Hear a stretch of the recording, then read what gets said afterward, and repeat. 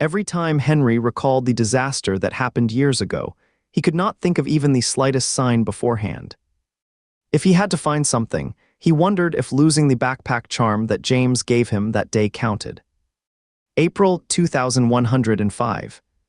Henry, the plane will take off and head back to the country in half an hour. We need to leave the training camp now. Do you have any more luggage to pack? An officer stood in the simply furnished single-person dormitory, bowed his head slightly, and spoke respectfully. Opposite him was a teenager with a well-proportioned figure, adjusting the bow tie of his suit in front of the mirror. The face in the mirror was extremely handsome. Although he did not look very old, there was a certain calmness in his childish features that did not match his age. Henry did not reply. He turned around and walked outside, and the officer picked up the suitcase and backpack and followed. On the lawn outside the dormitory building, several teenagers were shaking hands and saying goodbye to each other. When they saw Henry, they all stopped talking, and the smiles on their faces froze. Henry walked towards the gate without looking sideways. The sunlight shone from the side, making his somewhat pale skin appear as cool as jade. A teenager looked at his back and said in a low voice, unwillingly, "This guy got the first place again in this Young Eagle Special Operations training. It is mainly because you have been having a fever these days and your condition is not good. Beat him next year." Another teenager comforted. "But I will be 15 years old next year, exceeding the age limit for the Young Eagle Special Operations." "Ah, then what should we do? Henry seems to be only 12 years old. Are we going to be defeated by him for another 3 years? Do not compare with him, he is just a freak." Their voices were not low, but Henry still had no expression on his face. He got into the jeep waiting at the gate and left the training camp at top speed. Half an hour later, at a nearby military airport, a small private jet took off into the sky and flew towards the distant United States. In the cabin, the officer was tidying up the unarranged luggage against the background sound of the TV news. Henry was sitting in his seat, turning on the mobile phone that had been turned off during the training. The moment the screen lit up, several messages from his mother popped up. "Henry, after your training is over, our whole family will go on a vacation on the island. Henry, Amatheo is holding a campaign speech in Ahong City, and your father has been a close friend of his for years. We will have to go there ourselves, so Benjamin will come to pick you up instead." Henry lowered his eyes and looked at the date of the latter message. It showed yesterday. He put down his phone, and the voice of the news anchor came to his ears. "I wonder if General William will show up at Consul Amatheo's speech." The news anchor's voice suddenly cut off, the TV was turned off, and Henry tossed the remote control onto the small table in front of him. A hint of impatience was faintly visible between his brows. The officer turned around and asked tentatively, "Henry, are you not feeling well?" Henry shook his head. Well, he actually did feel a bit under the weather. These days, he would had a low fever for no apparent reason. It did not last long and he would soon return to normal, so he did not take it seriously. Now he had that feverish feeling again. He could not help raising his hand to feel his forehead. The officer, who was good at reading people, asked a few quiet questions, then put down his military backpack and went to ask the flight attendant for some medicine. Henry was left alone in the cabin.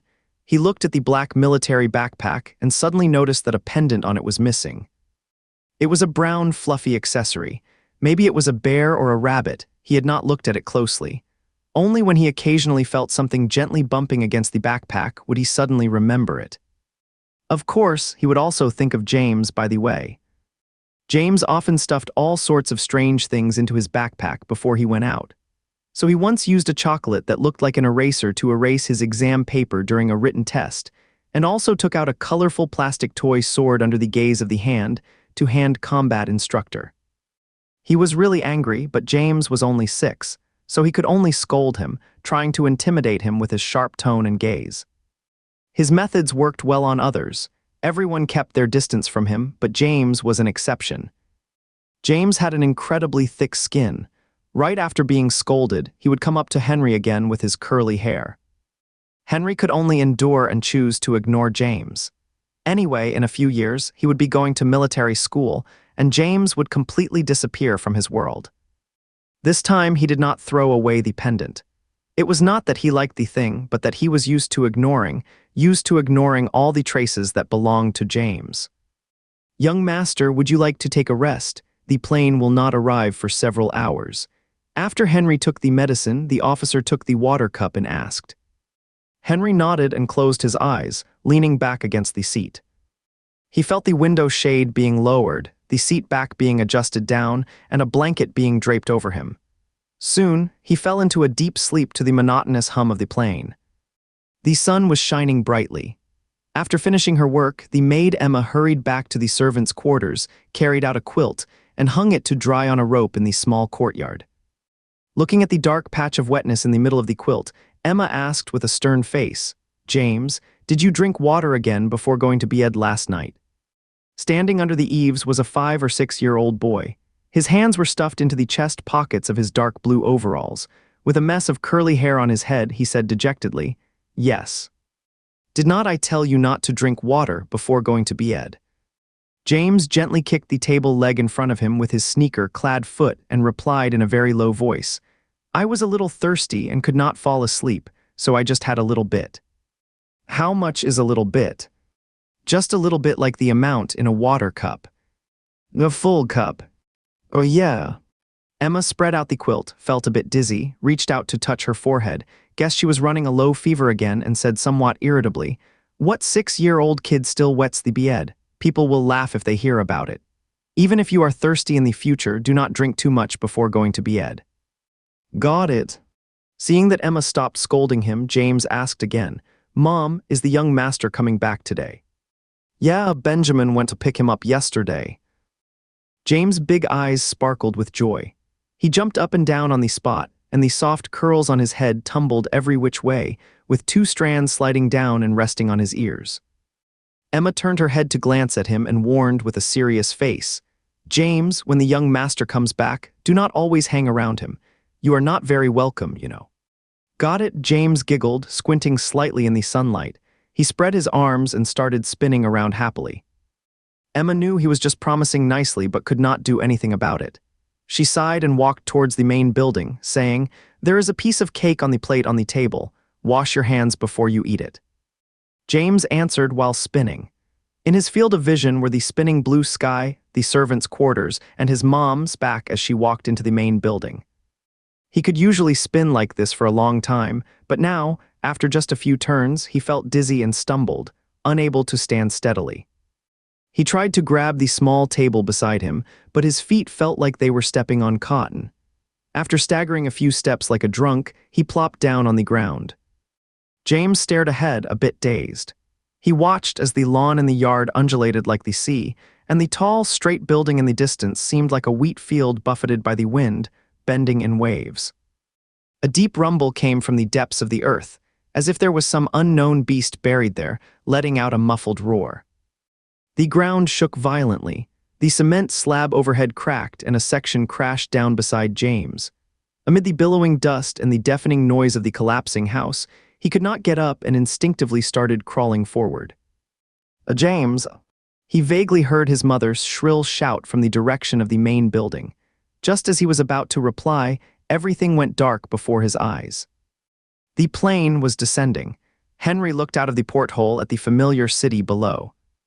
Unhei City is surrounded by sea on 3 sides, with one building standing out prominently in the center, rising over a kilometer high and reaching toward the sky. It is the iconic Heian Tower, the city's most famous landmark. The sunlight filtered in through the porthole, casting a faint golden glow on the young man's fair skin. The coldness in his eyes and brows was somewhat diluted, making his features even more handsome. "Young master, are we going straight home later?" the officer asked. Henry had just had a nap. His low fever had subsided and he felt much better. He said, "Go straight home." The plane accelerated its descent. The landing gear touched the ground and taxied steadily on the runway. The officer stood up to open the luggage rack cover, and Henry also reached to unbuckle his seatbelt. Bang! Suddenly, a strange noise came from somewhere in the cabin, and the fuselage jolted violently. The officer muttered, "What is going on?" Was not the runway cleared? Henry instinctively looked out of the window, but what he saw made his pupils shrink suddenly, and he froze like a statue. The terminal building in the distance had tilted at an incredible angle and then collapsed with a loud crash under the unbearable load, kicking up clouds of dust. In the white smoke, some people were running towards the apron, but the flat road suddenly cracked open with wide gaps, which spread rapidly like cracks in a glass window and instantly swallowed up those running people.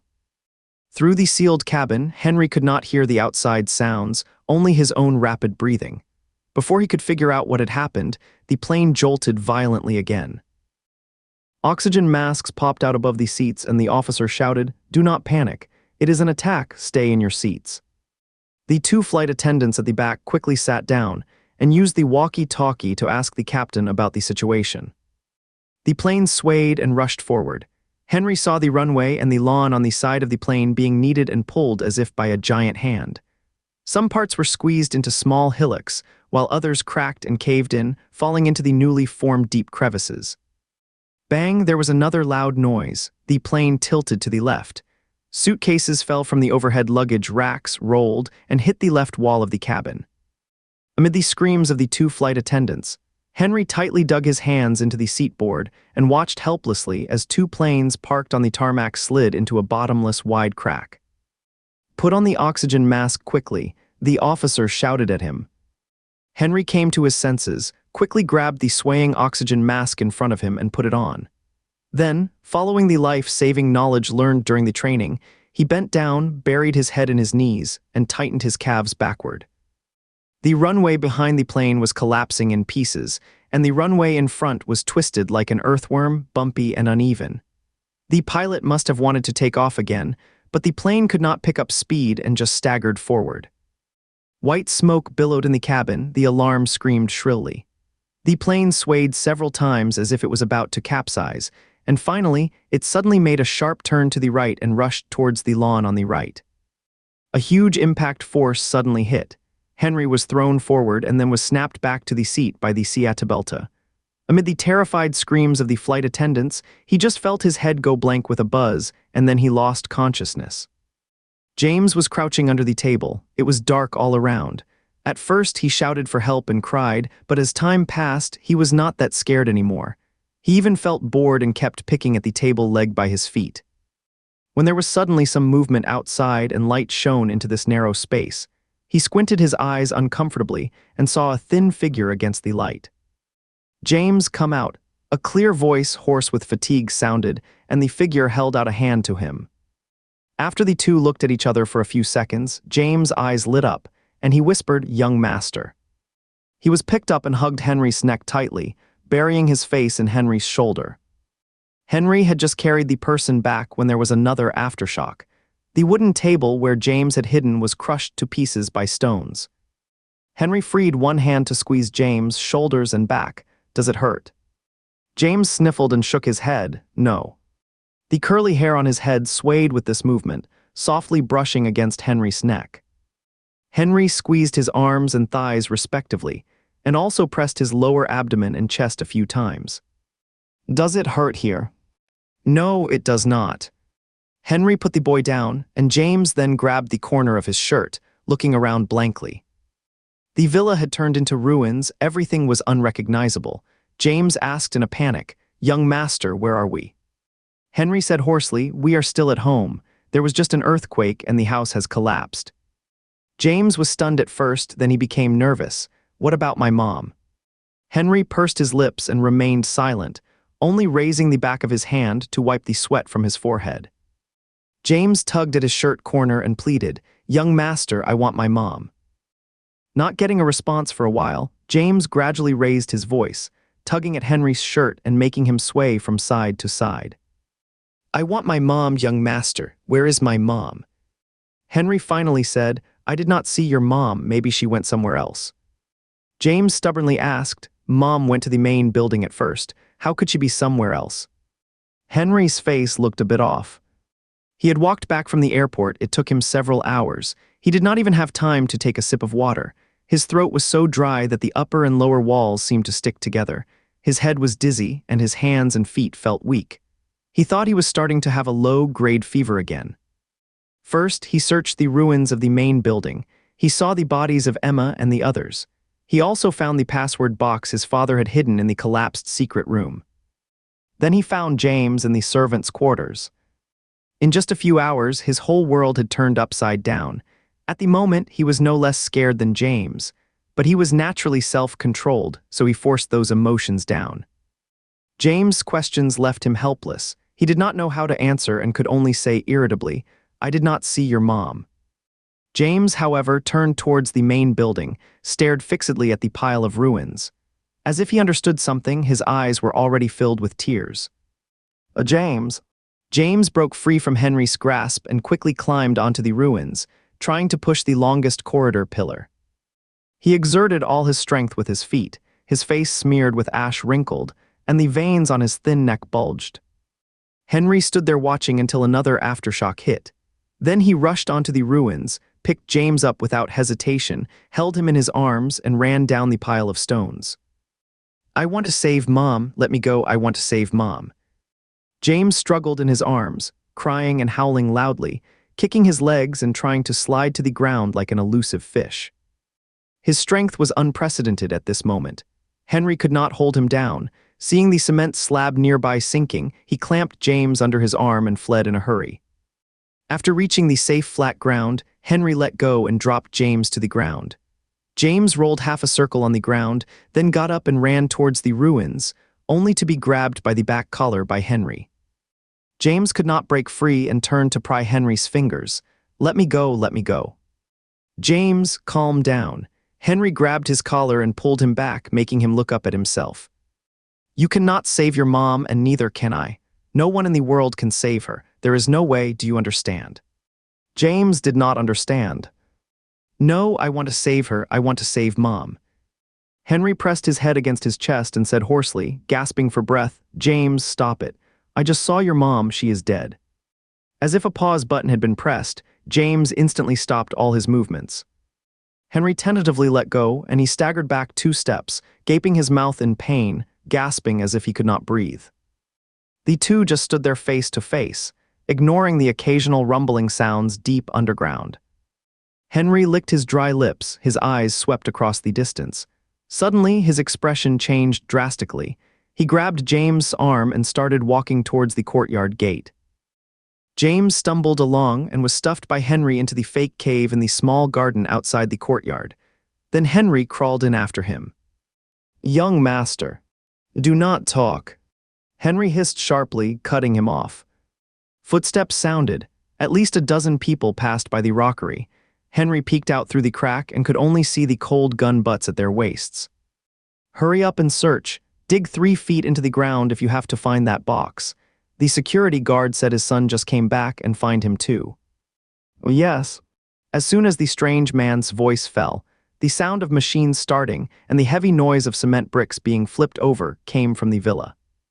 The rock cave was narrow. The two of them pressed close together and did not speak. With waves of aftershocks, the already cracked rockery was shedding sand and gravel. "Captain, we have found several corpses. What should we do?" Henry felt James' body in his arms suddenly stiffen. He quickly put his hand on James' shoulder, signaling him not to make a sound. The strange man's voice rang out, "Corpses. The dead should be respected. Bury them on the spot." "Yes. Wait." After a moment of silence, the captain continued, "No, 2 boys are missing." Hearing this, Henry, taking advantage of no one noticing, pulled James out of the rockery, hid among the crooked tree trunks, and crouched forward. The sun was about to set. The 2 of them were not big in size, and hidden in the mottled tree shadows, they soon left the villa area. James kept looking back. Henry whispered, "Do not look, hurry up, they will come looking for us soon." The air was thick with dust and the smell of mud. The setting sun pierced through the heavy dirt, bleakly illuminating the devastated land. The entire villa area was deathly silent. The driveway was crooked, the road surface had criss-cross cracks, and some trees were lying across it. James clung tightly to Henry, following him closely. Henry would occasionally speak up to remind him to watch his step. When they encountered a slightly wider crack, he would carry James under his arm and lift him over. Instead of going through the villa gate, they climbed over the collapsed iron fence, entered a forest, stumbled around for a while, and then went down the mountain along a path. At the foot of the mountain, Henry knew they were safe, so he stopped and said, Sit down and rest for a while." The two of them casually picked a large rock and sat down. Henry took out a bottle of water, unscrewed the cap, and handed it to James. James did not take it. His shoulders started to shake and he let out intermittent sobs. Henry then pulled his hand back and lowered his head to drink water. James slid down the rock, curled up into a ball and lay on his side, his face pressed against the cold ground. "James," Henry called out to him. James' long eyelashes fluttered, then he closed his eyes and let out a whimper from his throat, like the mournful cry of a wounded little animal. Henry watched him in silence for a moment, then suddenly got up and walked down the mountain. Hearing the movement, James finally opened his eyes and looked at Henry's retreating figure through tear-filled eyes. The young man's tall and straight back was a bit thin, and it soon disappeared around the bend of the road. James stared intently, making sure he would not pop up again, then lay down once more. But within seconds, tears streamed out of his eyes even more violently, trickling down his dirty nose and forehead and spreading downwards. His crying grew louder and became heart-rending, with the muffled word "Mom" mixed in. He just opened his mouth wide, his hand digging at a small piece of brick, and both his tears and saliva dripping onto the rough brick beneath his face. After crying for a while, he suddenly raised his head to look at the corner of the road, then fell back down in disappointment. After a long time, the crying gradually subsided, and the surroundings quieted down. This was a quietness unlike the usual. There were no chirping insects or singing birds, nor the faint sounds of the TV or car horns. It was a deathly silence, as if time and space had both frozen, with not a hint of movement. James sat up and looked around with red, swollen eyes. The sun had set and the last glimmer of light was about to disappear. There were no lights in the distance. Somewhere, a dog barked, drawing out a long, shrill and mournful sound, like a wolf's howl. The sadness in James' heart had been driven away by panic, and he turned his head warily, looking left and right. Young master," he called out hoarsely in the direction of the main road twice. Getting no response, James sat there blankly. He regretted not following the young master. At this moment, he felt like he was the only one left in the world, filled with nothing but fear and despair. Now the only person he could rely on was the young master. And since he could remember, he knew that when he grew up, he would serve the young master and follow him for a lifetime. His mother was gone. If the young master did not want him, what was he supposed to do? Who would he serve in the future? James quickly got up and started running forward. His heart was full of anxiety. He was thinking about catching up with the young master and asking him to take him along. Anywhere would do, as long as he was not left behind. He was not paying attention to his feet, tripped and fell with a thud. Without crying out in pain, he rolled on the ground, then quickly got up and continued running. Just as he reached the corner where Henry had disappeared, he suddenly stopped in his tracks. In the last bit of twilight, someone was sitting on a rock, legs half stretched and half bent, hands resting on the knees, eyes slightly closed. His profile was in the shadow. He seemed to be thinking or perhaps just asleep. His eyelashes were lowered, trembling slightly. James' eyes felt hot. In his heart, there was both the relief of finding what was lost and an inexplicable sense of grievance and sadness. "Young master," he raised his sleeve to wipe his eyes and called out cautiously. Henry did not reply, but James saw him turn his head towards him. James moved forward step by step, crouched down in front of him, gently grabbed the corner of his clothes, and then slowly tightened his grip. So tight as if he was afraid that he would suddenly run away. James' eyes were shining in the dark, like a dog that had been abandoned and finally found its master. With extreme caution, yet unable to hide his eagerness, he called out, "Young master." "Finished crying?" Henry asked. James sniffled and said hoarsely, "Finished crying." Henry patted the rock next to him, motioning for him to sit, took out a bottle of water from his backpack, unscrewed the cap, and handed it to him. After he drank the water, Henry took out the only 2 pieces of military rations left and handed one over. James took a bite, and it was like biting into a piece of wood. It was rock hard and had none of the sweet aroma of cookies. He suspected the biscuit had gone bad, but seeing Henry eating it, he did not dare say a word. Henry had always eaten gracefully. Even sitting next to the ruins in a mess, eating dry rations, he could make it seem like he was in a fancy restaurant, chewing slowly without showing any sign that the food was hard to swallow. James, on the other hand, held the biscuit with both hands. First, he used his front teeth, then his molars, and then his front teeth again, struggling to bite and grind at it. After Henry finished his dry ration, he turned to look at James and found that James' ration had only a small bite taken out of it, and he was straining to swallow it. "Do not roll your eyes." I did not mean to. It is a bit hard to swallow." James turned his head to the side and continued to bite the biscuit with his molars. Henry watched him for a moment and asked, "Is the dry ration really that hard to bite?" Although the military dry rations had been dehydrated and the raw materials compressed, the texture was not that great, but it should not be impossible to bite.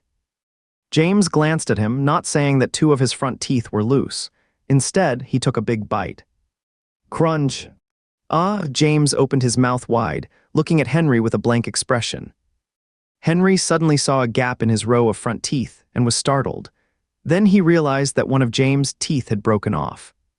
"Do not move, let me take a look."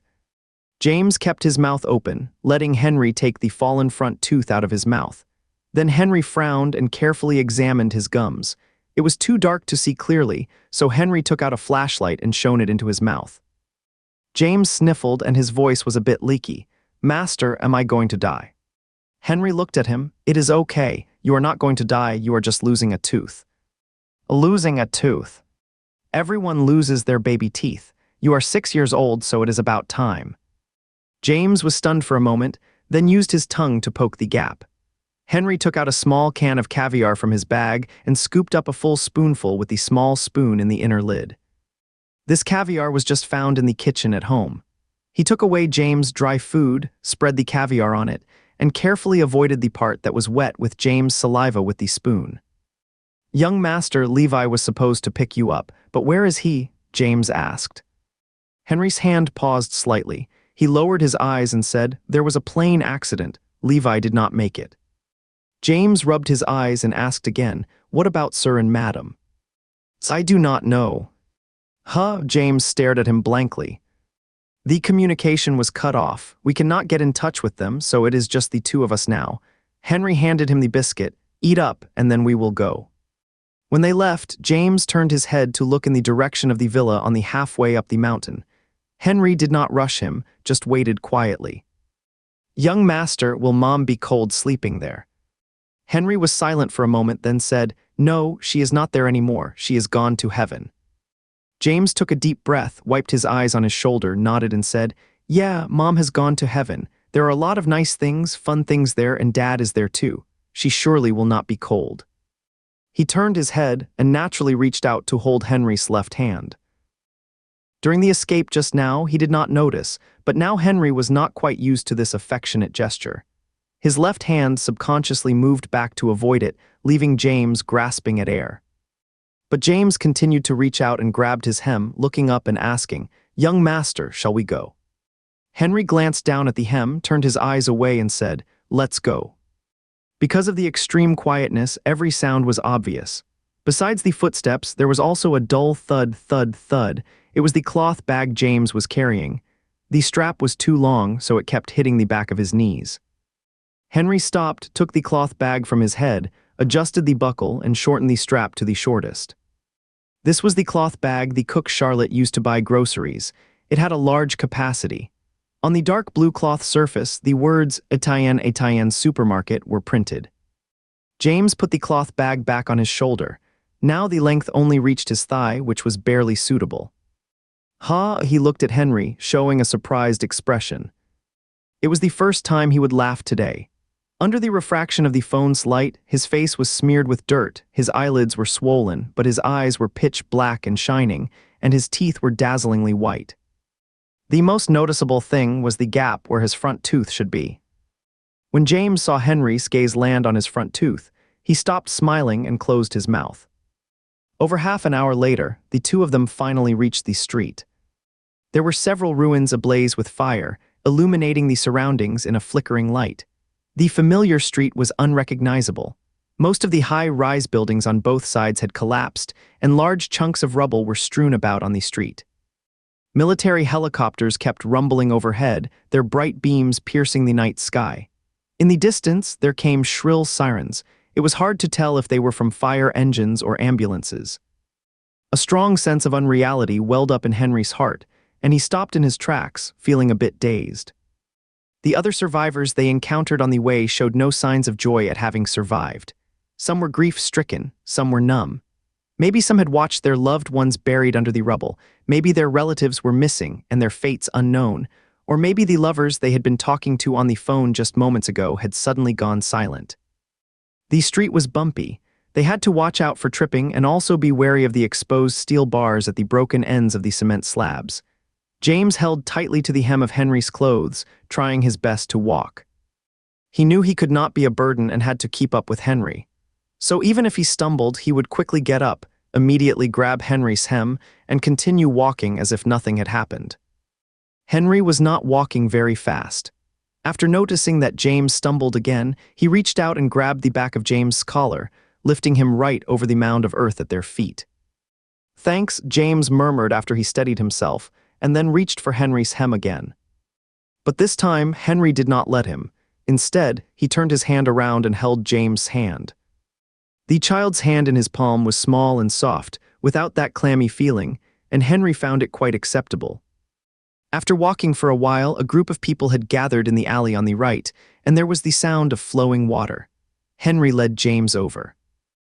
These people were gathered around a well. There were candles placed beside the well. Some were squatting on the ground washing their faces, and some had even taken off their clothes, wearing only their underwear, rinsing their bodies from head to toe. The pipes in the city had been broken by the earthquake. Although the well water was a bit murky, as long as they did not drink it directly, it could be used to wash their bodies. Henry told James to stand aside, and then went to the well platform to pick up an empty bucket that no one was using and joined the queue. Thank goodness the earthquake did not trigger a tsunami, otherwise we would all be done for. How could there be no tsunami? The coastal area of Eunhae district got flooded. But since our Eunhae city is surrounded by sea on 3 sides and the downtown has high elevation, we are safe as long as it is not a wave hundreds of meters tall. So there was not a really huge tsunami then. The men were queuing up to get water. Henry, who was less than 5 feet 7 inches tall, seemed a bit slight among them, but he stood upright, and his back was more conspicuous than the others. James was standing aside. Although his face was dirty, it was clear that his features were delicate and handsome. A woman sitting nearby with her daughter stared at him and finally could not help asking, "Little boy, who are you with?" James turned to look at her and also saw the little girl about his age. He did not want the little girl to see that he had lost a tooth, so he did not say anything. "Is the guy queuing up to get water your brother?" the woman asked again. Hearing this, James turned his head nervously to glance at Henry. Seeing that he did not seem to have heard, James turned back and said in a small voice, "He is not." What? The woman did not catch it. "He is the young master," James said, slowing down his speech. What is he?" James did not answer anymore. He turned back and continued to look at Henry's back, his lips pressed tightly together. He used to chase after Henry, calling him brother, but Henry never responded. Instead, he would ask coldly, "Who is your brother?" "Brother is silly, you are my brother," James said, his eyes and brows curving with a smile. But Henry would not smile at him. He would just turn around with a sullen face and leave. James gradually realized that Henry did not like him calling him brother or following him around, so he only addressed Henry as young master, and when Henry came home from school, he no longer rushed to greet him right away. Instead, he would hide behind the fence and peek at him. Henry had already fetched the water. He carried it to the side and called out to James, "James, come here." James immediately trotted over. Henry took out a towel from his backpack, soaked it, wrung it out, and handed it to James. "Wash your face," he said. James laid the cold towel on his face. His swollen eyes from crying felt very comfortable. The towel also had a nice smell. He took a deep breath, tilted his head slightly backward, and stayed still like that. "Cannot you wash your face?" Henry's voice came. Even though it was just a simple question, James still jumped and quickly replied, "I can wash my face." James started scrubbing his face, as if trying to prove it to Henry. He scrubbed so hard that his nose and mouth were distorted where the towel passed. When he thought he had washed enough, he looked up at Henry across from him. Seeing Henry looking at him silently, he was about to scrub again, but Henry stopped him. "Okay, stop washing. Give me the towel." Henry took the towel, rinsed it in the water, and said, "Come here." He started washing James' neck and the back of his ears, whispering, "Do not tell anyone about our origins and names, got it?" James glanced at him and said, "Got it." After washing his face, Henry applied a cold compress to James' swollen eyelids, then started drying his hair. James was being jostled around. Glancing at the people taking a bath nearby, he steadied himself and whispered, "Sir, they are taking a bath." Although it was only April, the temperature was like that of June in previous years. Even at night, it was not cold in the city, so many people were taking baths here. Henry did not stop what he was doing and said, "Kids cannot take a bath, this way is enough to get clean." After drying, James' hair was a bit damp, and the curls were more obvious, messy on top of his head. Henry started patting the dust off him. One pat on the leg made James stagger. Henry pulled him back in front, softened his strength. After patting enough, he said, "Go wait over there." James went to stand aside. The woman looked at his clean face and said to the person next to her, "This kid is really good looking." "Yeah, but there is no adult with them. An older kid taking care of a younger one, sigh. The adults must be gone, just two brothers, poor things." James turned his back, pretending not to hear. Henry fetched another bucket of water and dunked his whole head in it. Since leaving the villa area, he had felt that he was running a fever again, and his head was dizzy. The earthquake damaged the airport and roads in Anhe City, leaving him unable to leave and unsure of what to do next, his mind filled with worry and uncertainty. Besides, he was not alone now. He also had 6-year-old James with him. The icy water rose up to his neck. The chill helped him regain some clarity, and his restlessness gradually subsided. The military unit his father served in had already left Anhe City, and crucial information was stored in a secure lockbox. As soon as the earthquake struck, he realized the home security system would fail, and the Western Alliance would likely take advantage to try and obtain the lockbox. All he had to do now was be careful not to expose his identity, hide the box well, and wait for his father to find him. As for James, he would keep him with him if possible. If not, he would hand the boy over to those relief organizations. That way, he would have done his duty. Seeing Henry keep his head buried in the bucket, James walked over worriedly and gently nudged him. "Young master." Henry did not move. James got anxious and started shaking him. Henry suddenly pulled his head out of the bucket, his eyes red from the stinging water, gasping for breath. He turned his head to look at the panicked James and said hoarsely, "I am okay." After washing up and taking a short break, the two set off again. As they gradually entered the city center, there were more and more survivors, but the post-earthquake devastation became increasingly horrifying. The streets were filled with crashed cars burned down to their frames. A derailed high-speed train had pierced through a high-rise building in front. The train's body was twisted and deformed. Some carriages had fallen to the ground, and 2 were still hanging outside the building. There were bodies everywhere, lying bloodily on the streets or a pale limb sticking out from under the rubble. There was a collapsed service center. Since it was full of people doing business when the earthquake struck, the corpses were piled on top of each other. This was just what they could see. Under the ruins where they could not see, there were surely even more people buried. James was quiet the whole way, not making a sound, but the hand holding Henry's was ice cold and kept trembling. As they passed by a half-collapsing broken wall, a dark figure suddenly dropped from an open window right in front of them. It was a woman hanging upside down. Her neck was stretched long because of a broken cervical bone. Her black hair was fluttering in the air. Dark blood flowed from her mouth, slid down the sides of her nose, and dripped to the ground along her hair.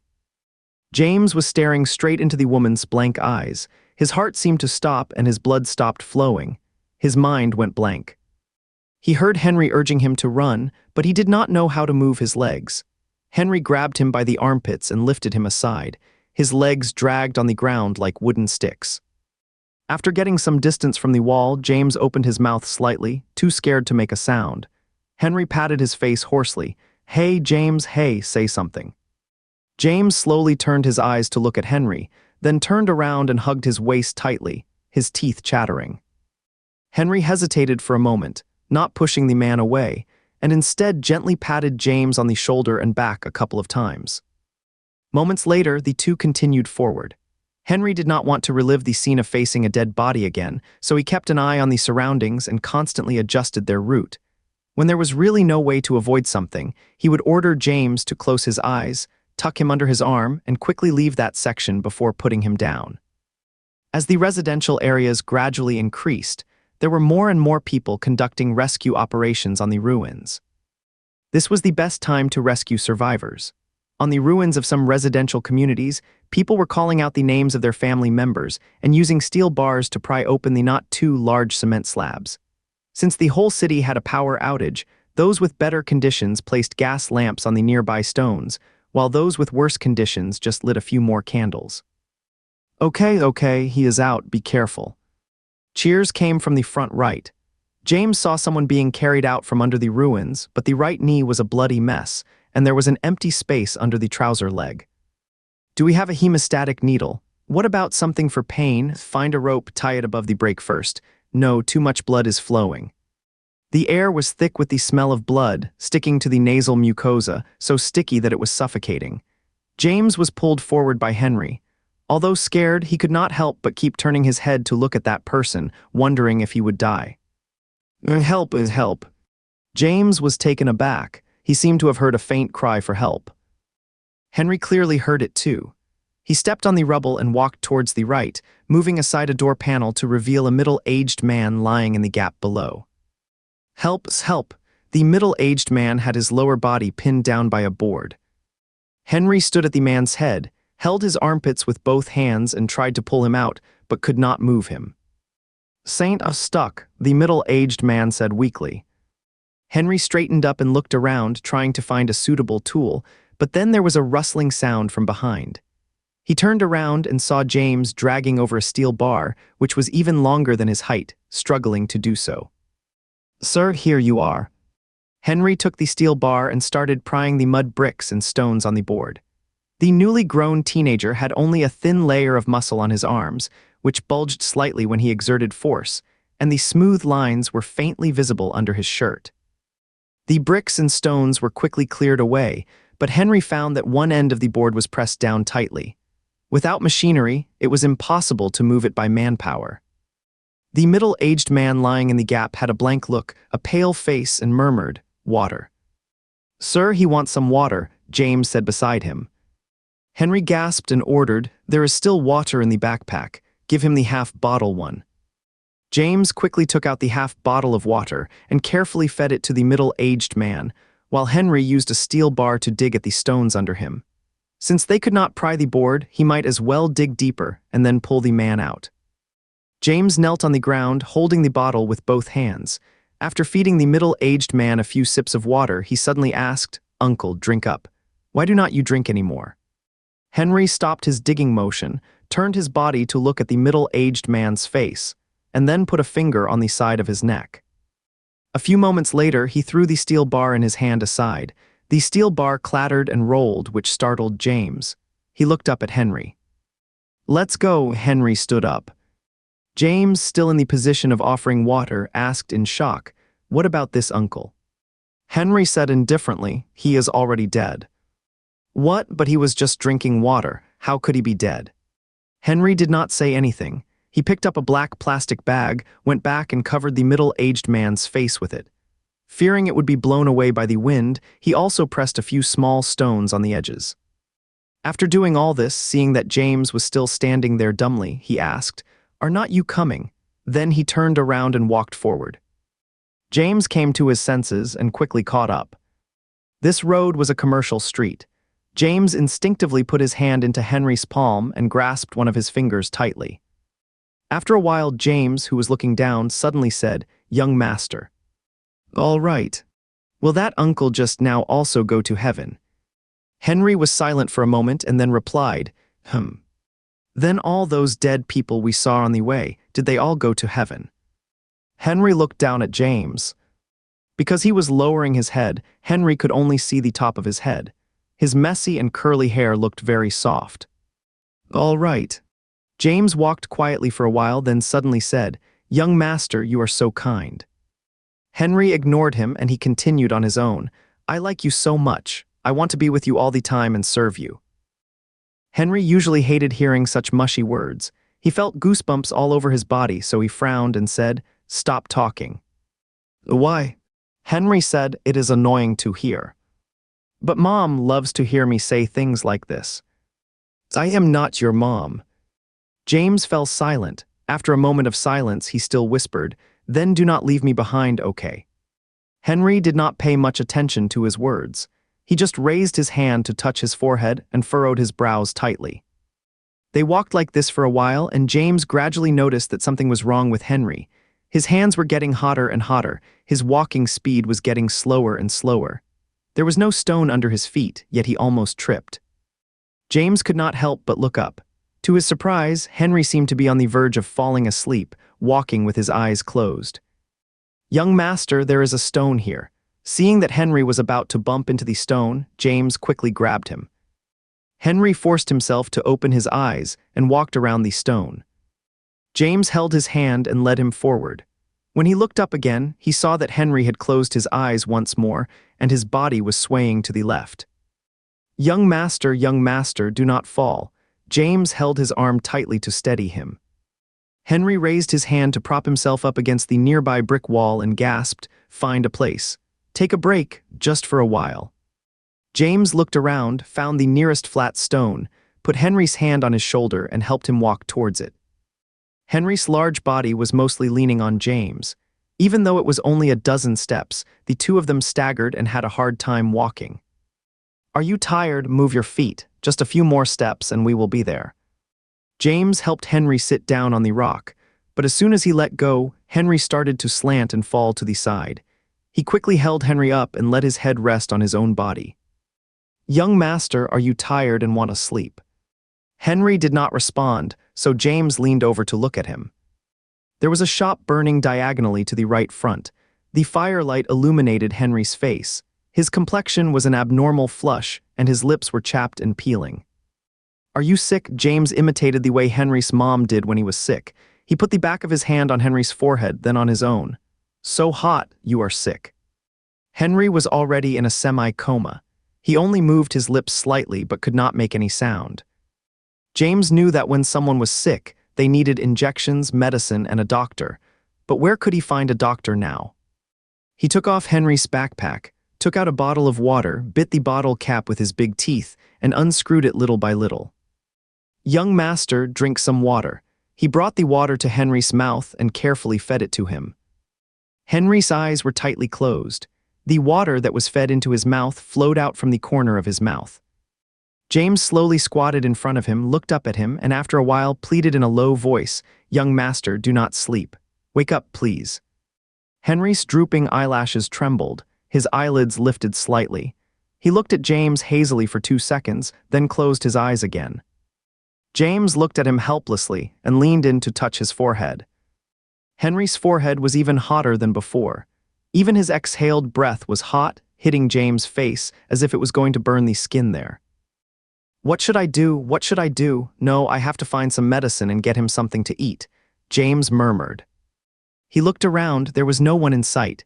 The shop not far away was still burning, and further away was plunged into darkness. "Young master, you just sit here and wait for me. Be good and do not run around. I will go find you some medicine and food." After saying this, James ran out.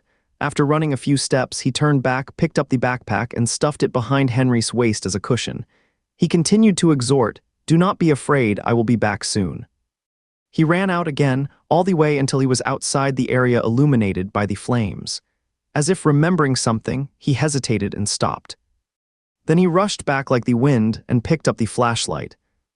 "Be good, do not be scared, I will be back real soon." James hurried along the pitch-black street.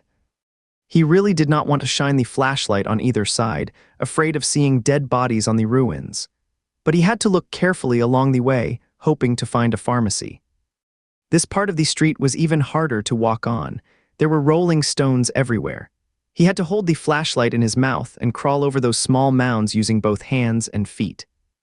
His palms were soaked with cold sweat, and he could barely hold the flashlight. James sang softly to boost his courage. The white beam of light shone across the broken window frames and the cold, hard brick walls.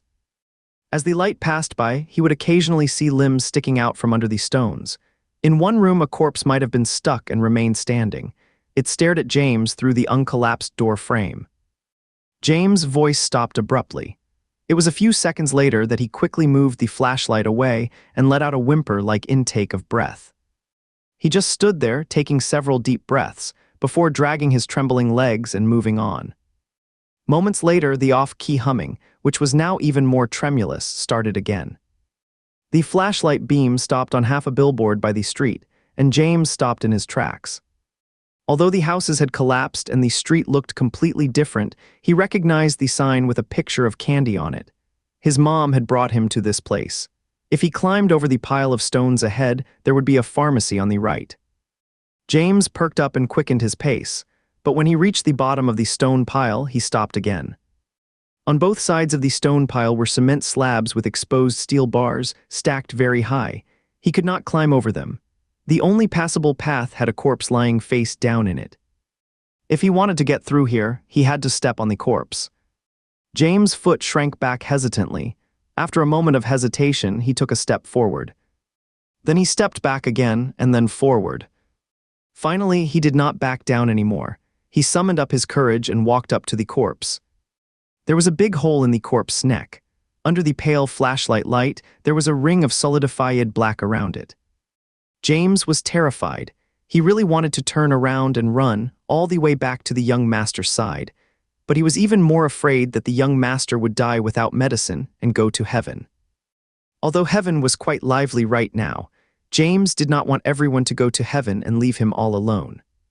He could not save his mom, but he had to save the young master. Hello, is it okay if I step on you? Oh right, you cannot talk now, James asked in a trembling voice. He glanced around and then continued softly, do not get mad, I really have no other way to get past.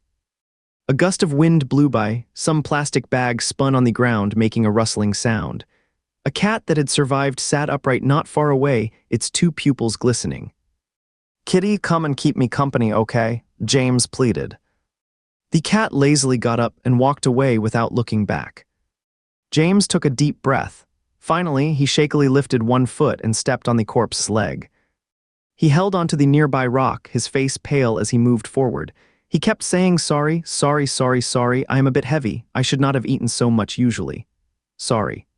Finally, he got past the pile of rocks. James continued walking forward, breathing heavily. His steps were quick, but his body was stiff.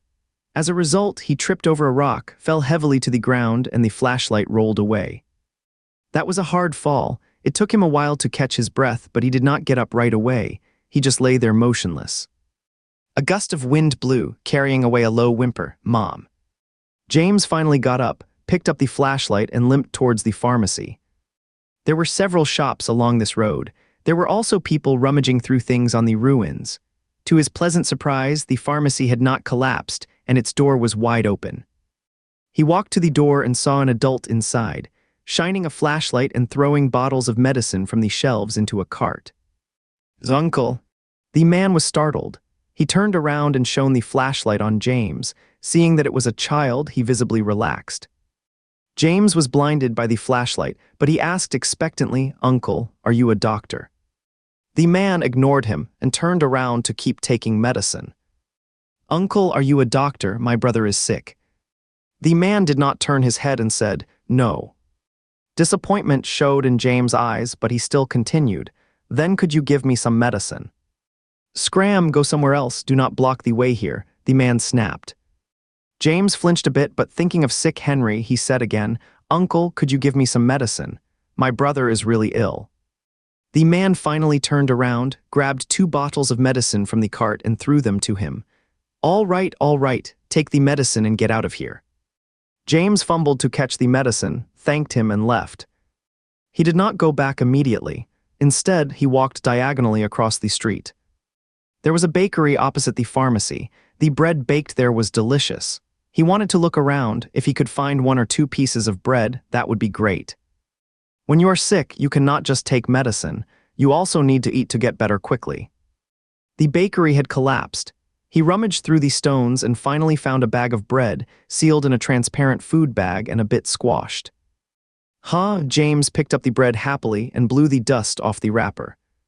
Suddenly, a hand reached over from the side and snatched the bag of bread. James looked over in shock and saw a fat boy taller than him, holding the bread in his arms and turning to leave. "What are you doing? I found this." James rushed over to grab the bread, but he was much smaller than the fat boy and was pushed back with a jerk, landing on his bottom. "I clearly found it." The fat boy was about to leave. James shouted angrily at him, took a 2-step running start, and rammed into his back. The bread made an arc in the air and landed on the rubble. The fat boy stumbled and fell to his knees hitting the stone hard, and he burst into tears with a wail. "What are you doing? What are you doing?" A woman rushed over from the side and gently helped the chubby boy up, looking concerned. The fat boy cried and pointed at James. "He hit me and tried to steal my bread." "I did not hit him and I did not steal his bread." James defended himself. The woman glanced at the bread on the ground and said aggressively, "My son never hits others. Do not think I did not see it. You are the one who stole his bread and hit him." "I did not. I found the bread first." James pouted and squatted down to pick up the bread on the ground. But the woman walked over and shouted, "Let go, give the bread back to my son." James hugged the bread to his chest. The woman reached out to grab it, so James curled up to protect it. Then the woman tried to twist his arm. A sharp pain shot through his arm. James turned his head and bit down on her wrist. "Aya," the woman shrieked, pulling her hand back. "You actually bit me, you little wild brat, no manners at all, how dare you bite." James just held the bread, staying silent and keeping his protective stance, not getting up. Some people in the distance were looking over.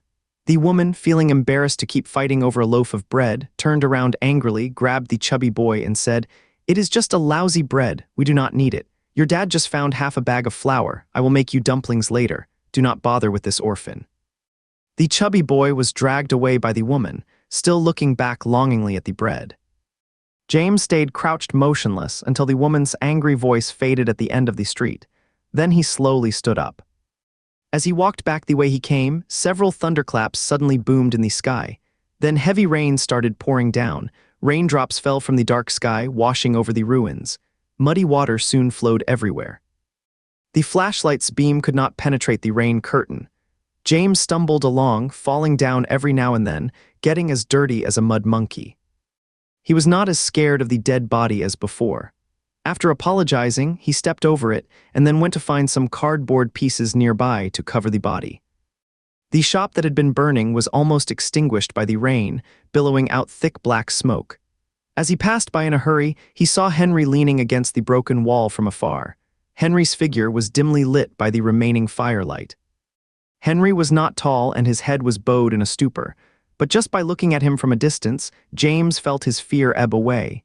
He suddenly was not as scared. He splashed through the rain and ran up to Henry. He saw that Henry was soaked too, his wet hair hanging down over his forehead. Young master," James gasped.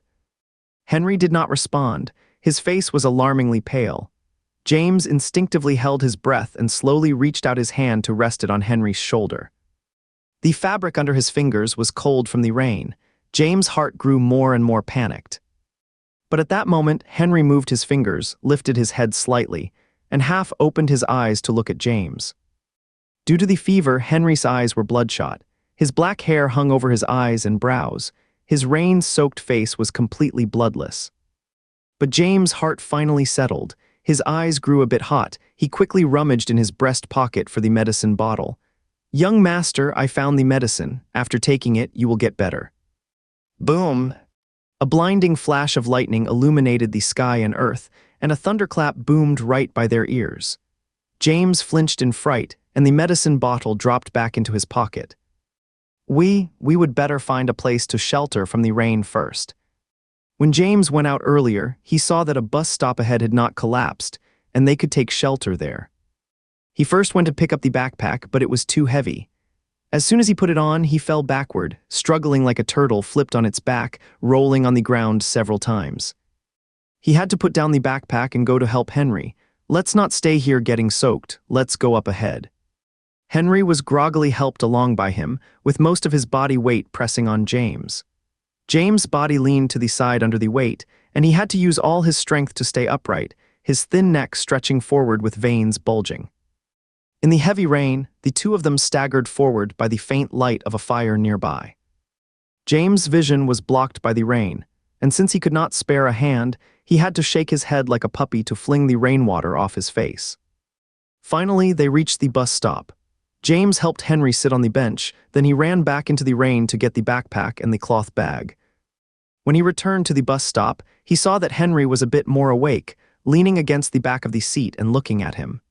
Without caring that the rain was still streaming down his hair, James reached for the medicine bottle.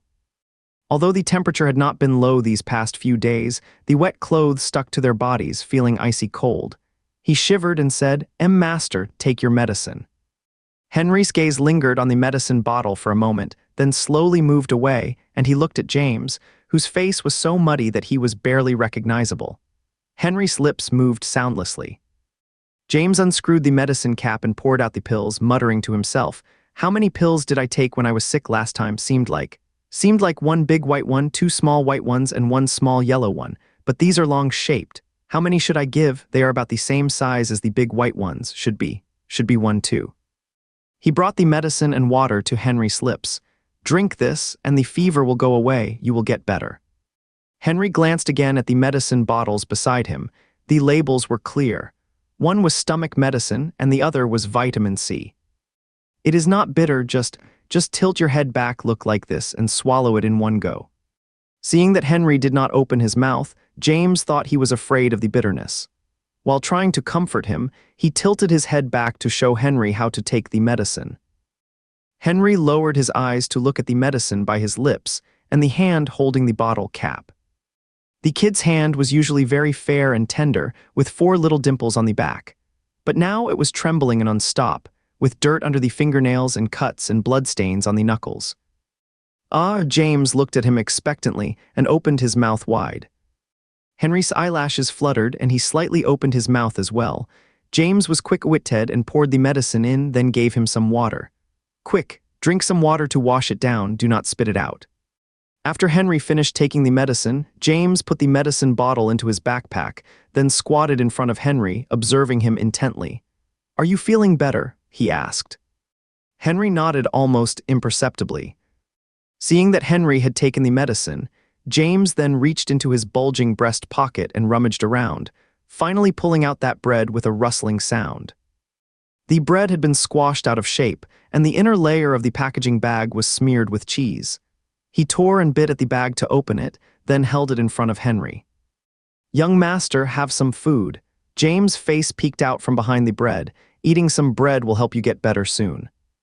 Henry was already feeling miserable and had no appetite at all. Subconsciously, he turned his head to avoid it, but James persistently held the bread to his lips. "Young master, eat. The medicine is too bitter, have something sweet. This kind of bread is really delicious." Streaks of mud were smeared on his cheeks, but his eyes were astonishingly bright and black. His eyelashes were damp, and several strands at the corners of his eyes were stuck together. "Young master, eat, please eat."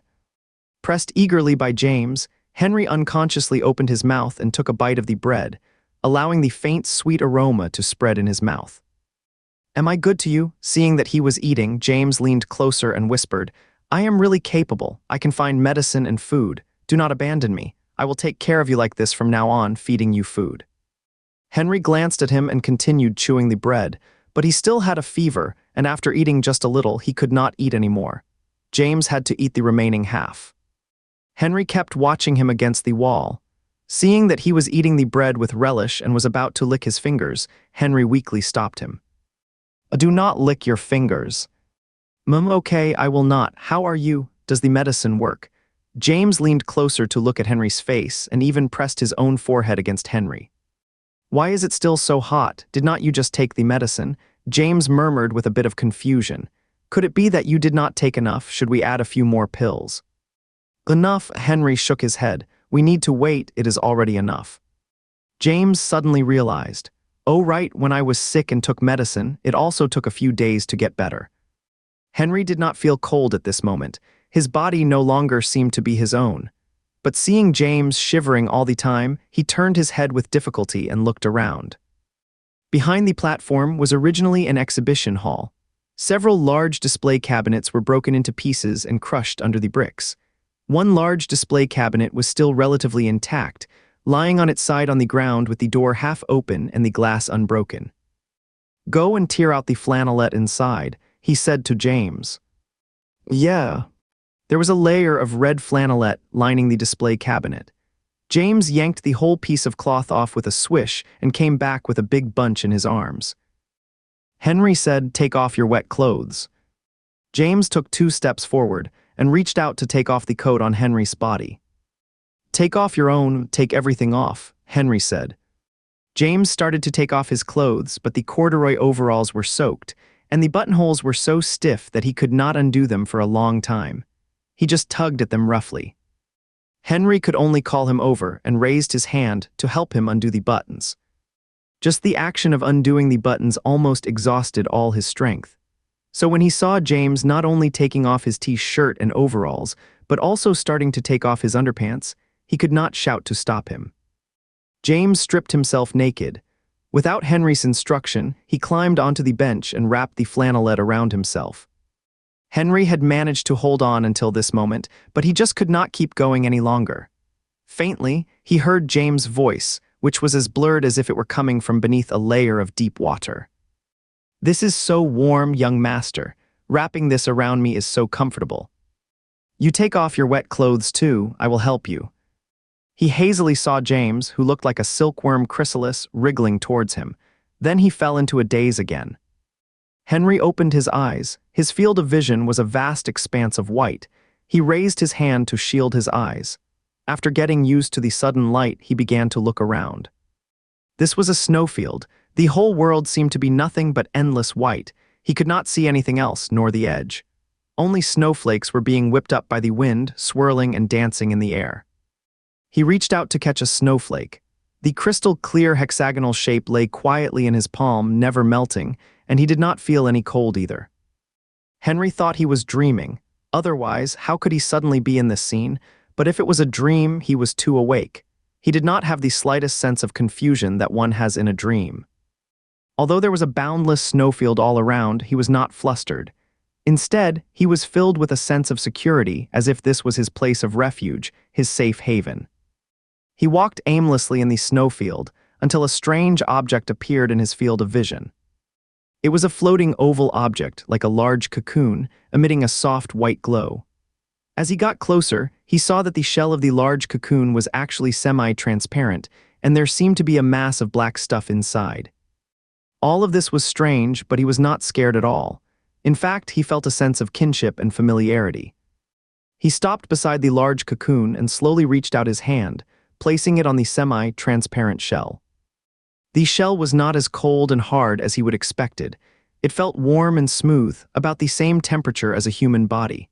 When he pressed his palm against it, it would sink slightly, like the fibrous membrane that surrounds the egg white inside an egg. He could feel that something seemed to be gently responding to him under his palm, pulsating at the same frequency as his heart. Thump-a-thump. Henry quietly felt it, and feeling an extreme sense of peace in his heart, he leaned his head against it and slowly closed his eyes. James had a really rough night. Henry had passed out and would not wake up no matter how much James tried. He had to struggle to strip Henry's clothes off and wrap him in a flannel cloth.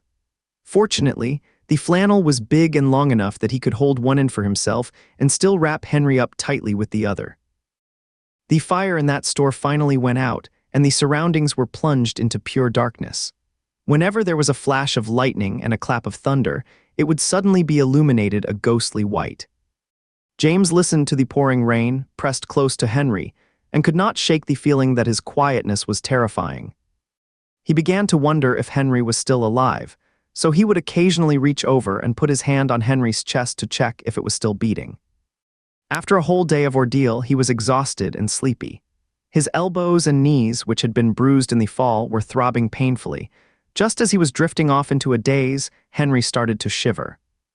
He was shaking violently, his whole body convulsing and curling up into a ball, yet his teeth were clenched tightly. James had no other choice but to hold him tight and plead in a whisper over and over, "Master, stop shaking. Please stop shaking, I am so scared." Thankfully, Henry finally calmed down and fell into a deep slumber. James, who was both shocked and scared, also passed out from exhaustion. When Henry woke up, the rain had stopped and the sun was high in the sky. He first grabbed his backpack, felt that the combination box was still there, then glanced at the time on his watch, which showed 10 in the morning.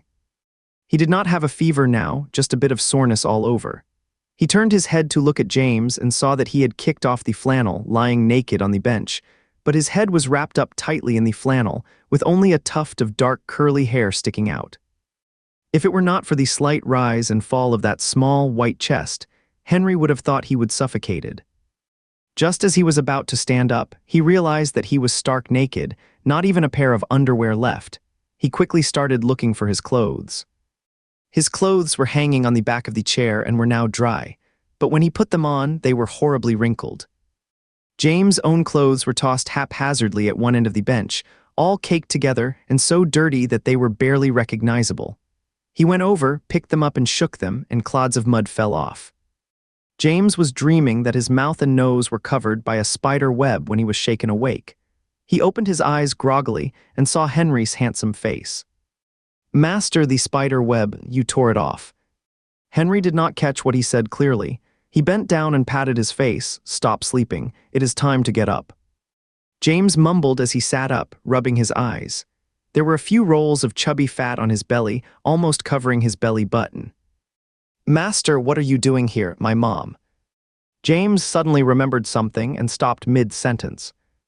Henry seemed not to have heard. He went to the other end to pack the backpack. After tidying it up, he turned around and saw James still sitting with his head down, not moving. "Put on your shoes. After that, we will go find something to eat." James gave a soft imhama, rubbed his eyes again, and turned to look for his clothes. But Henry said, "That clothes cannot be worn. Put on your shoes first." James put on his shoes and started struggling with the troublesome shoelaces. It took him a long time to tie a loose knot. Just as James stood up naked, Henry draped the suit jacket over him, then squatted down and buttoned it up one by one. The suit was too big for James. It reached all the way down to his feet like he was covered by a sack. When Henry went to carry the backpack, he swung his overly long sleeves and said hesitantly, "Master, maybe I should wear my own clothes instead."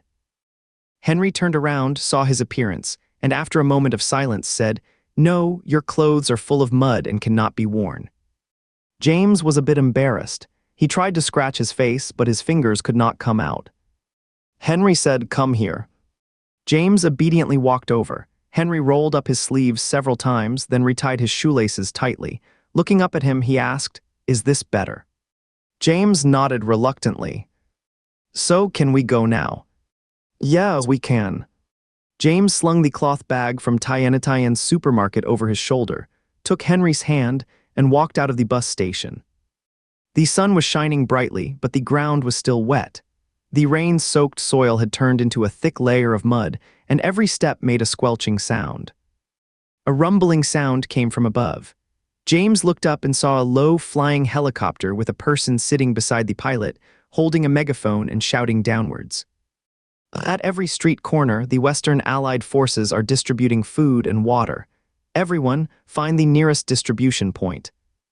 After the helicopter flew away, Henry led James to the nearest street corner. As they walked, Henry asked, "Where did you go to get medicine for me last night?" James pointed ahead. "Just up there, there is a pharmacy there." Henry asked, "Did you get the medicine yourself?" "No, a kind uncle in the pharmacy gave it to me. He was packing the medicine. I asked if he could give me some because my brother was really sick, and he did." Henry nodded, indicating that he understood. When they reached a pile of stones, James suddenly moved closer to him and nervously reminded, "Right there. There is a dead person lying there. We have to step over him, but do not be afraid, I have covered him with something." Henry looked at the bulge in the passage between the stone piles with a few pieces of cardboard on it. He stopped and asked, "Did you step over him alone last night?" Yeah, I was alone on the way back. There was a cat with me on the way there. James shivered, still scared. Henry did not ask anything more. He moved his backpack to his chest, walked in front of James, and crouched down. I will carry you. I can. Hurry up. James did not dare to refuse anymore and carefully climbed onto Henry's back. This was the first time Henry had carried him. James was a bit overwhelmed and nervous. His mom often said he was fat and heavy. He was afraid of weighing Henry down, so he took a deep breath, thinking he might be lighter that way. But Henry did not take that passage. Instead, he started climbing up the stone pile on the left. Although carrying James was a bit strenuous, he walked steadily with each step. Young master, am I too heavy? Maybe you should put me down and let me walk by myself. James whispered close to his ear. Henry adjusted him higher on his back and said, It is okay, do not get down. Hearing Henry only say it was okay without saying he was not heavy, James felt even more uneasy and took a deep breath again. Henry's shoulders were a bit thin, and his collar was slightly pulled backward, revealing the taut, thin muscles on the back of his neck. James rested his chin on Henry's shoulder, thinking that if Henry objected, he would quickly lift his head. But Henry did not seem to care about this move, so he kept his chin there. Young master, you are so nice, I really like you, James said sincerely. Henry got goosebumps again and said, Shut up. After climbing over the stone pile, James got down. Henry raised his wrist and spoke softly to his multi-function watch, recording his physical condition. This was the instructor's requirement, and he had never stopped recording. According to the monitoring data, the body temperature once reached as high as 41 degrees Celsius, and no medicine was taken in the middle. James immediately stopped in his tracks. Henry glanced at him and continued. Medicine was taken in the middle, vitamin C and digestive drugs. The effect was very good, and the fever subsided after an hour. James was satisfied and started walking again. As James turned a street corner, he saw a long line ahead. Young master, they are getting food. His eyes lit up. I see it. The two of them joined the line at the back and moved forward with the crowd. Two military tracked vehicles were parked ahead. Soldiers were handing down food, and everyone who went forward could get 2 bottles of water and 2 loaves of bread. 7 or 8 soldiers were maintaining order with guns at their waists. Moments later, when the two were almost at the front of the line, they saw soldiers on the right front holding detectors. Everyone passing by stretched out their wrists to let the detector extract their identity information. In the United States, personal identification is stored in the form of a biochip under the skin of the wrist. With just a scan of the detector, one's name and origin are clearly displayed. Alexander, you are from Ulali City. Why are you here in Unhei City? The soldier looked up, studying the man before him. The man quickly replied, I came to Unhei City to visit a friend. Then the earthquake hit, so I had no choice but to stay here. Your brother is Jack, a sergeant in Ulali City's Dong Alayan military unit, right? The soldier glanced down at the scanner. The man stared in surprise. My brother really is with the Dong Alayan military, but does that mean family members are not allowed to get supplies here? We are not saying it is impossible. Both the Western Alliance and the Dong Alayan forces serve the United States equally, no differences between us. The soldier spoke a line that no one believed, his lips curling into a cold smirk, but you do have a younger brother, who joined the Anu Ajaye sect. The man's face suddenly changed. My brother, I haven't been in touch with him for a long time. The soldier slowly lifted his head, his expression dark. Who are you here to visit in Unhei City? Why is not your arrival information found in the records? The man looked around, seemingly seeking help from others, but everyone stayed silent, so he had to turn his gaze back. Sir, I really haven't been in touch with my younger brother for a long time. I do not know anything about the Anu Ajaye group. I just came here as part of a tour group. Step aside, the soldier interrupted coldly. We will talk after the investigation. Several soldiers maintaining order noticed the commotion here and walked over warily, drawing their guns from their waists as they did.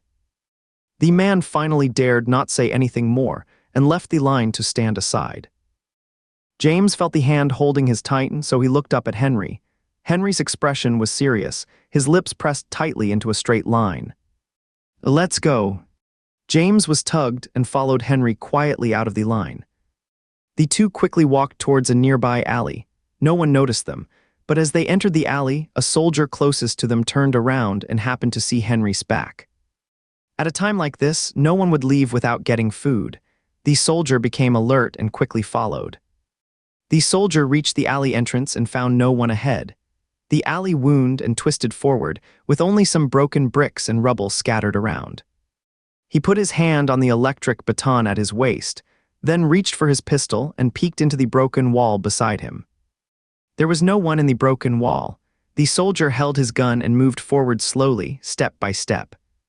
James was hiding behind a cement slab, pressed tightly against Henry. Listening to the rustling footsteps behind the slab, he did not even dare to breathe. He had always known there were two kinds of soldiers in the city, the Western Alliance and the Dong Alayan forces.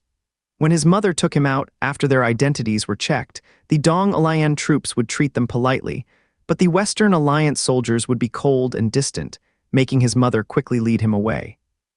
Although the Western Coalition soldiers were a bit fierce, they usually did not hide when they saw them. But now the young master was leading him to hide, making him feel that if they were caught, something bad was surely going to happen. "Hey, I see you, stop hiding and come out." The soldier's voice sounded right behind the broken wall. James was so scared that he shuddered all over, but Henry clenched his hand, shook his head at him, and made a shushing gesture. James quickly covered his mouth with his sleeve. "No matter what crime you have committed, with a great disaster looming, let's get through this first. Come out, do not worry, we will not do anything to you." The soldier's voice was very gentle, but the bullet clicked into the chamber. Henry hunched his back and peeked out from behind. Because of this movement, the hem of his shirt lifted up, revealing a small stretch of his lean waist. He was like a cheetah ready to pounce, with every muscle prepared for a sudden thrust. The soldier seemed to sense something and was about to turn around, but in that instant, Henry lunged forward. James was so scared that he trembled, but then he only heard a dull thud from behind the wall and nothing else. He quickly crawled out from behind the cement bricks and saw a soldier lying motionless on the ground, while Henry was standing there, looking stunned. "Master," James called out to him, his voice all out of tune. Henry did not respond. His expression was very strange. He was looking at his right hand, which was clenched into a fist, and muttering, "I just punched him once." "Master, did you kill him?" James stood up, used his foot to nudge the gun on the ground, and carefully pushed it further away. Henry came to his senses and said, "No, I just hit his temple and knocked him out." The walkie-talkie on the soldier's waist crackled with sound. "Owen, where is Owen? Owen, answer immediately if you receive this." Henry's expression turned serious. "Let's go, they will come looking for him soon, we have to leave now." He went behind the broken wall, picked up the backpack, grabbed James' hand, and started running towards the other end of the alley. Just as they ran out of the alley, they heard the chaotic sound of footsteps from the other side. James could not run fast, so Henry simply grabbed the back of his collar and started sprinting with him. James' body was half suspended in the air, with only the front of his feet touching the ground. The suit was too big, and James' body gradually sank, with only his eyes still outside the collar. He was worried that he would slip out of the collar. He was desperately moving his legs to keep up with Henry's speed while rolling his eyes and looking around. There was a row of collapsed bungalows up ahead to the left. The outermost room was still standing, tilting precariously at a hair-raising angle. The door of that room was blocked, but there was a small hole at the base of the right wall, big enough for one person to squeeze through. Young master," he shouted in a hurry, pointing at the hole. "Look over there." The pursuers were about to chase out of the alley. Henry did not have time to think.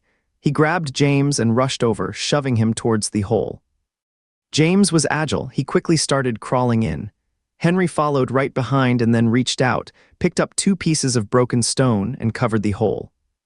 The chaotic footsteps stopped nearby, and several voices came through in conversation. "Where did they run off to? There is no sign of them out here, and there is no place to hide either."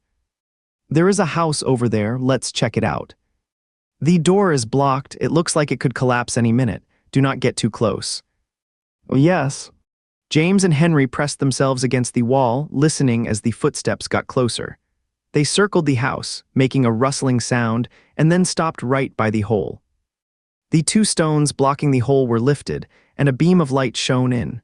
Then the light was blocked as someone crouched down, trying to peek inside. James grabbed Henry's shirt corner tightly. He watched as Henry quietly took off his backpack and placed it in the corner, then casually covered it with something. His heart was pounding so hard it felt like it was about to jump out of his throat. Just then, the house suddenly started shaking, creaking everywhere, and bits of plaster were falling from the hole. "Damn it, there is an aftershock. Back off, be careful, the house is about to collapse," someone shouted from not far away. Others shouted in agreement, "Let's go, maybe they are still in the alley, we can go back and look." The person by the hole replied and then got up and left. The light shone in again.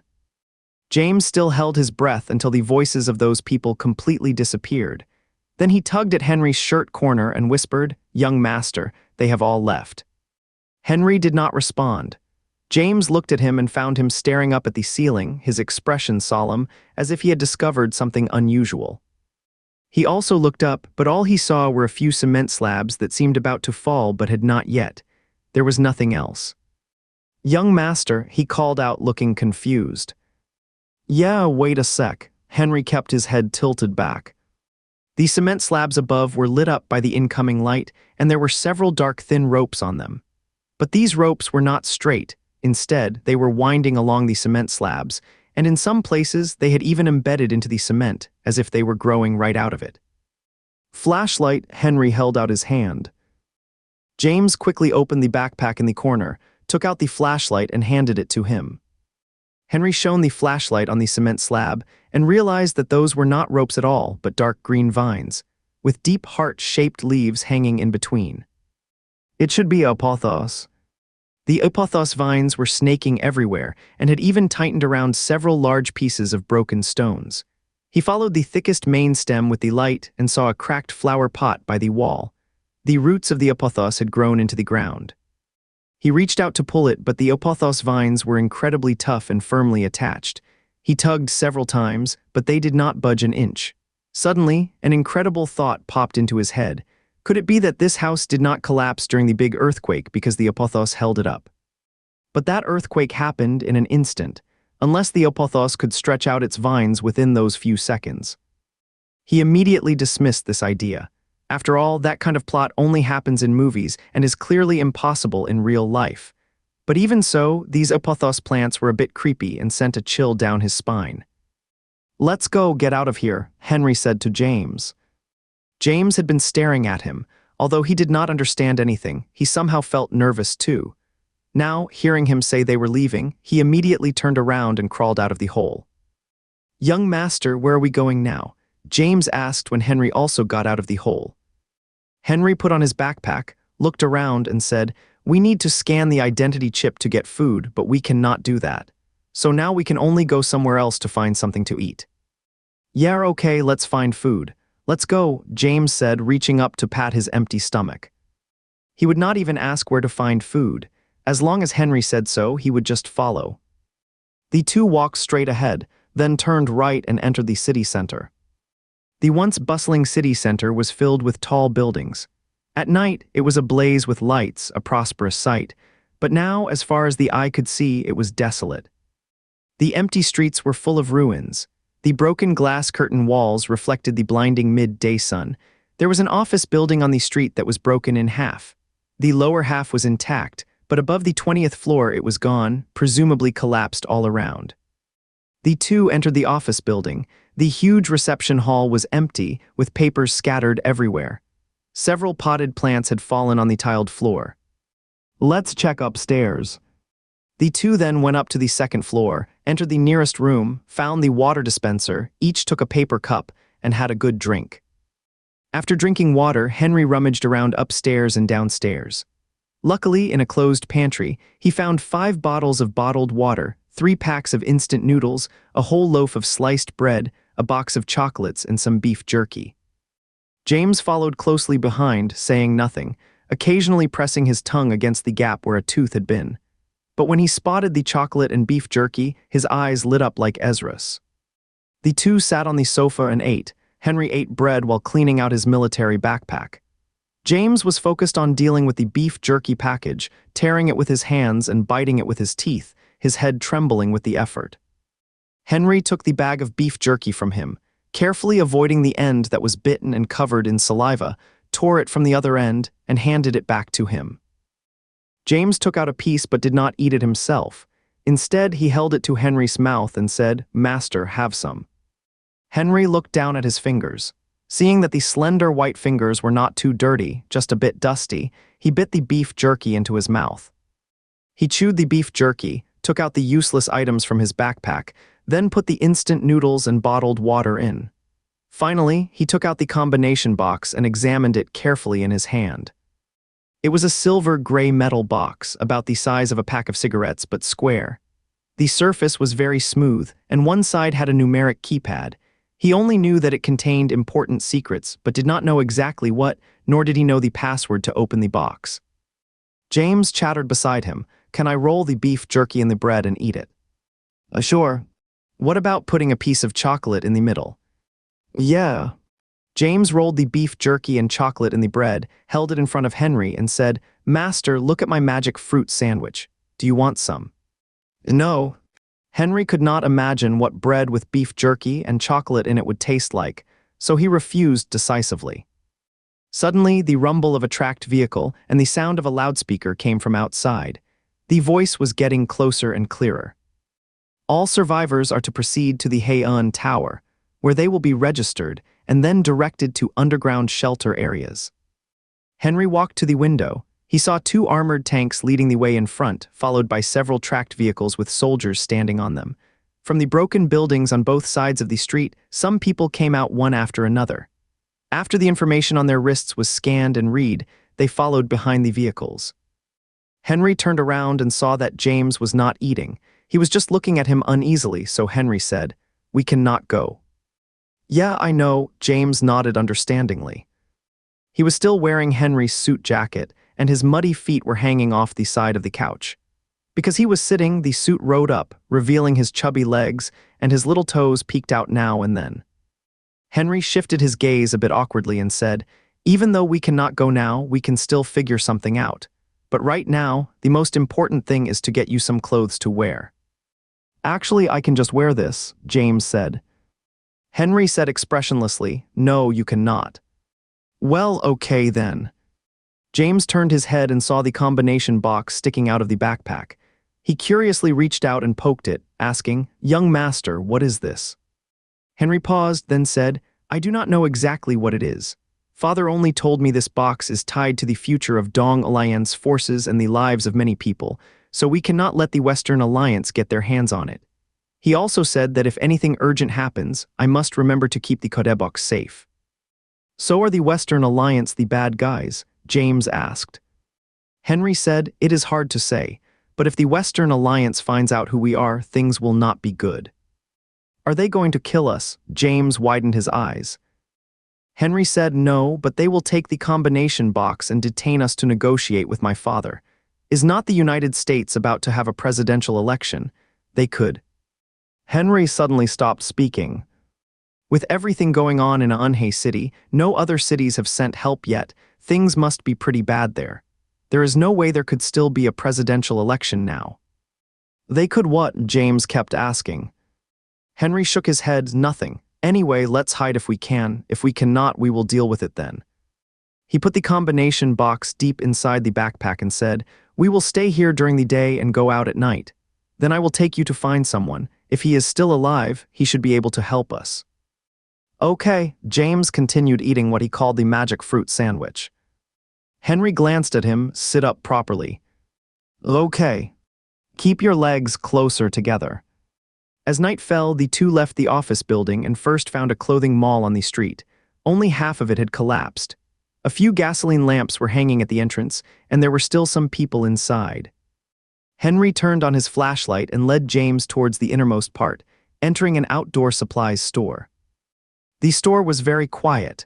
The flashlight beam shone on the face of a mannequin in the window, making it look eerily pale. James took one glance and immediately turned his head, sticking closely to Henry. Henry was nearly 1.7 meters tall. He took an S-sized fleece jacket and a T-shirt from the shelf and was about to change clothes when he found that James was grabbing the hem of his clothes.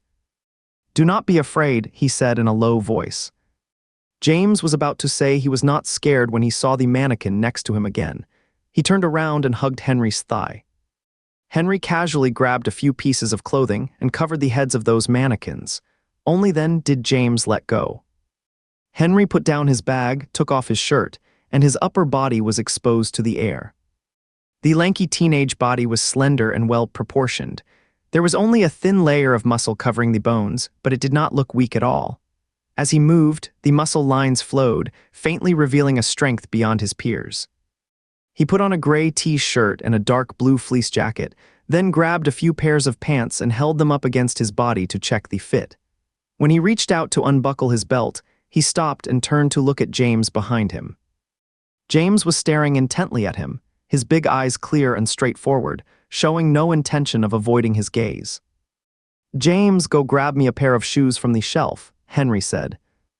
"Okay." James agreed readily, but his feet did not move. Henry moved his hand away from the belt again. "Go on, get the black outdoor shoes." "Okay." Henry thought for a moment and handed him the flashlight that was placed nearby. Only then did James slowly shuffle towards the shoe rack on the left. James walked up to the shoe rack, picked up the outdoor shoes. When he turned around, a dark shadow flashed at the edge of his vision. He turned his head to look but saw nothing. However, outside the range of the flashlight, a pair of light yellow eyes glowed in the dark. Ayaha! James was scared out of his wits. The shoe in his hand dropped to the floor. Henry, who had just put on his pants, immediately turned around and asked, "What is wrong?" James rushed to Henry's side in a flash, hid behind him, and pointed at the left side of the shoe cabinet, babbling incoherently in fear. There, a ghost there. Eyes are looking at me." Henry looked in the direction James pointed. His view was blocked by half a wooden board, so he took out a dagger from his backpack and prepared to go over and check. James clung tightly to his thigh, saying nervously, "Master, do not go, there is a ghost." "It is okay," Henry uprighted his hand away. "You follow behind me and shine the flashlight for me." When they got behind the wooden board, there was nothing there, just two scattered shoes. James peeked out from behind Henry and said, still shaken, just now there were a pair of eyes right there." As soon as he finished speaking, a dark shadow silently pounced down from the top of the left shoe rack. In mid-air, it revealed sharp claws and swiped at James' face. The claw tips were as sharp as spikes. If this swipe hit James' face, it would be far more than just a flesh wound. James did not notice the danger approaching from above. He was only looking at the corner. But in that instant, Henry suddenly turned around and swung his right hand with lightning speed. With a flash of silver-white cold light, a shrill scream rang out in the store, and something fell heavily to the ground.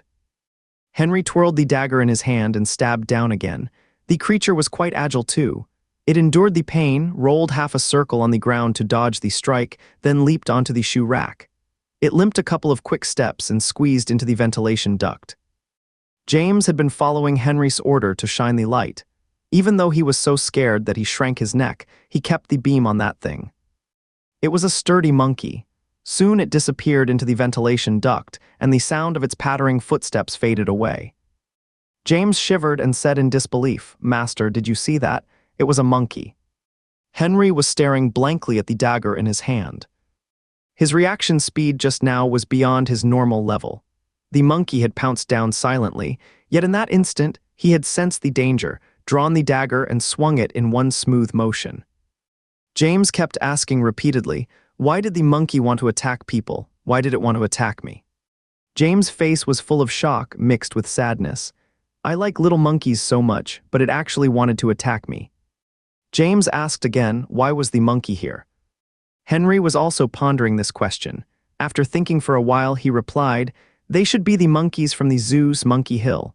The zoo's wall collapsed during the earthquake, so they escaped." Monkeys from the zoo, huh? Henry suddenly realized that since these were monkeys from the zoo, then other animals, including fierce beasts like tigers and leopards, might have escaped and were wandering around. "Did you kill the monkey just now?" James asked. "No. Actually, that horizontal slash just now should have cut the monkey's abdomen. It is hard to say if it can survive." But he would not tell James. God knows how much nonsense would come his way if he did. Some people gradually arrived outside, livening up the area. Henry changed his clothes from head to toe, picked out another set for changing, then took James to the children's clothing section. He ran his fingers along a row of children's clothes, took down a pair of denim overalls and handed them to James. "Hold these for now," he said. James took the pants, held them in his hands and looked them over curiously. "Master, who are these for?" he asked. Henry was picking up a light yellow long-sleeved t-shirt. "They are for you," he replied. "For me," James looked at the overalls, then at Henry. But I might not fit into them." Henry asked hesitantly, "These are children's clothes. You usually wear children's clothes, right?" "I do not know," James said, observing Henry's expression uncertainly. "But I guess I could squeeze into them if I had to." "Let me see." Henry took the pants, held them against James' body. They were indeed way too short. Then he looked at the label and saw the words, "Boys, 1-2 years old." Henry hung the pants back and started choosing again. This time, he carefully checked the tags of each item and held them against James to check the length and size. But when it came to choosing a t-shirt, James became picky. "I like the color of this one. It is like a clear sky, bright blue, but it does not have inunyu. The other one has inunyu on it." Henry was holding several long-sleeved t-shirts in his hand. "You have already tried that one and said you did not like it," he said expressionlessly. "The inunyu on that one looks just like the one in the cartoon. I actually really like it, but the color is not great. It is a dark blue, kind of like the sky before a storm." "So which one do you actually want?" Let me think. This yellow one looks nice too, but it has Sasake on it. I do not like Sasake. He always takes Inunyu's popcorn, but he is better than the Dark Wizard. The Dark Wizard is just really bad." Henry's temple twitched. Inunyu was a plump little figure, round from head to toe, with round eyes and mouth, like a potato sprouting eyebrows, eyes, and limbs. Without hesitation, he shoved both shirts into James' large backpack and handed the last one over. "Put it on, and toss the suit you took off." Although James was picky when choosing, when he heard he could keep all the items, he was overjoyed and could not stop touching them. After he changed into the t-shirt and overalls, Henry wanted to choose shoes for him, but he shrank his feet back and shook his head. "No new shoes, I want to wear these," he said. He pointed at the mud-covered sneakers on his feet. "These are the shoes you used to wear. Madam gave them to me and said you won the first place running in these shoes." There was a sense of pride in his words. He tilted his chin slightly, as if he himself had won first place. Henry saw that the shoes were still quite new, so he did not say anything more. The two were about to leave. Just as they walked out of the children's clothing section, they saw a sudden commotion ahead. A group of people came running out of several outdoor supply stores, screaming. "The rats are biting people. Hit them quick, oh my God. There is another one here, it tried to bite me. Hit it, ah." The scene was extremely chaotic. In the flickering light, James saw about a dozen big rats scurrying around on the ground and leaping onto the people nearby. A scream came from the adjacent store. Someone rushed out, holding up their right hand. The index finger was already missing a section, leaving a trail of blood. In the chaos, a rat longer than a chopstick charged towards the two. Henry had just picked up a clothes fork when a small figure rushed out from the side. James was holding a clothes fork in his hand, desperately whipping at the rat, screaming, "I will kill you, I will kill you." He had no aim, and most of the blows landed on the ground. Seeing that the rat was about to escape, Henry pulled him behind and struck the rat hard with a stick. The rat's belly burst open immediately, and it lay still. "I have got you," James was still shouting at the rat, then turned to Henry, breathing heavily. "Do not worry, I will handle the rats. There are mice in the storage room at home. Mom and Evelyn will not go near it, but I am always the one who drives them away." Up ahead, some people were also hitting the rats with sticks and bricks. Soon, there was a pile of rat corpses on the ground. "Damn it, the earthquake was not enough, and now even the rats are picking on me." Someone angrily gasped after smashing a rat to death with a stone. Suddenly, someone screamed in horror, Why are there so many rats?" The chaotic beams of light shone around. From the shadows in the corners and the cracks in the ceiling, more rats poked their heads out. They bared their sharp teeth ferociously. There were hundreds of them, densely packed, sending chills down people's spines. Henry's heart tightened. Sensing that something was wrong, when James was charging forward, waving the clothes fork, he grabbed him. "Young master, watch me." Run, quick. Henry grabbed James and started running. Only then did the others react and follow suit. But at this moment, the rats also moved. They let out shrill squeaks and chased after the running crowd. In the swaying flashlight beams, the walls and the floor were covered with rats. They were incredibly fast, surging forward and quickly catching up with the people at the back. In an instant, the man was covered with rats, which gnawed and bit at him. He let out a blood-curdling scream, fell to the ground, and kept rolling and wailing. A continuous stream of shrill screams rang out. More people were attacked, and some rats rushed up behind Henry and the other guy. Henry stuffed the flashlight into James' hand and shouted, "Light the way for me and tell me where the rats are." Then he swung the pitchfork and sent a charging rat flying. With a thud, it hit the wall.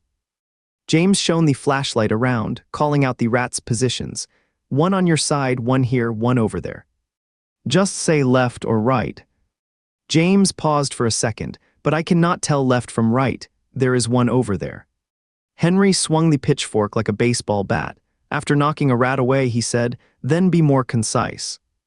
"They're here, stomach back there." The two fought and ran. When they were about 100 meters away from the gate, there were gas lamps on the walls, and the place became brightly lit. Henry turned his head and saw that the rat horde had covered the floor and walls.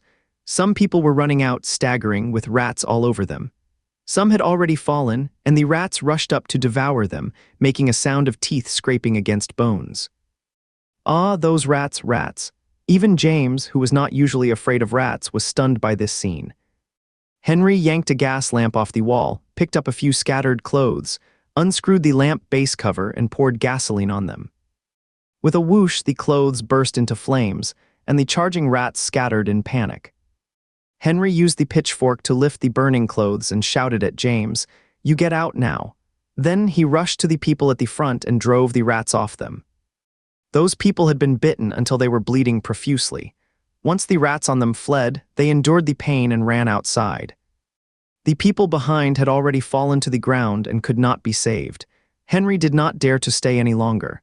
As he backed towards the gate, he waved the burning clothes to fend off the rats that were eager to pounce. "Young master, be careful, there is a bench behind you." James' voice came from behind. Henry turned his head in surprise. "You haven't gone out yet." Waiting for you." James' face was deathly pale, but he also used a pitchfork to hold a burning piece of clothing. "Do not be afraid. I have been the one to deal with the rats at home. I will protect you." The rats were afraid of the fire and did not dare to come close. When the two reached the gate, the rumble of a tracked vehicle came from outside. The stainless steel clothes fork was being baked by the burning clothes, and the handle was getting hotter and hotter. Henry could barely hold it. When he saw several Western Allied soldiers jump off the vehicle, he threw the clothes fork into the rat swarm, grabbed James, and turned to rush outside. Those rats were extremely fierce and followed them out of the gate. The soldier in the front directly raised a flamethrower towards them and the rat swarm. He seemed ready to press the ignition button without hesitation. Henry did not hesitate either. The moment the flames burst out, he lunged towards the front right. James was tucked under his arm, and the flames roared past them, and they could feel the scorching heat wave on their faces. The moment they landed, James was rolled over by Henry. When he looked up, facing the gate, he saw the swarms of rats being devoured by the flames, screaming as they turned into charred ashes. Henry sat up, gasped, and asked in a low voice, "You okay?" "Yeah." James was still a bit dazed and mechanically shook his head. Seeing that the skin exposed on James was uninjured, except for a few strands of curly hair on his head that were singed brown by the flames, Henry stood up and said, "Let's go, get out of here." If they did not leave quickly, the Western Allied forces would come to check their identities after dealing with the rats, and that would be trouble. They picked up the backpacks that had fallen to the ground and hurried outside, leaving the fashion city. After walking a few blocks, they saw intense flames ahead, with continuous explosions echoing through the air. The rising firelight painted half the sky in red and illuminated the distant towering structure of Heian Tower. The roar of motorcycles came from behind. Several heavy-duty motorcycles, playing blaring rock music and with glaring headlights, rushed towards them. Although the road was full of rubble, those motorcycles were still moving at a high speed. Henry quickly pulled James to the side of the road. There were a group of young people on the motorcycles. They were shouting excitedly, raising their arms and cheering at the ruins on both sides, as if celebrating a festival. Suddenly, one of the young people raised his hand and threw a glass bottle at a shop that had not collapsed. The glass bottle hit the wall and shattered. With a dull explosion, the shop started to burn. A person on fire rushed out of the door, quickly stripped off his coat, and rolled on the ground to put out the fire. "Haha, celebrate the apocalypse. Haha," the young people shouted wildly and then drove their motorcycles forward again. The sound of a helicopter came from the sky. A bright beam of light swept across the ruins, and warnings kept coming from the loudspeaker. "Attention, motorcycle riders. You have been locked on. Pull over and stop immediately. Pull over and stop immediately, or severe punitive measures will be taken against you." The motorcycles ignored it and continued to drive forward arrogantly. The loudspeaker then started a countdown. 10, 9, 8, 3, 2, 1. The countdown ended, and a shell flew out of the helicopter, trailing a long white smoke as it hurtled straight towards the last motorcycle. At that moment, the motorcycle convoy had just driven beside them. Henry immediately dragged James and dodged behind a nearby broken wall. Bang! That motorcycle was blown into the air. James lost his hearing in that instant, and his head was buzzing. He instinctively wanted to look up, but Henry pushed his head down, and then a shower of broken gravel rained down on his head and back. After a while, Henry pulled him up, brushed the gravel off his body, and they walked out from behind the broken wall. Those motorcycles and the helicopter were all gone.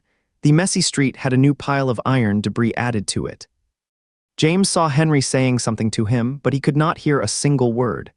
Henry furrowed his handsome brows, rubbed his ears, and then pinched his arms and legs, checking if he was injured. James felt something moving on the side of his thigh.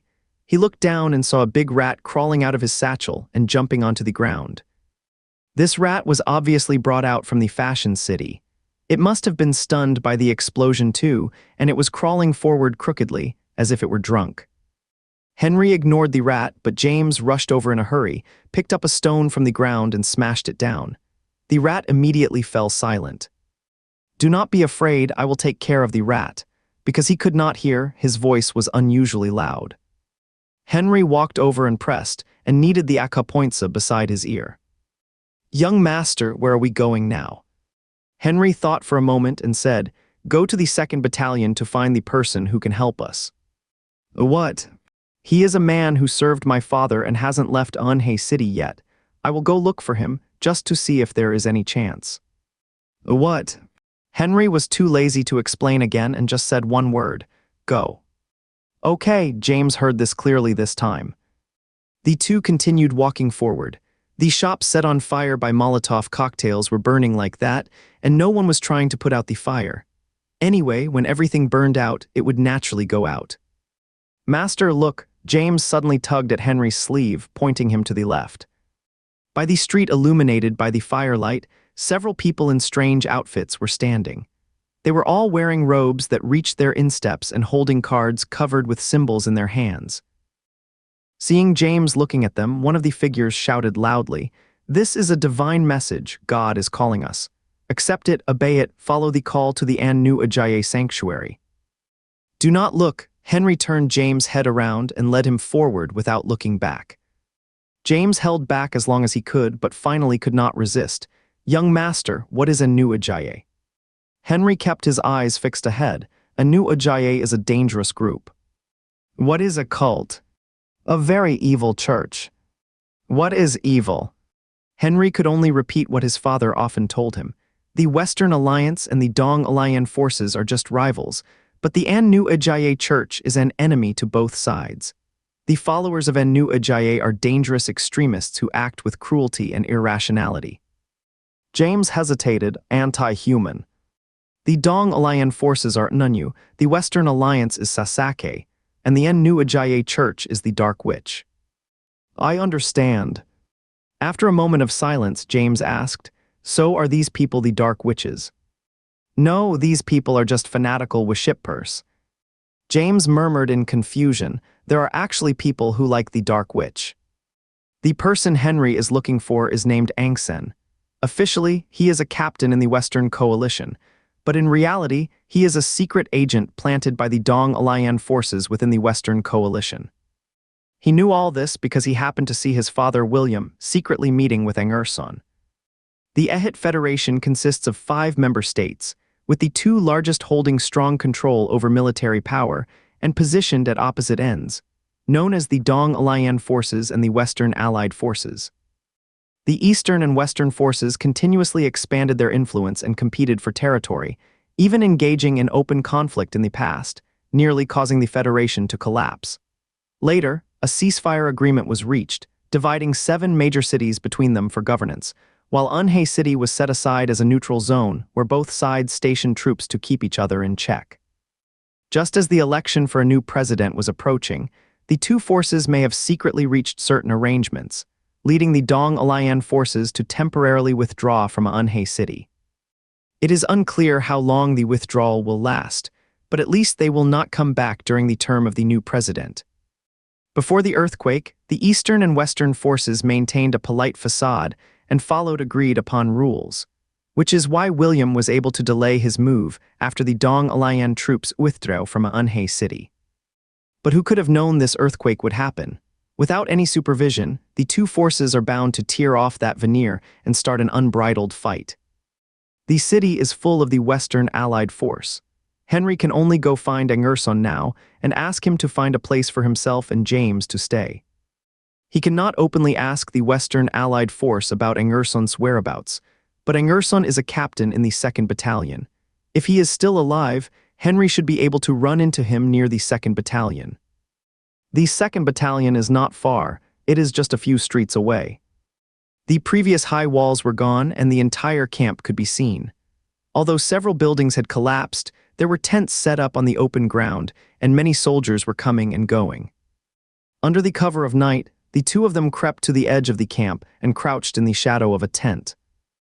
James was very nervous at first, lying there without daring to breathe, but the waiting process was so boring that he finally could not hold on. He played with the stones at hand, and in a hushed voice, he imitated different characters from cartoons, reciting their dialogues. Henry did not bother to stop him. Only when the stones clinked, he would turn his head and take a look. James would immediately stay still, and when Henry turned back, he would continue playing with the stones. After an unknown amount of time, Henry suddenly tensed up and stared at a man coming out of the middle tent. James sensed something unusual and immediately put down the stones, also staring intently in that direction. It was a man in an officer's uniform.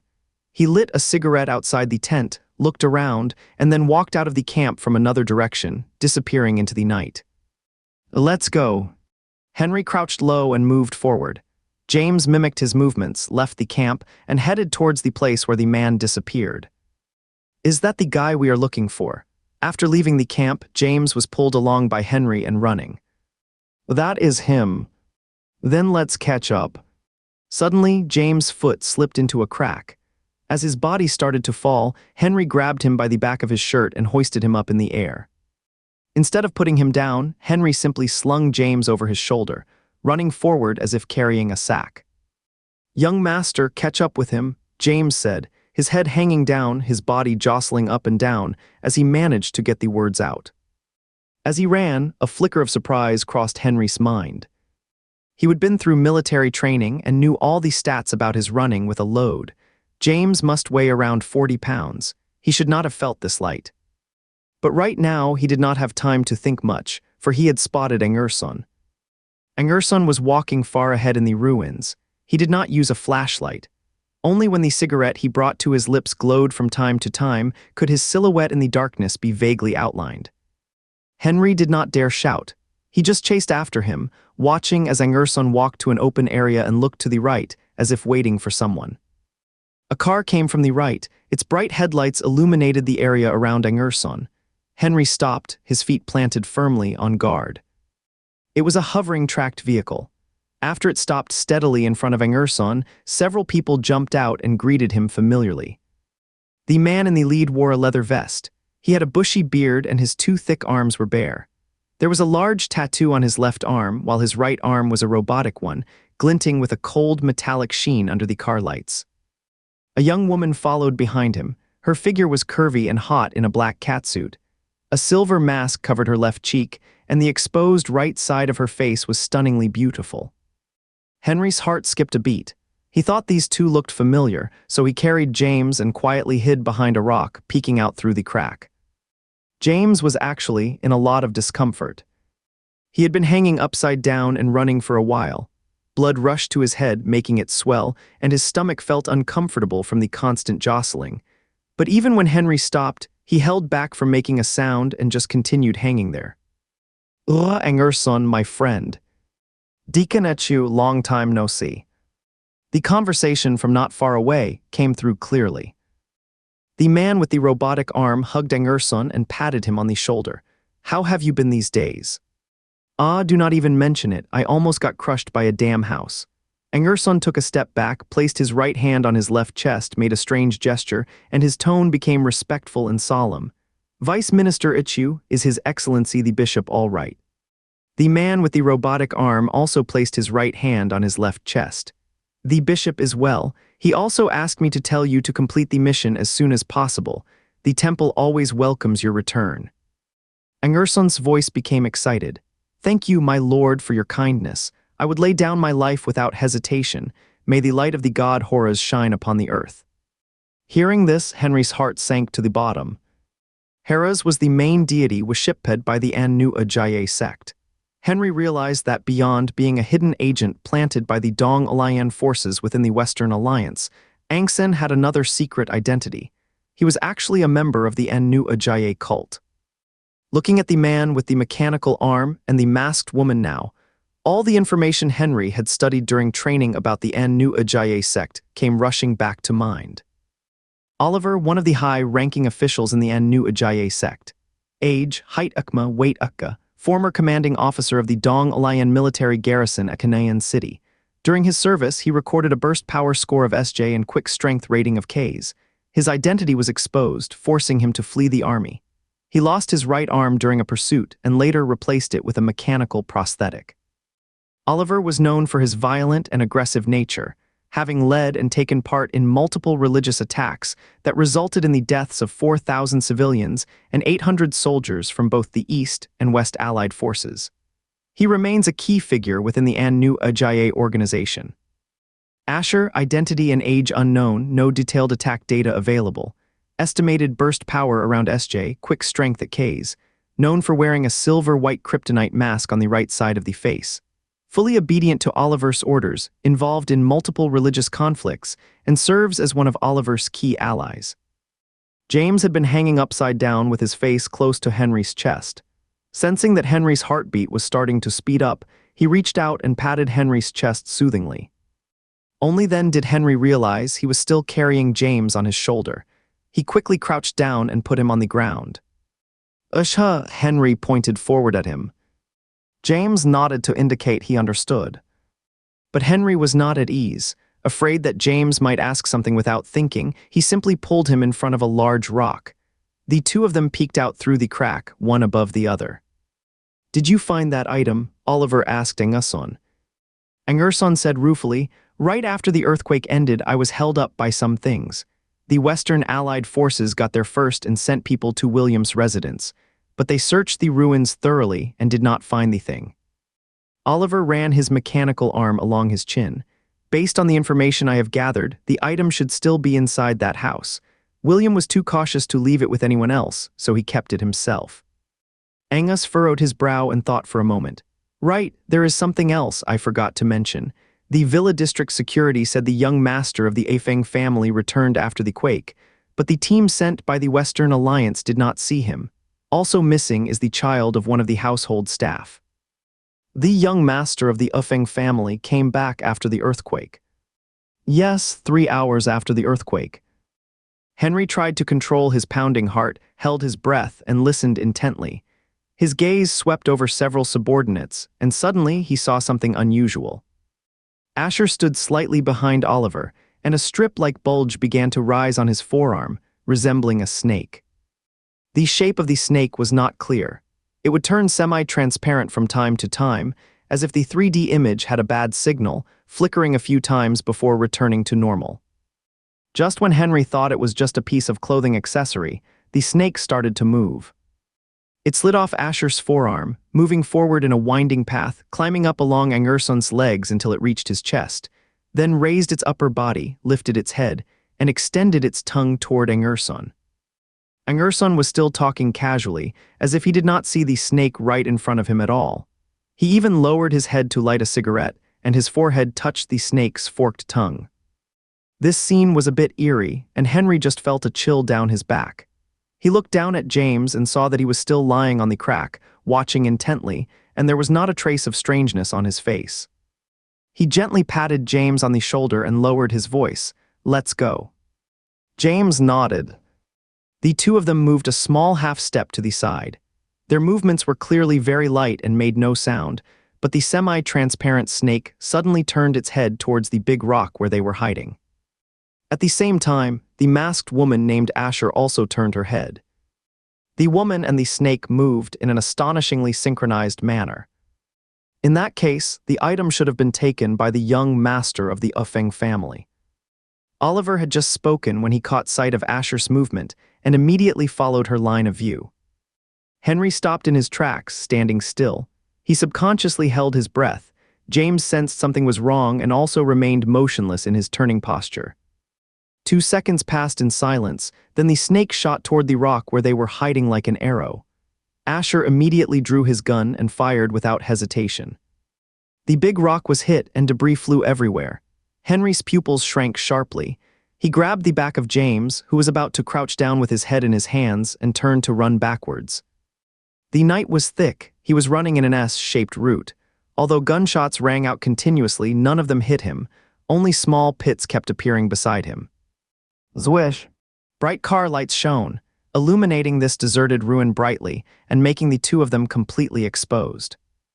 After clearly seeing Henry's back, Angerson suddenly threw away the cigarette butt in his hand and roared hoarsely, "Catch him! That is William's son." Asher put away his weapon and dashed forward after the figure, while Oliver and Angson quickly climbed back into the vehicle. Ahead was a wide gap. The tracked vehicle briefly lifted off the ground with a loud hum, rising about 10 centimeters before landing again on the other side, then sped onward in pursuit. Henry was sprinting among the rubble. All he could hear was the howling wind and the pounding of his temples. He held tightly to the suspenders of James' overalls. His windbreaker billowed in the wind, making him look like a nimble and robust leopard. At this moment, he showed astonishing speed and explosive power. He leaped over slopes and jumped over ditches. He could jump onto mounds that he usually had to climb. Even though he was still carrying James, neither the relentless snake nor Asher could close the gap between them. In front of James, the stones were quickly retreating. He would occasionally take off into the air suddenly. After a feeling of weightlessness when he could not catch his breath, he would land again. He knew he was being chased, his heart pounding with anxiety, yet he could not help but recall a scene from an animation where Unanyu hung upside down at the front of a roller coaster. So dizzy. Unanyu must have felt really dizzy too. Bangs, bangs. 2 bullets were fired from the hovering tracked vehicle, piercing the night sky and heading straight for Henry. The moment Henry heard the gunshots, he suddenly leaned backward, slid on his knees on the ground, and the bullets flew over his head. Ouch! But James cried out at this moment. Henry was bending backward, and his arms dropped as well. The James he was carrying had an intimate encounter with the ground. His nose instantly felt sore from the impact, and tears welled up. "You okay?" Henry was startled.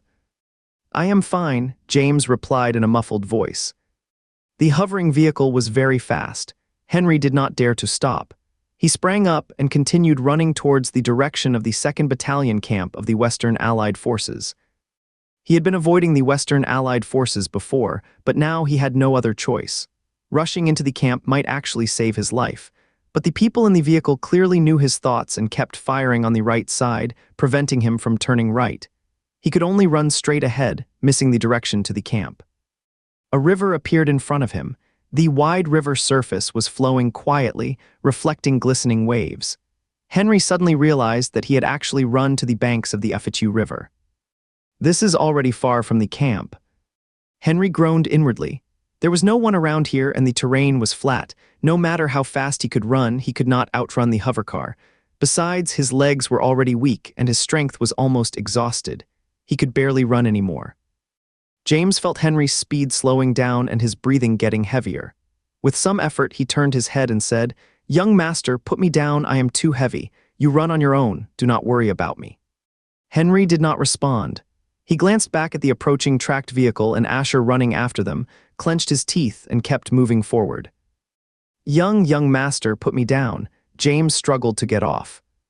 "Do not move," Henry snapped. "Do not cause me any trouble." Hearing that this was causing trouble, James indeed dared not move. The hover-tracked vehicle accelerated on the unobstructed beach and quickly caught up. It was getting closer and closer to the two of them, less than 100 meters away. Angerson stuck his head out of the window and shouted, "Henry, stop running. We can talk things out." Henry kept running regardless. Seeing that he was about to be caught up by the car, he started considering whether to jump into the river. But then he heard James exclaim again, "Young master, the sand is moving." Henry had no time to pay attention to him. After quickly calculating in his mind, he turned and rushed towards the river. But James, whom he was carrying in his hand, was not behaving at all. He kept moving, making Henry almost lose his balance. "I told you not to move," Henry gasped, staggering half a step and then scolding. "I am not moving," James said, his voice filled with fear. "Young master, it is the sand is heaving up and down." "Sand?" Only then did Henry notice that the left-hand side of the beach was constantly moving. Sand piles like small hills would pop up from time to time and then collapse instantly, as if there was some huge object buried underneath, frantically churning the sand. He instinctively stopped in his tracks, and the pursuers clearly noticed the unusual movement in the sand. The hovercraft hesitated and slowly came to a halt at the edge, as Angerson and Oliver leaned out from the window. "See, the sand is moving," James said to Henry. However, at this moment, the beach returned to calm, as if nothing had happened. Asher and the snake caught up, stopping beside the levitating vehicle. She gave Oliver a puzzled glance, unsure why they had stopped, then quickly strode toward Henry, raising her weapon as she walked. "Stay back," Oliver said sharply, sensing something was off about the place. Asher pressed forward, saying, "Do not worry, master, I will retrieve the item for you." The beach, like a lake ruffled by the wind, began to ripple faintly. Henry's feet slowly sank, and his insteps were covered by the sand. He did not dare to run. Instead, he pulled his feet out and slowly moved to the side. There was an iron utility pole several meters high beside the sand. No one knew what had hit it, but it started to bend from the bottom and lay obliquely across the sand. As he moved towards the pole, he quietly said in a low voice, "You would better not move at all." "I am not moving," James said, still held firmly by the back, his limbs hanging in midair as he stared at Asher drawing closer, and the dark barrel of the weapon in her hand. Asher slowly lowered the muzzle toward Henry's chest. James locked eyes with her, his breathing growing rapid. He wanted to rush forward and push Asher away, then bite down hard on her wrist, but remembering Henry's warning, he forced himself to stay still. Asher held the gun in her right hand while extending her left toward Henry. "Henry, behave, hand over the item, and I will let you live." Henry quickly glanced at her feet and saw that the sand there was slowly sinking, so he said, "Okay, let us go, and I will give you the thing." A sly smile played on Asher's lips, like a venomous snake coiled at her feet, slowly flicking its tongue. "Henry, you are truly quite understanding." Boom! A low rumble suddenly echoed from beneath the ground, and the earth trembled sharply. Asher froze, her words cut short in mid-sentence, but Henry instantly leapt sideways and grabbed hold of the power pole. The sand in front of them suddenly split open like a path chewed through by insects, revealing a massive crack that stretched across the entire beach. Sand around it began to collapse downward.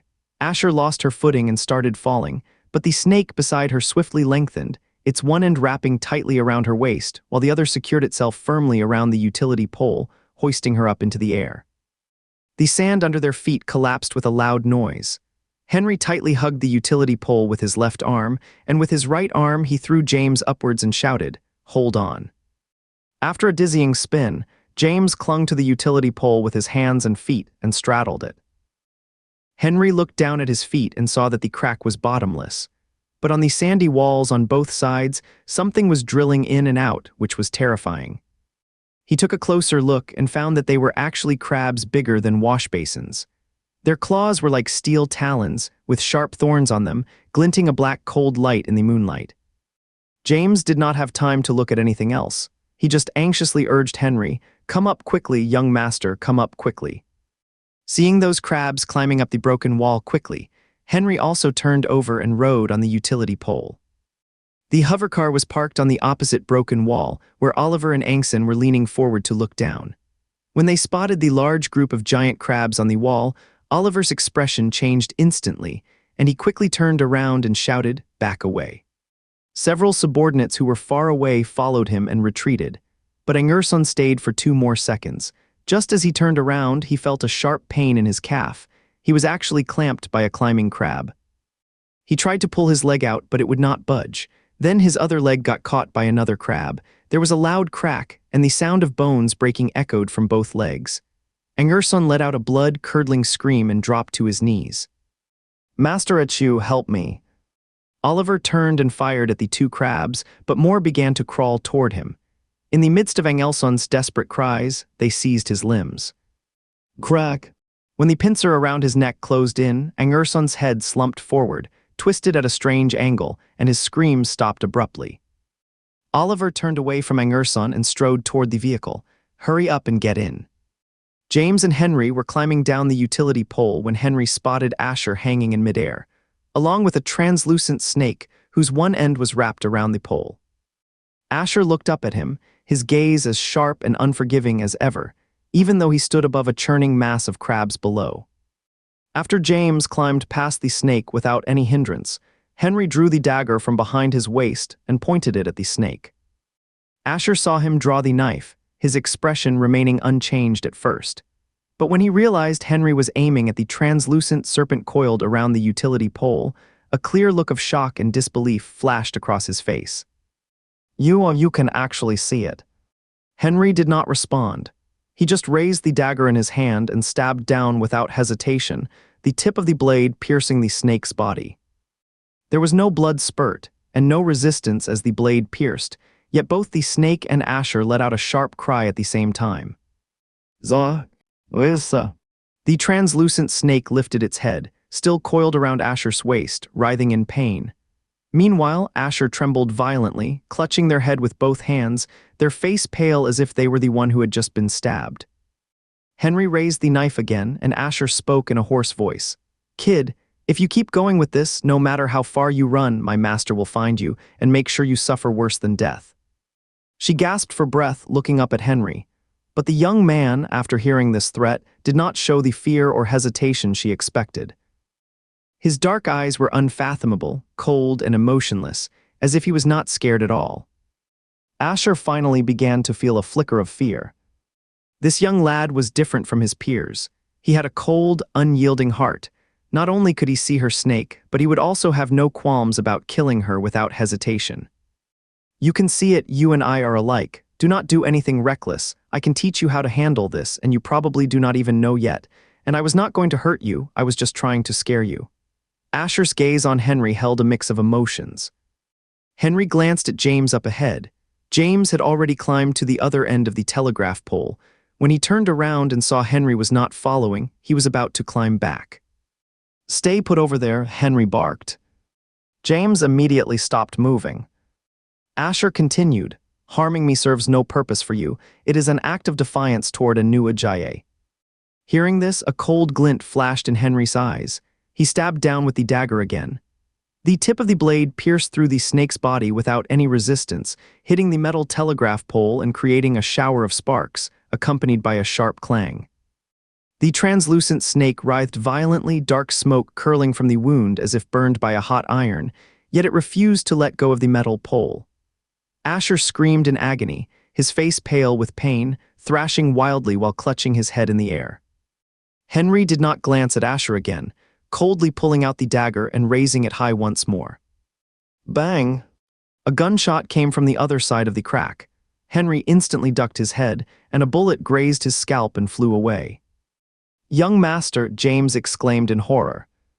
The hovering vehicle hung partially in midair, with a group of crabs wielding iron pincers below. Oliver reached out from the lowered window with a gun aimed at Henry. Henry had to abandon dealing with the snake and started running quickly along the telegraph pole. Amidst the successive gunshots, the telegraph poles behind him erupted in clusters of sparks.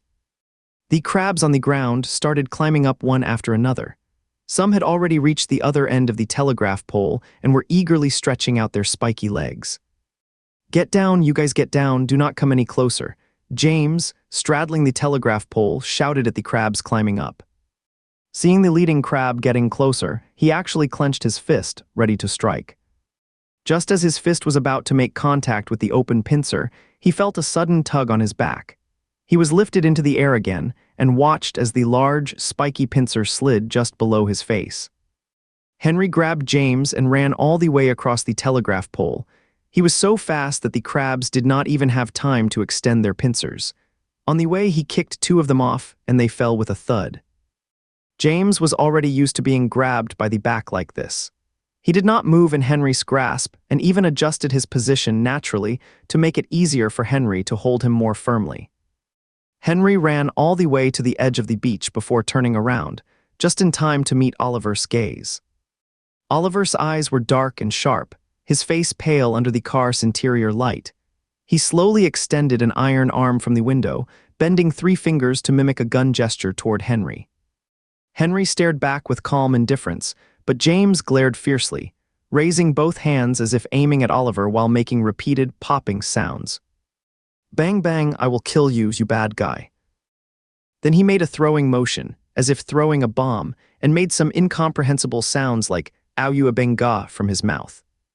It was not until Henry carried him away that he blew on the index fingers of both hands by his mouth, as if blowing away the white smoke from the gun barrel, and then put them back into the chest pocket of his overalls. Henry was worried that Oliver and the others might be following, so he headed toward a quiet spot and found an outdoor parking lot. After checking that no one was around, he slipped inside a school bus parked there. The bus door was open, and there was no one inside. It should have been parked here just when the earthquake happened, so the students and the driver had all run away. Henry closed the front and rear doors, sat down in the first row seat, and gasped for breath. James sat next to him, opened the cloth bag he always carried, took out a piece of chocolate, fumbled to open the wrapper, and held it to Henry's mouth. "Young master, have some chocolate." By this time, Henry had exhausted his strength. His hands and feet were weak, and his body was shaking involuntarily.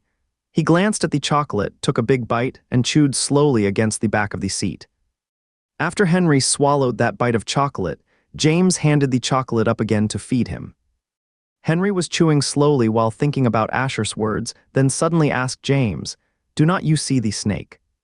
"Snake?" James straightened up and looked around. "Where is the snake?" "At first, that woman was carrying a snake. Did not you see it?" James thought blankly for a while, then shook his head. "I did not see it." Henry stared at him.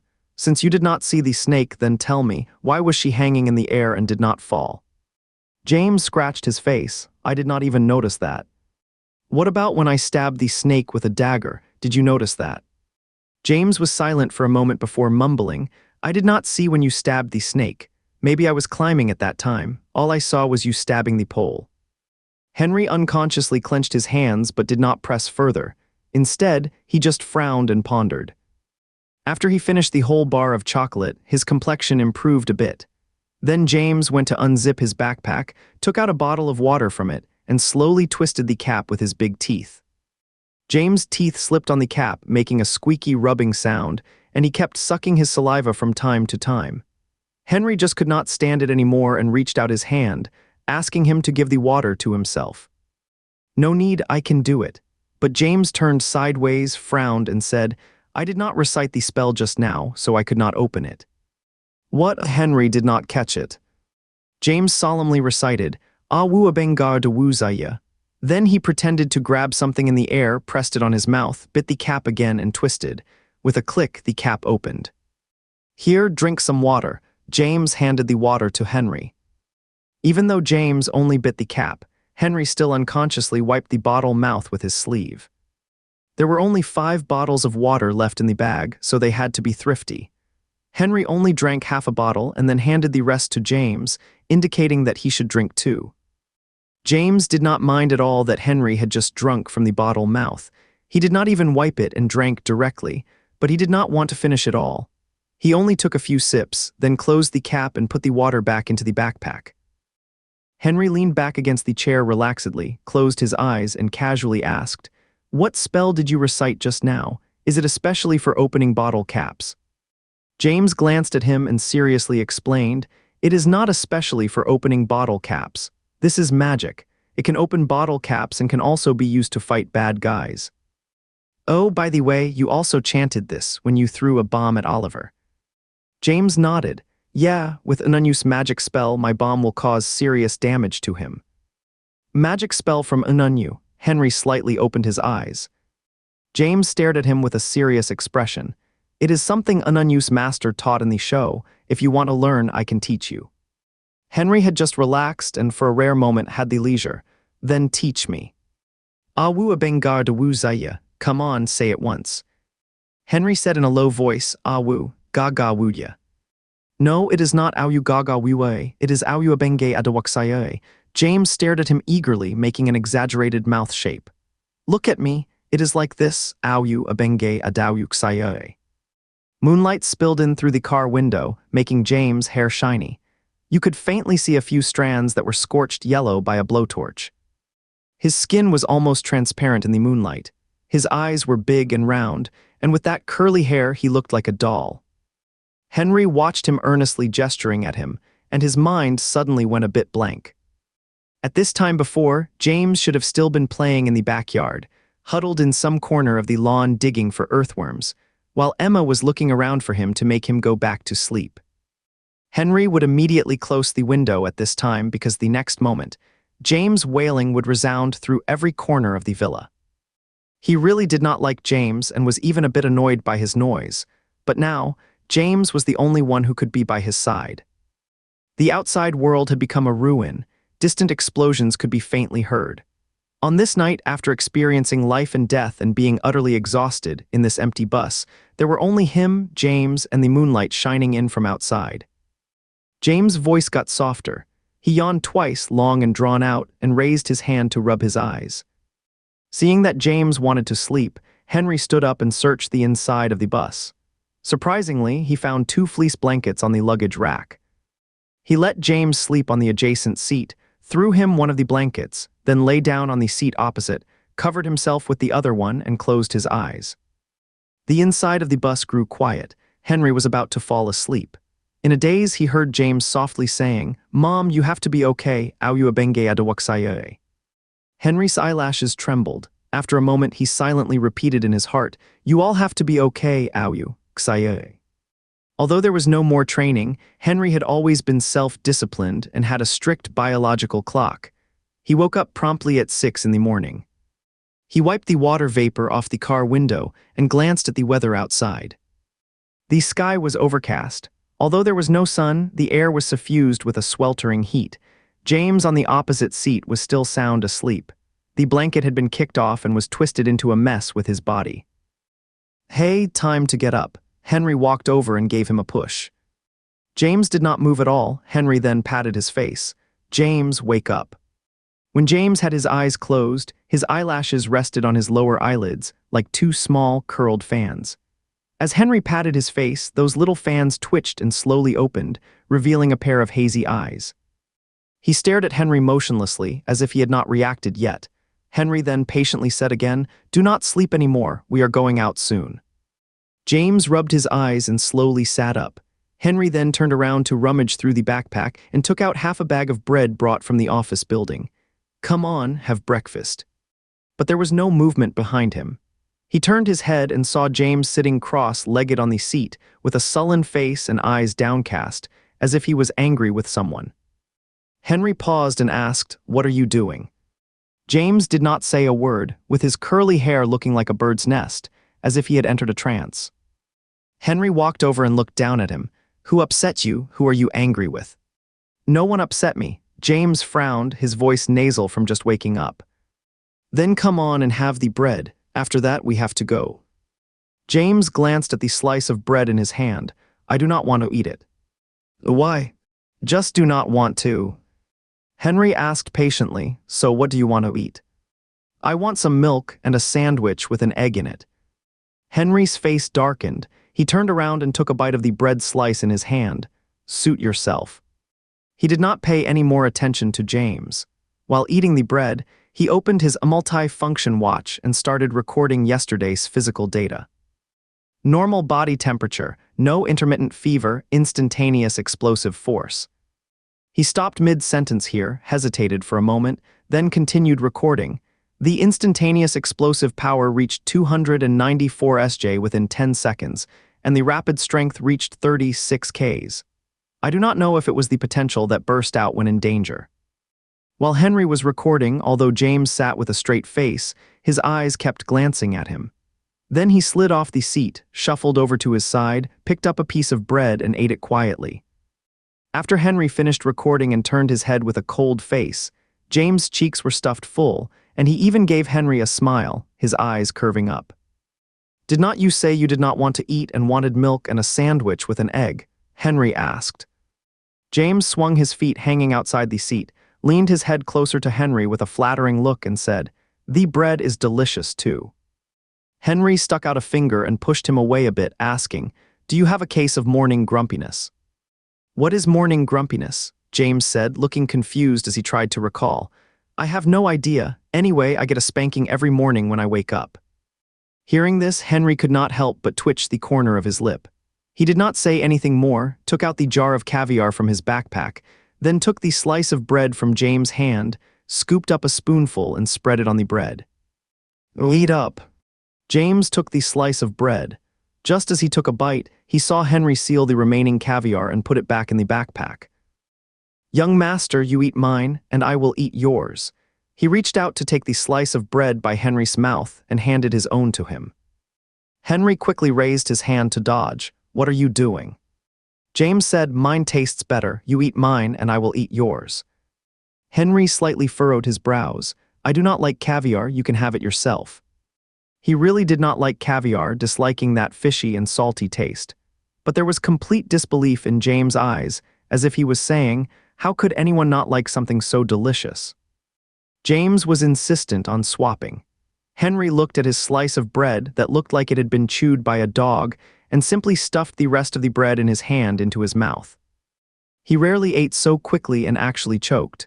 He coughed while rummaging in his backpack for water, his handsome face turning slightly red. "Young master, have some water." James promptly handed over the water. Henry gulped down the water, then James patted him on the back and murmured, "Take your time, no one's going to fight you for it." Henry, a bit embarrassed and annoyed, pushed his hand away, grabbed his backpack and put it on, saying expressionlessly, "Let's go," then strode towards the car door. James quickly slung his cloth bag over his shoulder, held the slice of bread and chased after him. When they left the parking lot, James was a bit reluctant to part with the bus they would stayed in last night. He kept turning his head to look at it while eating and almost tripped over a stone under his feet. "Watch where you are going." Henry grabbed the back of his collar. "We are just going out to find some food. We will come back after we find it." "Yay," James jumped up and down on the spot. "Like living in the bus?" Henry asked, looking straight ahead. "I do," James said, his eyes shining. "Kula and his whole family live in a car." Henry did not need to ask. He knew Kula must be a character from some cartoon, but they had just experienced an earthquake. Most of the buildings in the city had collapsed, and the remaining ones were not very safe either. Temporarily living in this car was indeed a good choice. They left the parking lot, walked along a street, and there was actually a well in the alley on the right. A group of people were queuing up to draw water. Henry took a look from a distance. Not seeing the Western Allied forces, he immediately led James back to the parking lot to find containers for water. There were several unlocked cars with their doors wide open. The two found 2 buckets and a plastic basin in the trunks. In the small alley, people waiting to get water formed a long line, holding all kinds of containers in their hands. These containers were mostly dug out from the ruins. There were buckets, basins, lunch boxes, and someone was even carrying a dusty earthenware jar. Henry and James joined the end of the line and moved forward slowly with the queue. The people around did not seem interested in talking much. They moved forward in silence, only occasionally exchanging a few words. It is only April, but the temperature is quite high. It should be the reaction caused by the earthquake. It affected the climate. It will be okay in a few days. Why did not you go to the resettlement site of the Western Allied Forces? I want to wait for my son. He is in Kanoye City. What if he comes back and cannot find us? Do not think about it. All land, sea, and air transportation has been paralyzed. You cannot get out and he cannot get in. James was not paying attention to their conversation. He just stared up at the sky. There was a small military plane in the sky. After circling the city twice, it spat out a bunch of things from under its belly, just like a hen laying eggs. They hurtled downwards with a howl. James curiously tugged at the corner of Henry's shirt. Just as he was about to ask what that was, an earth-shattering sound filled his ears, and the whole ground seemed to be shaking. He dropped the basin and grabbed Henry's leg. Henry covered his ears, half-crouched, and looked warily into the distance. The people queuing up to get water panicked and squatted down, covering their heads. Is it an earthquake? Another earthquake? It is not an earthquake. Do not panic. It is the Western Allied Forces planes bombing. Attacks. What is being targeted? Is it the followers of Anu Ajayi, or could it be the Dong Alayan forces? I do not know. The bombing site seems to be by the Efetu River. It cannot be Dong Alayan forces. There are not any of them in our city. After the bombing ended and the planes flew away, everyone resumed queuing up to get water. James and Henry soon reached the front of the line and filled 2 buckets and a basin to the brim. Henry picked up the 2 buckets of water, walked a few steps, then turned around and asked James, "Can you carry it?" James rolled up his sleeves seriously. "I can." Henry then walked straight ahead. James spread his legs slightly, reached out and tried to lift the full basin of water on the ground. Oh, hey. The basin only lifted a little, and the water inside sloshed out. James tried harder. Oh, hey. He gritted his teeth, his face turning bright red. Finally, he managed to shakily lift the whole basin of water, hunched his back, and shuffled forward step by step. When Henry reached the corner, he looked back, put down the buckets, and strode over. "Put down the basin and just wait here. I will take these 2 buckets of water back and then come back for the basin." But James would not let go. He squeezed out 2 words through his teeth. "I can."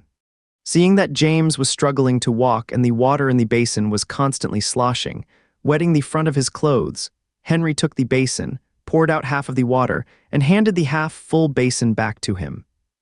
"Why did you pour it out?" James looked at him in disbelief. "I said I could carry it back. Why did you pour it out?" "Just carry this half basin of water." No, James put the basin on the ground and shouted at Henry, "I want to carry a full basin of water. I said I can carry a full basin of water." Henry stared at him coldly. "Did you get out of bed this morning without a beating, so you are looking for an opportunity?" James was like a balloon pricked by a needle and immediately fell silent. Henry picked up 2 buckets of water and walked towards the parking lot. Seeing that he showed no sign of turning back, James had to pick up half a basin of water and chase after him. "Young master, wait for me." After putting the water on the bus and closing the door, Henry took James to the street. James stumbled along on the bricks and stones and asked, "Young master, where are we going?" Henry pulled him around a protruding steel bar. "To the bank of the Efetu River. There was something there last night." There last night, James suddenly shrank a bit, but there are a lot of crabs there. They are pretty fierce. Henry looked ahead. "What are you afraid of? Were not we just bombed by an airplane? Let's go take a look." When they left last night, Oliver and the others were still surrounded by a group of crabs. It was uncertain whether Asher or the injured snake had fallen into the river. The Western Alliance had just bombed the riverside, so he wanted to go check on the situation. When they reached the riverside from a distance, they could see that besides the crack from last night on the beach, there were several more large pits. Each pit was billowing thick black smoke. In the air, besides the smell of gunpowder, there was also a strong smell of something burned. James followed Henry and carefully approached the nearest pit, craning his neck to look inside. The bottom of the pit was full of dead crabs. Most of them had been blown to pieces. Claws were scattered everywhere and the crab shells were charred black. "Wow, they are all dead," James exclaimed in amazement. I will go look around, you wait here. Okay. Henry thought for a moment. If you are scared, go over to the side. All right. After making sure James was safe, Henry went to the spot where Angson had died the night before. The body was gone now. He searched the area again but could not find Oliver or his men, including Asher. Presumably, they had finally managed to escape danger and had taken Angerson's body with them. Henry had not taken a close look last night. Now, he squatted down and used a picked-up twig to poke around a charred crab.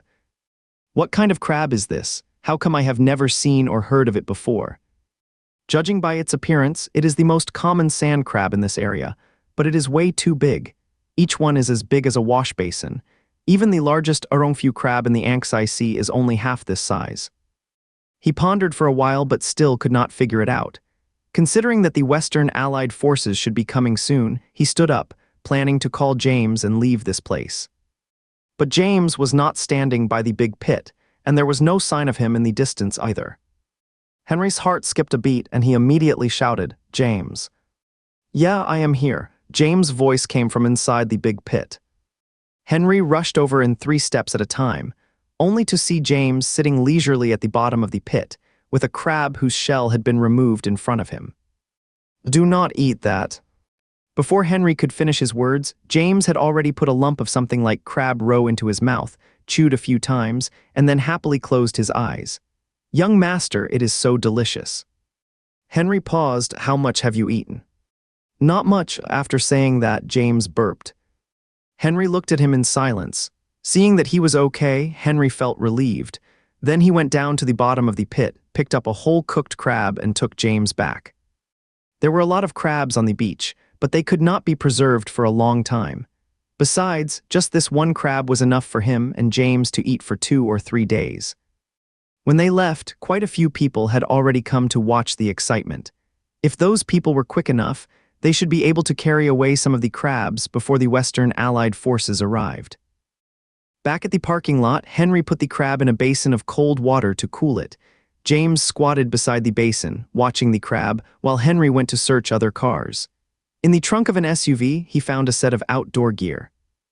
It included a gas stove, 2 pots, as well as seasonings, bowls, and plates. As the sun was setting, the evening glow filled the sky. The bus was also bathed in orange-red light. Henry ate the crab meat on his plate unhurriedly. The evening breeze blew in through the open window, tousling the hair on his forehead and revealing his full and handsome forehead. James sat opposite him, eating intently.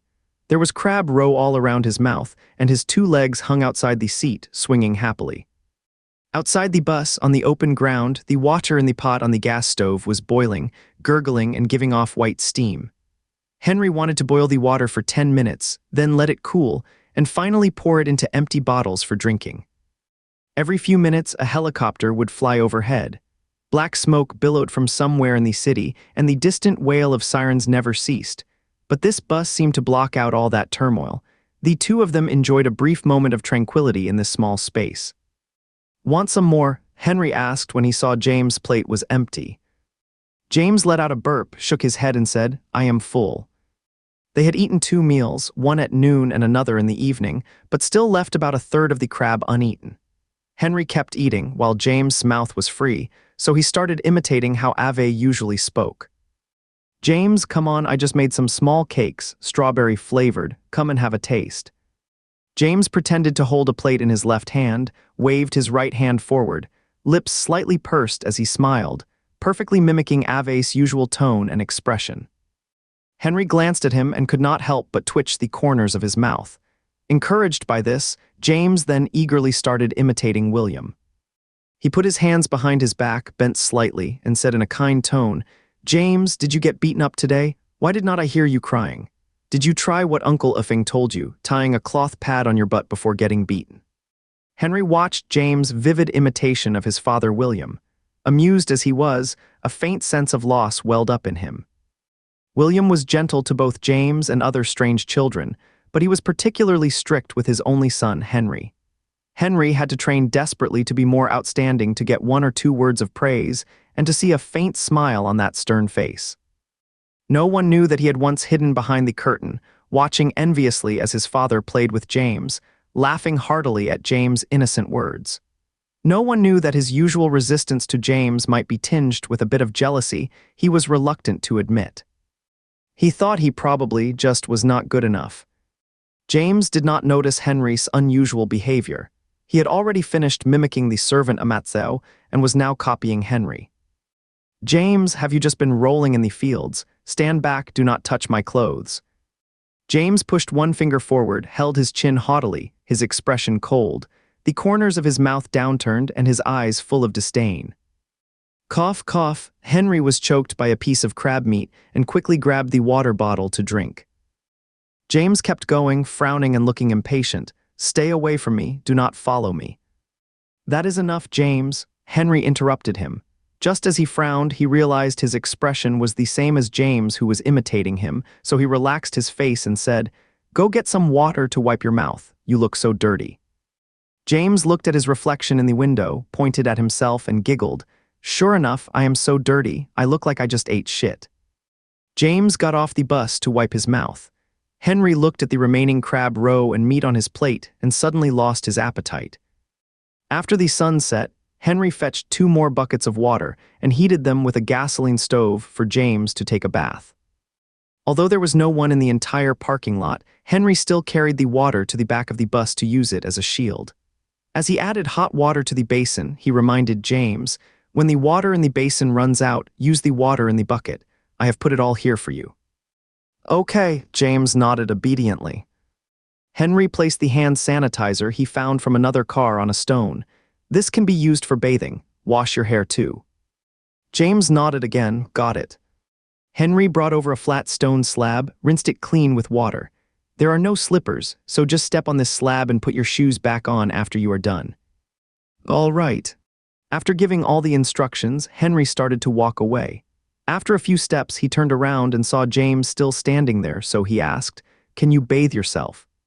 Just as James was about to speak, Henry interrupted him. "If you cannot, then learn to do it yourself. Do not expect others to help you."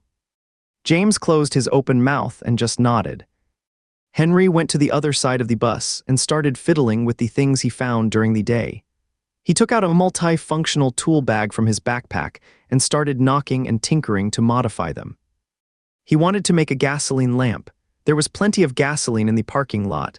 All he needed to do was modify this small iron box in his hand. Henry was very focused when doing things. He used pliers to grip the edge of the iron box and slowly twisted it outwards to the shape he wanted. As his hands kept working, the sound of splashing water filled his ears. James was taking a bath. "Wait. Why does the sound of water seem so close?" Henry turned his head and saw James standing naked right behind him. The wash basin was placed beside him. His whole body was covered in foam, and he was rubbing his belly with his hands. "What are you doing here?" Henry asked in shock. "Did not I tell you to wash behind the bus?" James wiped the foam that was blocking his eyes. Well, there is no one behind the bus." "That is exactly why you should bathe there, to avoid being seen." James murmured softly, "Master, let me stay here. It is getting dark soon. I do not want to be there alone." His entire face was covered in foam, with only a pair of big, jet-black eyes showing, full of pleading. Henry took a deep breath, tilted his head and thought for a moment. "Come on, I will accompany you to take a bath behind the car." He picked up James' wash basin, and James happily followed behind, his bare feet slapping on the ground. "Stand on the stone slab," Henry commanded. "Wash the dirt off your feet too." James obediently rinsed his feet and then continued with his bath. Henry wanted to go get the iron box and tools to carry on, but as soon as he took one step, James cried out in panic from behind, "Master." "Keep washing, I will be right back," Henry said gruffly. This time he got on the bus, put the blanket over his shoulders, picked up the tools and the iron box, walked in front of James, turned his back, leaned slightly against the front of a small car nearby, and continued to lower his head to work on the gas lamp. "Master, what are you doing?" James asked curiously as he rubbed his hair. Henry grunted non-committedly. James did not mind and continued, "There are so many bubbles." "Wow, I cannot even find my fingers." Henry clamped a wire and blew on it gently. "Mhm." Sensing Henry's perfunctoriness, James rolled his eyes and said slyly, James is so amazing, Master likes him so much. This time, Henry did not say anything. Master, why do not you say hum? Henry, why are the clouds in the sky red? James, not giving up, slipped in another self-serving comment. James is really amazing. He can even do magic spells. Master will definitely not throw him away and will always keep him by his side. Henry fell silent again. After taking a bath, it was completely dark outside. James wrapped himself in the woolen blanket Henry threw over and groped his way forward in the bus like a little blind person. There was a soft click, and then light filled the bus, illuminating everything brightly. "Ha!" James exclaimed, looking at the homemade lantern in Henry's hand, both surprised and impressed. "Master, you are amazing. How can you be so awesome?" He had seen Henry fiddling with that small metal box just now, but never expected it to turn into a lamp. Henry hung the lantern on the bus handrail and quite uncharacteristically cracked a joke. "Because I recited a magic spell, Awu Bongeye." James burst out laughing. No, it is Awubanga Adeasaye." Henry rummaged through his backpack, took out a new pair of underwear and a new t-shirt, and threw them to James. "Put them on quickly." James slowly put on his underwear and t-shirt, then lay prone on the seat, watching Henry continue to make other things while chatting casually. "Master, when will Mr. and Mrs. come to pick us up?" "Soon." "How soon is soon?" "Soon is just soon." Gradually, James' voice faded, and a steady breathing sound filled the air. Seeing that James had fallen asleep, Henry finally put down his tools, took out his clothes from his backpack, and went around to the back of the bus to take a bath. In the April night, taking a bath outdoors did not make Henry feel cold at all. However, he did not think this was a good sign, and a faint sense of worry welled up in his heart. He just hoped that his father would send someone soon to pick him and James up. He did not realize that he had never considered whether his parents might be in danger. He was always certain that they were safe. Or rather, deep down, he resisted thinking about it and did not allow himself to have any doubts. After taking a bath, he washed the clothes they had changed out of, hung them on the front of the car nearby, and then went back to the bus to sleep. When he stepped onto this boundless expanse of ice and snow again, Henry felt no trace of panic. He knew clearly that he had fallen asleep and was back in a dream. In the distance was still that large cocoon, standing quietly in the wind and snow, still giving him a sense of familiar closeness. As he got closer, he noticed that the dark figure inside the large cocoon was a bit clearer, no longer a chaotic blur. Through the egg membrane-like shell, he could vaguely make out the figure's head and torso. He placed his hand on it again, feeling the rhythm that beat in unison with his own heart. Thump-a-thump. It was like a summons or a friendly greeting. In the following days, the two of them finished off the crab and then started rummaging through the ruins for food. The residential communities had already been searched many times by others, so they chose places that were easily overlooked. For example, office buildings that had not completely collapsed or half-remaining arcades. They could always find some food like instant noodles or potato chips to fill their stomachs. But as the temperature got hotter day by day, a lot of food had gone bad. The bodies buried under the rubble had also started to rot, and the air was constantly filled with an unremovable stench of decay. More and more people could not stand it anymore and chose to go to the resettlement sites set up by the Western Allied forces. When Henry and James went to the well to fetch water, the long queue that used to be there was gone, leaving only 2 or 3 people. When they went to the streets to look for food, they hardly encountered anyone else. The hovercrafts of the Western Allied forces were driving through the streets, and the loudspeaker kept repeating, "Present your identification." After passing the verification, you can enter the underground resettlement site. On the way back from fetching water that day, James put down the half basin of water in his hand, shielded his eyes with his hand, and looked up at the sky. The sun could not be seen in the sky, but it was a blinding white heat. A silver-white airplane flew in from the horizon. It was a small military aircraft. As it flew, it was sprinkling white powder, pouring down in large patches, covering the ruins and broken walls. Seeing that the powder was about to sprinkle over here, Henry dragged James to the half-broken eaves and covered his mouth and nose, shouting, "Close your eyes." The plane roared past. It was a while before the two of them opened their eyes. Over the entire city, there were still remnants of white powder floating, as if it had snowed slightly. The air was filled with a pungent smell. Cough, cough, what is this? James could not stop crying, and his nose was rubbed red. Henry's eyes were also red.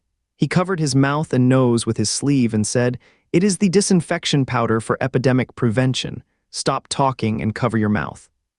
There was a layer of white dust floating in the water they would just fetched. They had to get water again. Fortunately, it was a hand pumped well, and there was no dust in the well water. In the afternoon, the temperature suddenly rose. Henry looked at his multi-function watch and saw that the temperature climbed 10 degrees within an hour at a visible rate. It was as hot as a steamer inside the bus. James stripped down to his underwear but still kept shouting that he was hot. His curly hair was wet and stuck together in strands, his face was red, and he lay on the seat, tossing and turning restlessly. "You will not feel so hot if you keep still," said Henry, sitting motionless.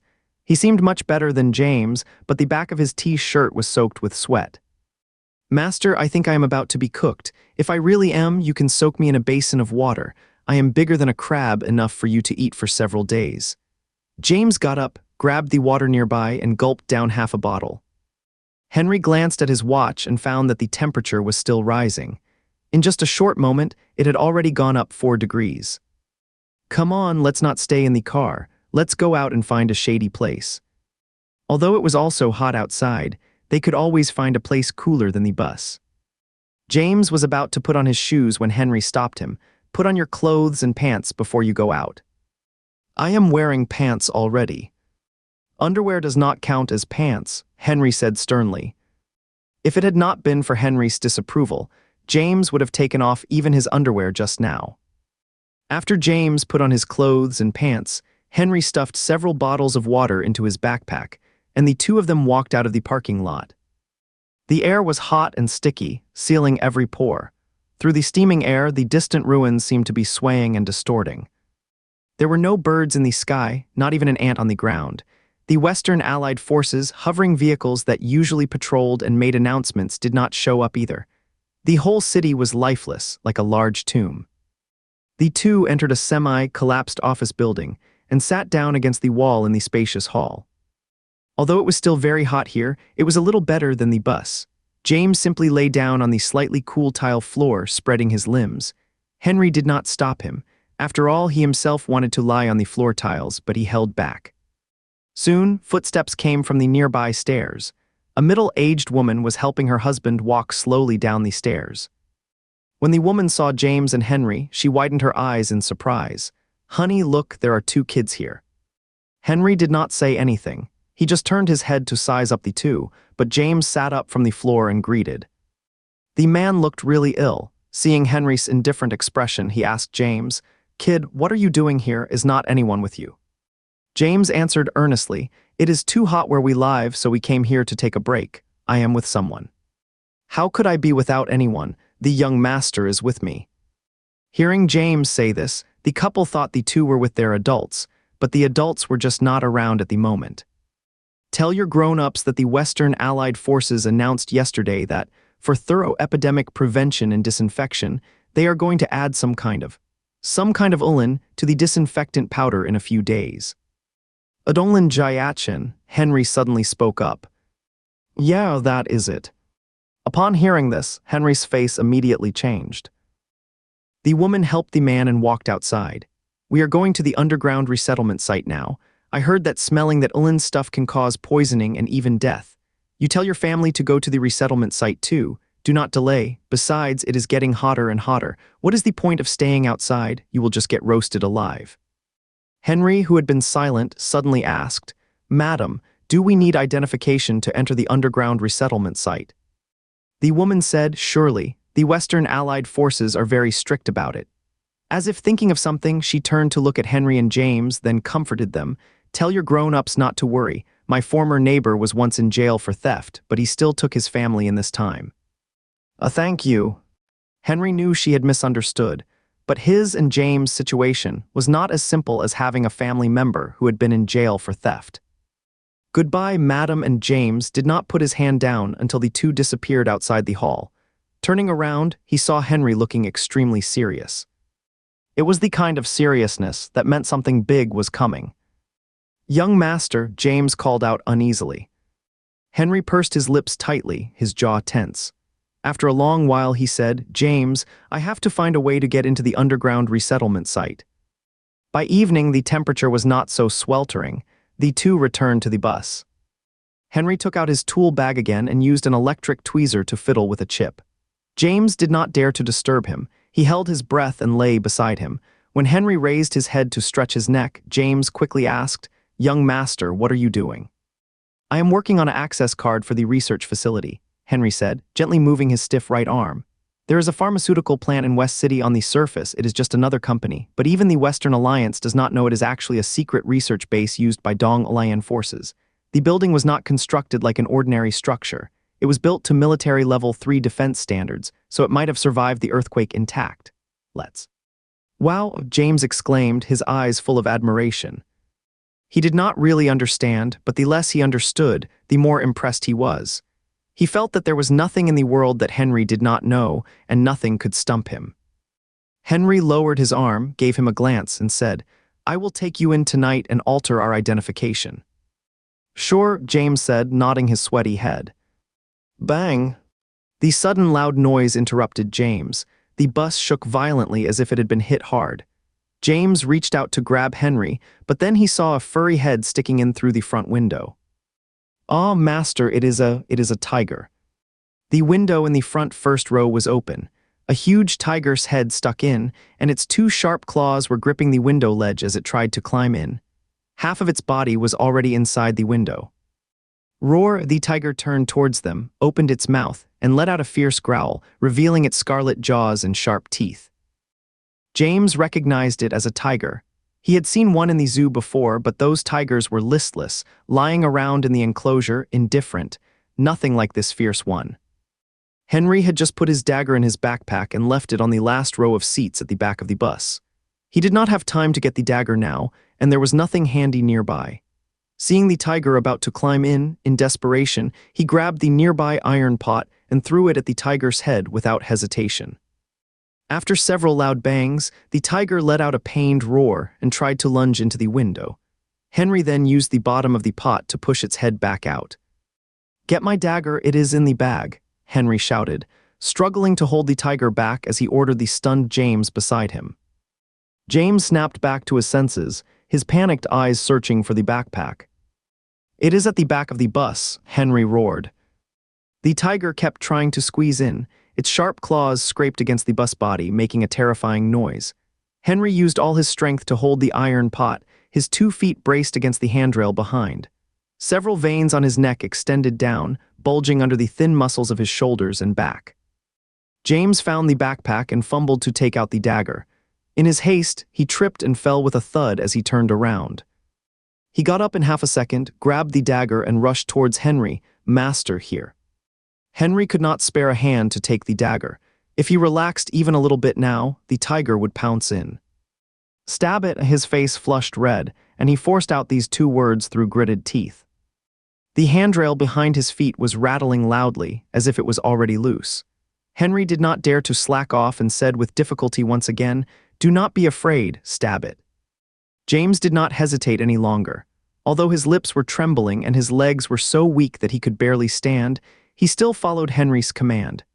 With a loud scream, he grasped the dagger with both hands and stabbed at one of the tiger's paws that was on the carriage. The tip of the dagger pierced into the tiger's paw, but he did not have much strength, so the stab was not deep. Instead, it roused the tiger's ferocity, and it lunged into the carriage even more furiously. "Keep going," Henry shouted as he held back the tiger. "Stab it harder."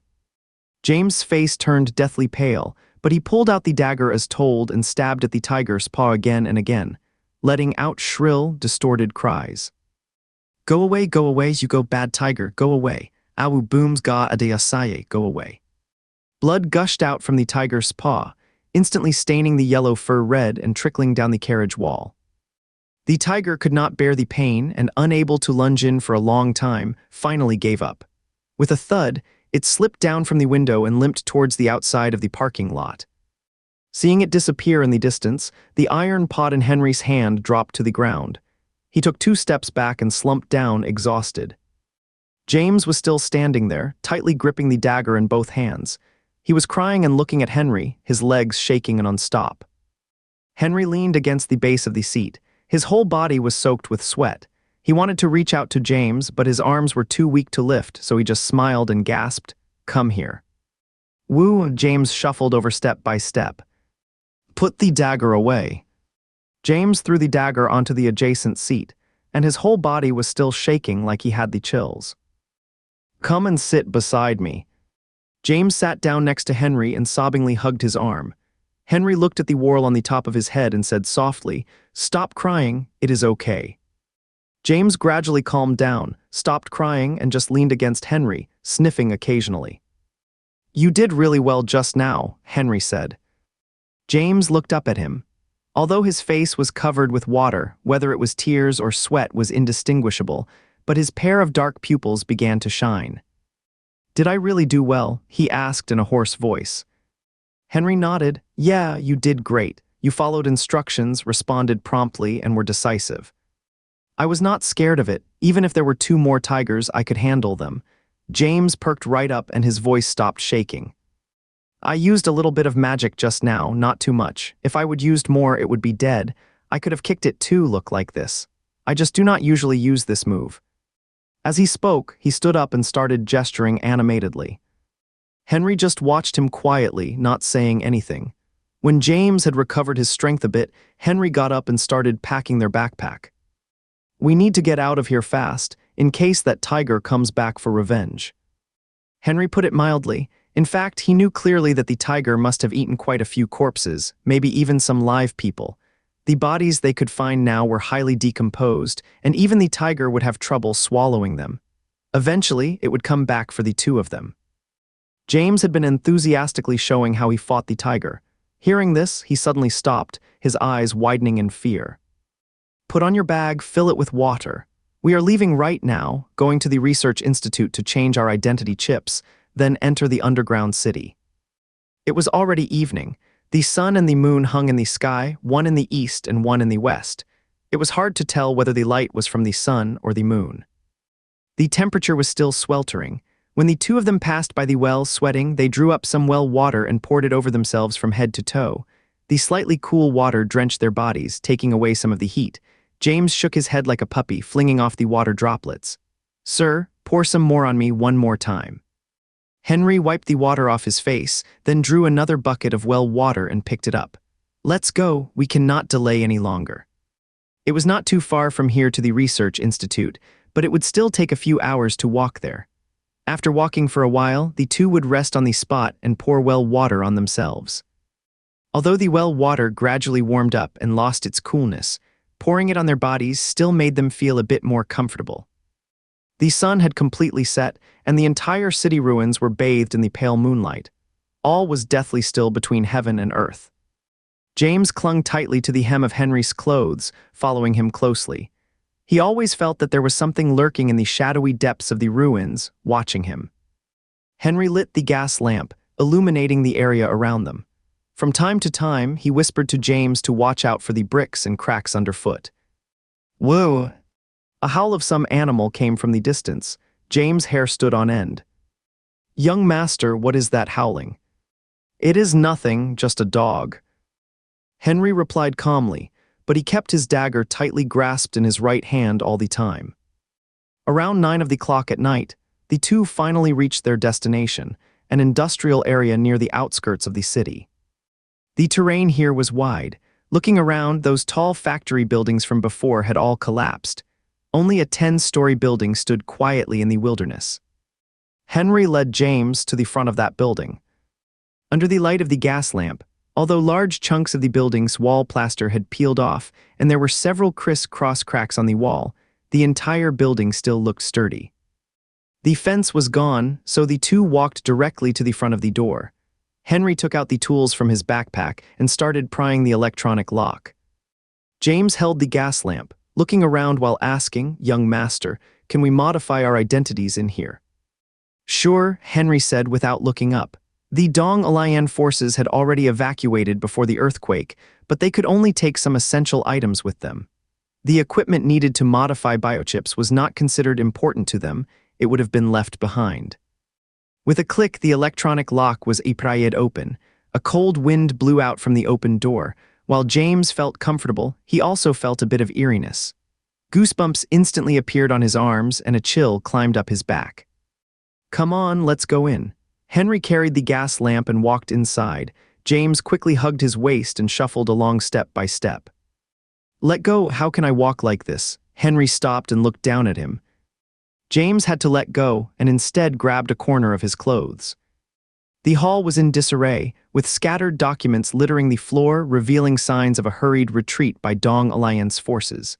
The elevator was not working, so they had to take the stairs. Luckily, there were only 10 floors, not too high. The lower floors were like an ordinary research institute, with rooms such as research labs and reagent preparation rooms.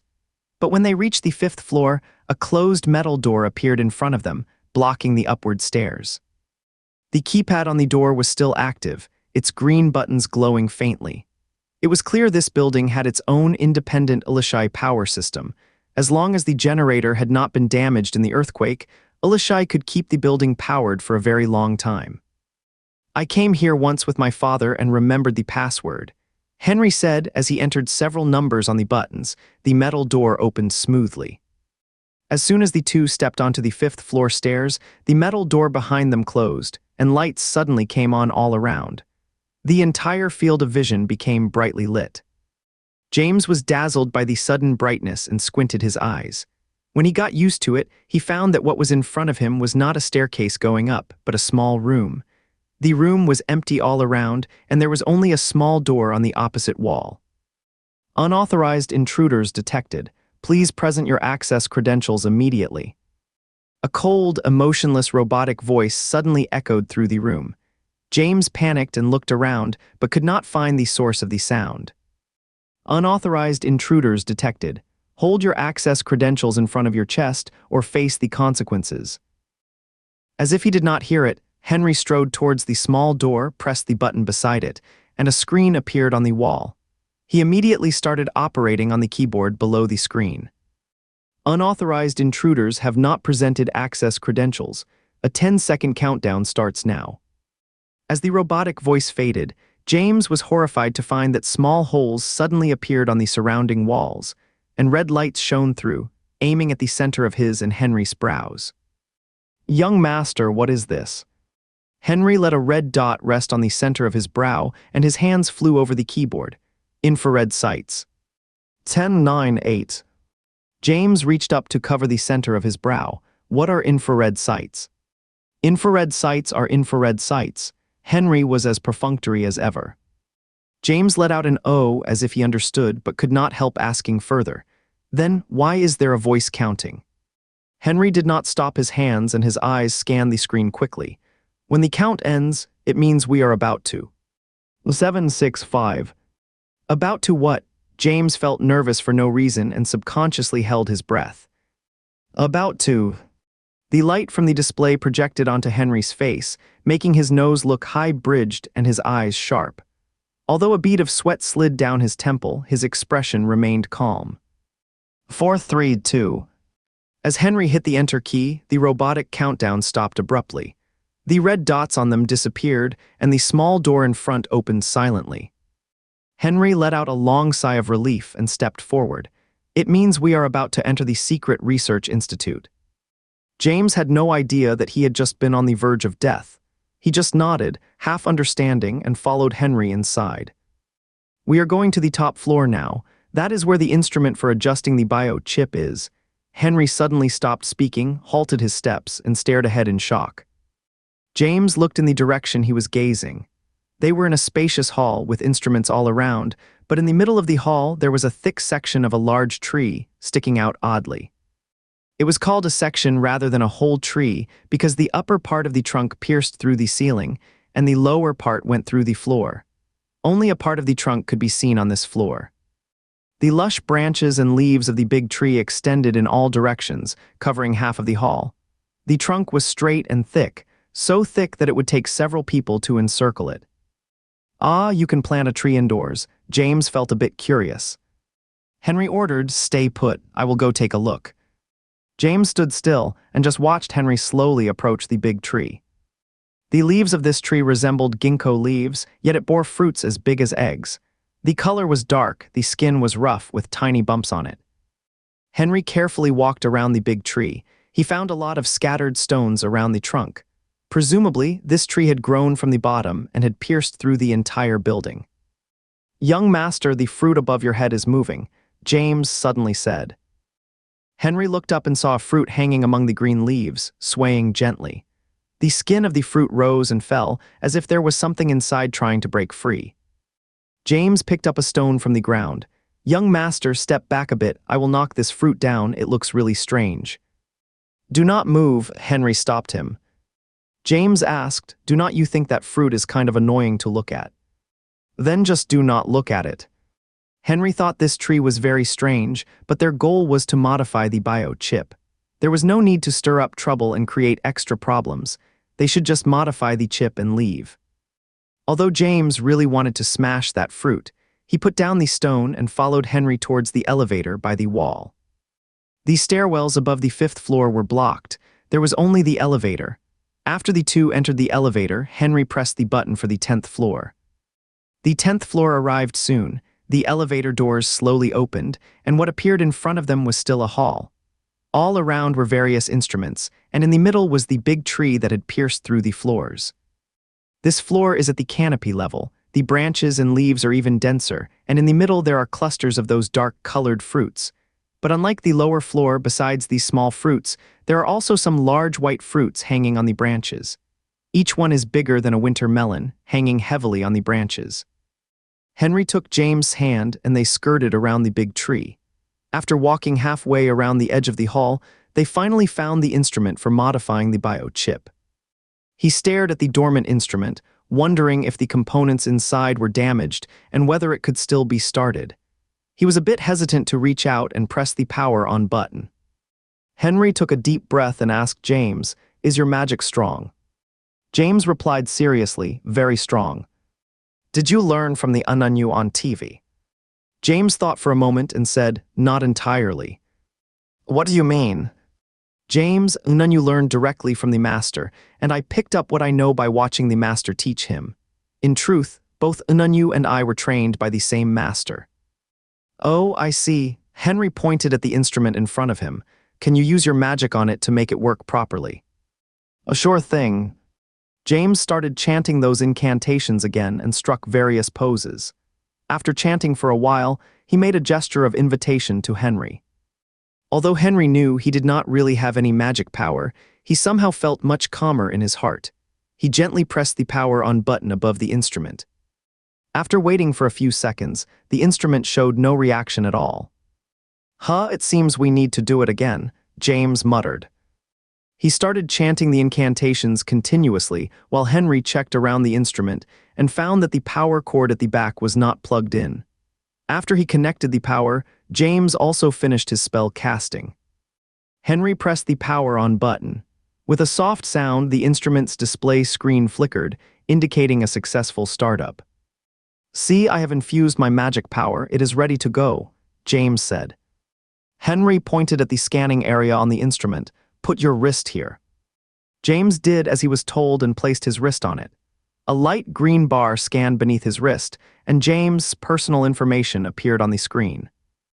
Henry deleted the name column and asked, "What new name do you want?"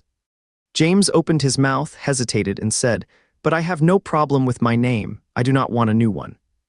It is just temporary, only appearing on your identity chip so that we can enter the underground city," Henry explained.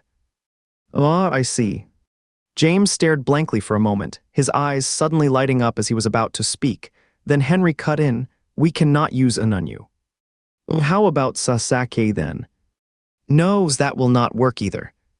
James felt a bit frustrated and said, "Well, whatever. You can pick any new name for me, as long as it is not something like Dark Wizard." Henry looked down at him and said, "How about Ezra?" "Annoying person," James widened his eyes in disbelief. "How can I be called that?" "It is different, it is not that annoying person. This name means a complex and beautiful crystal," Henry said calmly. His expression was as indifferent as usual with a blank look. James believed him completely. Thinking that a beautiful crystal was not bad, he nodded in agreement. Okay, then this name. Henry quickly typed in Ezra in the name field, then entered the home address and family members, and pressed confirm. After a beep, he let out a sigh of relief. All right, the data in your bio chip has been successfully modified. Annoying one, take your wrist away. Then he edited his own chip, changing Henry to Leo, adopting Ave's last name, and entering a made-up address and family details. Having finally completed the task of modifying the identity chip, he did not leave right away, but instead tried using the device's internal software to reach out to other Dong Olayan military personnel. However, the message could not be sent out. The communication still had not been restored. Henry stared at the screen in silence for a moment, then his hands moved quickly on the control panel. He entered a certain software and left a line of words in it. Father, it is Henry. I am still in Anhe City. If you see this message, please come get me as soon as possible. This was a simulation software that William made specifically for him last year when he was learning the military system operation course, to help him get familiar with the operation. Only he and his father knew the password. If the communication was re-established and his father opened that software in the system, he would be able to see his message. After doing all this, Henry turned off the device and said to James, who was waiting nearby, "Let's go." He was a bit down because of the message to his father, and James noticed it sensitively. As he led Henry towards the elevator, he kept stealing glances at Henry's face. "What are you staring at me for?" Henry asked, looking straight ahead and being careful to avoid the big tree in the middle of the hall. James hesitated and said, "I feel like you suddenly seem a bit unhappy." Henry pursed his lips. "Yeah, I do not like my new name." James asked cautiously, "What is your new name?" "Be a Fansai." "Well, actually, it is a pretty nice name," James comforted him. The tree had grown up to this floor. Since it was at the canopy level, the branches and leaves were particularly lush, and there were a lot of fruits hanging among them, packed densely like fish eggs in a fish's belly. James took one look and felt goosebumps all over his body. Just as he was about to look away, he saw the fruits moving. There was no wind in the hall, but the fruits huddled together were trembling. Their rough skins kept rising and falling, and some had already split open, revealing the wriggling black things inside. "Young master, hurry up." Henry clearly noticed the abnormality of these fruits too. He grabbed James and rushed towards the elevator. Crack! A clear cracking sound rang out. James turned his head and just saw a fruit fall to the ground and break in half. A fist-sized bug crawled out of it. The bug was like a huge beetle, pitch black all over. Its 6 legs were bent, covered with fine needle-like barbs. The antennae near its mouth kept quivering, and its 2 pea-sized crystal-like eyes stared fixedly at James, and a hissing sound came from its mouthparts. James was still stunned when the bug rushed towards him. It flapped the wings on its back, revealing the red and black patterns under its abdomen and the sharp teeth with mucus in its mouthparts. The moment the bug approached, James reflexively raised his hand to swat it, but was pulled back a few steps by a strong force. Henry yanked James back with his left hand and brandished a dagger with his right. A swift gust of cold wind swept by, and the bug was sliced in half mid-air, dropping to the ground. But even though the bug was split, the segments at its rear end kept twitching, and the eyeballs on its front end were still glaring at the 2 of them. It flapped its wings, trying to take off again. With a dull thud, a small metal box dropped from the sky, hitting the bug's head hard. Dark green sap splattered out from under the box. James gasped to Henry, "Do not worry, I have squashed it." The bug's head was smashed to bits, but the segments at the tail end were still wriggling towards them. Henry wrinkled his nose in disgust, reached for a metal rod nearby, and tried to push it away. But as soon as the metal rod touched it, the few segments grabbed it, pulled it in, and squeezed etigter and etigter. The segments actually dug deep into the rod. James was still in shock when he heard a crackling sound. The fruits on the tree rained down, splitting in half when they hit the ground, and beetles crawled out with a rustling noise. In just a few seconds, the ground was covered with beetles and broken fruit shells, and the fruits on the branches were still falling. James was stunned by this scene. Every hair on his body stood on end. Henry saw this and immediately dragged James forward, dashing into the elevator. The bugs started flapping their wings, buzzing like small planes, and hurtling towards them. "Hurry, close the door," James shouted in panic. The elevator door closed, and only the sound of thuds was heard. Small bumps were knocked out on the hard metal door. Henry pressed the number 5, and the elevator started going down, but less than half a second later, it suddenly stopped. "What is going on?" James asked.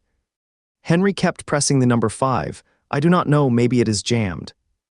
The bugs were still slamming into the elevator door crazily. The metal door made dull sounds, bulging with small bumps, and the elevator car started shaking, creaking. James turned to look around, hoping to find a way out. But when his eyes landed on the left wall of the elevator car, he suddenly froze. On the smooth, mirror-like metal wall, the scene inside the car was clearly reflected. Several thin snakes were sticking out from the ventilation holes on the top of the car, hanging in the air, their heads slightly raised, aiming at the two of them. James spun around abruptly. Snakes. As soon as he said that, one thin snake lunged out, coiled around his waist, and hoisted him into the air. Another snake raised its head and lunged at him. At this moment, Henry swung his arm and drew out a dagger. The thin snake lunging at James was instantly cut in two, and a few droplets of black liquid splattered out. The snake segments fell to the ground and turned into two pieces of dark gray vine, with green leaves hanging on them. "Young master," James kicked his legs and struggled in the air. Henry continued to wave the dagger, its blade sharp. He stabbed at the vine that was coiling around James. The vine quickly retracted, and James fell to the ground with a thud. He was thoroughly disoriented by the fall but did not care about the pain. He quickly got up. There were already several severed vines on the ground. Henry did not notice that another vine had hung down behind him and was silently coiling around his waist. James suddenly jumped up, grabbed the vine, and let his body drop, trying to pull it down with all his might. The vine was pulled straight, wriggling and struggling in mid-air, and it banged him against the elevator car wall again and again. After a few loud bangs, James was dazed from the impacts, but he never let go. Henry finally had a chance to spare. He chopped the vine in half at the middle and caught James as he fell. There were several segments of black vine scattered on the ground, looking like charred wood after burning. The vine on the top with its branches cut off did not dare to attack anymore. It clung tightly to the elevator ceiling, like a venomous snake waiting for an opportunity. Dings-dong. Since the elevator had not descended for a long time, it made a sound indicating that it was about to open. The beetles were still ramming the elevator door, and the car was shaking and unstop. Henry quickly grabbed the fire extinguisher hanging nearby, forcefully pulled out the safety pin and the pull ring, and pressed the handle. The elevator door slowly opened. As swarms of beetles rushed in, the fire-extinguishing foam gushed out with a strong force, spraying the beetles several meters away. "Follow me." Before the vine above could attack, Henry gave a loud shout, grabbed the fire extinguisher, and rushed out. James quickly followed. In the hall, apart from the elevator, the only way out was through the window. Henry sprayed the beetles with the fire extinguisher as he moved towards the window. This type of fire extinguisher was not for civilian use. Its force was really powerful, pushing all the beetles to the opposite wall. They piled up half a meter high, wriggling in a dark mass that made one's scalp tingle. The big tree in the middle of the hall was also being constantly washed. Leaves were falling one after another, and small branches were making cracking sounds. Those big white fruits, which looked like winter melons, were also teetering. Finally, one of them dropped and split into two on the ground. Henry's heart tightened. He was afraid that big bugs would fly out of the big fruit. That would be even harder to deal with. But there were no bugs inside the big white fruit. Instead, it was a curled-up human corpse. The corpse was still dressed, shriveled as if all its flesh and blood had been sucked out, leaving only wrinkled skin wrapped around dried-up bones. James also saw this scene. His face went pale and he shrank behind Henry. "Master, there is a human growing on the tree." "It is not that a human grew there. The tree ate someone." "What a man-eating tree."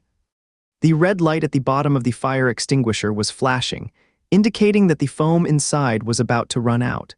The vines from the elevator direction were spreading wildly, already stretching out of the elevator and slithering towards them like snakes. Henry leaned against the window.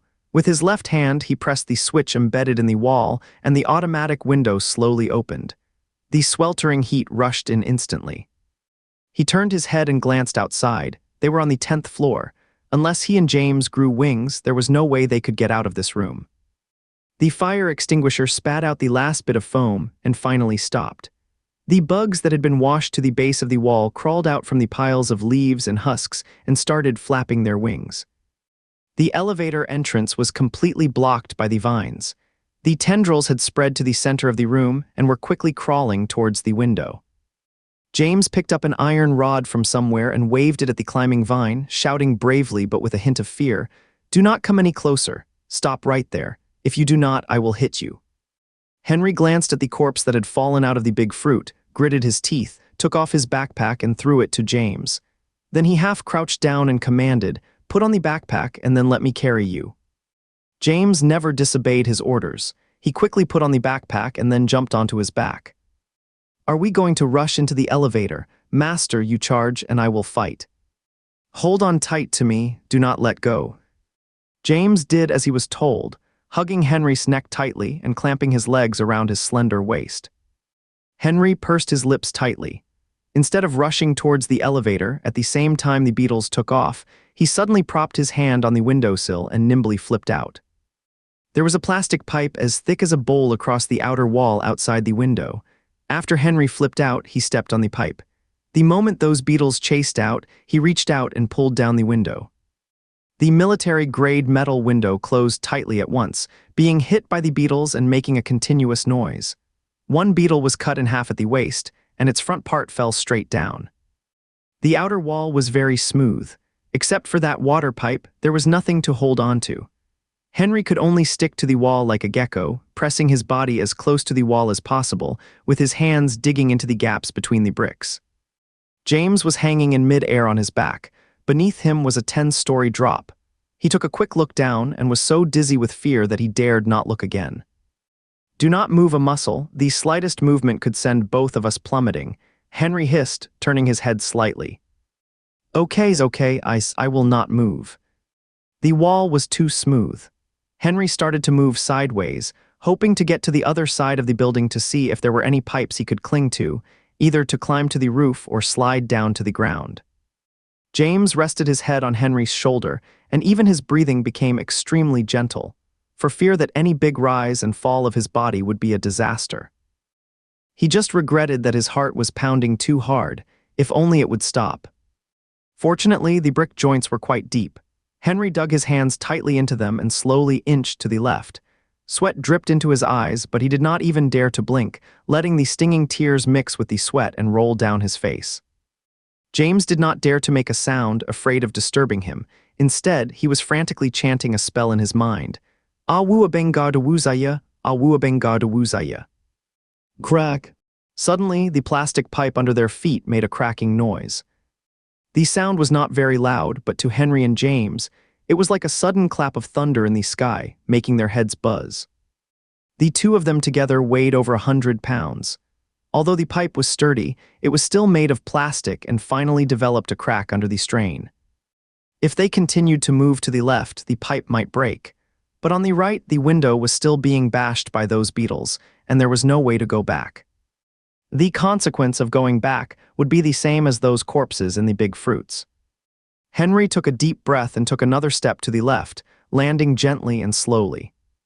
As the center of gravity shifted to the front foot, both of them held their breath. 1 second, 2 seconds. The pipe did not make any strange noises. Phew! The two of them exhaled a long breath simultaneously. But at that moment, without any warning, the pipe snapped in the middle with a pop. Henry's feet lost their support, and he, with James on his back, plummeted straight down. In that instant, his mind went blank. All he could see was the smooth wall flashing by at high speed. His ears were filled with the howling wind, and his blood was surging like a fierce tide. He instinctively reached out to grab the wall, trying to hold onto something, but only grasped a handful of air. James, with his eyes closed, let out a loud shout in the intense feeling of weightlessness. "Awuboomga." As the ground got closer and closer, Henry was seized by despair and fear. In just 1 second, it seemed like he remembered a lot. The faces of his father and mother flashed before his eyes, yet it also felt like he was not thinking of anything at all, only hearing James' voice, which had changed pitch, making those "ow" sounds. At that moment, every muscle in his body tensed up, his adrenaline secretion reached its peak, and it was as if something suddenly exploded inside his body. With a loud boom, a large expanse of dazzling white light appeared before his eyes. In that instant, Henry had only one thought. He had already hit the ground. However, the next moment, he skimmed across the ground horizontally. He neither felt the pain of hitting the ground nor lost consciousness. It seemed that before he hit the ground, he was caught mid-air by something. Henry stiffly rolled his eyes, watching the broken walls and ruins on both sides quickly receding. Then his gaze slowly moved down, landing on a huge black head in front of him. The smooth fur on its body, the long mane on its head, the erect ears. Henry realized that at this moment, he was being carried by some kind of large beast, running forward at full speed. It was this fierce beast that had caught him before he hit the ground.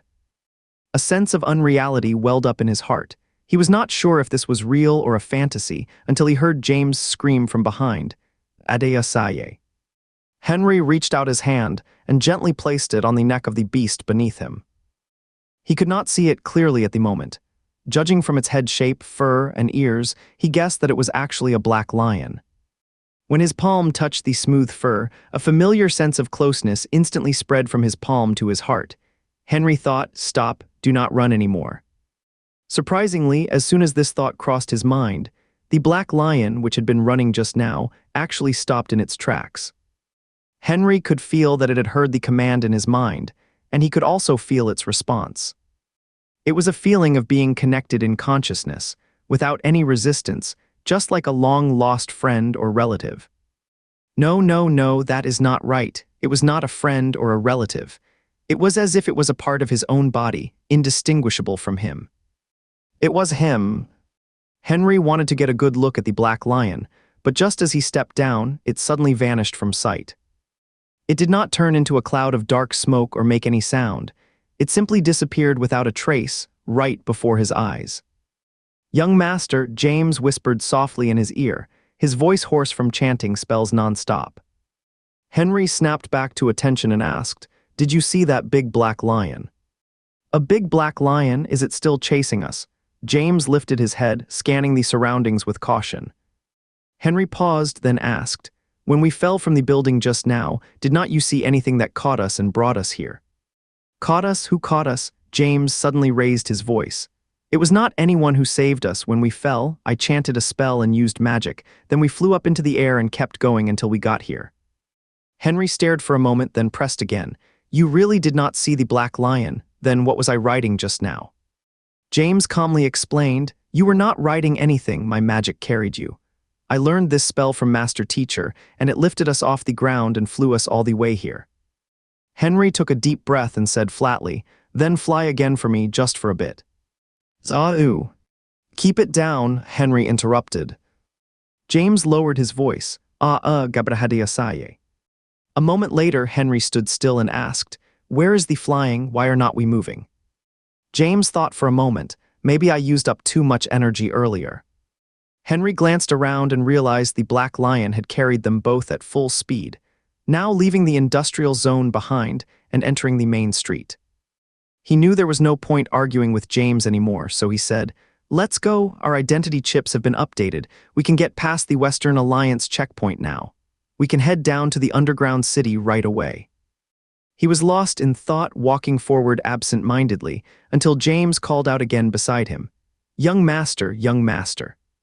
Henry snapped back to attention, impatiently asking, "What is it?" James' voice softened. "Nothing much, I was just wondering if I could walk on my own now. I do not want you to get worn out." Henry only then realized he would been carrying James, so he gently set him down and took the backpack onto his own shoulders. "You really did not see it." "I already told you it was my magic." "Never mind, I will not ask." The underground shelter entrance for the Western Alliance is on the opposite side of the city, built back when the Dong Alayan forces were still present, with both sides working together. Back then, both armies nominally followed orders from the Grand Administrator of the United States, and a group of scholars proposed a theory about an impending apocalypse, which caught the attention of the leadership. As a result, the Grand Administrator designated several major cities to construct underground shelters for emergency refuge. Anhe City was one of those selected cities. Now that the Dong Alayan forces have withdrawn from Anhe City, the Western Alliance has taken full control of the underground shelter. Henry had not paid much attention during its construction and only knew it had required a large budget, suggesting it was quite extensive in size. Walking from here to the shelter would take several hours, and with the hot weather, they had no choice but to stop and rest after every short stretch to avoid overheating. The gas lamps were left behind in the research facility, so Henry switched on his flashlight. James followed closely beside him, stumbling unevenly as he kept talking. "Master, why did those trees have worms inside them at first? I have never seen moving vine like tendrils before.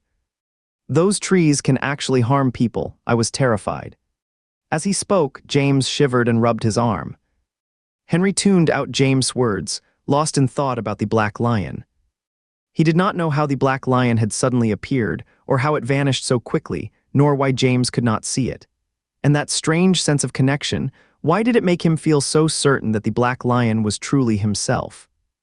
He recalled the words Asher had spoken that night on the beach, when he had been held suspended by a snake. "Can you see it? You and I are alike. You probably do not even realize it yet." Alone, does that mean they both can perceive this form, or do they share the ability to summon it? Henry tried calling out mentally to the Black Lion, whispering phrases like "come out" and "here you are," but there was no response. He experimented with every method he could think of, even said things like "ah, ooh," and "ahisaye," yet still felt nothing unusual. James' voice had been little more than background noise, a constant murmur, until they found a stone to sit on. Only then did Henry pull out his water bottle and finally quiet him down. James drank heavily, sweat dripping down his face, while Henry quietly began logging his body data on the wristwatch. "Today's temperature is normal, no intermittent fever. My explosive power continues to improve. I reached SJ within 20 seconds, and my quick strength has hit Ks." As Henry whispered, James leaned sideways, his ears perked up as he listened intently. "There's something strange," Henry paused, hesitating before continuing. "During the fall, a dark lion appeared." "You are still talking about that lion?" James snapped impatiently. "I told you it is my magic. Why do you keep bringing up the lion?" Henry ignored him and turned away. "I can feel that the appearance of that lion is connected to me." "There is no Black Lion, just me," James whispered, leaning close to the watch. "Others probably cannot see the Black Lion either, but I am certain it is not a hallucination. It is a real presence." James leaned so close his lips were nearly touching the watch. "Young master cannot see my power, but I am certain this is not a hallucination. It is a real presence." Henry clicked off the wrist recorder with a soft snap, then stood up without expression. "Let's go." Back before, people could still be seen now and then on the streets. Sometimes a young man riding a motorcycle blasting rock music while setting fires, or shadowy figures digging through ruins. At worst, a few odd ones standing by the roadside with signs covered in slogans, muttering incomprehensible words. But tonight, not a soul had appeared along the way. Anhe City was completely silent, only filled with an increasingly thick stench of decay. The stifling heat and the overwhelming stench finally silenced James, who closed his mouth without a word. With many buildings collapsed, they could simply climb over them, cutting straight through, saving time. It took just an hour before distant lights appeared high in the sky, shining like a bright morning star. The glow outlined the shapes of nearby structures, and only then did James realize they had arrived at the base of Heian Tower. "Master, are we almost there?" James tugged at his soaked shirt, which clung uncomfortably to his body. Henry replied, "Yes, just 2 more streets ahead, there is the entrance to the underground shelter." A sudden flash of light blazed behind them, flooding the ruins with brightness. A bright light suddenly flared behind them, illuminating the ruins with a sharp glow. James squinted from the sudden brightness and turned around at the same time as Henry. Without warning, a hovercar had parked behind them, and several figures stepped forward from the glare. The man at the front was tall and strong. In the light, his right arm gleamed with a cold metallic sheen. The moment James saw it, he remembered the name Oliver. "Master, master," he exclaimed nervously, reaching out to tug at Henry's sleeve to warn him. Henry remained calm and gently gripped his hand. "I know. Henry, I have been waiting so long." A hoarse voice echoed, and the group drew closer with Oliver leading the way. Several followers trailed behind him, including Asher. The moment Henry saw Asher, his first instinct was to look for the snake by her side, but it was not there. Oliver gave a faint smile, his tone relaxed. "I have been waiting here at the underground entrance for days. I was starting to wonder if something had happened to you, and I would have to go look elsewhere just in time, though, as it turns out." Henry tightened his grip on the backpack slung across his shoulder, feeling the shape of the password box through the fabric. Oliver did not miss the motion and slowly extended his mechanical arm. "I would rather not trouble a young one like you. Here's the deal. Hand over the password box, and I will let you pass into the underground city." Henry paused briefly before asking, "What if I refuse to give it up?" Oliver let out a slow smile, his mechanical arm brushing along his chin. "I guess I have no choice but to take advantage of a young one, but if you refuse, not only will you lose the password case, but you will also never get into the underground city again." Given how long Henry's been around him, he should know well enough what the smart move is. James stayed close to Henry, his brows knitted tightly as he glared with wide eyes. The moment Oliver finished speaking, he suddenly stepped forward and shouted, "Ah woo bang ga." "Quiet," Henry quickly cut in. Oliver finally noticed James, giving a slight twitch of his lips before raising a hand and pretending to fire. Bang. He clearly remembered the last time James had left the beach, firing shots at him with loud bangs. James did not back down, firing imaginary rounds with both hands in rapid succession. Bang, bang, bang, bang, bang. Oliver did not pay attention to James anymore, turning his focus back to Henry and asking, "Well, Henry, have you decided?" Though it was a question, he clearly was not waiting for an answer. He raised his mechanical arm and hooked a finger, signaling the two men behind him to move toward Henry. "Run," Henry said quietly, just loud enough for James and himself to hear, his eyes locked on the approaching guards. James had just finished miming gunfire, jamming his thumbs into the front pockets of his overalls. When he heard Henry's words, his expression flickered with surprise. But he had a deep-seated habit of obeying Henry's orders. Before his mind even caught up, his body reacted instantly, and he sprinted away toward the back. The two guards hesitated for a split second, then one charged after James while the other lunged at Henry. James felt he was running so fast, it was as if he were about to fly. In the midst of his sprint, a thought flashed through his mind. If he were still in kindergarten, he would definitely have won first place at the school's sports day and gotten a little brown bear plushie as a reward. He would hand the prize to young Master. If young Master refused it, he would just hide it in his backpack. James was running so fast that when someone grabbed his arm and lifted him up, his legs were still kicking wildly in the air. Then he felt a tight grip around his neck, with something hard pressing against his temple. He struggled to breathe, his throat feeling queasy, and could not even speak any words, so he fought desperately, trying to push away the arm around his neck. "Stay still, kid, move again and I will shoot you," a harsh voice came from above. James knew the difference between this weapon pressing against his head and the one he would been pretending with his fingers. Since his strongest magic would not work, he stopped struggling and stayed still. As he was being dragged back, Henry's opponent, one of Oliver's men, was circling a broken wall. Oliver and the others stood at a distance, smiling as if watching a cat play with a mouse, while some even whistled loudly in approval. At first, the man had just been teasing Henry, but after several rounds, he realized how quick and nimble the young man was, slippery as an eel, and slowly stopped playing around, now determined to catch him. Henry just wanted to get away and was not interested in fighting. He dodged the attacker while scanning his surroundings for an opening. Oliver and the others were far enough away that he might be able to make a run for it. Turning back behind the wall, Henry suddenly stopped. His pursuer could not react in time and was knocked off balance by a quick punch from Henry, sending blood streaming from his nose and leaving him dazed. Henry was about to dash toward the ruins on his left when a man's voice rang out ahead. "Hey, you mister. Afeng, stop right there, or I will shoot your little ally." Henry turned toward the sound and saw James held tightly from behind by a man, with a gun pressed against his head, eyes wide with fear as he stared back at him. His expression darkened instantly, and he froze in place.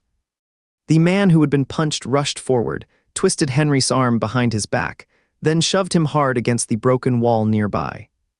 Henry hit the wall with a loud thud, letting out a low moan of pain. "Come on, run some more. You think you are some kind of rabbit." The man growled harshly, then kicked him in the shin. Henry kept quiet, but a flash of pain crossed his face. James, who had been still, suddenly started struggling again after seeing Henry get attacked.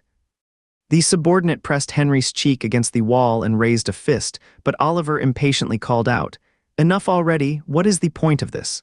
We have got more important things to do." "Fine, I will deal with you later." The subordinate did not dare disobey Oliver, and used one hand to yank at Henry's backpack while muttering angrily under his breath. Henry's face was pressed against the wall, and his eyes met James's. He made a motion of biting downward, signaling for James to lower his head and bite the arm around his neck. James stared at him without blinking, nodding slowly with great effort to show he understood. Henry slowly moved his restrained right hand downward toward the knife at his back. He planned to stab the man behind him while James bit down to free himself, then he would rush forward and pull James away.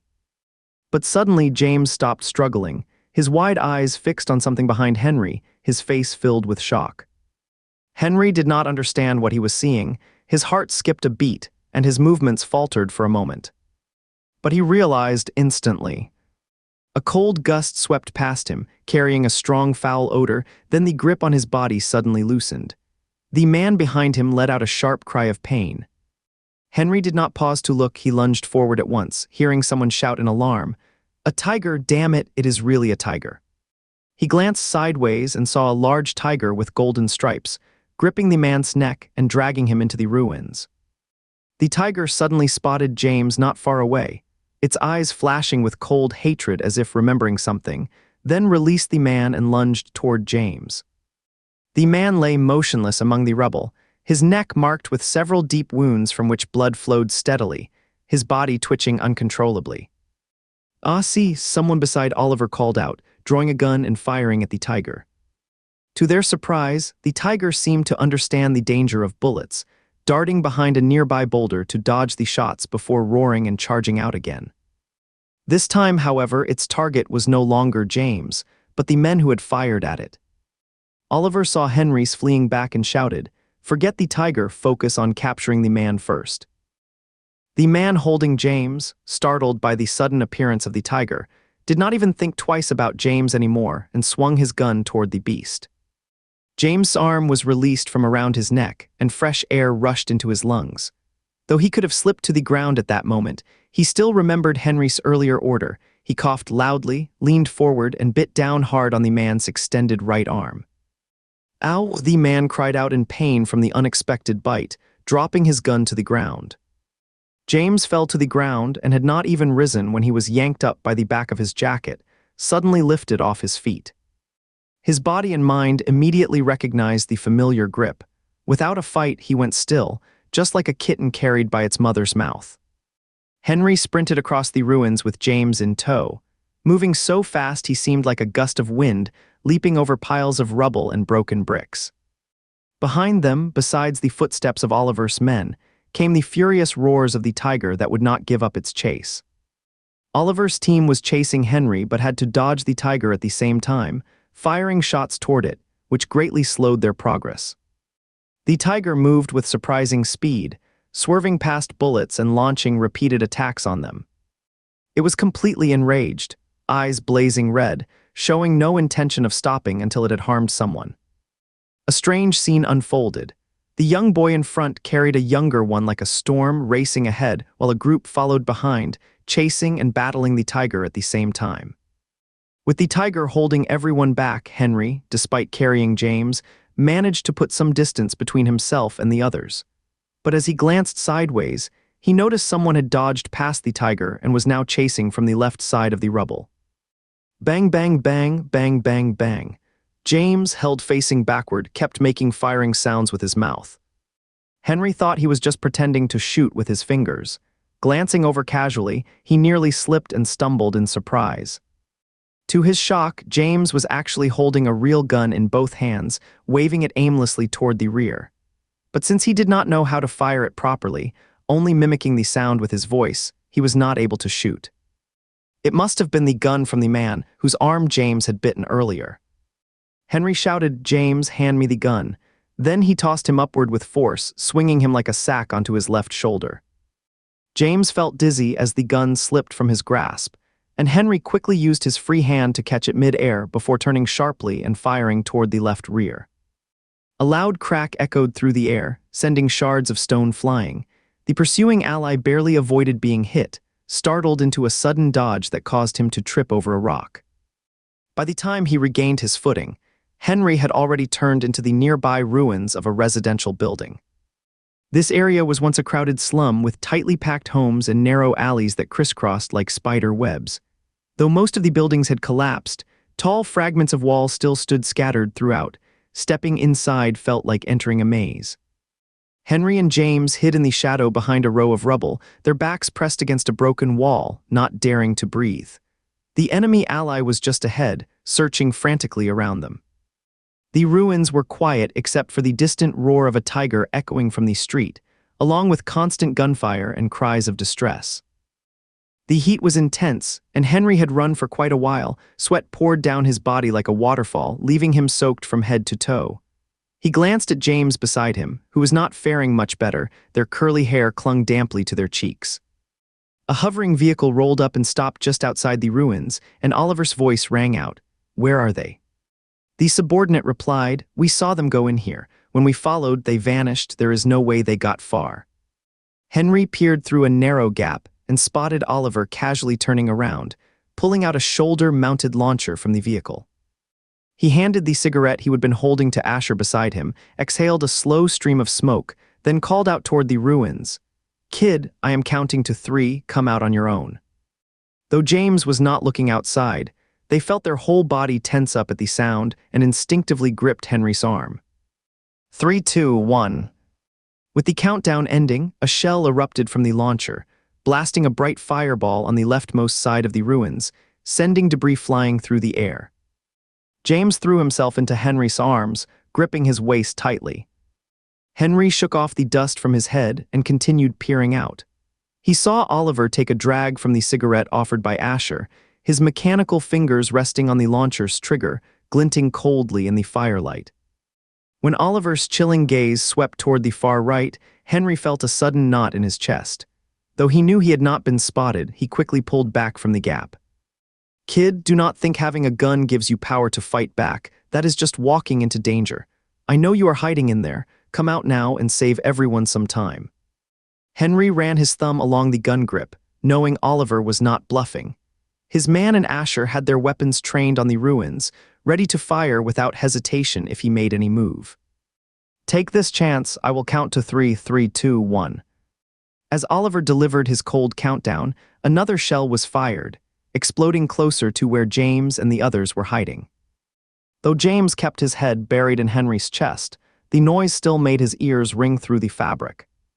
The explosion faded gradually, but gunfire and shouts echoed nearby. Oliver growled toward them, "Haven't you dealt with that tiger yet?" Along the row of ruins, only the far left, where James and his companion were hiding, remained untouched. Everywhere else burned fiercely, with 2 massive craters scattered across the ground.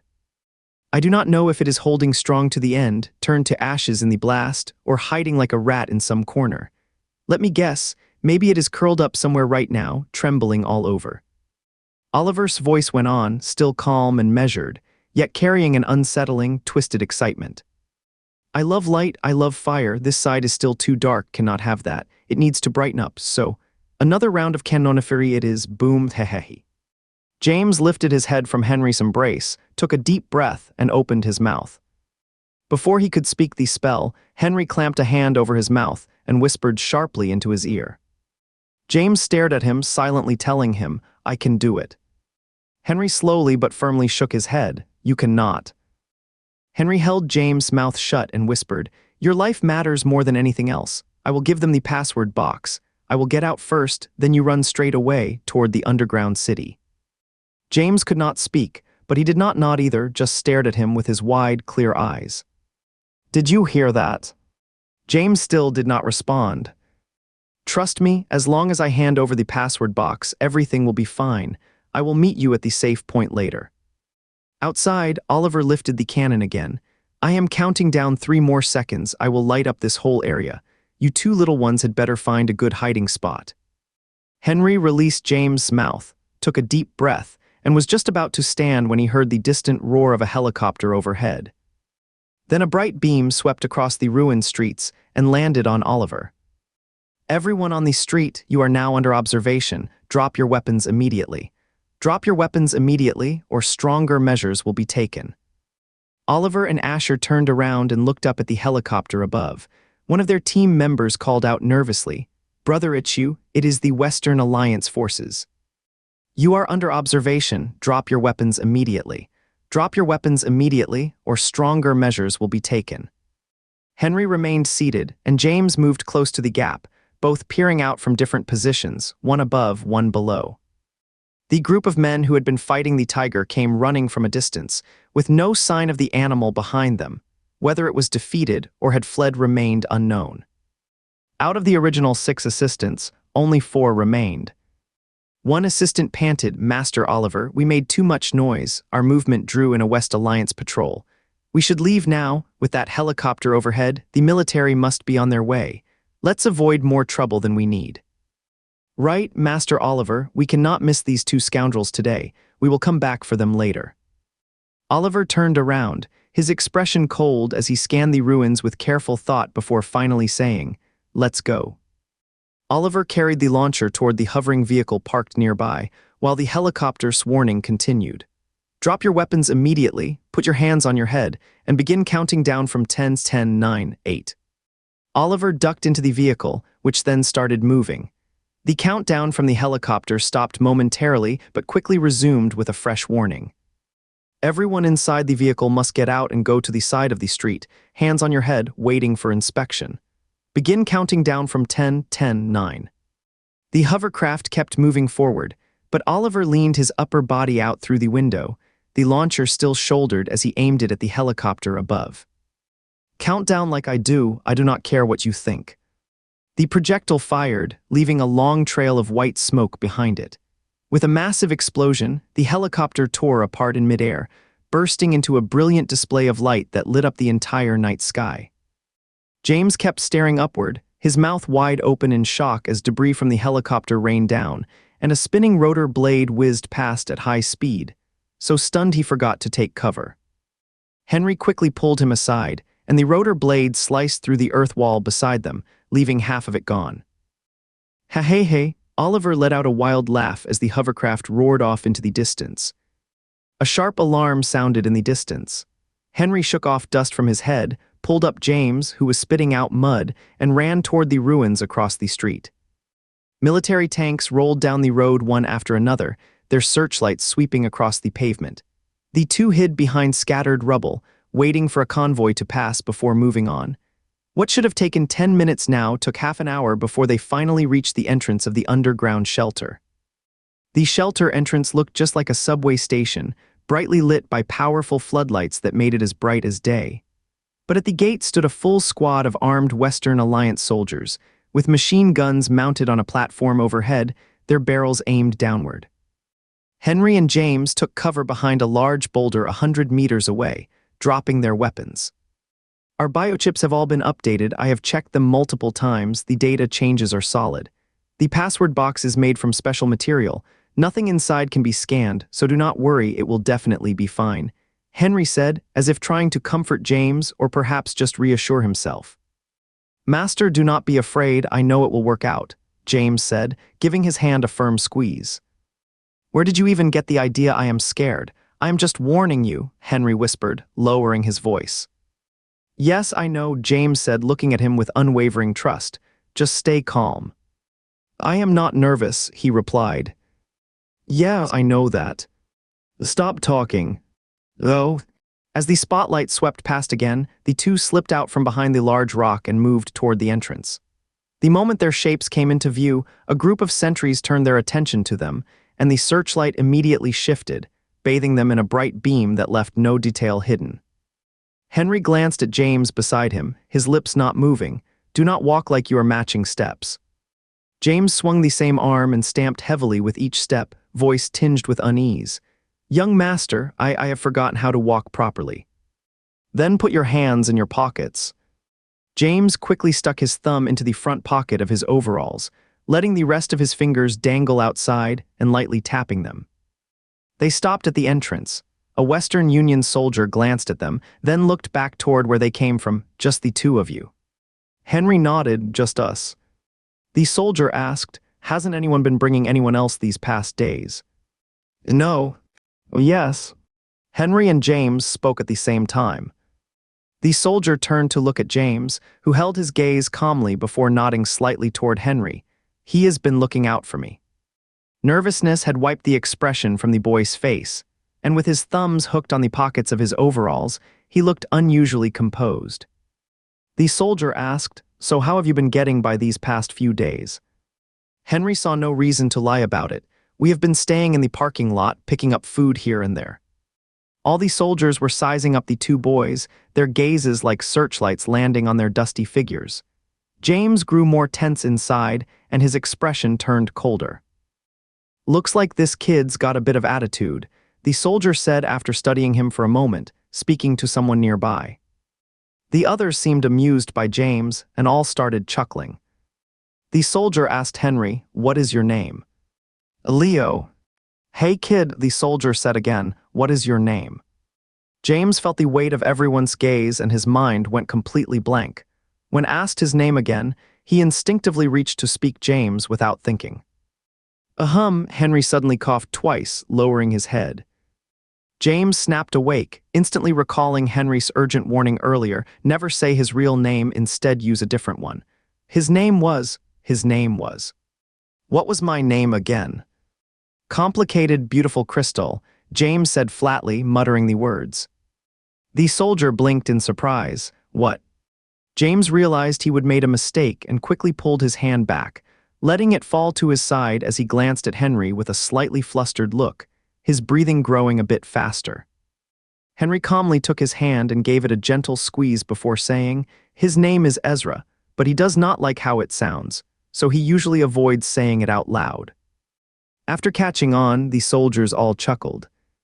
With Henry holding his hand, James felt a wave of relief, his expression softening noticeably. The soldier stepped aside to reveal the standing scanner. "Come on, place your wrists on it." They took turns placing their wrists on the device. Henry quickly glanced at the nearby screen. The personal details displayed matched exactly with the ones he had updated. Personal identification verified successfully. Following the instructions, both men stepped onto the adjacent hazardous materials scanner. The device scanned their entire bodies and emitted a mechanical alert. Prohibited items include firearms, ammunition, and substances of unknown composition. James stood close to Henry, watching the green line slowly move upward. When it reached Henry's chest, the area where his backpack was, James noticed the grip on his hand tighten. He gently squeezed one of Henry's fingers in return, mirroring how he had comforted himself earlier. Beep, inspection complete, no suspicious items detected. As the confirmation sound played, Henry exhaled slowly, then took James' hand and stepped down from the scanner. "Past the inspection, you are cleared to enter the underground shelter." The soldier wiped sweat from his brow. "Follow the corridor inside, take the downward transport to the reception area, nothing else to worry about." Henry thanked him and led James toward the entrance tunnel. His posture seemed calm, but only he knew how close his heart had come to racing out of his chest. The passage was not long and soon reached its end, revealing a large circular platform surrounded by iron bars on all sides, including the top, like a massive steel birdcage, with only a single door opening visible within. Henry guided James across the platform. James said nothing, his eyes quietly scanning the surroundings with curiosity. "Downward transport is about to depart. Please stand steady and stay safe." The mechanical voice came on automatically as the iron bars slowly closed. After a soft clang, James felt his feet shift slightly, followed by a sudden sensation of dropping. Outside the glass, steel supports rose rapidly upward, indicating that the platform was swiftly descending. The overhead light flickered erratically due to a loose connection, emitting a sizzling electrical hum. A chill swept over them as the heat vanished. Henry glanced at his wristwatch. The digital display read degrees and was still dropping. Clang! The transport unit made a loud thud and suddenly halted. James staggered as if about to fall, but Henry quickly reached out and grabbed him. "Young master, stay calm." A creaking sound came from beneath the platform, followed by a metallic clank a moment later. Then it continued descending. James carefully steadied himself and asked, "Is this an elevator?" Henry paused briefly. "It is probably not an elevator. It uses a purely mechanical system, which ensures the transport unit can still operate even without power." James gave a vague nod, as if half understanding. Beyond the iron bars were cold steel beams, followed by solid black walls. The limited view, combined with the feel of this metallic cage, created a strong sense of confinement. James felt a slight dizziness, and was about to look away when suddenly everything in front of him grew bright. The deep black wall blocking the view vanished, revealing a vast underground space behind the metal framework. The space was so immense that James felt small in comparison. Several spotlights shone down from the curved rock ceiling, illuminating three large oval-shaped buildings positioned side by side at the center. These were massive structures built of steel, each towering over 100 stories high with extensive area and an imposing presence. Rows of countless rooms lined their surfaces, many glowing with light, giving them the appearance of three enormous, luminous beehives. Each level encircled a long corridor, and on the left side, elevator platforms rose and fell, occasionally stopping at one floor to release several people. James pressed his face against the gaps in the iron bars, staring intently, then whispered, "Young master, is this the underground settlement?" Henry stared ahead as well, reflections of light dancing across his dark eyes, which shimmered with shifting hues. "Yes, this is the underground settlement. The three buildings you see here are known as the Hive." The transport pod continued descending until it finally reached the ground. After the two stepped off the circular platform, it creaked back up into the air. Next to the Hive was a small open area with a compact prefab hut, its front door marked with the words "Reception Center." The two entered the reception center, and a soldier sitting at the desk looked up. "How many people?" "Two. Age?" "He is 6, and I will be turning 13 soon," Henry said. The soldier finally glanced at him, muttering, 13 years old and already this tall, no age exaggeration, right?" "No." The soldier pulled out 2 cards and slid them across the table. "These are credit point cards, take good care of them. Once inside the underground shelter, old coins will not be valid anymore. All spending will come from these cards. Got it? Meaning no amount of cash is useful here, their value is all you have." Henry picked up the 2 cards and said, "Got it." The soldier pressed a button on the desk and spoke into the intercom. "Daniel, new arrivals, take them to your Ernest C sector shelter." "Yes," came the reply from the other end of the communicator. A thin, middle-aged man quickly stepped inside, not part of the Western Alliance, wearing a white undershirt stained with sweat, and immediately flashed a wide smile at the soldier. "Soldier, Daniel, these are 2 minors. Take them to the C sector you are responsible for." "No problem," Daniel quickly glanced at Henry and James, then said, "Come on, follow me to the C zone." Walking out onto the open area beside the reception center, Henry surveyed his surroundings. This was a square plaza with a base of dark black stone, scattered across with tall landing gear structures and industrial vehicles. In the center stood 3 beehive-like structures, surrounded by separate buildings. A track snaked forward into the distant rock wall, where several steam-powered small mine carts carried ore back and forth along the rails. "Those pipes over there are part of the settlement's drainage system. They can handle any amount of water and clear it out completely," Daniel explained, gesturing around. "That building ahead is the military headquarters and medical station, and next to our small house is the Ulishai power generator room." Henry knew the settlement's drainage system was highly effective. And he also understood that the location had been carefully chosen along the Ilishai mineral vein to ensure a constant supply of electricity. James looked up with curiosity. A number of bright floodlights hung from the high ceiling, shining like stars in the night sky and illuminating the entire underground settlement. "Kid, is it cool here?" Daniel asked James. James nodded, "Cool." Daniel said, "The whole underground settlement has temperature regulation, so it will not get too hot." James squeezed Henry's hand and whispered excitedly, "Young master, I really like this place." He was still young at heart, seeing everything around him as if it were a scene from a cartoon on TV, filled with wonder and curiosity. But Henry had been raised with military-style training, and William treated him like an adult, giving him maturity and composure far beyond his years. He knew that although the underground shelter looked promising, surviving here would not be easy at all. Daniel led the two of them through the entrance of the central hive-like structure and headed toward the left elevator. The elevator was basically a large metal plate surrounded by iron railings about waist high, slowly climbing upward along the wall with a creaking sound. Light filtered through the railings, casting patchy shadows across Henry's face. He glanced down at James, noticing his fingers picking at the railing, and gently pulled him back, whispering, "Do not touch anything." James quickly pulled his hand back. Daniel glanced at the credit card in Henry's hand and said, "Let me explain, each initial card comes with 400 credits. Even the cheapest meal costs 5 credits, so you will need to be careful with how you spend them. If you manage to stretch it until next month, you will receive another 400. The elevator came to a stop on the 65th floor. A wall ahead bore the label Zone C, beside which stretched a long corridor. Henry held James' hand and followed closely behind Daniel as they walked down the hallway. On the left side, a row of small rooms lined up, each only a few square meters in size. Some housed entire families, packed tightly inside, with the sound of a crying baby drifting out from within. "Daniels, you have got new arrivals again," someone called out loudly. Daniel gave a faint reply, his expression composed and distant, carrying an air of superiority. "Who left something in the hallway again? I said no items should be out here. If it does not fit inside, just pile it on your bed."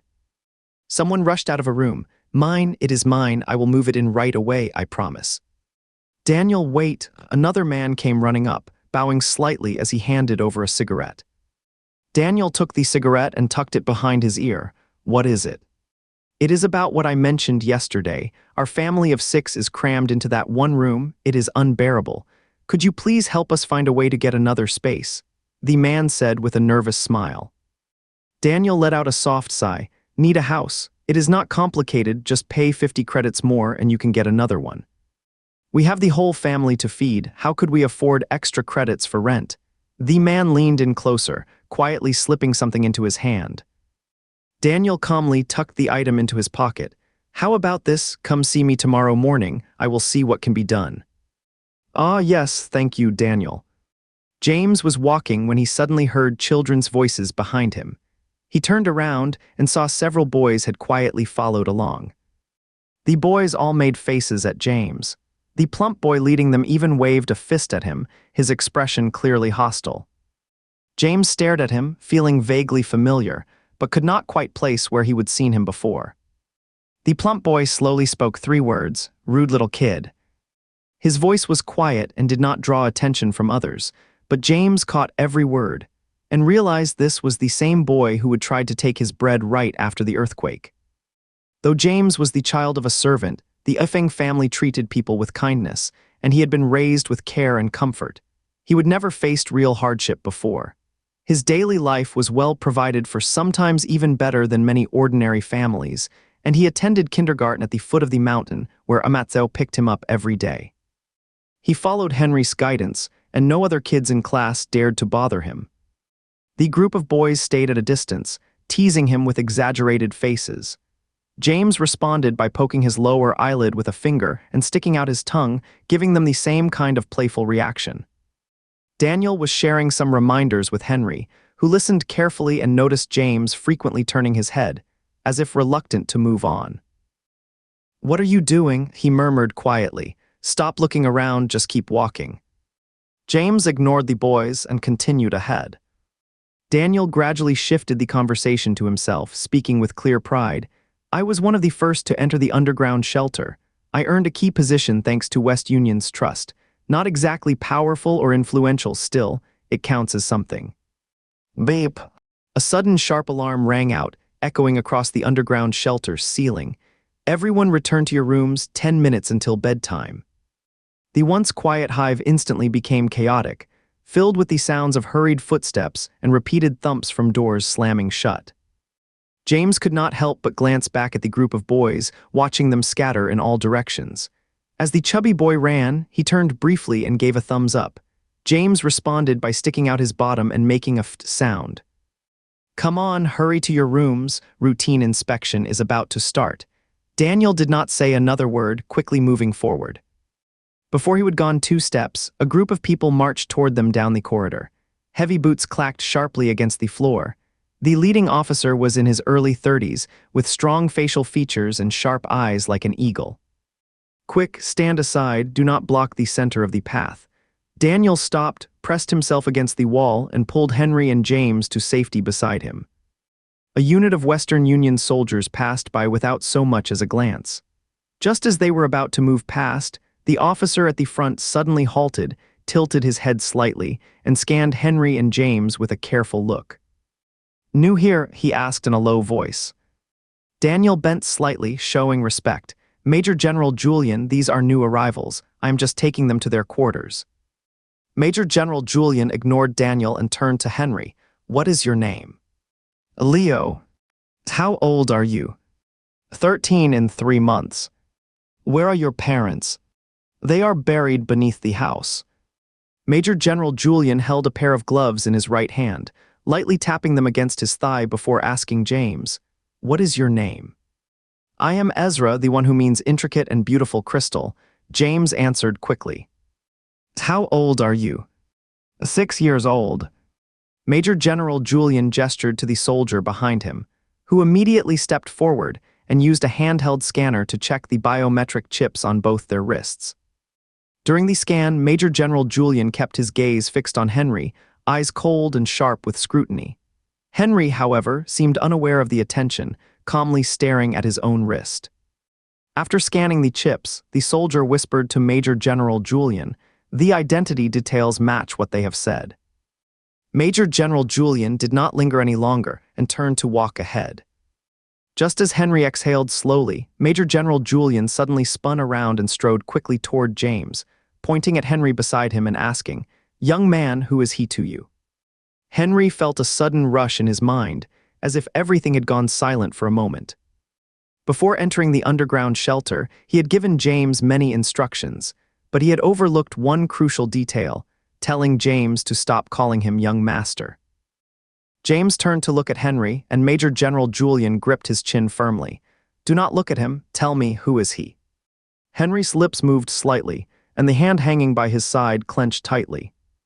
James locked eyes with Major General Julian, his voice trembling but clear as he said, Brother, he is a brother I met on the road. Brother? Major General Julian asked softly, a brother you met on the road. James stared at him in fear, then nodded slowly. Henry suddenly spoke up. I was ill not long ago. I met him on the street and he found some food and medicine for me. Once I got better, I decided to bring him along. Is that so? Major General Julian still held James, jaw firmly, not even glancing at Henry. James stiffly kept his head raised. Why, yes, yes. Then tell me all the details. I went to get medicine for my brother and I had to step over someone who was unconscious. I also found bread, but there was someone trying to take it from me. I did not let them, that person. I just saw them a moment ago. They are staying here too, and they even made a face at me. Though James spoke hesitantly, the overall meaning came through clearly. After a brief silence, Major General Julian released his jaw, slowly stood up straight, his gaze still icy, while reaching into his coat pocket. Henry's eyes widened sharply, his face turning pale in an instant, while his right hand subtly moved toward the back of his waist. But in the next moment, Major General Julian pulled out a lollipop from his pocket and held it out to James. Here. James took the lollipop mechanically without a word, standing there motionlessly. Major General Julian turned to Henry. Normally, Everyone must be back in their rooms by 11 at night. But since you have just arrived underground tonight, I will make an exception. Go ahead and take a shower first to clean yourselves. Do not bring ground-level germs down with you." Henry's hand returned to its original position, and he nodded. Only then did Major General Julian turn around and walk away with his soldiers toward the distance. Well then, let's continue, head on to your rooms. Daniel finally spoke up from where he would stayed pressed against the wall all along. "This is Major General Julian. He is the highest-ranking officer in charge of the entire underground shelter." James still held the lollipop in a daze, and Henry took it from him, peeling off the wrapper before placing it back in James' hand. "Let's go." Beep. Another long chime rang out, and the previous chaos of slamming doors and footsteps vanished completely. Everyone had already returned to their own rooms. The three reached the point where the straight corridor began to curve. Daniel stopped, pulled out a key card, and opened the door labeled. "This is your shared room," Daniel said without stepping inside, only reaching in to flip on the light switch. Henry was about to walk in when Daniel stopped him. "Be careful, the bed's right at the entrance." James leaned in too, taking a look at the room alongside Henry. The space inside was extremely small and cramped, reminding James of the storage closet under his family's staircase. The furnishings were simple, just a single bed and a low dresser. Plus, the room was triangular in shape, with a plastic curtain hanging at the narrow end, partially revealing a toilet behind it. The single bed had to be placed horizontally near the wider doorway. "This room is yours. It is not big, but you two are still young and would not need much space anyway. Besides, we are not rodents. We will not be staying down here forever. Once summer passes and the weather cools off, and once the Western Alliance clears up the surface, we will be moving back up." Daniel pointed toward the bed by the door. "Even though it blocks the entrance, you two can easily crawl over it. This kind of room is not suitable for older people. Only someone your age could manage." "All right." Henry did not mind the small size or the door being blocked. Just having a place to stay was more than enough for him right now. Daniel gave him a reassuring pat on the shoulder. "Good boy." Looking around to make sure no one was nearby, he lowered his voice. "I am giving you this room because I see how tough things are for both of you. Most kids in your situation end up sharing an 8-person dorm, squeezed together with others, paying 10 credit points each per month. Those big private rooms cost 50 a month, too expensive for most. Only families with dependents can afford them. This one's small, but it costs just 20 credits a month, same as the shared dorm." "Thanks, Uncle," Henry said. James chimed in brightly. "Thank you, Uncle. This month is free of charge. After that, rent will be due every month." Daniel handed the key to Henry. "You do not have any luggage at all. There are some basic supplies in the storage room, stuff dug out during the quake. Things the Western Coalition did not need anymore. They just left them there. Come with me and pick out what you will need." The two followed him over to the storage room to collect supplies. The so-called storage room was just a large room filled with a mix of random items, likely brought in by the Western Alliance from collapsed supermarkets.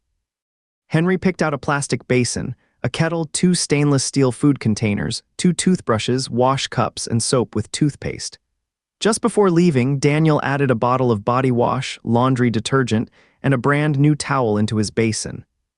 Though these items were not worth much under normal circumstances, the earthquake had destroyed the entire city, and it would take years to rebuild industry, so even an ordinary bar of soap would become increasingly valuable in time.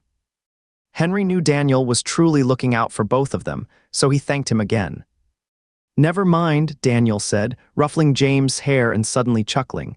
"My son has the same kind of natural curls. He looks great too." Leaving the storage room, Daniel continued giving instructions. "The bathhouse is straight ahead. Major General Julian just said you both need to shower first. Do you have clean clothes with you?" "Yes." "Wash your dirty clothes while you are at it and hang them by the bathhouse. There is a vent there, so they will dry quickly. After bathing, head straight back to your room. Do not wander around or you might get caught by patrols. Oh, and the water station is right next to the bathhouse. Remember to fill up your canteens." "Got it, thanks, Uncle." The two returned to room. Henry flipped over from the bed and was about to reach for James when he realized his friend had already crawled in from under the bed.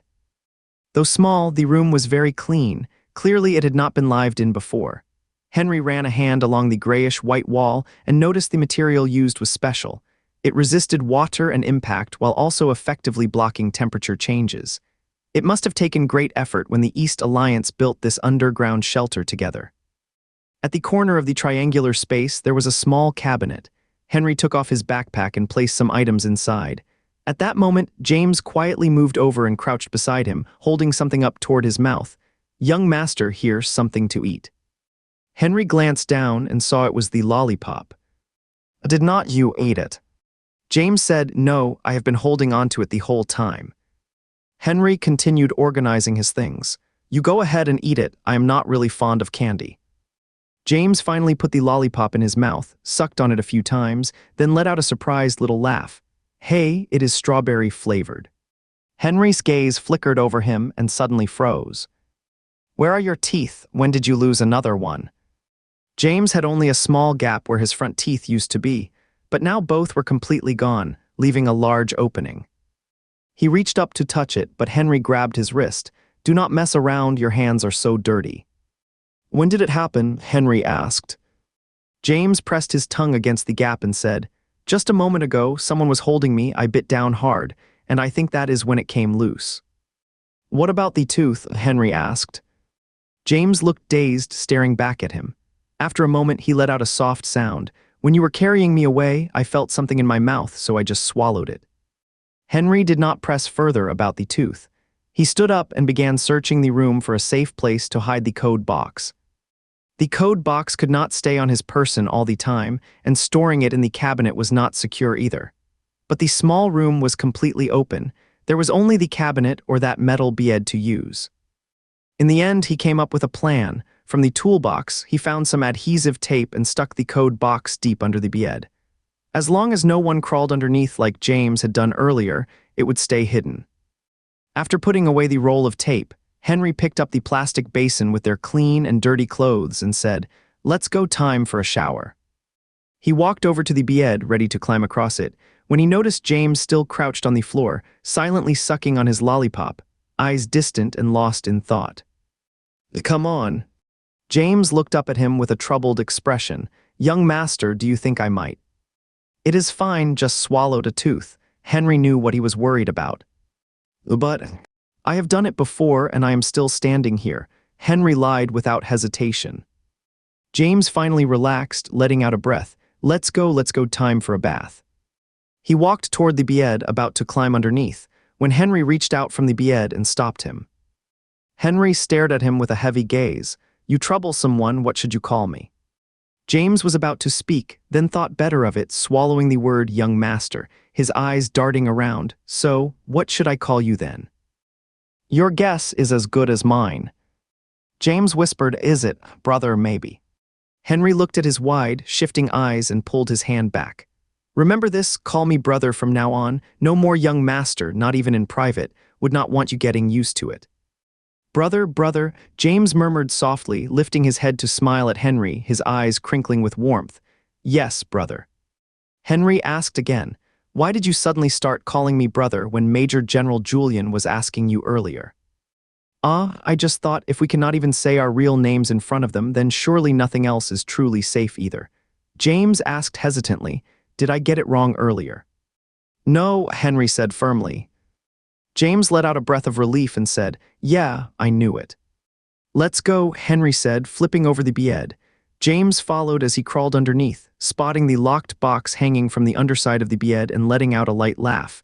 "Hey, the little hive inside the big one." "Turn off the lights and close the door," then the two of them walked down the empty hallway. All around was silent, with no wind or natural sounds, only the occasional cry of a baby from somewhere deep in the building. The spotlight beams descended from the ceiling, sweeping across the ground outside the hive at irregular intervals, casting shadows of the cold, rigid steel supports. The hive was a large oval structure, with the bathhouse located on its curved end, hidden from view. As they followed the gradually curving corridor forward, the word bathhouse became visible on the ceiling above, but Henry suddenly stopped in his tracks. Right ahead, perched on a metal barrier, stood a bird from head to toe black. Its size resembled that of an eagle. Blending completely into the night, it would have gone unnoticed if not for a passing flash of light. How could a living bird possibly be here in the underground complex? Was it just a statue? Just as Henry was thinking that, the bird suddenly turned its head, and its gaze settled directly on him and James. It is really alive. Even though it was just a bird, its gaze felt cold and sharp. Henry, locked in that stare, could not help but feel uneasy, almost as if someone were looking through its eyes, assessing both him and James. James noticed he had stopped and looked ahead too, then turned back. "Brother, what are you looking at?" As soon as James finished speaking, Henry felt the bird's gaze shift, now even colder, with a sharper sense of scrutiny. It understood what James said. "Nothing much, my shoelace came untied," Henry said calmly. "Should I help you tie them, brother?" "I will do it myself." Henry set the basin down on the ground and crouched to tie his shoelaces, as the vulture fluttered its wings and landed beside him. He caught a fleeting glimpse of the bird's sharp claws from the corner of his eye, yet James remained completely unaware, still holding the 2 mouthwash cups in his hands and quietly repeating to himself, "I will help brother with the mouthwash cup. I will help brother with the toothbrush. I will help brother with the toothpaste." Ever since Henry asked him to change his tone earlier, James had started adding "brother" into every single sentence. Henry finished tying his shoelaces and picked up the basin without a hint of reaction, taking James' hand. "Let's go bath time now, then straight to bed after." He kept his gaze straight ahead as he walked, turning left into the bathhouse without glancing back at the bird. Once inside, a rustling sound of wings echoed from outside. The bird must have flown away. The men's bathing area was spacious but dimly lit, with a row of small private stalls, each one having a plastic curtain hung in front. Henry guided James into one stall and turned on the hot water for him before heading to the adjacent one. The basin containing the body wash was placed right between the 2 stalls, so either of them could reach it easily. It had been a long time since he would taken such a warm bath. He tilted his head back and closed his eyes, letting the water flow over him while his thoughts wandered back to what just happened. There was no doubt that James could not see Asher's snake, the black lion, or the bird. He simply did not perceive them at all. The real question was whether others could see them. Was this really James' issue, or was it something deeper, perhaps his own? Although he could not ask anyone else, Henry was more inclined to believe this was his own issue. Otherwise, Asher would not have said those words back then. "You and I are the same kind." "The same kind." Brother James suddenly spoke, breaking into Henry's thoughts. "What is it?" "Nothing much, I just wanted to call out to you." Henry squeezed some soap onto his body and drifted back into deep thought. How had those strange creatures appeared in the first place? The black lion had saved him before and then vanished without a trace. Would he ever see it again? "Brother," James called out from the next stall. Henry did not feel like responding this time, so he stayed silent. "Brother, brother," James kept calling out, his voice growing more urgent. Fed up from the repeated calls, Henry was about to snap back when he heard quick footsteps. James had already run over from the next stall. The plastic curtain at the doorway was pulled slightly aside by a small hand covered in foam. Henry quickly grabbed it and held it shut. "What do you want?" "Oh, I guess you are still here." Henry asked sharply, "Where else could I be? Go back to your side already." James stayed where he was, his hand still holding the curtain. "What are you doing out there? Has your bath even finished after just a few minutes?" Henry frowned. James' voice came softly. "Brother, can I join you in the shower?" "No. I will scrub your back for you." "No, I do not need that." James' eyes flickered with thought. "I will not take up much space, just a corner." "No way." But. I already said I am not leaving." "Look, I am just scared, let me come in." Henry had never shared a bath with anyone since he could remember, and he quickly reached out to block him. But James was slick with soap, slippery like a fish, almost slipping through the gap in the curtain.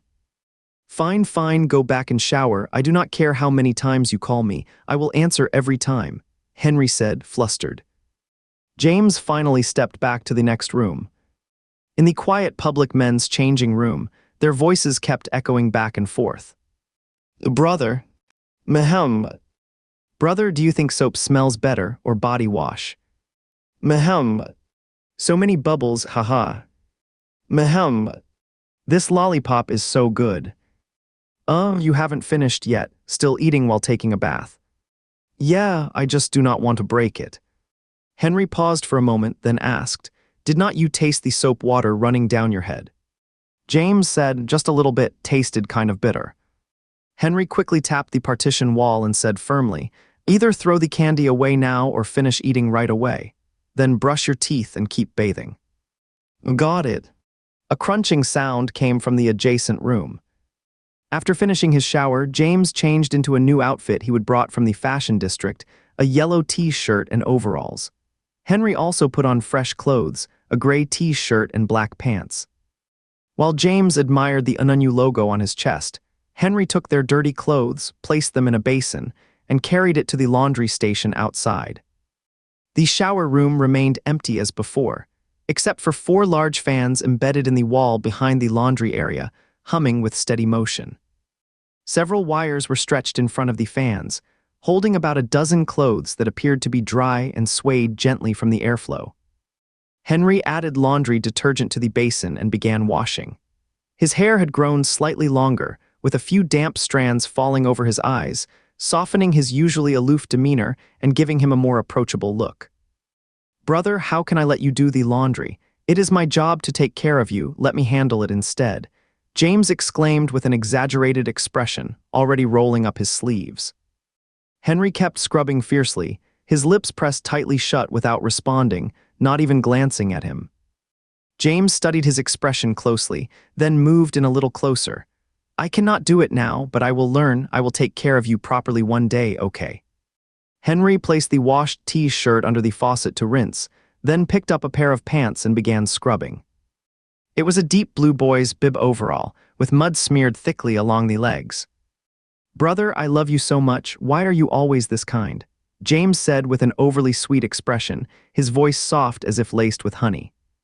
Henry, who had been expressionless moments before, suddenly scowled and gently nudged James away with his elbow. Stop it, that is too much grossly sweet. Say one more word and these clothes will wash themselves. James fell silent awkwardly and began looking around the room, his eyes landing on the 4 fan-like devices mounted high on the wall, curiosity clearly sparking. Brother, are those electric fans? No. James pressed on, then what are they?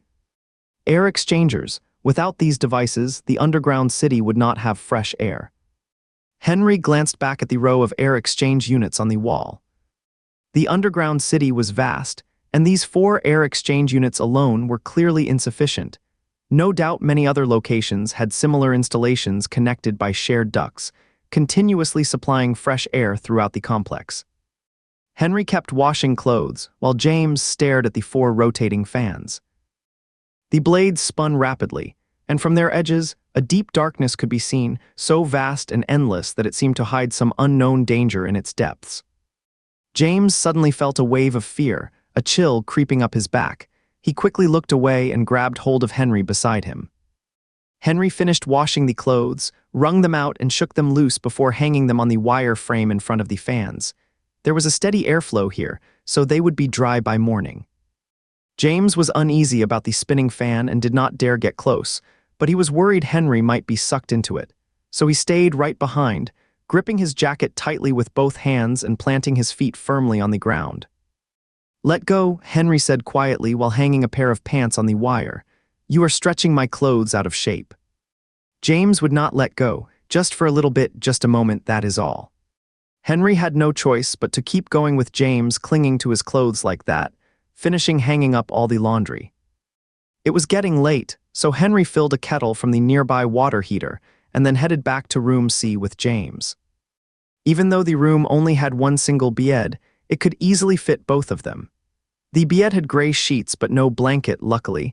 Henry had brought along a soft fleece blanket from the school bus and pulled it out of his backpack, handing one half to James. Although the bed was a bit firm, James had not slept on a proper bed in ages. He quickly stripped down to just his underwear, wrapped himself in the blanket, and bounced around excitedly. Henry held 2 lunch boxes, pouring the hot water back and forth until it cooled enough, then handed one to James. Have some water. Water, nah, I am good, James said, shaking his head. Henry took a sip himself, then noticed James watching him intently. He reached out again and offered the second lunch box. James looked uncertain for a moment, his tongue darting out to moisten his dry lips, but eventually sat up and took the container, drinking deeply. After he finished, Henry set the empty lunch box aside, snapped off the light, and lay down beside him. The room had no windows, and after the light was turned off, it became completely dark. Only a small ventilation unit on the side wall quietly blew air into the space. Henry closed his eyes, folding his hands over his chest, while James pulled one foot out from under the soft blanket and placed it on Henry's leg. Henry reached for the foot, moved it aside, then pulled his hand back and went back to sleep. A short while later, James reached out again, placing his hand gently on top of Henry's, lightly brushing his fingers across the back of his hand. "Cannot you just go to sleep?" Henry said sharply, clearly frustrated. James whispered, "Brother, can you press my ear for me?" "Why would you want me to do that?" James said, "When I am trying to sleep, Mom always gently presses my ear, or I cannot fall asleep." Henry paused for a moment. "You have been sleeping just fine lately without me doing that, so I do not think you really need it."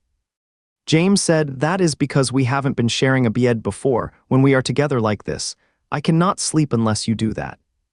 Henry pulled his hand away. "Go to sleep now. If you keep moving around, you will just have to sleep on the floor yourself." His firm tone worked. James withdrew his hand and settled down quietly, quickly beginning to snore softly. Tiredness washed over Henry like a wave. He let go of his scattered thoughts and drifted off to sleep as well. When Henry opened his eyes in the dream, he found himself back on the snowy plain, and there was no surprise in his heart. He calmly stood up and walked straight toward the large cocoon in the snow. Before getting close, he saw a dark shape inside through the frosted glass, like surface of the cocoon. The shadow's outline was clearer than before, clearly showing a body and head, and curled claws and a tail behind it. Henry stepped closer and noticed fine lines covering the cocoon's surface, as if tiny bird beaks had gently pecked at an eggshell, leaving thin marks. He placed his hand on the slightly flexible shell, gazing at the shadow within as his eyes traced its shape. In an instant, a sudden thought flashed through his mind. That shadow, it resembles the black lion that once caught him mid-air. The pulse beneath the shell was stronger than ever, syncing with his own heartbeat. He closed his eyes and quietly sensed it, realizing the lion was in a deep rest, like someone recovering after being worn out. Could it be that the lion had not fully grown? Maybe it broke free from its restraint at that moment when he fell, just to catch him in midair. And now it is back inside the cocoon, needing time to heal and grow. Henry focused on one of the thickest cracks, thinking about peeling back the shell to see what lay inside. But as soon as the idea formed, a loud ringing filled his head like being struck by a heavy blow, and everything spun around him. Henry snapped his eyes open to darkness, the ringing in his ears still lingering. He reached out blindly and felt a warm little body nearby, gradually regaining his senses, remembering he was still in the beehive room, with James lying beside him. The large cocoon and the black lion, inside it seemed like nothing more than a dream. But Henry knew it was not a dream.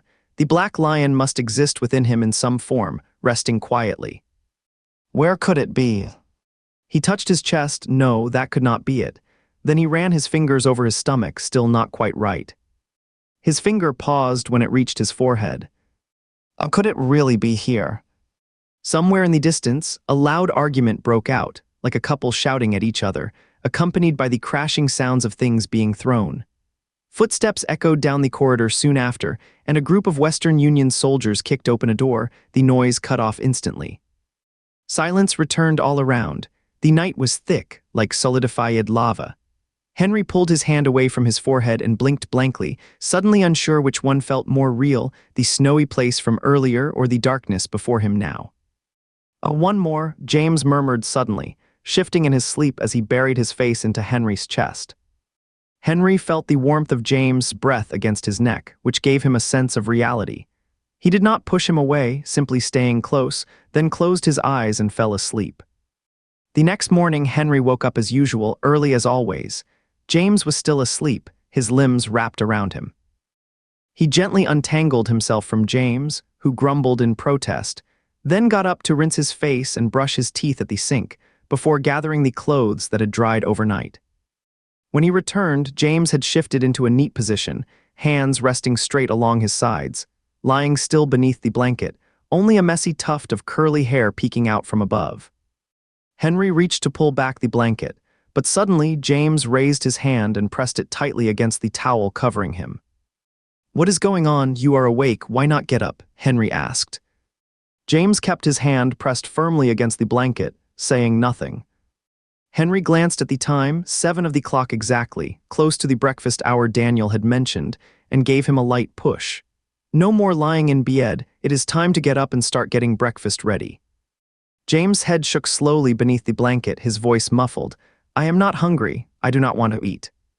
They had not eaten a proper meal yesterday at all. How could James not be hungry? Henry wondered if he was unwell, so he reached out to feel the forehead that was exposed. The skin under his palm felt neither hot nor cold. In the quiet, 2 soft growling sounds echoed, the unmistakable rumble of James' stomach. "Get up," Henry said firmly. "I am not getting up, I am not eating." Henry paused for a moment, then suddenly reached out and pulled the soft blanket away. James reached for it, but missed. He quickly looked up at Henry, his eyes filled with anxiety and unease. Henry asked coldly, "Why will not you get up? Are you throwing a fit again?"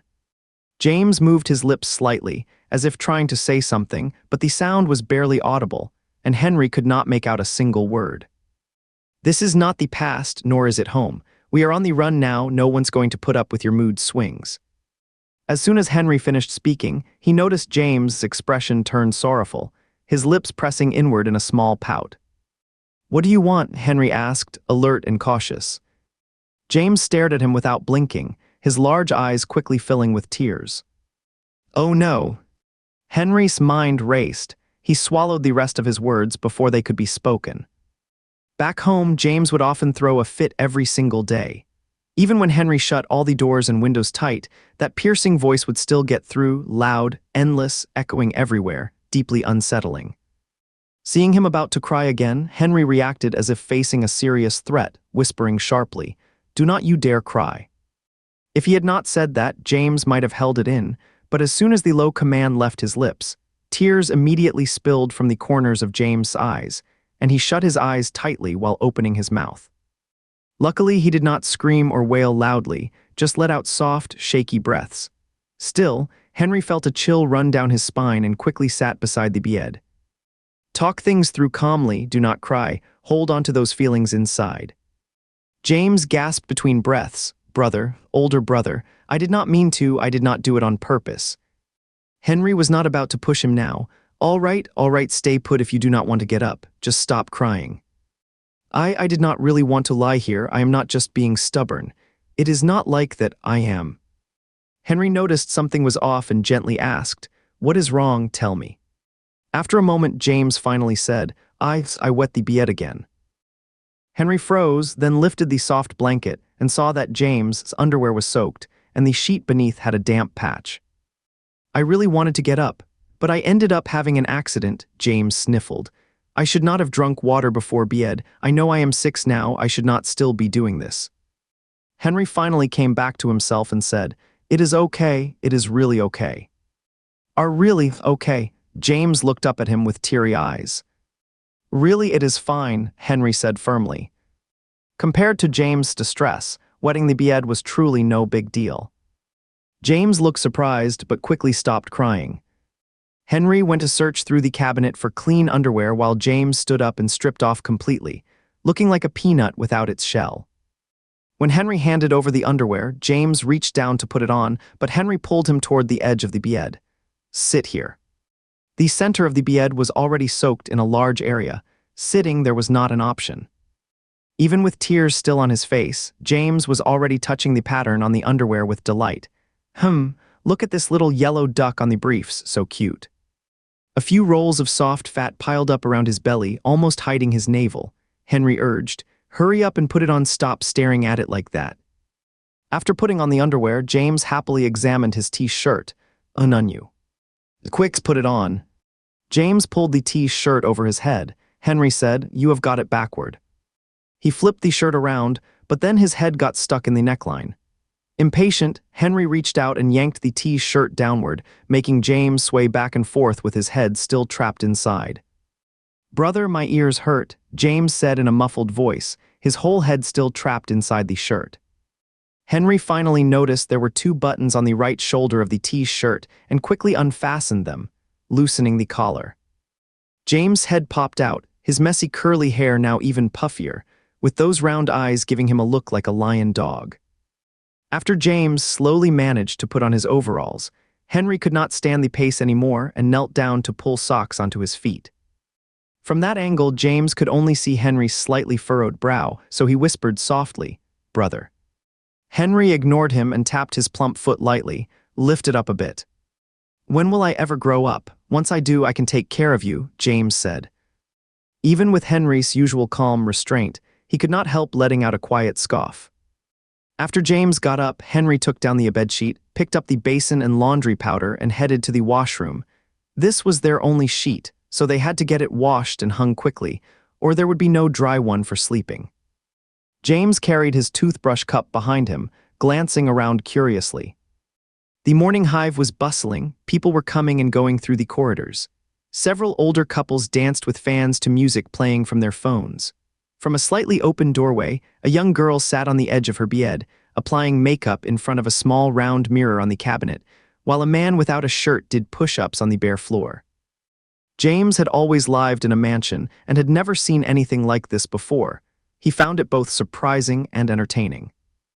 There were quite a few people in the washing room, but most were just getting water or brushing their teeth and washing their faces. The laundry counter was completely empty. Henry placed the basin on the laundry counter and lowered his gaze to the bedsheet inside, his expression somewhat troubled. He held that position for several minutes, as if preparing himself mentally, then slowly raised his hand. But the hand hovered above the basin, hesitated for a moment, and then finally pulled back. James was brushing his teeth by the sink, feeling uneasy and too nervous to look at him. Henry turned on the faucet and rinsed the bedsheet under the running water for several minutes before adding detergent. Then he looked over and called out to James, "Come here." James quietly walked over. Henry said, "Put your fingers in and stir back and forth." "How should I stir?" James asked, looking confused. Henry said, "Ever seen a washing machine work? You are acting like one now, stir to the left a few times, then to the right." James understood and handed his cup to Henry before standing on tiptoes to reach into the basin. "Wait," Henry called out, rolling up his sleeves first before saying, "Go ahead." James acted like a washing machine, plunging his hand into the basin and vigorously stirring the sheet while making a humming sound. Henry noticed someone watching them out of the corner of his eye and whispered, "Do not say a word." "Pause," James said, pressing his other hand against his forehead and looking up. "Not talking is like being unplugged. Without power, the washing machine cannot work. That will not do." After saying that, he pressed his forehead again and kept humming, fully immersing himself in the role of a washing machine. The noise he made drew glances from everyone nearby who were brushing their teeth or washing up. Henry felt his face grow warm and gently pressed James' forehead, speaking in a quiet voice only the two of them could hear. Silence. James immediately fell silent and began stirring the sheet quietly. Henry did not let him stir for long. Once he thought it was enough, he gently nudged James aside, took the basin, drained and refilled it with water, added more detergent, and started washing a second round himself. After finishing the sheets, it was about time for breakfast. The two went back to their room, picked up their lunch boxes, and headed to the dining hall. The hive had a cafeteria every 10 floors, and theirs was on the 60th floor. They joined others carrying lunchboxes and rode the elevator up to level 60. The dining hall was spacious with no tables or chairs. Near the front window stood a biometric scanner and card reader.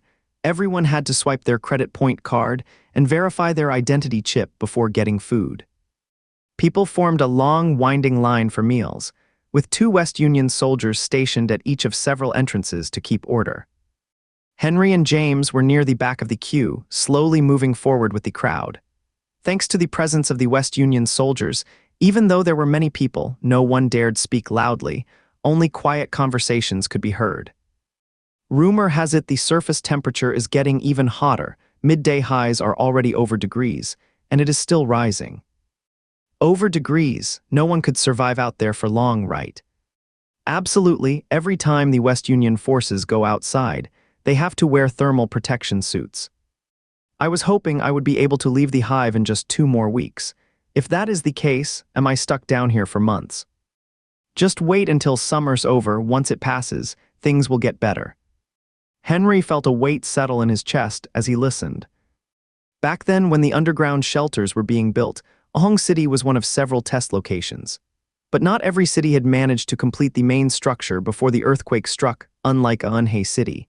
With surface temperatures so high now, Henry could not help but worry about what condition Ahong City might be in and how his parents were doing. James stood ahead with his tray, turning to look at Henry. Seeing the troubled expression on his face, he tugged nervously at the edge of Henry's sleeve. "Brother." Henry snapped back to attention and said, "I am fine, just keep in line." "Why is not the person here? You have to be present yourself. You cannot just hand over a card," came a rough voice, likely the cook. A man pleaded, "Sir, my wife's been sick with fever. I thought I would bring her food back so she could eat." The cook hesitated and said, "It is against the rules. Even if someone is too unwell to walk, they still have to come in person. Someone has to show up here." "Master, what is going on?" The man from the west wall stepped forward and snapped, "Do not you understand the rule? Either get them to come themselves or do not eat at all." The man said nothing more, left the line, and headed toward the door, probably going back to carry his wife. James kept watching him until he disappeared through the dining hall entrance, then quietly turned to Henry and asked, "Brother, cannot we help someone get their food?" "Ahem. Why cannot I help her get food?" James muttered quietly. "I can do it for Oeng Sayai when she does not want to." Oeng Sayai was James' classmate from kindergarten. She was a lovely little girl with a soft voice, and whenever the teacher handed out meals, several boys would eagerly volunteer to get her food. Over time, rushing to get Oeng Sayai's meal had become a kind of friendly competition in their class. It did not matter who got the food or if there was a reward. The real point was being chosen as the one to do it, and that felt like an honor. All the kids were competing fiercely, and James joined right in. He was good-looking, and Oeng Sayai liked boys who looked nice, often choosing him by name to be the one to help. But after a few times, James lost interest and stopped taking part.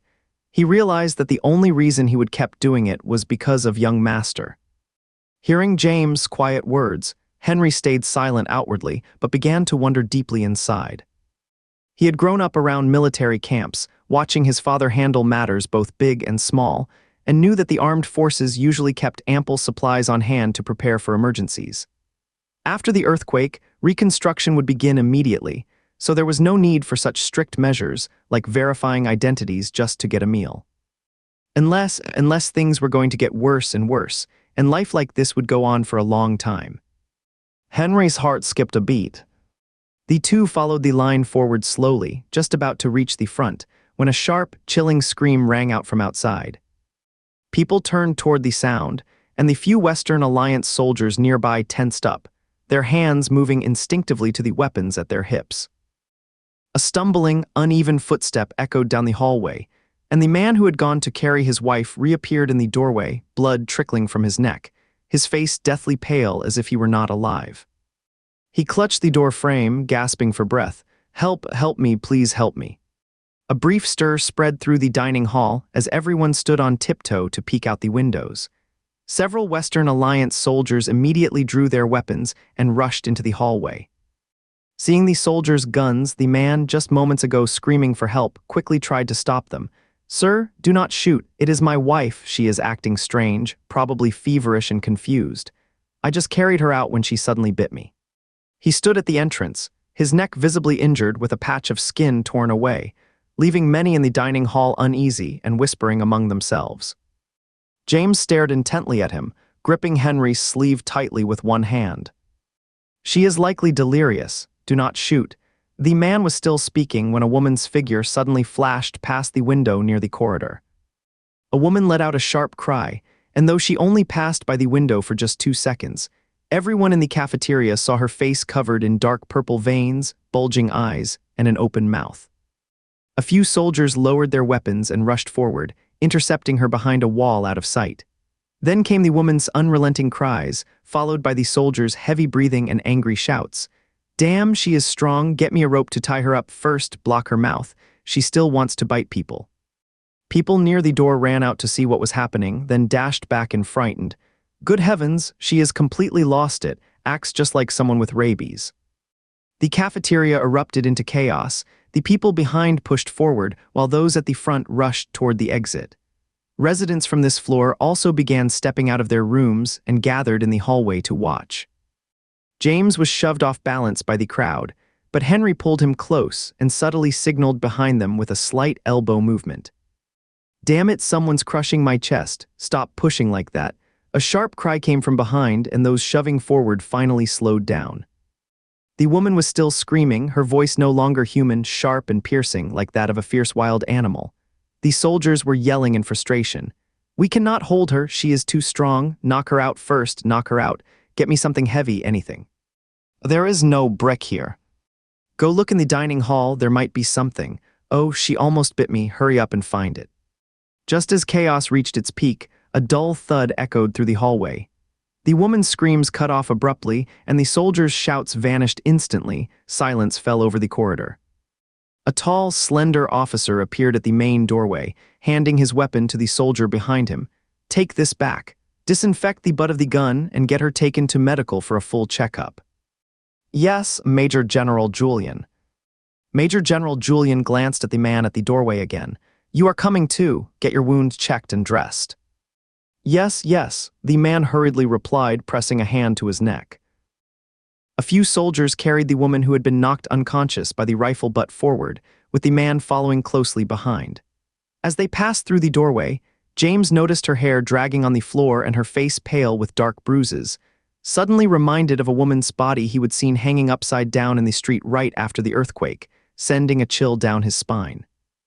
Everyone in the mess hall had now gotten a clear view and began whispering among themselves. Those eyes were unnaturally dark, definitely not normal. That is how mad people stare, fixed and unblinking, with pupils much larger than usual. I think this is not just madness, more like a zombie. Watching too many movies are not you, zombies. What would the family even think? The family just got attacked by her. What else could they possibly feel? Major General Julian turned toward the door, his intense gaze sweeping across the dining hall, and everyone fell silent. The air itself seemed to grow colder. When he spotted Henry, his eyes paused briefly. Henry held his stare, face calm and composed. Major General Julian's gaze continued downward, landing on James standing in front of Henry. James felt his breath catch instinctively, his eyes widening in visible anxiety. Major General Julian gave James a lingering look, then slowly reached toward the holster at his back. In that instant, James' pupils widened, and he began to gasp in alarm, barely holding himself from rushing into Henry's arms. Major General Julian placed his hand on the holster, but only gave it a quick gesture as if brushing off dust, then straightened his jacket before turning away. As he turned, Henry caught the faintest hint of a smirk curling at the corner of his lips. "Really enjoys scaring kids. What a strange sense of humor." Henry was about to look away when he suddenly noticed a bird perching on Major General Julian's shoulder. The bird appeared out of nowhere, its thin claws gripping the general's shoulder, facing the dining hall entrance, entirely black with a sharp beak and cold, piercing eyes that carried an unseen sense of pressure. It was the very same vulture Henry had seen outside the bathhouse last night. The vulture seemed to be scanning the room, and as soon as Henry met its gaze, he quickly shifted his focus far away, acting as if he had not seen it at all. Unaware of any unusual behavior, the bird finally turned its head and stayed perched on Major General Julian's shoulder before vanishing through the doorway. With the Western Alliance temporarily gone, people in the dining hall began discussing whether the woman was losing her mind or suffering from some illness. But Henry stood frozen, replaying what he had just witnessed. Last night the light was poor and he had not seen clearly, but now he suddenly realized that the vulture's gaze closely resembled Major General Julian's, cold, sharp, as if it could pierce through everything. The vulture must be closely connected to Major General Julian, just as Asher is with his snake and Henry himself with the black lion.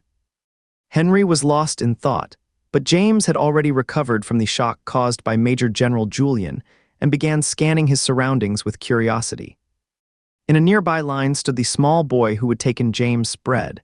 When James looked over, the boy stuck out his tongue and made a silly face. James was not backing down. He immediately mimicked the gesture, wiggling his hips and sticking out his tongue with exaggerated flair. The two kids kept exchanging playful moves in silence until the little boy pointed at James' missing front tooth, flashed his own perfect set of teeth, then mouthed mockingly, "Gap tooth." James was stunned, feeling as if struck by lightning, his confidence shattered like a snake with its neck gripped. He stopped all playful gestures, shut his mouth shyly, and retreated back into the line without looking at the little boy again. Henry had reached the front of the queue and had not noticed that just moments before, James had been involved in a silent, playful clash, and lost badly. The two swiped their credit cards through the nearby machine and passed identity verification. Then each received 2 steamed buns and a container of rice porridge from the cook. After finishing his breakfast, Henry headed out to explore the area, while James quickly finished the rest of his bun and followed suit. The hive was truly massive, each floor housed several hundred people. Henry estimated roughly that this shelter complex with its 3 hive buildings held tens of thousands of residents. 10,000 people sounded like a lot, but behind it lay a chilling truth. Anhe City had once been home to millions, yet only this many remained after the earthquake. After checking the floor map next to the elevator, the two of them made their way to the 50th level, the heart of this hive, open market district. The floor had no private rooms. Instead, it was one massive hall filled with stalls, resembling a bustling marketplace where goods of all kinds were piled high, dazzling the eye. Most stalls were messy, cookies next to toothpaste, pencils beside a pile of potatoes. But a few stood out. One vendor sold only instant noodles, stacking them into a neat mountain on a plastic sheet. As James and Henry passed by, someone was asking the vendor about where these noodles came from. The vendor was a man in his early 30s who answered plainly. He ran a grocery store that was destroyed during the quake, but these noodles were freshly delivered and still sitting outside on an open lot, so they miraculously survived. Now that people in the hive were not short on food, since Western Coalition forces distributed meals daily, these noodles did not sell well. Instead, small snacks like spicy strips, sausage sticks, and pickled vegetables were much more popular. James really wanted to take his time browsing, especially since there was a stall with a Inunyu plushie on display. But Henry clearly was not interested, glancing once and moving on. James could not linger either, quickly exchanging a few words with the vendor before hurrying after him, glancing back repeatedly with obvious reluctance. Henry picked up some essentials like toilet paper, while listening in on casual chatter between several vendors. "Yeah, that woman's been running a fever for days. I ran into her earlier when doing laundry. She mentioned she has had low-grade fevers all this time. Haven't you heard? There have already been several incidents in both Building B and Building C, just like that woman, fever for a while, then suddenly losing control and attacking people." "I did not know about that. What happened after?" "Cannot say for sure. Both the person and anyone they came into contact with were taken to medical care and haven't returned yet." "Wow, what on earth is this illness?" "Not sure, but it is like they have gone out of their minds, biting anyone they see. My son said it is zombie-like." Zombies this, zombies that, probably just watching too many movies. Do not scare yourself like that." James was not paying attention to the conversation. His eyes kept drifting toward a bag of chips at the nearby stall, his mouth watering in secret. But he knew better than to ask Henry for one, even though he really wanted it. But his longing was obvious enough that the vendor picked up the bag and asked him, "Kid, want some? Fresh batch, tomato flavor, a well-known brand, just 5 credit points." "Thank you, I do not want one." James quietly replied to the vendor, then slowly turned his head away, refusing to look at the bag of chips anymore. Henry heard the exchange and glanced at the chips before looking down at James. "You want one?" James shook his head. "I do not like chips." Even though he said he did not like them, his expression clearly showed otherwise, so Henry added, "If you really want one, you can buy it. You have 400 credits in your card." After setting aside 350 for this month's meals, there are 50 left that you can use however you would like. Henry had expected James to jump at the chance right away, but instead, he hesitated without saying a word. The vendor also overheard their conversation and shook the bag of chips loudly. "Young man, these are getting fewer by the day. Once you buy one, there is one less. Soon, it might be impossible to find any." James stood still, his expression shifting repeatedly, clearly showing he was struggling internally. Henry did not urge him and simply waited quietly. After a long pause, James finally made up his mind, suddenly looking up with firm resolve and saying to Henry, "I am not buying the chips. 5 credit points for one bag. I will not waste our credits like that." Henry did not press further, nodding in agreement as he said, "All right, if you do not want it, then let's go." "Okay." But after walking just a few steps, James came up and took Henry's hand, speaking in a soft voice. "Brother, did I behave well back there by not crying or begging for snacks?" Henry glanced at him briefly. "Not bad." "Then, are you going to give me a little reward?" James asked in a soft voice. Henry kept his expression calm. "What kind of reward do you want?" James giggled. "Just a small treat. 1 Anunyu doll would be enough." Oh, Henry's face showed a faint smile, but his tone remained steady. "How many credit points does the Anunyu doll cost?" Hearing that tone, James felt hopeful and quickly said, "Only 40 credit points." "One bag of chips costs 5 credit points, yet a doll only needs 40. Henry repeated James' earlier words. "Can you let me have this reward, brother? I really want it," James said, eyes full of hope as he looked at Henry. Henry stopped in his tracks and gave him a cold laugh. "Oomph."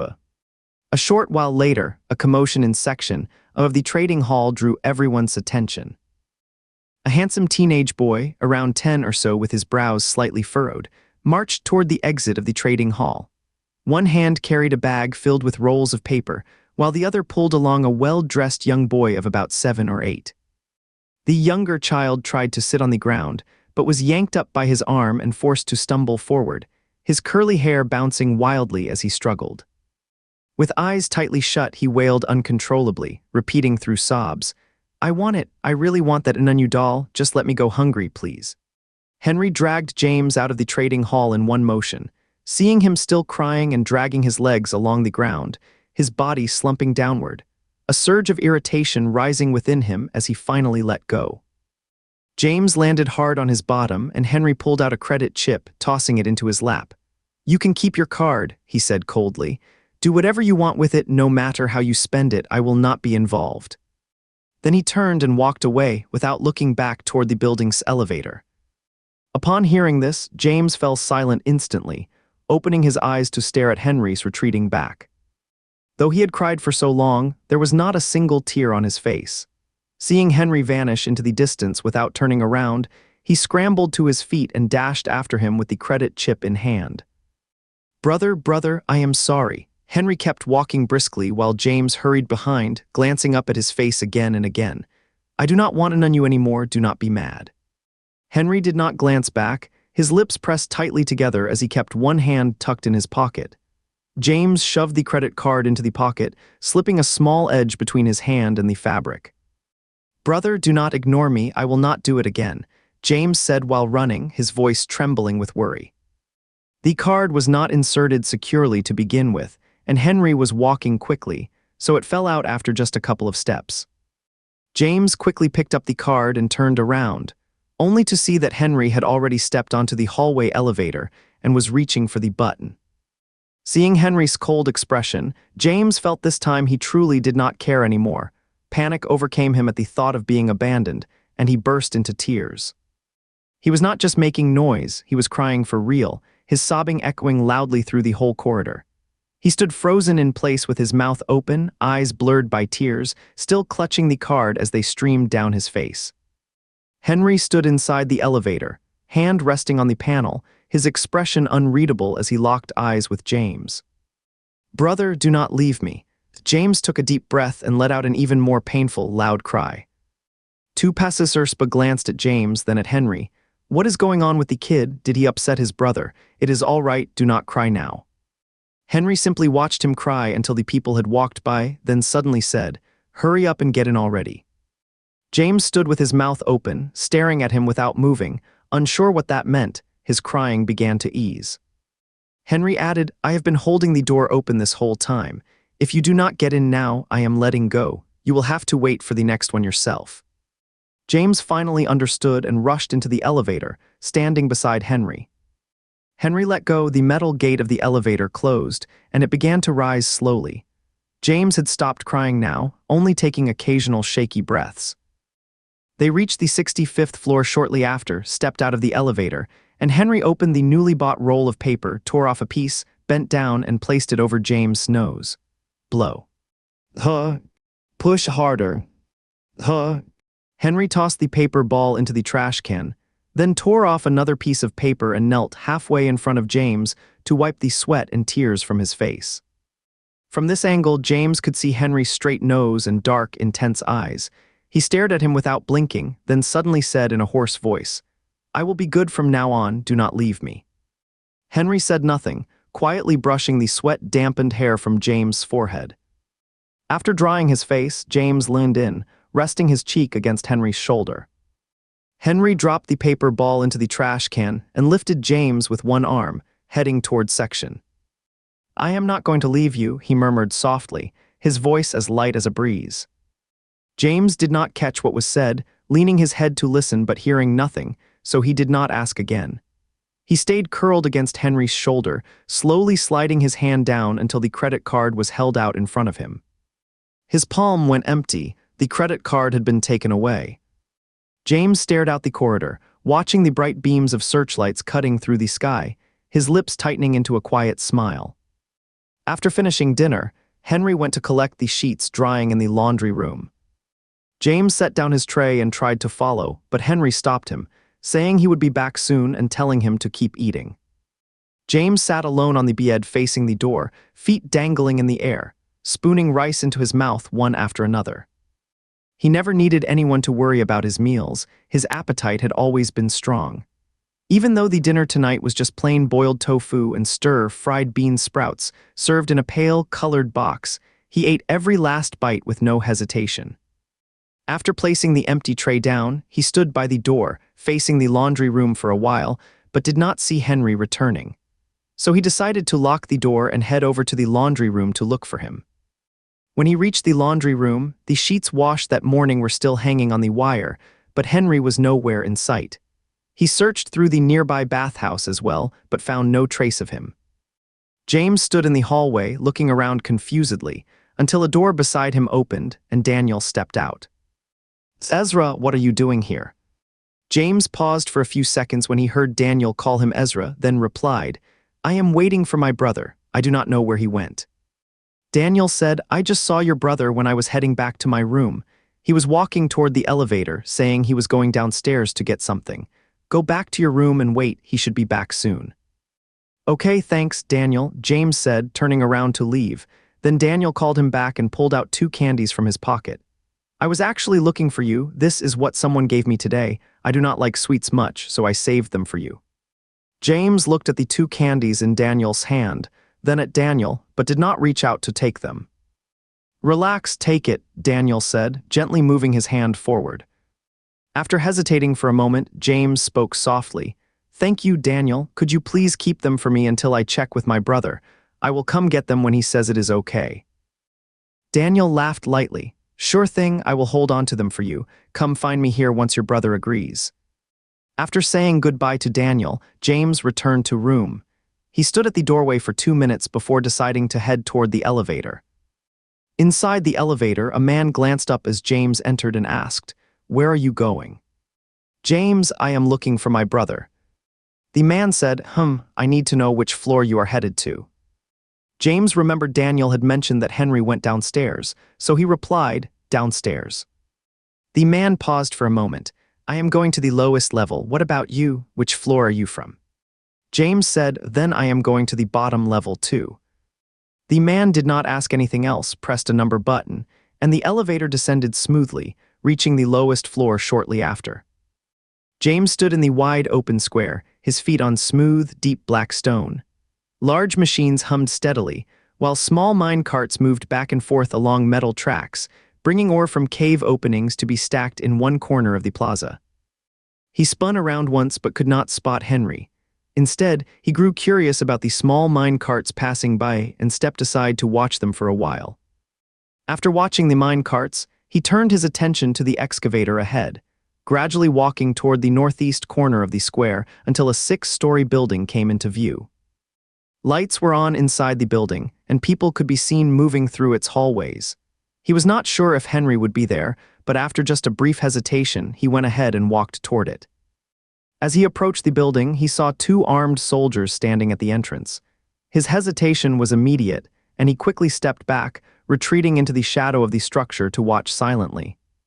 A flurry of footsteps echoed from the stairway as several people descended, all dressed in white insulated suits that covered them completely. The metal door on the ground floor slowly rose open. The group entered and soon emerged again, each pushing a wheeled platform resembling a single bed. James noticed that white sheets covered the platforms, with shapes underneath that looked like people. A sudden wave of tension surged through him, and he instinctively held his breath. The individuals said nothing to one another as they pushed their carts forward toward him. Panicked, James glanced around frantically and spotted a vertical bulletin board nearby, then quickly ducked behind it for cover. One by one, the carts passed in front of the bulletin board, none of the adults aware that a child was hidden just beside them, quietly watching every move. The ground was scattered with small stones, making the carts wobble as they moved. One cart tilted sharply to the left just as it reached the bulletin board, causing the white sheet to slip halfway off and reveal a person lying beneath. A bright beam of spotlight from above suddenly fell directly onto the man's face, allowing James to clearly see his features. The face was no longer that of a normal human, just like the woman who had been acting strangely in the cafeteria earlier that day. Pale gray skin was covered with dark purple veins, and his wide, open eyes showed no white at all, only a deep, unbroken black. His gaze remained fixed upward, lifeless and dull. Clearly, the person was dead. Though James had seen many deaths recently and had grown numb to such sights, he still flinched at the horrifying sight before him. The person in insulated clothing reached out and pulled the sheet back into place, trying to cover the body again. In that moment, as the cloth lifted slightly, James caught a glimpse of a wound on the man's neck. The skin was torn open, revealing a dark, twisted shade of blackish purple. At first glance, James could not recognize the face, but seeing the wound now, he realized this was the man who had been bitten on the neck by that frantic woman earlier today. The group pushed the cart forward toward the distant transport unit leading down to the surface.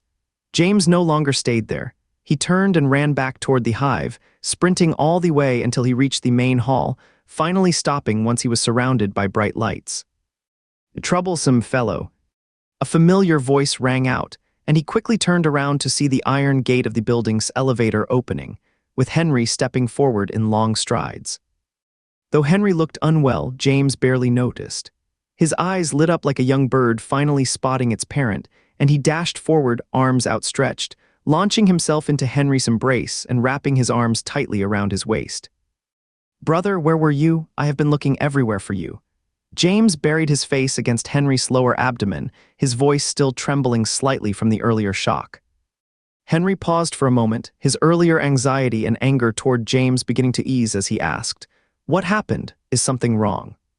James looked up, his face and lips pale. "I just saw them pushing someone like that woman who was acting strangely this morning." Henry quickly covered James' mouth, glanced around cautiously, then whispered, "Let's talk about this later." The elevator reached the 65th floor, and James met Daniel in the hallway. "Ezra, your brother's been looking everywhere for you. He was nearly worried sick. Where did you go?" James stammered a few words, and Henry stepped in. He went to the trading center on the 50th floor. "Wow, the trading hall's huge. Your brother was really worried searching for you. Do not wander off like that again," Daniel said with a gentle warning, then pulled out 2 candies and handed them to James. "Your brother's okay with you having these sweets now. Go ahead and take them." He gave Henry a quick wink, signaling him to play along. James looked up at Henry, who moved his lips silently. "Say thank you to Daniel." "Thank you, Daniel," James said cheerfully as he took the candies. After saying goodbye to Daniel, the two returned to their room, closed the door behind them, and each crawled under the bed and over it before settling down beside the side of the mattress. Henry clasped his hands together on his knees, his expression serious. "All right, tell me what you saw just now." James recounted everything that had happened earlier. Henry was sitting beside him, and he was not afraid anymore, but he still felt uneasy when talking about the man who had been bitten and later died. After listening, Henry furrowed his brow and thought for a moment before asking, "Did that man end up looking just like his wife?" "Yes," James said, widening his eyes and sticking out his tongue. "Look at me, scary as I am, it was even worse than that. He only had a minor injury this morning. How could he have died like that?" Henry muttered, suddenly remembering the rumors about zombies he would overheard earlier in the trading hall. Though those people were just joking around, Henry had listened carefully and taken it all in without hesitation. After all, he would once encountered a strange carnivorous tree at the research facility, and if vines could mutate like that, then human transformation was not entirely impossible. The fact that the Western Union forces quietly handled the bodies suggested they were aware of what had happened and would surely take action. There was no need to panic. Henry thought about this and then said to James, "I understand now. We need to keep this quiet for now. Do not mention it again, just in case someone hears." "Yes, I will not bring it up." After settling that, the conversation turned back to James, and Henry's tone grew noticeably sharper. "I told you I would be back shortly and asked you to stay put in the room. Why did you go wandering off?" James stared at him, "But you did not come back even a little while later." Henry countered, "I came straight back after you left. Does not that count as a short time?" James did not back down at all, "But you said you would go to get the sheets and you never even went." Henry replied, "I went out for a moment to pick up something, came back and realized you were not around anymore, so I did not have time to get the sheets." James pressed on, "Why say you were getting the sheets when you were just looking for something?" "Because I really did plan to get the sheets." "It is not entirely your fault," James pouted. "You should have said when you left, I am going to collect the sheets and look for something. If I find I am not in the laundry room, that means I went to get those things. I will be back soon. If you had explained it like that, would I have gone searching all over for you?" Henry was momentarily speechless, only lowering his gaze to look at James. "All right, I will forgive you. You did not mean to, but just remember this lesson. Do not do it again." James mumbled, peeling a piece of candy and gently placing it in Henry's mouth. After Henry bent down to take it, he peeled the remaining one for himself.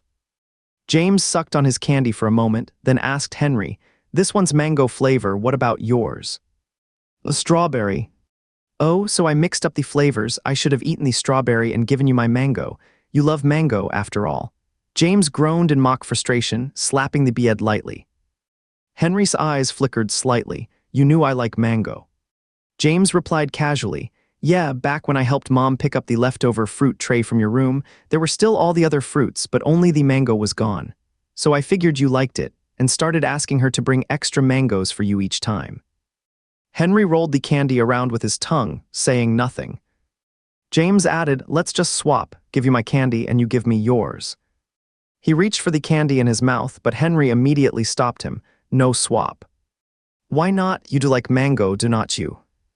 Both have been in your mouth, gross." "No swap then." James sucked on the candy twice, a hint of annoyance in his voice. "So what if it has been in your mouth? I have eaten whatever sweet you left behind before, and you have had my leftover corn porridge too." "What and what?" Henry was deeply shocked. James did not notice, continuing on his own. "Once I was eating corn porridge, there was only one bowl. After you came home, you asked Oldachin if there was any corn porridge left. Seeing how much you wanted it, I gave you half of what was left." He then made a soft sucking sound, clearly lost in memory. "Brother, suddenly I really want some corn porridge." Henry said nothing but stayed silent, his expression shifting repeatedly before finally standing up and speaking coldly. "I am going to collect the bed sheets and wash the food containers." "I will go too." "Absolutely not." His voice was sharp, as if he were upset, and James did not dare speak again, watching him grab 2 empty food trays and stride out of the room. Henry had just finished arranging the bedsheet, picked up his toiletries, and led James toward the bathhouse. The men's bathhouse was still busy, with 30 stalls in total. Only one remained unoccupied. Henry did not want to share a stall with James, so he let him go in first and placed their spare clothes and toiletries into the wooden locker. "What about you?" James asked quickly. Henry said, "I will wait in the nearby water room. I will come in when a spot opens up." James immediately pulled himself out of the stall. "Then I will wait with you too." "Then I will just wait here for a spot. I will not go to the adjacent washing area. You go ahead and wash," Henry said. James finally stepped into the cubicle, but he still could not relax, fearing that Henry might slip away. He would call out "brother" every few minutes. If Henry took more than 2 seconds to reply, a damp head would peek out from beside the curtain, checking whether James was still there. The bathhouse was filled with swirling mist and the steady sound of water. Henry was about to move toward the entrance when the curtain behind him shifted. Someone had just come out. With a free cubicle now available, Henry stepped aside 2 paces to make room for the person behind him and prepared to enter.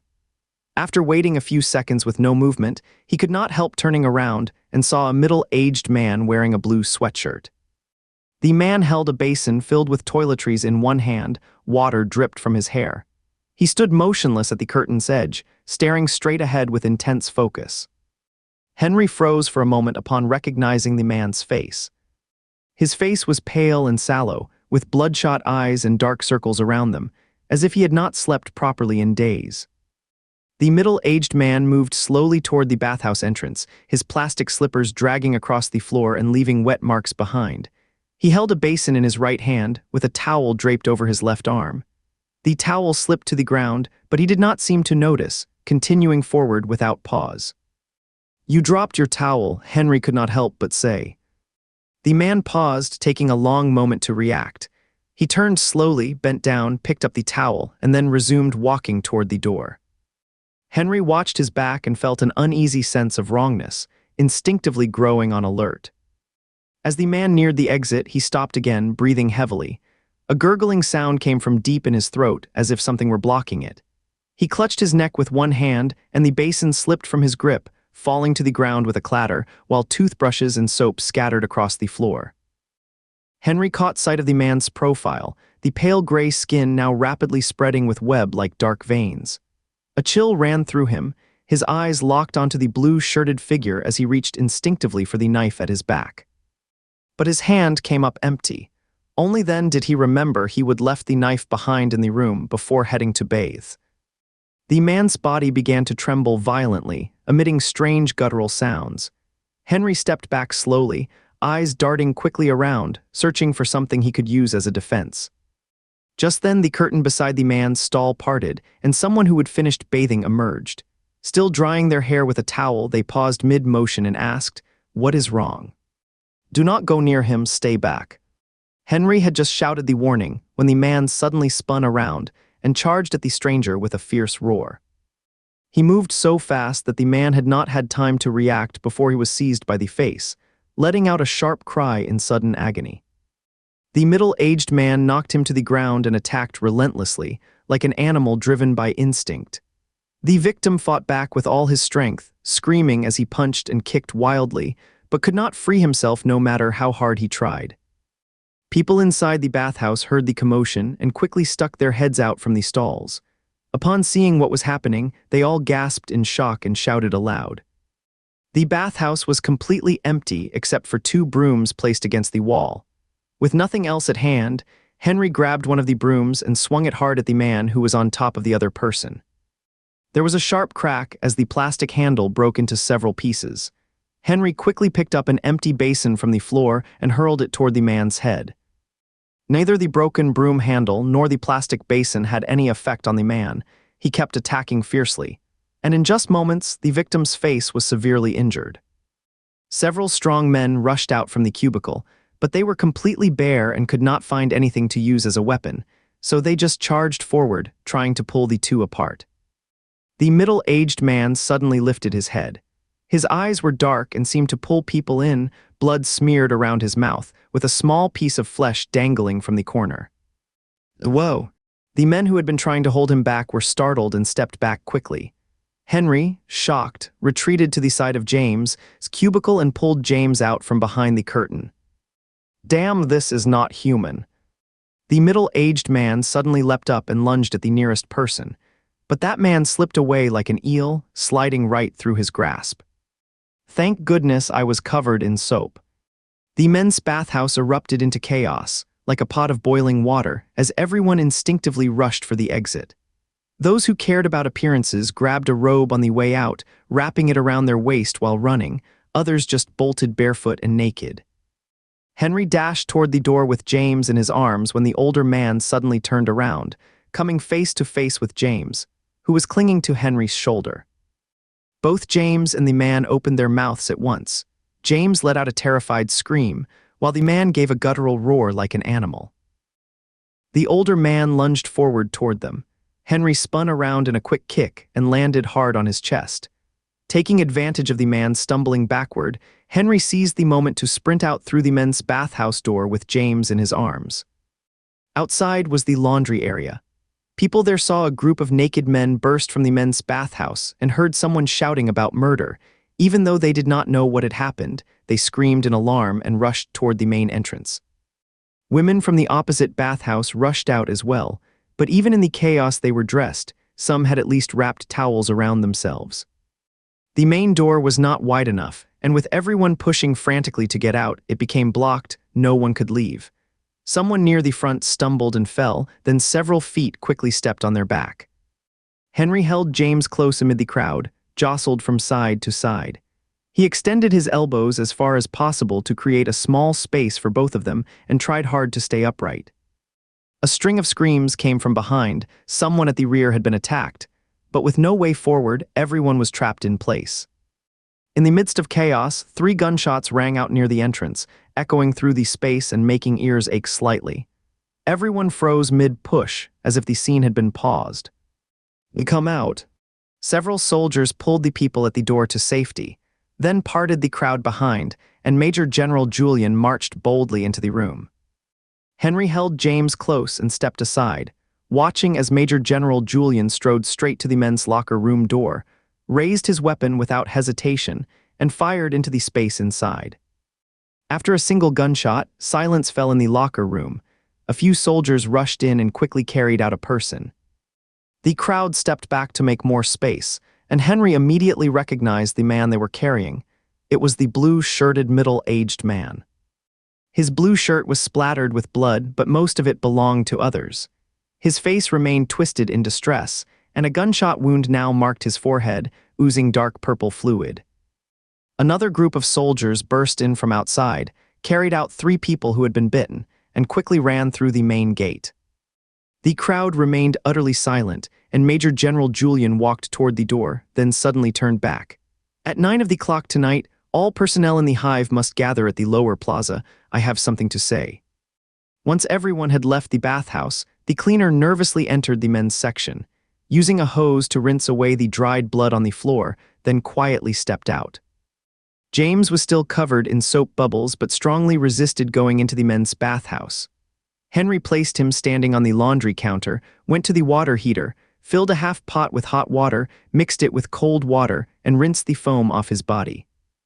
The spare clothes and toiletries were still in the bathhouse wooden cabinet. Henry only retrieved James' clean outfit, helped him get dressed, and sent him back to his room first. "What about you?" James asked.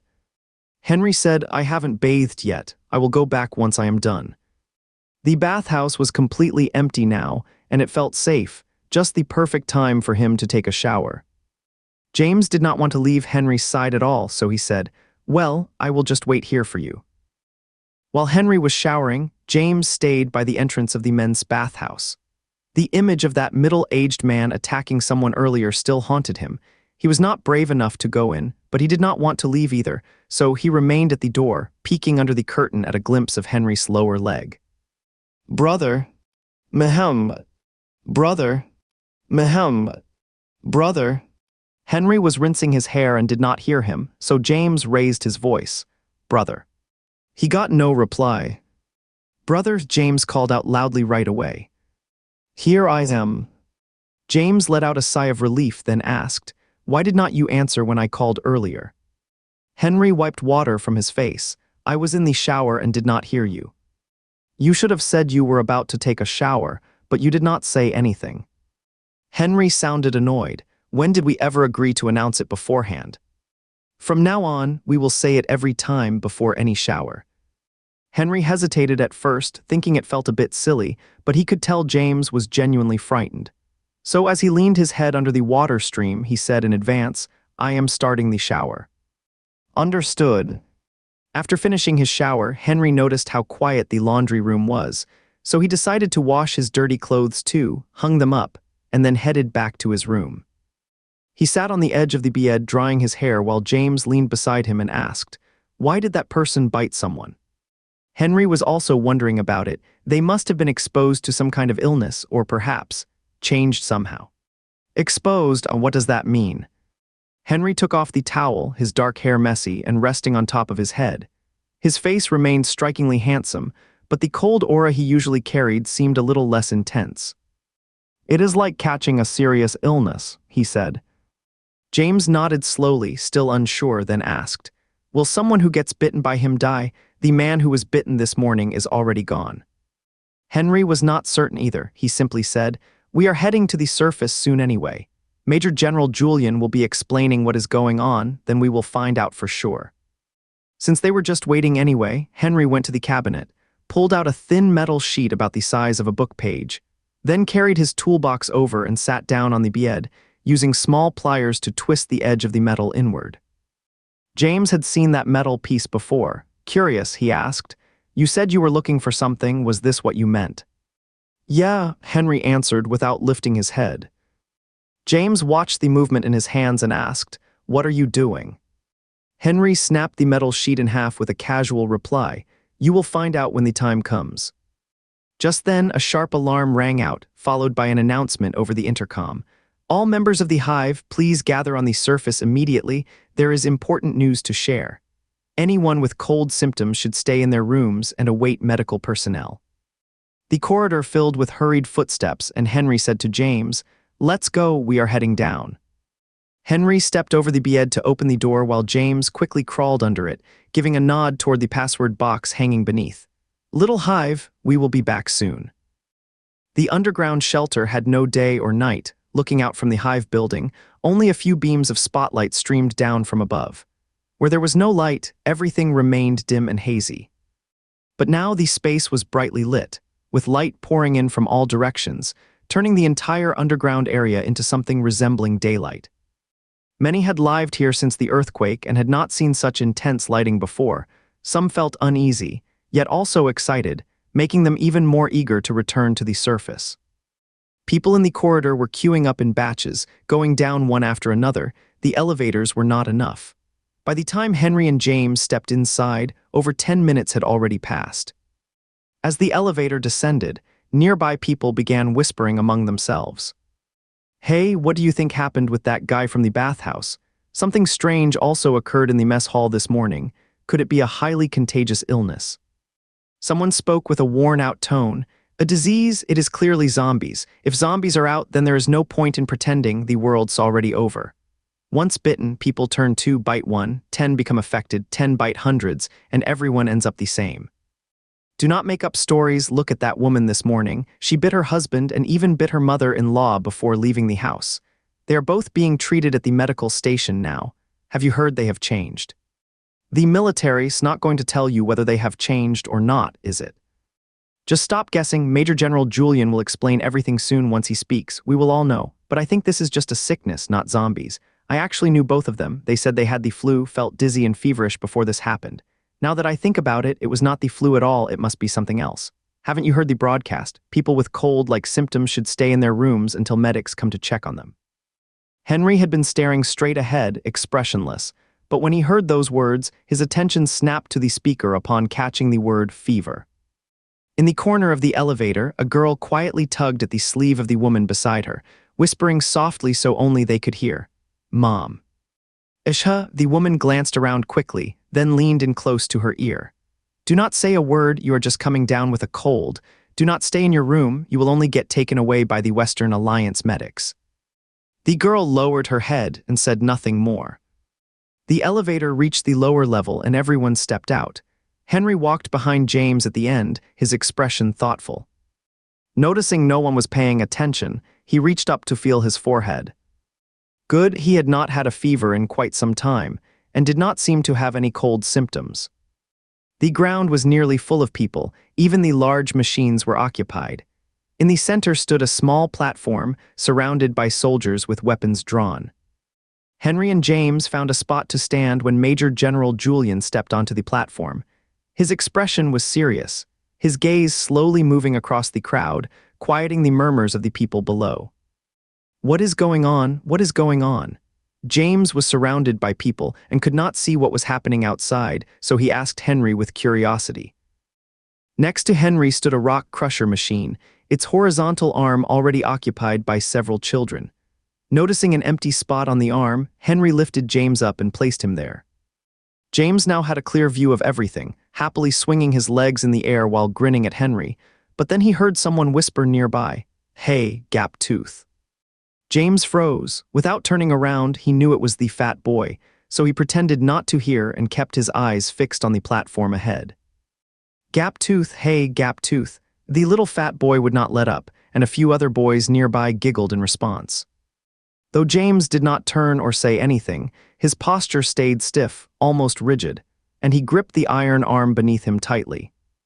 "Hey, Hueya, do not pretend you did not hear me. I am talking to you," the little boy said with a grinning face as he stepped closer to James, then suddenly stopped mid-sentence. Henry stood beside James by the iron arm, quietly watching him. Though there was no visible emotion in his gaze, the little boy felt a chill and quickly realized this person was not someone to mess with, so he awkwardly fell silent. The little boy stopped calling out names. James exhaled slowly, his tense body relaxing slightly as he gently touched the small gap between his front teeth with his tongue. Two tiny hard points were already showing through. His tooth was nearly ready to come in. "Do not poke it with your tongue, it could grow crooked," Henry suddenly said, turning his head slightly and speaking softly. His voice was so quiet that only the two of them could hear, but James immediately closed his lips tightly, stopping himself from touching it again. Major General Julian began speaking then, his voice low and steady coming through the speaker with a faint vibration. Quiet down, everyone, I have called you here because you are all living in the underground shelter and do not know what is happening outside. I will give you a brief summary. There are two things to discuss tonight, let's start with the first." He skipped any introduction, paused slightly, then got straight to the point. While conditions inside the shelter are comfortable, the temperature outside has already reached nearly degrees. As soon as he finished speaking, a wave of shock swept through the crowd. People began talking at once, voices rising in surprise and confusion. Major General Julian raised his hand to quiet them, then continued. "The underground shelter holds people total over ordinary disaster victims and about Western Alliance soldiers. You all know how much food and vegetables these people need each day. The military stored supplies have been used heavily, and what remains will not last long. That is why we have built a climate-controlled farm in the development zone, growing corn and potatoes. Now comes some good news, those for." Major General Julian's words caused a sudden shift in mood. Everyone breathed a collective sigh of relief upon hearing the potatoes were almost ready. But knowing that good news was followed by something worse, their hearts quickly sank again.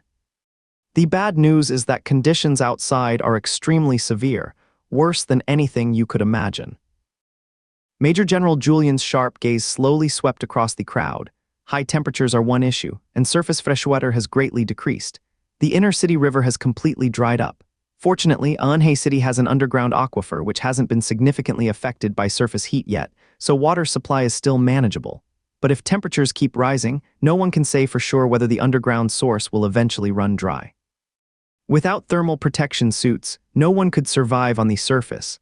Our soldiers must wear these suits every time they go out, so while it is challenging, it is not entirely impossible. The real difficulty lies in what you are unaware of. Some animals and plants have undergone unexpected changes and now pose a threat to humans. In just a short time, over 400 soldiers have lost their lives. They did not perish from extreme heat or earthquakes, but fell victim to creatures that were once harmless and unthreatening.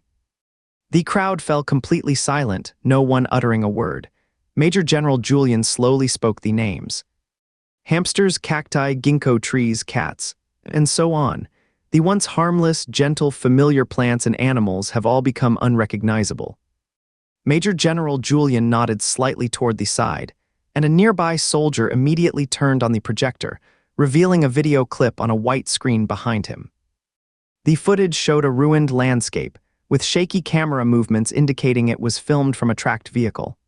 Occasionally, the view shifted to show soldiers in thermal suits up close, likely recorded by cameras mounted on their helmets. Knowing something significant was about to happen, everyone in the square held their breath, including James and the several children beside him, all focused intently on the screen. The tracked vehicle jolted across the rubble, everything appearing normal at first. But suddenly, nearby bricks collapsed inward, revealing a hidden cavity. A long rope shot out from within and swiftly wrapped around one soldier's waist. "Help!" The soldier's cry echoed as the rope snapped back quickly, dragging him into the hole.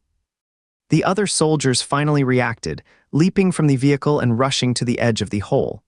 The video camera wobbled with their movements, then revealed a dark opening. The hole was deep, and the soldier clung tightly to a protruding steel bar at the rim, his body hanging in midair. "Help me!" he strained to cry out, looking up desperately. The thing wrapped around his waist tightened and began dragging him downward. Because the camera was close, everyone in the square clearly saw that what was wrapped around his waist was not a rope at all. It was a twisted, long root covered in dirt. "Hold on!" Two soldiers on the ground reached out to pull him back, while another pulled a knife and leaned down, trying to cut through the root around his waist. But the root suddenly tightened inward like a steel wire, slowly sinking into the soldier's waist, just beneath the skin, making it impossible for the knife to reach. Blood gushed from the soldier's side, and he spat out mouthfuls of blood. His condition was clearly critical. Perhaps considering some viewers' emotional limits, the video abruptly cut off at this point, switching to the next segment without continuing further. The following clips were similar.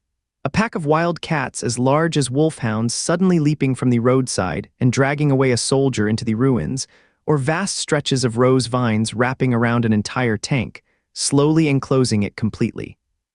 Some people in the square turned pale with fear, trembling and covering their eyes. Others clamped hands over their mouths, tears welling up at the corners of their eyes. The group of children sitting on the excavator's arm were all visibly terrified. James had been chased by a tiger before and had encountered deadly vines in the research facility, so he was somewhat accustomed to such scenes, calmer than most of the other kids. Still, deep down, he could not shake off the fear. "Brother," he whispered softly. Henry turned around without asking why James had called him, simply reaching out with both hands to lift him into a vertical hug. The video played just a few clips before stopping, and the screen went dark. But everyone in the square now understood that the deaths of over 400 soldiers were no longer just numbers. They represented more than 400 harrowing experiences of loss.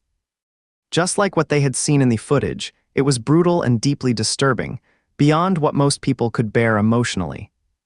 Major General Julian gave the crowd time to process the scene without speaking immediately. After several minutes passed, his low voice finally came through the speaker system. "What you have just seen are plants and animals that have undergone dangerous changes, now fiercely aggressive toward humans. Do not ask me how they changed. I do not know myself. You have been sheltered by the Western Coalition in an underground safe zone, where your only concerns were what is for lunch today or whether there will be mushroom soup for dinner. We originally did not plan to share these recordings, whether it was sacrifice or combat, that is part of a soldier's duty. But now, our situation is extremely dire, and we have reached the point where revealing this information is unavoidable. You may still hold on to hope that help will come from Central City, or that if we just endure for another 2 months, we might return to the surface. Those were the reassuring messages we chose to share with you before."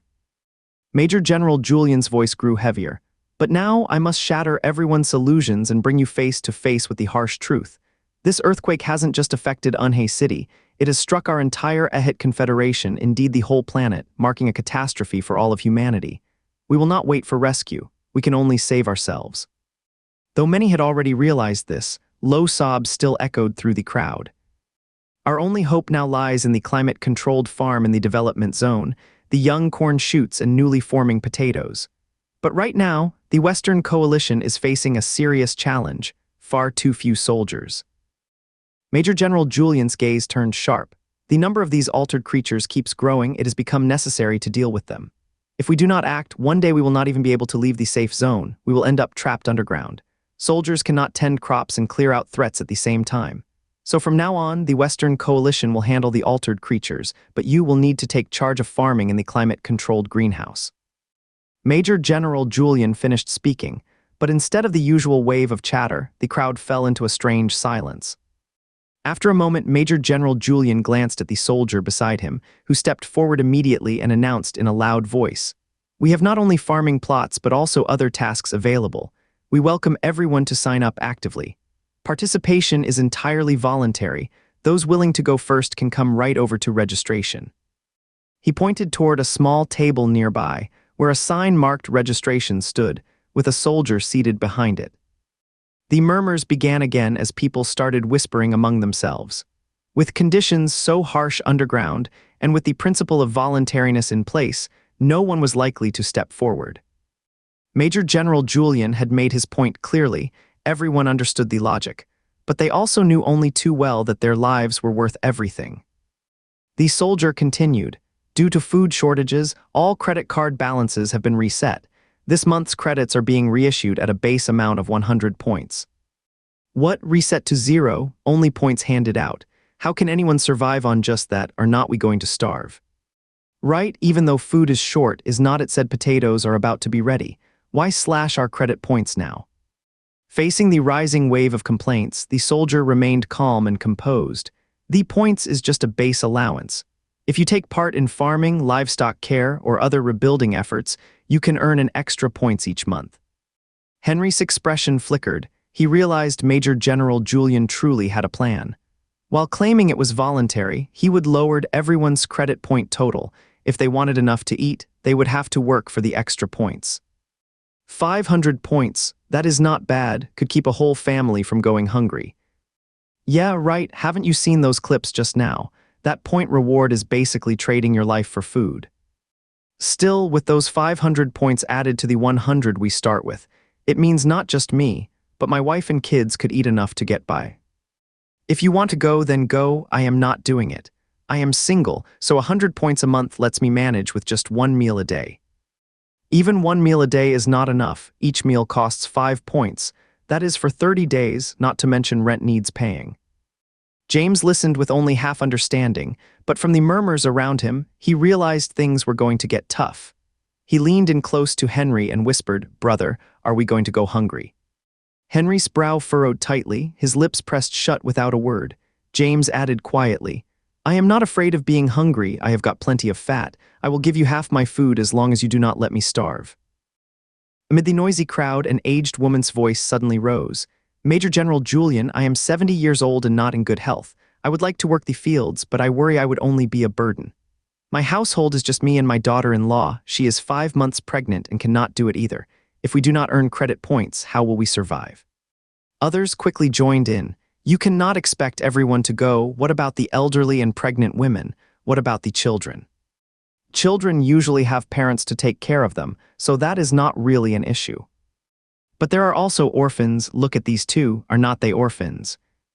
Everyone's eyes turned toward Henry and James. James shifted uncomfortably, pulling his face into Henry's shoulder. Henry remained calm as he stared ahead, seemingly unaffected by the words that labeled them as orphans. Major General Julian lowered his gaze toward the ground without speaking, as the soldier barked sharply, "Everyone be quiet." The murmurs gradually settled down, and the soldier spoke in a steady voice. "The work at the greenhouse is not demanding. It is mostly handled by machines, but human oversight is still required. So people of all ages, including elders and pregnant individuals, can manage it just fine. Those who are seriously ill or extremely weak can join lighter rebuilding tasks instead. For instance, our shelter needs a large amount of uleshai to keep the power running, even though you're standing on. Why should we be the ones doing this? What are the West Union forces for?" A sharp voice suddenly cut through the crowd, interrupting the soldier. Everyone turned toward the source of the sound, including James and Henry. The man speaking was a broad-shouldered, defiant-looking figure whose tight T-shirt strained across his muscles. After letting out a mocking laugh, he continued, Back in the day, the West Union forces and the Dong Alayan troops used to be so powerful.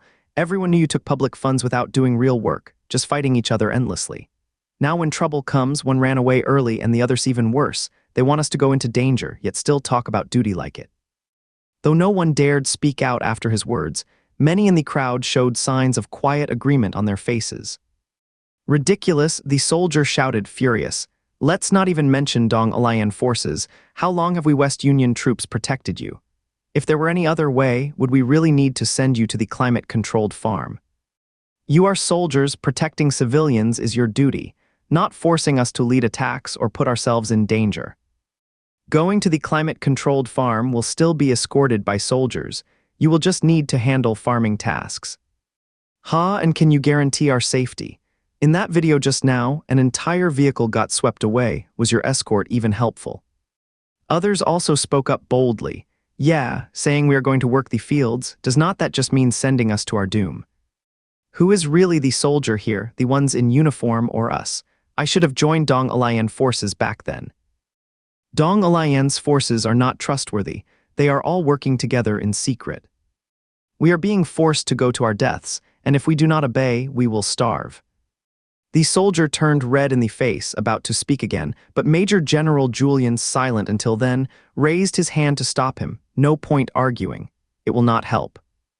Major General Julian slowly scanned the faces before him, finally fixing on the large man. He extended one finger and pointed, then softly said 3 words, "Bring him forward." A few soldiers instantly rushed over, grabbing the big man and shoving him toward the platform. Though he struggled fiercely with all his strength, he was no match for trained military personnel and quickly had his arms twisted behind his back before being pushed in front of Major General Julian. Major General Julian reached out to the side, and a whip was handed to him immediately. Crack! The whip cut through the air in a sharp arc, striking the man's back with a loud snap that made everyone in the crowd flinch. The man's jacket tore open instantly, revealing a raised red mark across his skin. Soldier Pa, just a bunch of arrogant troublemakers. Colonel, all he knows is showing off to ordinary people like us. Despite the pain that brought beads of sweat to his forehead, the man remained defiant and shouted back with fierce defiance. Muzzle him, ordered Major General Julian, then began rolling up his uniform sleeves. The man's mouth was quickly sealed shut. He struggled and grunted desperately, but several soldiers pinned him firmly to the ground. Crack, crack, crack. The sound of repeated strikes echoed without pause, lasting for 7 or 8 blows until the large man fell silent. Major General Julian finally set the whip aside and told the nearby soldier, "Take him to the medical station and have the doctor treat his injuries." Yes. The entire scene was utterly silent, everyone stunned into stillness, too frightened to utter a word. James remained tightly held in Henry's arms, shivering with each crack of the whip. When he saw the large man carried away, his back covered in blood and wounds, James leaned close to Henry's ear and whispered, "The Western Alliance is so harsh. Our Dong Alayan forces do not harm people like this, right?" Henry answered honestly, "I am not sure." James looked thoroughly confused, tilting his head as he paused for a moment before whispering again, "So was the one who got punished really a bad person?" Henry gave a thoughtful pause and said, "The one who was harmed was not a bad person, but under the current circumstances, I support Major General Julian's decision." James was even more puzzled now, but since Major General Julian had started speaking again, he did not press further. The situation is extremely critical. Anhe City has reached a life or death moment. If we do not unite everyone's strength, relying only on the few thousand soldiers from the Western Alliance, then in the end, not just the Western Alliance troops, but all of you here today, no one will survive. Let me repeat, nobody can stay out of this. If you want to live, sign up with your neighborhood coordinator. Those who choose not to participate will not be forced. Each person will still receive 100 credit points monthly. But one thing I will not tolerate is any questioning. Anyone who speaks up again will be asked to leave the shelter immediately. After finishing his statement, Major General Julian fell silent, and no one dared to urge him. Not a single cough broke the stillness among the 10,000 people present. Everyone simply waited in quiet anticipation. Earlier, I addressed the first matter. Now, let's move on to the second issue of tonight. I am sure you have all heard these past few days, there have been several severe and troubling incidents within the hive. I know many of you have been speculating behind closed doors. There is no point in keeping this secret any longer, so I have decided to share the truth with everyone. This is to ensure all of you stay alert and remain on high alert.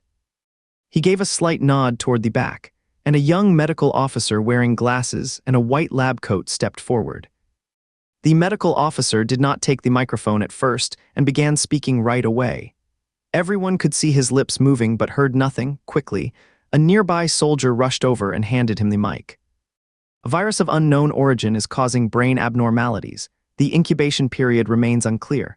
The longest known duration so far is 6 months, meaning this virus had already entered human bodies before the earthquake. Initial symptoms resemble a common cold, followed by elevated body temperature, possibly intermittent low-grade fever with occasional spikes. However, once the incubation phase transitions into active onset, it happens in just seconds. During this state, zombies, could they be zombies? Someone shouted from the crowd. If you are asking about the kind seen in movies, the symptoms do share some similarities.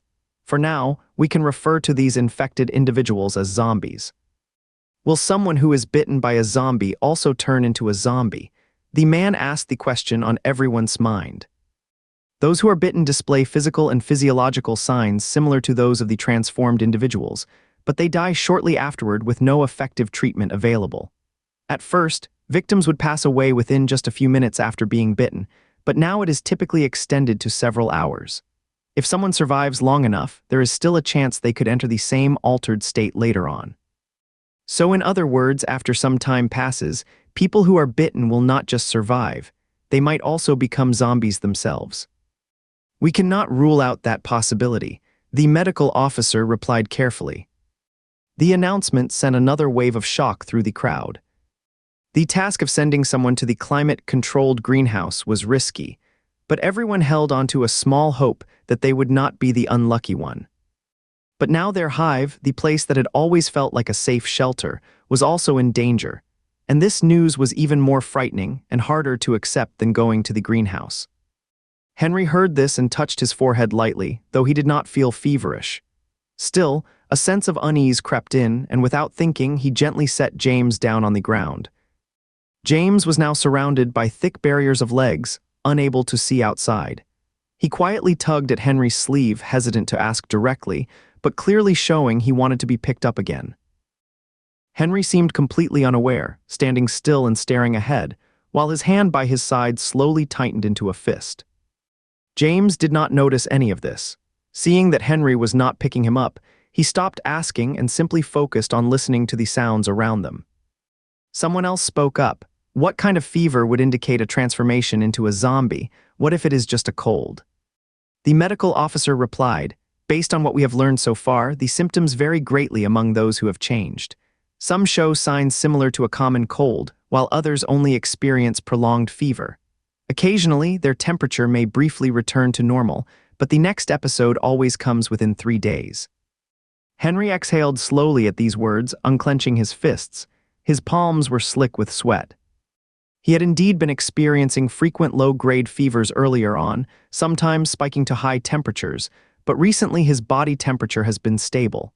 It has been nearly a month since his last episode. Given the medical officer's statement that fever cycles never exceed 3 days, he was not carrying the virus. James, bored and staring at the back of someone's thigh, counting the small squares on their pants, suddenly felt lighter as he was lifted into the air, his view opening up again. He turned to grin at Henry, who was holding him, but received no reaction. Henry simply used one hand to gently turn James' head back around. Major General Julian took up the conversation again, his cold voice echoing through the underground space. Starting now, everyone must check their temperature twice daily. If anyone shows signs of fever, they must immediately go to the medical station for isolation and monitoring. Right, added the medical officer, during the observation period. If a person's temperature stays normal for more than 3 days after recovery, they may be temporarily cleared to return to the hive. Someone suddenly shouted aloud, "The person living next door has had a fever for several days now." As he finished speaking, others quickly chimed in. "Today when I went to get food, I overheard people behind me talking. His son-in-law is also running a fever." The family living in Sector C, District D, number, their young child has been ill with fever. Damn it, my son was checked at the medical station just a few days ago and stayed there for several days before coming back. The doctor said it was only a cold. What in the world are you even talking about? I just do not know, but staying alert cannot hurt, right? With the serious news that something dangerous might be spreading inside the hive, everyone began carefully searching their memories for anyone nearby who had a fever, eyeing each other with growing caution. However, the earlier announcement had already said those showing cold-like symptoms should stay in their rooms while medics came to check them. So the people now reported were all still inside their own units and had not gathered in the square. But some tried to hide it, and when others pointed them out, they cried desperately while clinging tightly to family members. Then everyone would work together to guide the feverish person toward a soldier, who would then take them off to the medical station. My daughter just has a regular cold, she caught a chill. It will clear up in 2 or 3 days. She does not need to go to the medical point. I can keep her locked safely inside my room. That should be fine, right? A sharp, intense voice drew James' attention. He turned toward the sound and saw the elderly woman he had met earlier on the elevator. The woman's hair was wild. 2 buttons had come loose from her clothes, but she did not care. She clung tightly to a young girl in her arms, kicking at those around her and biting anyone who reached toward them, acting completely overwhelmed. The girl buried her face into her mother's shoulder, trembling uncontrollably, screaming, "Mom, I do not want to go, I do not want to go." People around them began speaking up. Whether it is a cold or something else, just isolate them at the medical station for 3 days. Did not you hear what the medical officer said? If they are fever-free for more than 3 days after recovery, they can return to the hive. The woman clung tightly to her daughter, shouting wildly, "Get away from my daughter, stay back, she is not sick like that, do not touch her." How many people who went to the medical station have come back? The Western Alliance is not there to treat them, they are locking them up and secretly harming them. Stop spreading rumors. My mom had a cold not long ago. She stayed at the medical station for a few days and came back fine. She even got medicine. Is not it possible your daughter's one of those changed ones? Just go for a short stay and you will know. For any other illness, it might have been okay, but this kind of infection is too serious to ignore. It could endanger everyone in the hive. A few people started rolling up their sleeves, ready to forcibly separate the woman and her daughter. For a moment, the woman's angry shouts mixed with loud accusations from others, filling the air with chaos. "Get out, all of you, anyone who touches me again, I will," the woman was shouting, but her words cut off abruptly, stuck in her throat. Those trying to restrain her seized the moment, twisting her arms behind her back and urgently urging someone nearby, "Hurry, hurry, take her daughter away." Henry held James tightly, watching from a distance. When he saw the woman suddenly stop resisting and stand motionless with a blank stare, his heart gave a sudden jolt. He called out, "Do not touch them, stay away from them." His voice was drowned out by the chaos. Even if someone heard it, they paid no attention and kept pulling at the young girl clinging to the woman's shoulder. The girl had stopped screaming. She stumbled back 2 steps under the pull, her head down, one arm hanging limp at her side, hidden by long strands of dark hair. "Madam, please calm down. Your daughter is just being taken for 3 days of isolation." One of the men held the woman firmly, still trying to reassure her, but his words froze as his gaze fell upon her shoulder. The woman's right shoulder and neck junction had a gaping hole, from which blood was flowing steadily. The silver-white fabric in that area was soaked crimson. "I did not hit her. I did not do anything." The man stood there dazed, muttering in disbelief. Henry called out again, "Stay away from them, do not get close." As soon as he finished speaking, the girl who had been motionless and staring down suddenly turned and charged at the person holding her arm. In that instant, her hair parted to the sides, revealing a face marked with darkened veins and a mouth smeared with blood. She moved so fast there was no time to react. Before the man could let go, she had already lunged forward, seizing his shoulder and biting into his face. It all happened in just a few seconds. Only after a scream rang out did people around them finally realize what was happening and start running. The woman who had been frozen in shock began making gurgling noises in her throat, as if choked by fluid, while her face slowly turned a deep purple. "Run, it is a zombie." A piercing scream of fear rang out, and the chaos that had been confined to one spot quickly spread like a flood, sending everyone in the square into a frantic scramble. When faced with danger, people instinctively run toward what they believe is the safest place, home. So the entire crowd surged toward the hive, rushing forward like waves crashing against the shore. Some were swept along by the crowd so forcefully that their feet barely touched the ground. Others stumbled and fell, only to be crushed under countless footsteps in an instant, losing all life. Meanwhile, the woman and her daughter grabbed anyone passing by and lunged at them with wild attacks. On the central platform, the medical officer spoke to Major General Julian in a pale voice. "It is over. The infection is spreading faster than ever. There is no longer a latency period." Henry held James tightly, carried forward by the crowd, struggling to keep his balance so he would not fall.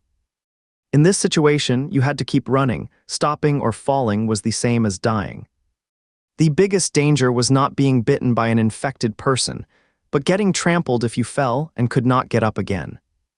James was terrified by the scene, but seeing people lying still on the ground gave him enough courage to push hard with one hand when someone charged toward Henry. His strength was not strong, but even an adult would feel sharp pain from such a hit to the eye, and in the chaos, no one could see clearly, thinking there were more infected. They blinked hard and cried as they scrambled sideways.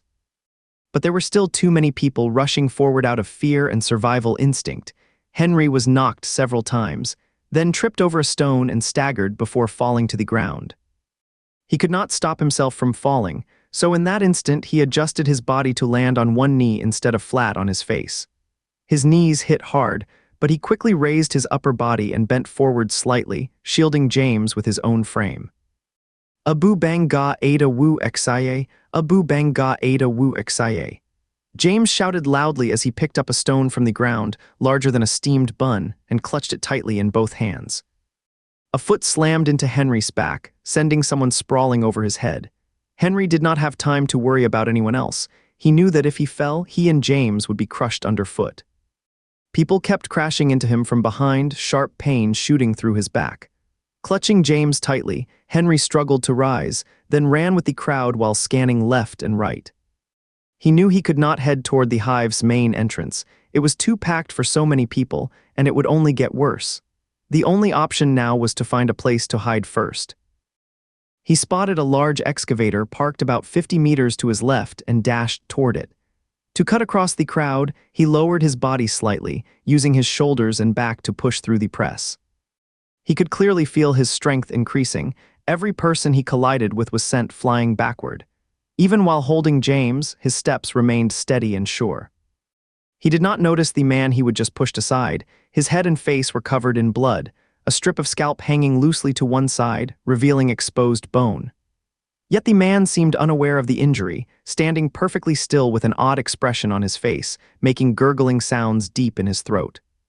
His pupils darkened rapidly, spreading like ink across his eyes, while thin red lines spread across his face like a web. Then he let out a sharp roar and lunged forward at Henry. Henry's focus was ahead, so he did not sense the man approaching from behind. But James, who was clinging to his shoulder, saw it and gasped in fear. As the man's frightening face moved close to Henry's head, James raised the stone with both hands and swung it hard at the man's face. He screamed out, "Ah wu abengar de wu xie." Though James was not strong, the stone was solid. The blow sent the man's head snapping back. A normal person would have been in intense pain from such a hit, but the man only staggered slightly before charging forward again. But as James hurled the stone, Henry noticed something was off. He quickly turned his head and glanced back. In the instant the man charged forward, Henry caught James and stepped sideways just enough to dodge, then kicked out at the man's chest. His current burst of strength surpassed that of many adults, yet after being struck, the man only staggered a few steps backward before regaining his balance and charging again. Henry set James down on the ground, reached for his knife, when suddenly a sharp gunshot echoed from nearby. The man froze in place, eyes wide with fury as he stared at Henry, then slowly collapsed forward. A clear hole appeared at the back of his head, dark purple fluid oozing from it. Not far away, Major General Julian stepped into the crowd with a gun in hand, and a group of soldiers behind him. The crowd continued to scream, cry out, and run in panic. Chaos reigned like a nightmare battlefield, and the situation was spiraling completely beyond control. Henry scooped up James and charged toward the excavator without hesitation. crashing into several people along the way before finally reaching the back of the large machine. He panted as he peered through the rear window of the excavator. The girl who had been violently attacking others was slowly collapsing, her eyes wide with fury, a fresh wound on her forehead, dark fluid seeping from beneath her nose. Major General Julian held his gun aloft, smoke curling from the barrel, while a completely black vulture circled above him, wings spread as it cried out over the crowd. He spoke just a few words to the soldier beside him. Though Henry could not hear, he clearly read his lips. "Kill everyone who has been bitten." The soldiers opened fire, targeting not only the elderly woman, but also those injured by her and now lunging at others, eliminating them all without mercy. One of them roared as it charged toward the nearest soldier, enduring multiple shots to its torso without hesitation, until a single bullet struck it squarely between the eyes and brought it down. After dealing with the affected individuals, dozens of bodies lay scattered across the ground. Major General Julian fired his weapon into the air, and the soldiers raised their machine guns to shoot upward as well, creating a relentless barrage of gunfire that echoed through the underground space. Henry's eardrums throbbed from the noise, but soft hands covered his ears. James pressed both palms firmly against them, lips moving rapidly as if chanting loudly, yet Henry heard nothing at all. Henry gently guided James' head into his chest so that the boy's left ear rested against his heartbeat, then tightly covered his right ear with one hand. The two of them crouched side by side behind the excavator, shielding each other's ears. Those still running eventually came to a stop and dropped to their knees in panic. Some huddled like James and Henry, covering their ears, others instinctively raised both hands above their heads, signaling surrender. After the gunfire faded, silence spread across the area. Major General Julian barked sharply, "Form designated groups immediately, stand by zone, check temperatures one by one and return to your hive right away." Only a few dozen mutants had been eliminated, but over 300 people had died from being trampled. Especially at the entrances of the three hives, where crowds rushed in blindly. Once the surge calmed, bodies lay stacked thickly on the ground. People slowly began to come back to themselves. Some collapsed onto the ground, dazed and hollow-eyed as if their spirits had been torn away. Others screamed for loved ones, searching frantically through the crowd before breaking into tears. Families of those crushed stood nearby, sobbing so hard they could barely stand. Soldiers started clearing the bodies, placing each one in a black body bag and carrying them off. The grieving families followed behind, pleading desperately, "Just let me see them once more, just one last time." A soldier's voice crackled through the loudspeaker. "People from Hive A go to the far right, line up by floor and zone. Hive B stays in the middle, Hive C takes the left side. Each small group leader will check temperatures. Those with normal readings return to their hive immediately. If anything unusual is found, report it straight to West Alliance forces." Henry stayed pressed against the back of the excavator, his face buried in James' hair. He did not know why. Maybe it was the uncertainty about what lay ahead, maybe the shock from earlier, or maybe he would just been holding on too tightly for too long. But suddenly tears spilled from his eyes. He held James close, his shoulders trembling slightly and his arms tightened around him, as if trying to draw comfort and strength from the small, soft frame. James sensed something and tried to look up at his face, but could not move, so he stayed still in the embrace, using his only free hand to gently stroke the back of Henry's shirt. James' touch was light, more like a gentle caress than a tap, yet Henry still flinched as if touched in a place that hurt. James paused mid-motion, then carefully placed his hand on Henry's back without continuing to stroke. After a long moment, Henry calmed down and let go. Aside from a faint redness at the corner of his eyes, there was no sign left that he had been crying. "Let's go, we need to line up for temperature check," he said in a hoarse voice. Henry reached out to take James' hand, but instead of offering his own, James suddenly tugged at the bottom of his T-shirt. Henry did not expect it, and before he could react, the lower half of his shirt was lifted, revealing a back covered in bruises. "What is wrong?" Henry quickly pushed James' hand away, pulled down his shirt, and turned around to see James staring at him with wide eyes, his expression filled with shock and sadness. Henry paused for a moment, then softened his tone. "Let's go. Everyone's already in line, we should join them." On the right side of the square, they found the area marked for Zone C. 2 long lines had already formed, and Daniel, along with 2 assistants, was busy taking temperatures. James stood beside Henry in line, his eyes scanning the area, spotting the glasses-wearing medical officer in charge of section. "Brother, I will be back soon," James said before Henry could reply, then let go of his hand and slipped through the crowd toward section. The medical officer took the data sheet from the person beside him, glanced at it, gave a few instructions, then moved on to check the temperature readings elsewhere. After making several trips back and forth, he noticed a young boy consistently staying nearby, but did not think much of it. Without warning, the data sheet slipped from his hands. He quickly bent down to pick it up, and the same boy knelt beside him to help retrieve it. "Hey there, where is your parent? It is too crowded here, do not wander off," the medical officer said, adjusting his glasses as he looked at the well-dressed boy. After handing back the data sheet, James stayed quiet, simply watching him with a quiet look filled with mild anxiety. The medical officer noticed the boy's expression and lowered his voice slightly. "Is there something you need me for?" James finally spoke up, his voice quiet but clear enough for the medical officer to hear. "I am Ezra. My brother got bumped earlier and has a dark mark on his back. We have medicine, but it is in our room. We cannot go back right now." The medicine he mentioned was the 2 bottles of vitamin C and digestive aid that had been sitting in their room all along. The medical officer understood immediately and called out to a soldier passing by, "Wait, do you have any first aid ointment for bruises? Give it to this boy.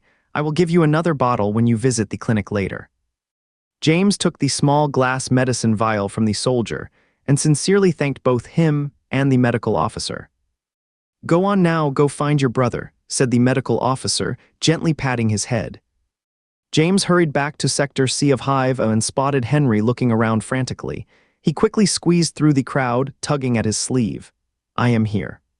Henry was about to go searching when he saw James rushing over. He snapped sharply, "What were you thinking? Cannot you see there are people everywhere? What if someone else changes again like before? What would you do then?" James did not seem upset. Instead, he reached behind him and held up the small bottle. "Look, I found medicine for you." Henry ignored the bottle completely, turning away with a stern expression. James slipped it into his cargo pants pocket and reached out to take Henry's hand, but was brushed off.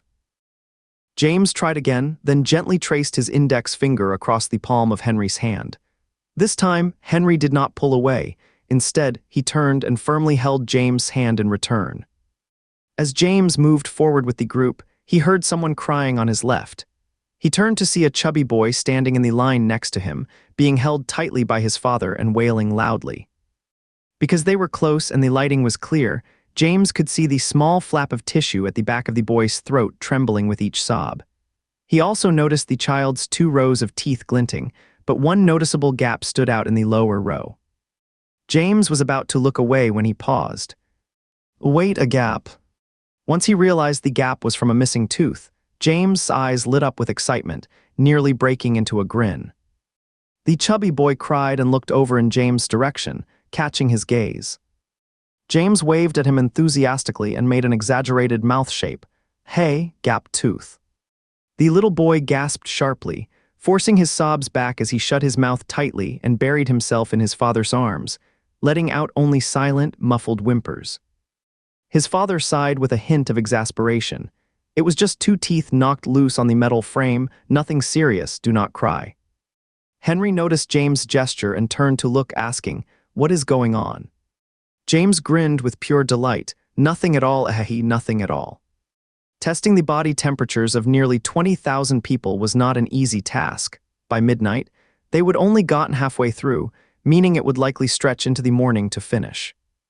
Though the square was packed with people, everyone remained silent and still, the mood heavy and solemn. James, utterly drained, leaned on Henry in line, eyes shut tight. As he swayed slightly, his body gradually slid down until he settled onto Henry's feet and fell asleep. As the line moved forward, Henry shifted his foot. "James, move a bit." James' head rested against his calf, his eyelids barely twitching, mouth half open from sleep. Like a pig, Henry muttered quietly under his breath but did not wake him up. Instead, he grabbed James' shoulders, lifted him slightly, shifted his foot forward a few steps, then set him back down so he could keep sleeping on top of it. When they reached the front of the line, Daniel glanced at Henry, then leaned in to look at James, who was fast asleep on his foot, and asked with concern, "Was everything all right just now?" "Nothing," Henry replied. Henry began taking his temperature. His heart skipped a beat as the thermometer approached his forehead, but he relaxed when he saw the green number on screen. He reached out to wake James. Daniel quickly said, "Do not wake him, let me handle it." He moved around the table with the thermometer, checked James' temperature, then smiled warmly at the peacefully sleeping child. "Look at him, he is sleeping so soundly." Henry also looked down at James, gently wiping a smudge of dust from his cheek, said goodbye to Daniel, then picked him up and headed toward the hive building. Back in the room, Henry did not feel like taking another full bath. He poured some warm water to wash his face and feet, wiped James' face clean, took off his dirty clothes, and tucked him snugly into a soft blanket. He picked up the soiled clothes to toss them in the basin, but a small bottle tumbled out of James' overalls and rolled across the floor. Remembering it was a medicine James had found for him, he went to pick it up. Though the bottle looked plain with no label, as soon as he opened the lid and caught the familiar scent, he knew it was military-grade wound ointment. He stared at the pale white ointment for a moment, then walked to the bed, took off his shirt, scooped out a small amount of the medicine, and rubbed it onto his back with his hand. The cool ointment touched his skin, and the soreness eased noticeably right away. After applying the medicine, Henry put on clean clothes, turned off the light with a soft click, and quietly lay down beside James. In the silence, someone was crying somewhere. Deep, sorrowful sobs seeped through the door crack like a long, thin thread, winding tightly around the heart and squeezing out bitter tears. Henry lay with his eyes closed, feeling heavy in his chest until he heard James' soft snoring nearby, which eased the lingering tightness in his breath a little. He reached out, found James' hand, and gently held it in his palm, slowly drifting off to sleep amid the broken sounds of crying. In the days that followed, the entire hive grew heavy with tension. Conversations in the mess hall vanished, people silently lined up for meals and quietly walked away. As Major General Julian had said, everyone's credit points were down to just 100. Yet even so, no one signed up for the climate-controlled greenhouse work. Everyone seemed to be waiting, watching, seeing what others would do first. Henry and James had only one meal a day now, and they could not finish it. They needed to save half for dinner, barely getting by each day. Henry knew this was not sustainable. Even if they ate just once a day, they would spend points in a month plus another for rent. But whenever he hinted at wanting to work for the military, James would panic and hold on tight, refusing to let him go. Ever since the earthquake, James had become extremely close, never letting Henry out of his sight for more than an hour. Even when Henry went to shower, James waited outside the curtain, as if only being together constantly gave him a sense of safety. Today's lunch was served, and just like usual, Henry dragged over a small cabinet to use as a table. The two sat side by side on the bed to eat. Lifting the lid, there was only half a box of rice, along with a single spoonful of plain stir-fried mung bean sprouts and tofu, something they would see every day. Mung beans were easy to store, and both the sprouts and tofu were made from them, so this had been their only meal for days. The rice was extremely scarce, yet even a small portion needed to be saved halfway for dinner. After taking a spoonful into his mouth, James noticed Henry still staring at the food box without eating, so he stopped feeding himself. After pausing thoughtfully, he passed his own box forward and said, "Brother, please eat for me, I cannot finish mine." Henry turned, his eyes settling on the food box, then slowly rising along that hand to look at James in front of him.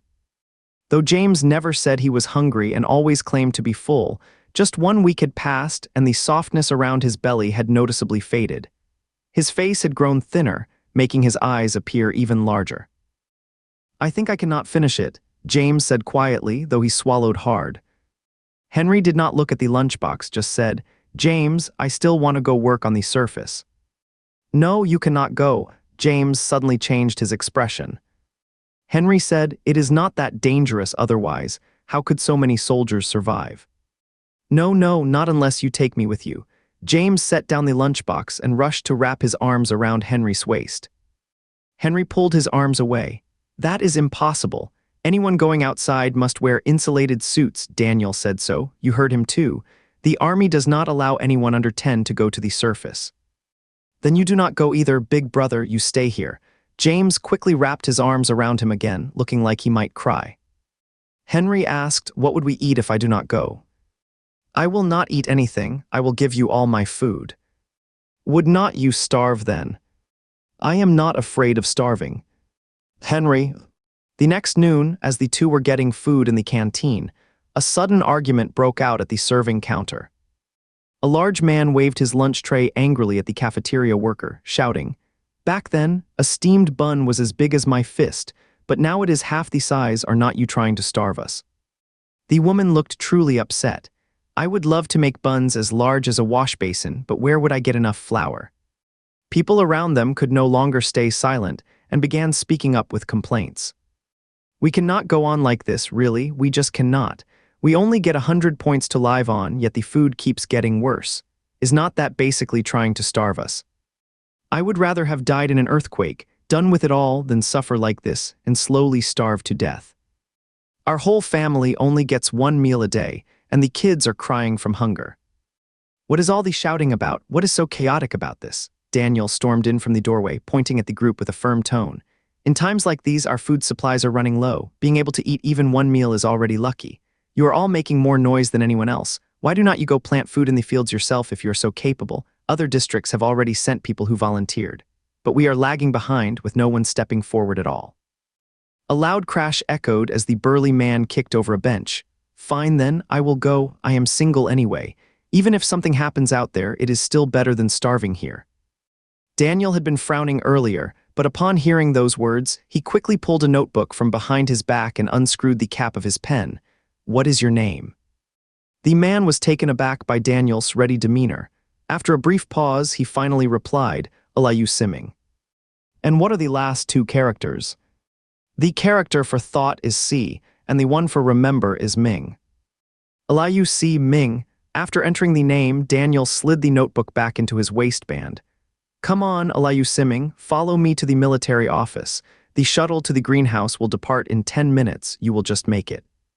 Elihu Simming ended up following Daniel out of the dining hall without fully understanding why, and everyone else stopped eating as well, gathering at the hallway to watch his back. Henry quietly finished his meal, took James by the hand and returned to their room. After making sure James was asleep, he slipped out again unnoticed. Are you going to work on the surface too? That is far too risky. No way, no way. Daniel sat down at the square table, placed his tray aside and shook his head vigorously. I am asking people to go up there for labor, but only those who are strong and grown up. How old are you really? You cannot possibly handle something that dangerous. Henry stood before him, speaking with genuine sincerity. Daniel, I am in excellent physical condition, no worse than most adults. No, that will not work, Daniel said with a sigh. I know you and Ezra have it tough, but there are tasks here at the shelter that suit someone your age. For example, collecting Elishai, 3 pieces earn 5 points. It is luck-based, though. You might not find any for days. Still, it is safer than going out on the surface. At least you would make a few dozen points a month, enough to get by. If you are interested, I will talk to the Elishai mine supervisor and try to get you assigned. Henry knew picking up Elishai was much easier, but he also realized even with an extra few dozen points each month, he and James would still be struggling to eat. He shook his head firmly. I will go work on the surface instead. Daniel looked up at him. Leo, you know I am not a good person, these times do not allow for goodness, but I truly want things to be easier for you and Ezra. Thank you, Daniel, I appreciate your kindness, I understand it well. Seeing Henry's calm gaze, yet firm in his resolve, Daniel let out a long breath and said, Fine then, I will put you down on the list. But if you change your mind later, just come find me to cancel it any time. Thank you, Daniel. James woke up from a nap and saw Henry sitting by the bed, using small pliers to twist a piece of metal. He did not know what Henry was working on, but it did not stop him from lying quietly beside him, watching with quiet fascination. Henry pressed the largest metal piece upward to form a hollow oval shape, then attached the twisted wires to it. The object now had a basic form, almost as if it had grown 4 slender arms and legs. Anunyu, wait, could that be Anunyu? Is that really Anunyu? James' eyes widened in disbelief. Then he suddenly jumped up from the bed, exclaiming in astonishment. Henry kept working and added a few small metal beads to the ball using glue. Suddenly, A clear face with eyes and mouth came to life right in his palm, perfectly resembling Anunyu. It really is Anunyu, oh my gosh. James clamped his hand over his mouth, then darted across the bed with quick little steps. Stop jumping, the whole bed's shaking, and I cannot focus on what I am doing, Henry said calmly. After James settled on the edge of the bed, Henry used sandpaper to smooth Anunyu twice, removing the uneven rust until its surface glowed softly, then handed it to James. James held his breath and gently touched Anunyu with one finger. Though made of metal, he handled it as if afraid of breaking it. Then he cradled it in both hands, slowly lifting it up to eye level and staring at it intently. Like it? Henry asked, noticing how much James liked it. James nodded vigorously, grinning at Anunyu like a kid who had just found something priceless. Henry asked, how does this one compare to the Anunyu doll you saw in the trading hall? The Anunyu doll in the trading hall cost 40 credit points, but Henry did not buy it for James, so James threw a fit and cried loudly in the hall. That other Anunyu was too ugly, James said, kissing the round metal head fondly. This Anunyu is the most beautiful one, no other Anunyu can compare. Henry seemed pleased with his answer and began gathering the leftover iron scraps and tools, organizing everything before sitting down beside James. James was gently touching Anunyu, beaming with pure joy, and when Henry sat down next to him, he leaned his head against him, rubbing it softly on Henry's shoulder. Brother, you are so kind, I really like you, I will serve you for my whole life. Stop, Henry gently pushed his head away with one finger. Sit properly, I have something to say. Oh, go ahead, James said cheerfully, sitting up straight and turning to look at Henry. Henry seemed hesitant to meet his gaze, turning his eyes away and focusing instead on the creature in his arms. You are a handful, but I am heading out to work outside the shelter tomorrow. Do not worry, you will not be alone even if I am not around. Anunyu will still be here with you. James' smile vanished instantly when he heard that. No, do not go out to work. Henry said, you know we would have no food if I did not work. James quickly replied, then just let me starve, I am not afraid. But even if you were gone, I still would not have enough to eat. You would be dead within 2 days, and then so would I, Henry said calmly. You are not afraid of starving, but I am. But, James' eyes were filled with anxiety and tears began to well up. Henry pointed to the creature in his arms. I have already told Daniel you can go to him if you need anything, and when I am not around during the day, it will be there with you. James glanced at Anunyu in his arms, then at Henry, and slowly set it down on the bed, pushing it away with his fingers. Worried it was not far enough, he stretched out flat on the bed, reaching further with his arms while choking back tears. I do not want Anunyu with me, I hate it, I really hate it, I just cannot stand it. He pushed Anunyu to the edge of the bed, and was about to push it off when he turned back to look at Henry. Henry said nothing, only pressing his lips tightly together as he stared at him with a cold, serious expression. James stayed in the same prone position, holding Henry's gaze for a moment. In the end, fear won out, he started crying again and slowly reached his hand forward, inch by inch, pulling Anunyu back toward him. Henry placed both credit cards in front of him. I will be eating breakfast and lunch with the group today. Keep these cards safe, you do not need to hold back anymore. Make sure you eat properly at both morning and noon meals. I will join you for dinner when I get back. James did not reach for the credit cards, simply keeping his face buried in the bed. Henry got up, grabbed the everyday supermarket tote bag, and put the cards inside. I have put the cards in your bag, grab them when you go to get food. By evening mealtime, Henry returned with 2 full trays of food and set them on the small cabinet. James stayed in his crouched position without shifting an inch. Henry sat down beside the bed and gently nudged him. James, it is time to eat. James did not move, so Henry grabbed him by the back of his collar and lifted him up. James hung limply, his arms and head drooping heavily, every part of him radiating deep sorrow and a sense of hopelessness. Henry pulled him over to the edge of the bed and pointed at the food box on the small cabinet. Hurry up and eat, or the meal will be cold. James did not even glance at the food box. As soon as Henry let go, he collapsed back onto the bed.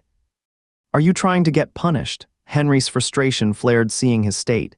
You haven't been disciplined since the earthquake. Do I really have to go find a stick?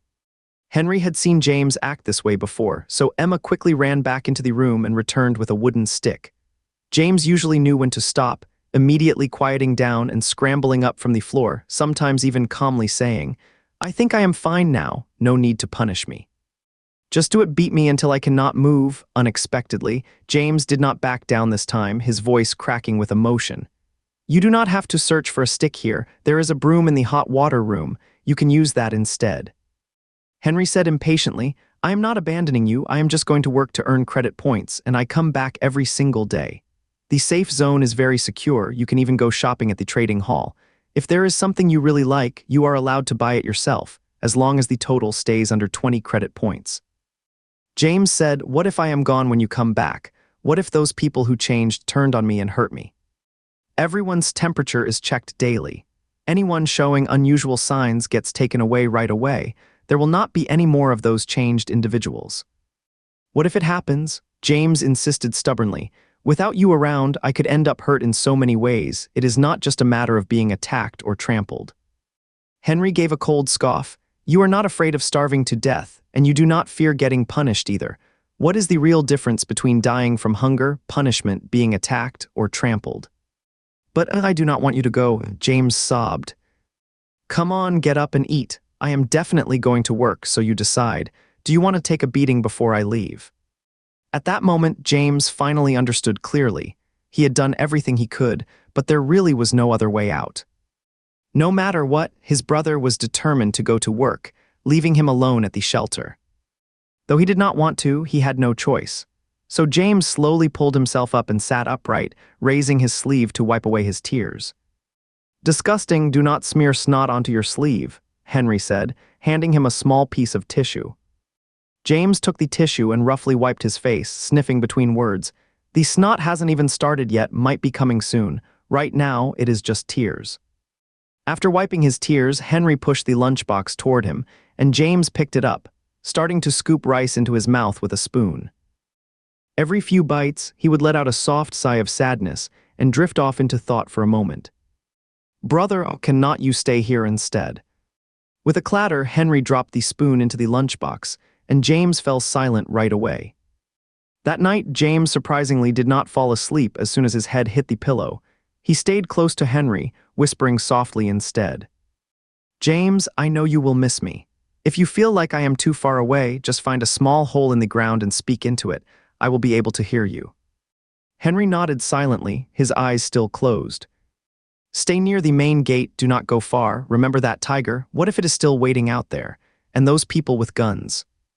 "Okay, get some sleep." After a brief pause, James added, "It is really hot out there. Bring a bucket of cold water like we used to. We can splash it on ourselves later." "No need, we will wear thermal suits when we go outside. Will not be hot at all, now sleep." "All right, let's get some rest," James said, settling into a comfortable position. After a few moments, he suddenly spoke again. "Try to pick a bigger hole when you talk. Small ones might be hard for me to hear. If..." "Sleep," Henry said sharply, cutting him off. "If you keep talking, you can sleep under the bed yourself." James opened his mouth slightly, then finally swallowed the words he had not spoken yet and closed his eyes to go to sleep. The small room fell quiet. After a moment, their breathing grew calm and steady as both of them drifted into deep sleep. Henry woke up at 6 in the morning.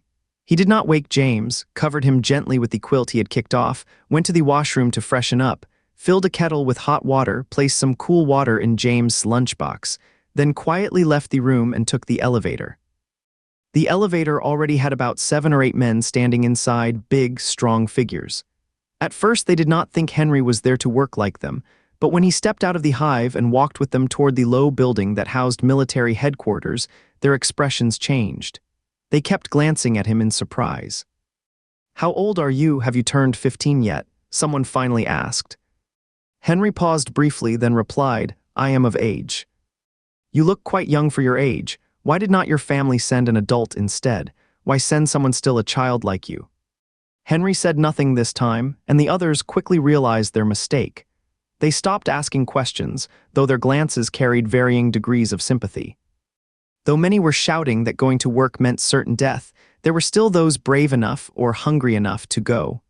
By the time Henry reached the military building, over 100 people had already gathered. After registration, Henry put on the heat-resistant suit provided to him. The group of over 100 then marched forward like astronauts preparing for launch, their bulky forms moving steadily toward the main elevator serving the resettlement site. Henry was in the second batch. Once aboard the elevator, the lead soldier pressed the button, there was a heavy clank as gears engaged, and the lift began its ascent toward the surface. Even though he was wearing the heat-resistant suit, Henry could still feel the intense warmth, probably just because it was his first time, and getting used to it would help with future trips. Once you reach the surface, do not wander off, stay with the group to avoid any danger. A tracked vehicle will take you to the farmland where breakfast and lunch will be served. You will return by 6 in the evening when another vehicle will pick you up. The soldier's voice came through the helmet of the insulation suit with a slight distortion. Henry leaned against the elevator's metal railing and reached back to touch his waist. There was not only a water bottle, but also the knife he never parted with. As the elevator rose, the hive-like building vanished from view outside the railing, replaced by tightly pressing black stone walls that carried a heavy sense of pressure. Though Henry could not feel any temperature change directly, he noticed the numbers on his wrist device starting to rise. Degrees, degrees, degrees. The elevator reached the ground floor and came to a stop. Henry followed behind the others as they stepped off the platform and began walking along the path leading to the massive door. By the time they arrived at the thick, heavily fortified entrance made of special material, his wrist device showed the temperature had risen to degrees. The soldier pressed a button on their handheld controller, and the opaque door slowly slid open in both directions. As the first sharp beam of bright light streamed through the gap, Henry was temporarily blinded. Everything before him turned into a blur of white, with countless tiny dark spots dancing across his vision. The lead soldier warned those behind. Even though the thermal suit has reduced the light intensity, please do not look up at the sky or stare directly at the sun. Doing so could cause lasting damage to your eyes. With the door fully open, Henry felt as though he were standing at the edge of a volcano. Even without stepping into molten rock, the intense heat waves still surged toward him in relentless waves. After his eyes adjusted to the light, Henry glanced back at his wrist device. There was a staggering number displayed, degrees. Everyone had been underground for a long time, and upon emerging from the passage, their first reaction was to step back and take in the surroundings. Henry was no exception. In the period right after the earthquake, though the area was filled with rubble, there were still signs of plant life. Now, however, as far as the eye could see, not a single patch of green remained. Even with the air filters in their climate suits, the smell could not be fully cleared, breathing in felt like inhaling heavy decay. Once a bustling city, Eunhae City had become a lifeless wasteland, its vitality gone and only silence left behind. Damn it all. Henry heard someone nearby muttering under their breath, the tone so raw it sounded like they were close to tears. Let's go, time to move out, said the soldier, his voice still carrying a heavy note despite having seen this scene every day. The tracked vehicle convoy waited nearby, and everyone boarded in turn. 4 people per vehicle, plus 2 accompanying soldiers and a driver, making 7 in total. The convoy began moving toward the climate-controlled greenhouse, following a route that would cross the entire city. Henry sat by the window, staring outside, identifying the ruins based on terrain and distance from the Haeun Tower, silently recalling what they used to look like in his mind. As they passed by the Fiichu riverbank, the usually steady flow of water had dried up, leaving the riverbed cracked and uneven.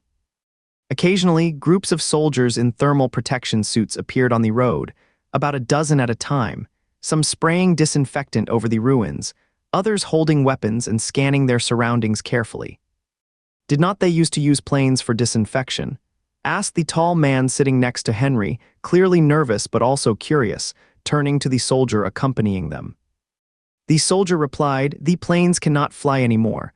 Under prolonged high temperatures, many instruments have stopped working and some component seals have melted. We are now relying entirely on people to do the disinfecting. It would help if more folks joined in. Once the temperature drops, we will be able to return to the surface." What if the temperature never goes down? The tall man asked nervously. Given that the major quake just happened and it is summer, extreme weather is expected. By next winter, the temperatures will definitely come back to normal, someone said with confidence. Suddenly, a loud boom echoed from afar, as if something had exploded. Everyone in the vehicle turned toward the sound and saw a massive, mushroom-shaped cloud rising from deep within the city. Immediately after, sharp gunfire erupted. "It is fine, there must be another abnormal creature spotted over there," the soldier said in a tone that showed he would seen it all before. Everyone had just been lost in sorrow over the ruined state of Unha City. But now, jolted by the gunfire, they finally realized their immediate concern should be whether they might encounter a mutated creature. The video they would seen at the plaza flashed back into their minds, and the vehicle fell silent. No one spoke anymore. The tracked vehicle rolled over rubble after rubble in the stillness of the group and the thunderous roar of distant artillery. Boom, another explosion echoed through the air. This time the sound was not far away. It came from right around the corner ahead. The car windows trembled, and the roof rattled as chunks of mud and stone flew up and clattered against it. The entire convoy came to a stop. The escort soldier slung off his rifle and clicked the safety into place with a sharp snap. "Stay in the vehicle, do not move. I will go check it out. Keep the door open for now." The escort soldier, along with the driver and others from nearby vehicles, jumped down and hurried toward the front to investigate. Henry glanced ahead through the window, hearing the tall man beside him murmuring softly, it is okay, everything will be fine, do not panic, it is going to be all right." Edek, a sharp burst of gunfire rang out as several soldiers in heat-resistant suits charged from around the corner. Spotting the convoy, they fired back over their shoulders while stumbling forward toward them. The escort soldier rushed forward quickly. Hurry up, run faster." "What is going on? What is actually happening?" The tall man could no longer hold back, pushing past Henry and pressing his face against the window with a mix of anxiety and urgency. What are they running from? Who are they shooting at? The person sitting across from Henry reached out to grab him. "Sit back down, just wait." "Wait, what is that thing? Is it a dog? No, not a dog. A wolf? No, it is not that either. It is a mutant. The tall man suddenly shouted in a trembling voice full of fear. Henry was also watching intently, seeing 3 large creatures burst out from around the corner. But calling them dogs would not be accurate. Though they had the size of dogs, their bodies were covered in dark scales, and long, sharp fangs protruded from their mouths. It was clear they had once been dogs, but now they were 3 twisted creatures beyond recognition. Amidst the rapid gunfire, the 3 figures darted across the street, using broken walls and rubble as cover, moving in a zigzag pattern toward the soldiers. They moved with surprising agility and showed signs of coordination. Occasionally, one would suddenly lunge forward to draw fire, allowing the others to advance. "Quick, get in the vehicle." The accompanying soldier at the front kept firing as he intercepted the fleeing squad, retreating together toward the armored truck.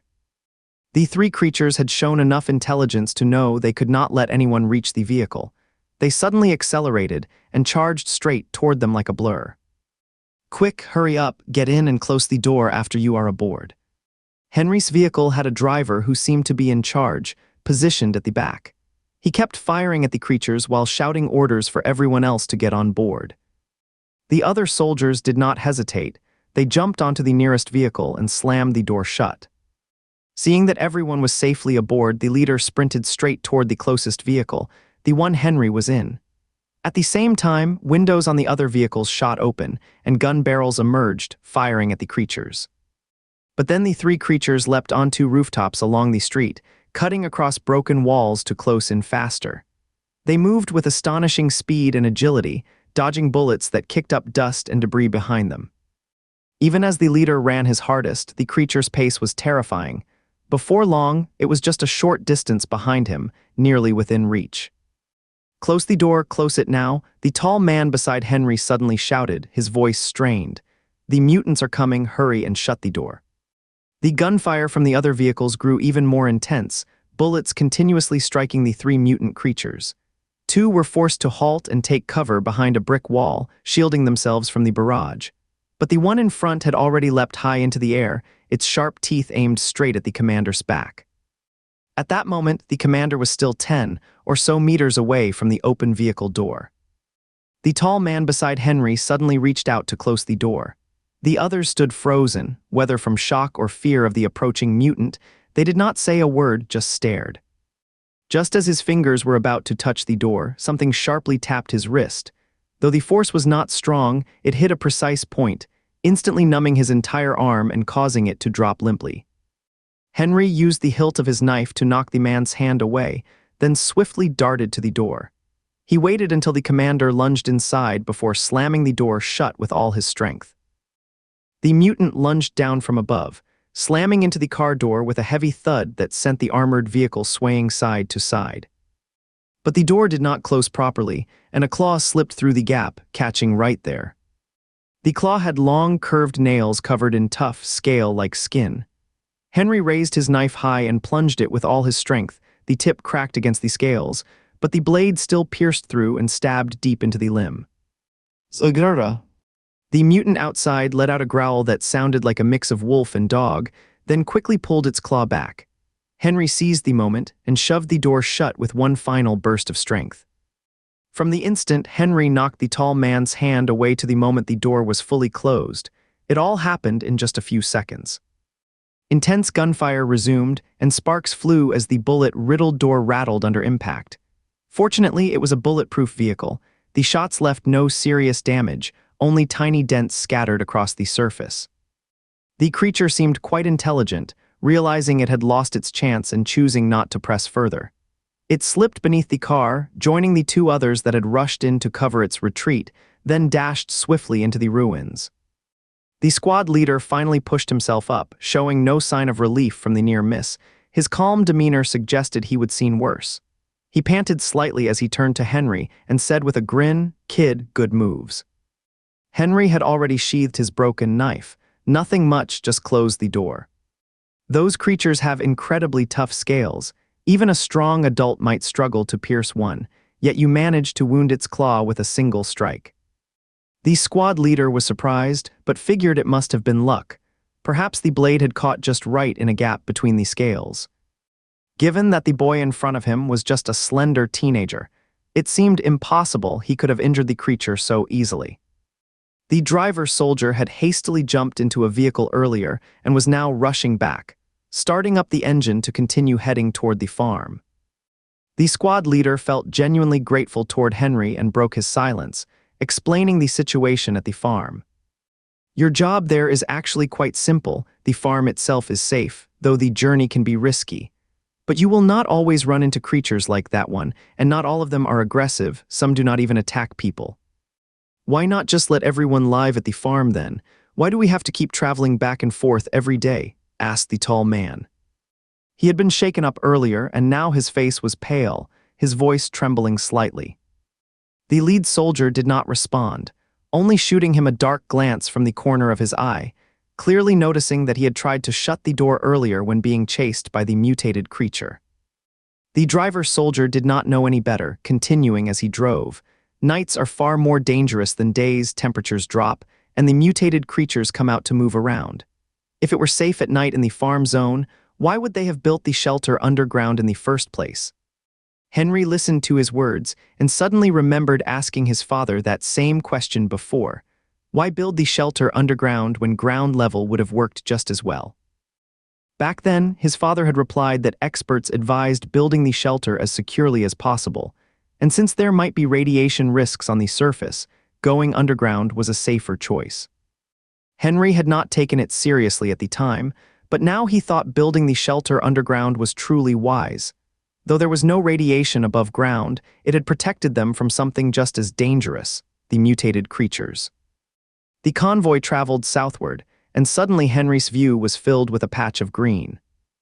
It was a villa that had not fully collapsed, completely wrapped in green vines, with several deep red flowers dotting its walls. The entire view was dominated by the dull yellow tones of ruins, so seeing such vibrant green vines suddenly was unsettling for Henry. He did not find it beautiful at all, only deeply eerie. But the others in the car had a different reaction, pointing excitedly out the window and shouting, "Look, there is Rosebushes, look." The lead soldier let out a soft sigh. "Do not get too worked up. In an environment this harsh, any plant still alive is either one of the rare few that can withstand extreme heat, or it is likely a mutated species." What? You mean this is also a mutated plant?" Think about it, have you ever seen an ordinary rose survive and thrive in scorching heat with no water? Everyone fell silent, staring at the green vines in stunned stillness. A breeze passed through, causing the flowers to gently sway among the leaves, almost as if a faint, refreshing fragrance could be sensed from their petals. Could it really be a mutated creature? Someone murmured, still unable to believe. Just as the words left their lips, a rabbit darted through the gap between the two vehicles and vanished across the street. At first glance, it seemed like an ordinary wild rabbit, timid and harmless. But when it paused and turned back toward the convoy, baring its teeth, those rows of white teeth looked as sharp as steel saws. It was clear to everyone that a single bite from it could tear through flesh and bone. The rabbit turned and fled into the ruins. As it passed by the old mansion, a vine clinging to the wall shot out like lightning. The creature did not have time to react before being caught and pulled into the dense foliage. The armored vehicle kept moving forward. Henry was fine. After all, he would seen firsthand how dangerous these mutated plants could be in the lab, but the others clearly were not ready for it, their faces pale with shock. Did not you see soldiers fighting these creatures on video that night when Major General Julian spoke at the square? Why are you still so surprised? The driver-soldier chuckled.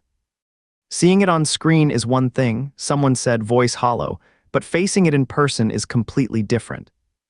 Exactly, another added, sighing. Only when you are actually here can you truly understand how dangerous these altered organisms are.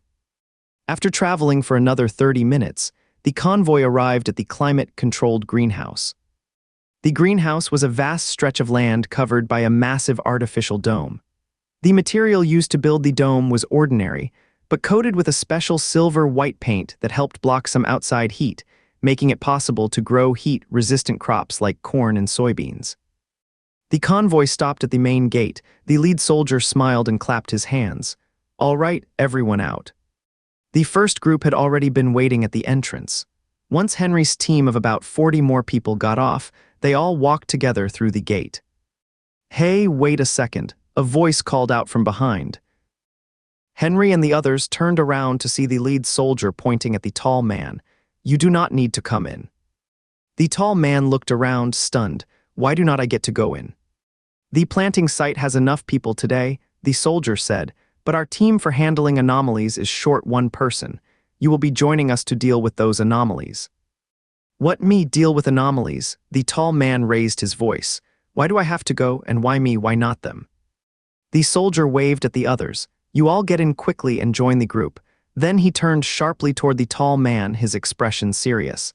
Whatever job you are assigned is what you do not need to question it. I am not going, I will not handle the contaminated plants. I want to work inside the plantation, and I protest. The tall man shouted angrily. The squad leader shrugged. Fine then, go on in by yourself, we are leaving. He climbed onto the tracked vehicle and barked, move out. The tall man sensed something wrong. When he turned around, he saw the plantation gates shutting tightly. No gap remained visible. The outer wall of the plantation looked like one-way glass. Only those inside could see out. Henry walked among the crowd, watching the tall man bang on the door and shout curses before finally chasing after the moving convoy. The outside of the plantation looked acceptable, but the inside was a completely different world.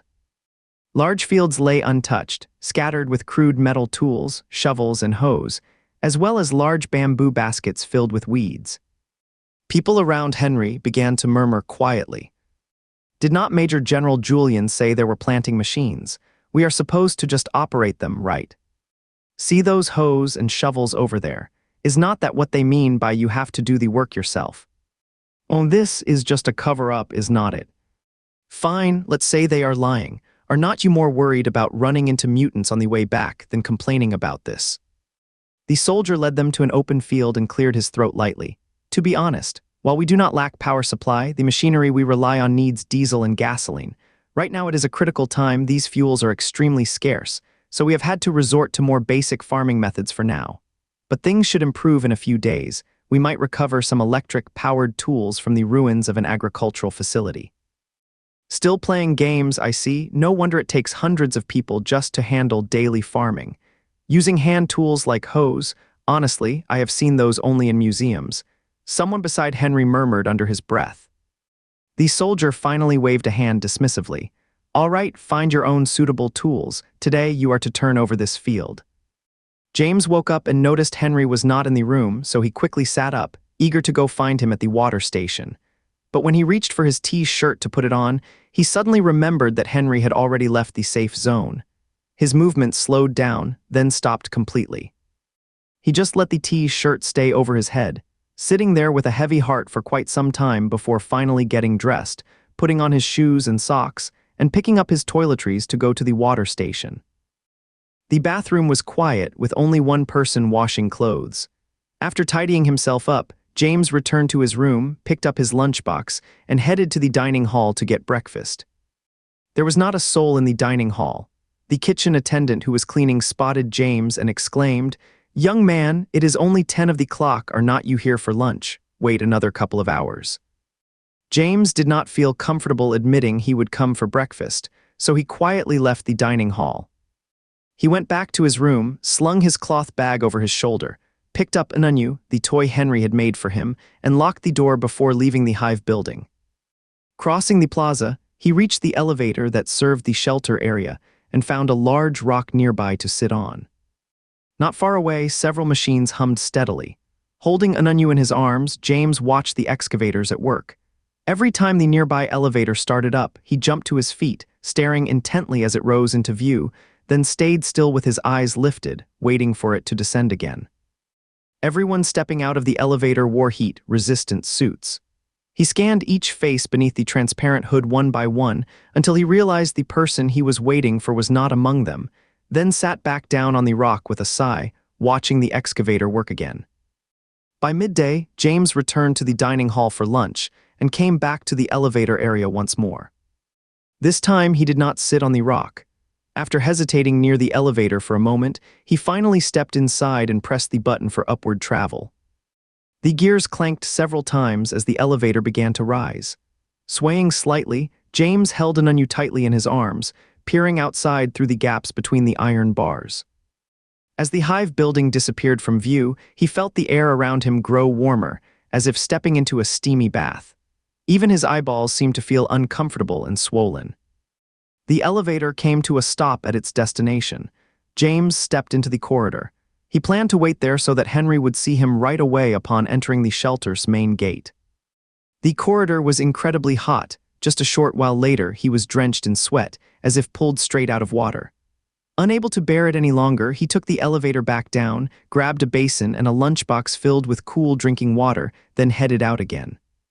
He filled a half basin with cold water from the fountain on the lowest level of the hive, then carefully carried it up the elevator to reach the surface passage. The closer he got to the gate, the hotter it became, so he found a spot as far away as possible while still being able to see the entrance. He took off his shoes, stepped into the basin of cool water, and sat down. James stayed focused on the gate, occasionally lifting the nearby lunchbox to drink a few sips of cool water or splashing handfuls onto his body. He felt much more comfortable now, and secretly took pride in how clever he had been. The only downside was that after half an hour, the water in the basin warmed up to the same temperature as the surrounding air, so he had to go back down to the hive for a fresh batch. The sun was setting, yet the heat remained intense. Dozens of tracked vehicles passed through the empty city and stopped at the entrance to the underground shelter. The doors opened, and a group of people in heat-resistant suits jumped out, all looking exhausted. Yet they hurried toward the entrance with quick steps, full of eagerness to return to the surface world. Henry walked at the back of the group, his eyes lowered to the ground, and did not look up even as the gate slowly opened. Once inside the corridor, someone suddenly cried out, "What is ahead? Is that a child? Is it really a kid? How could a child be here? Could it be some kind of altered being?" "Are you kidding? Did the altered beings scare you into losing your mind? That is a real human, just a kid."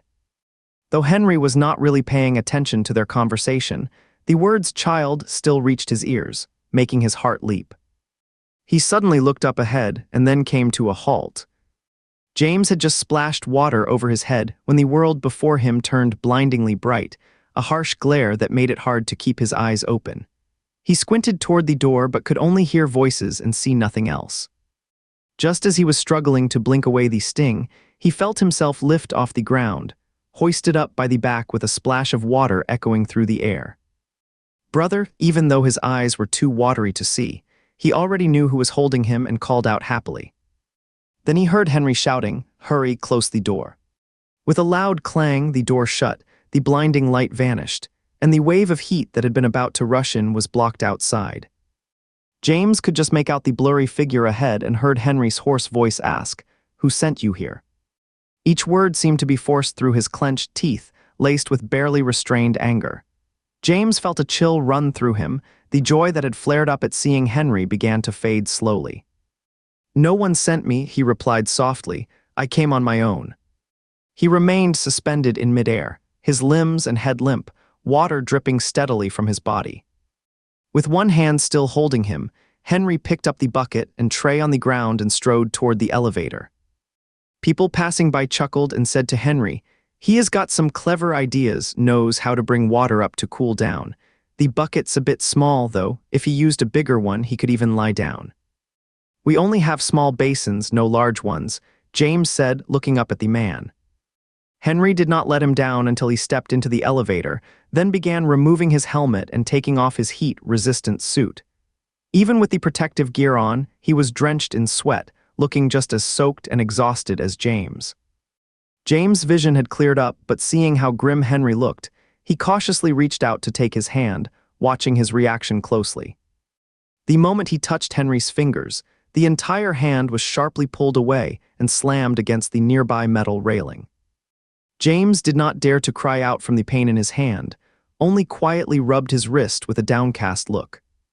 After exiting the elevator, Henry strode quickly toward the hive, and James hurried to keep up, then entered another floor elevator, reached level, and walked down the hallway back to their room. "Hey there, cutie, why the long face? Who has been giving you trouble?" The heavily made-up young woman leaned against the doorway, grinning at Henry. Henry did not even glance back as he kept walking forward. James hurried behind him, whispering to the woman, "It was me, it was me." "Oh, it is you, my little sweetheart, haha." The woman burst into delighted laughter. They reached room. Henry opened the door, and James immediately tried to crawl under the bed, but was stopped by a swift kick from Henry. "Get out," Henry said coldly. James straightened up, staring blankly at him, unsure what "get out" meant. Henry continued, "You do not need to follow me anymore, just wait by the door. I will pack your things and find another place for you with Daniel. You will move in yourself, take your credit card with you too. I will send you enough each month for food and basics, but we will not be living together from now on." James stood frozen as if struck by lightning, his face growing pale and even his lips losing color. He could not believe what he had heard, staring blankly at Henry. Henry did not look back, swiftly climbing over the bed into the room, opening the cabinet, taking out James' spare clothes, then grabbing his towel, toothbrush, and cup, shoving everything into an empty basin. James was frozen stiff, only his eyes following Henry's movements. When he saw all his clothes being placed in the basin, his whole body began to shake violently, trembling so badly he could barely stand. As Henry was sorting through James' socks, a sudden scream rang out from the doorway, sharp enough to pierce the air. "Do not." Henry paused mid-motion and slowly turned toward the door. Tears were already streaming down James' face as he shouted at him, "Do not take my things out, leave them, put them back." Henry had been holding his breath, but now he suddenly stood up, pointing a finger at James and saying firmly, "I told you over and over last night to stay in the hive waiting for me, yet you refused.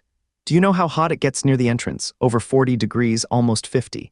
If you stayed there any longer, you would suffer heat stroke or collapse, and if no one found you, you could die." Henry's eyes were red, his fingers trembling as he strode toward the door, climbed over the bed, and handed the full basket to James. "Take this, go find Daniel and have him arrange another room for you." James had never seen Henry like this before, and he realized he meant it. Panic surged through him, his teeth chattering. He clenched his hands tightly behind his back, nails digging into his palms, screaming over and over, "I will not take it, I will not take it, I will not take it. Are you really going to get rid of me?" "Yes, that is exactly what I am doing."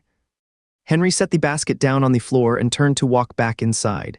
James lunged forward, wrapping his arms tightly around Henry's waist from behind, sobbing desperately.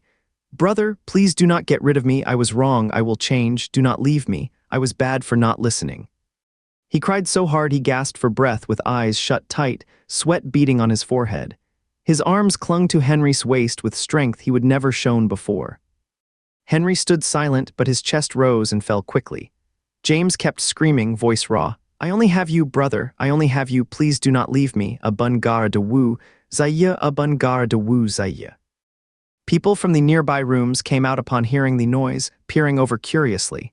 Some held bowls, eating as they watched. Henry remained still, but James grabbed his right hand and brought it toward his own face. "Hit me, please hit me, I did not listen, I deserve it." He struck with full force. Henry's palm landed sharply on his cheek, producing a crisp sound. A bright red mark quickly appeared on the pale skin. James tried to strike again, but Henry immediately pulled his hand back and whispered, "Enough." "Not enough, let me get a broom from the utility room. It is easier to use," James said, turning to run. Henry quickly seized his arm. "Do not go." "Let me go, I will make you feel better if you hit me." Henry pressed his lips together, released his grip, bent down to pick up the basin on the ground, and silently walked back into the house. "Hit me." James' voice dropped, his crying stopped, and he stared blankly at the basin, then at Henry. "Hey kid, go on in, hurry up. See, your brother did not close the door." A bystander pointed at the entrance with a pair of chopsticks. James sniffled and looked at the man. "Does that mean I can go in now?"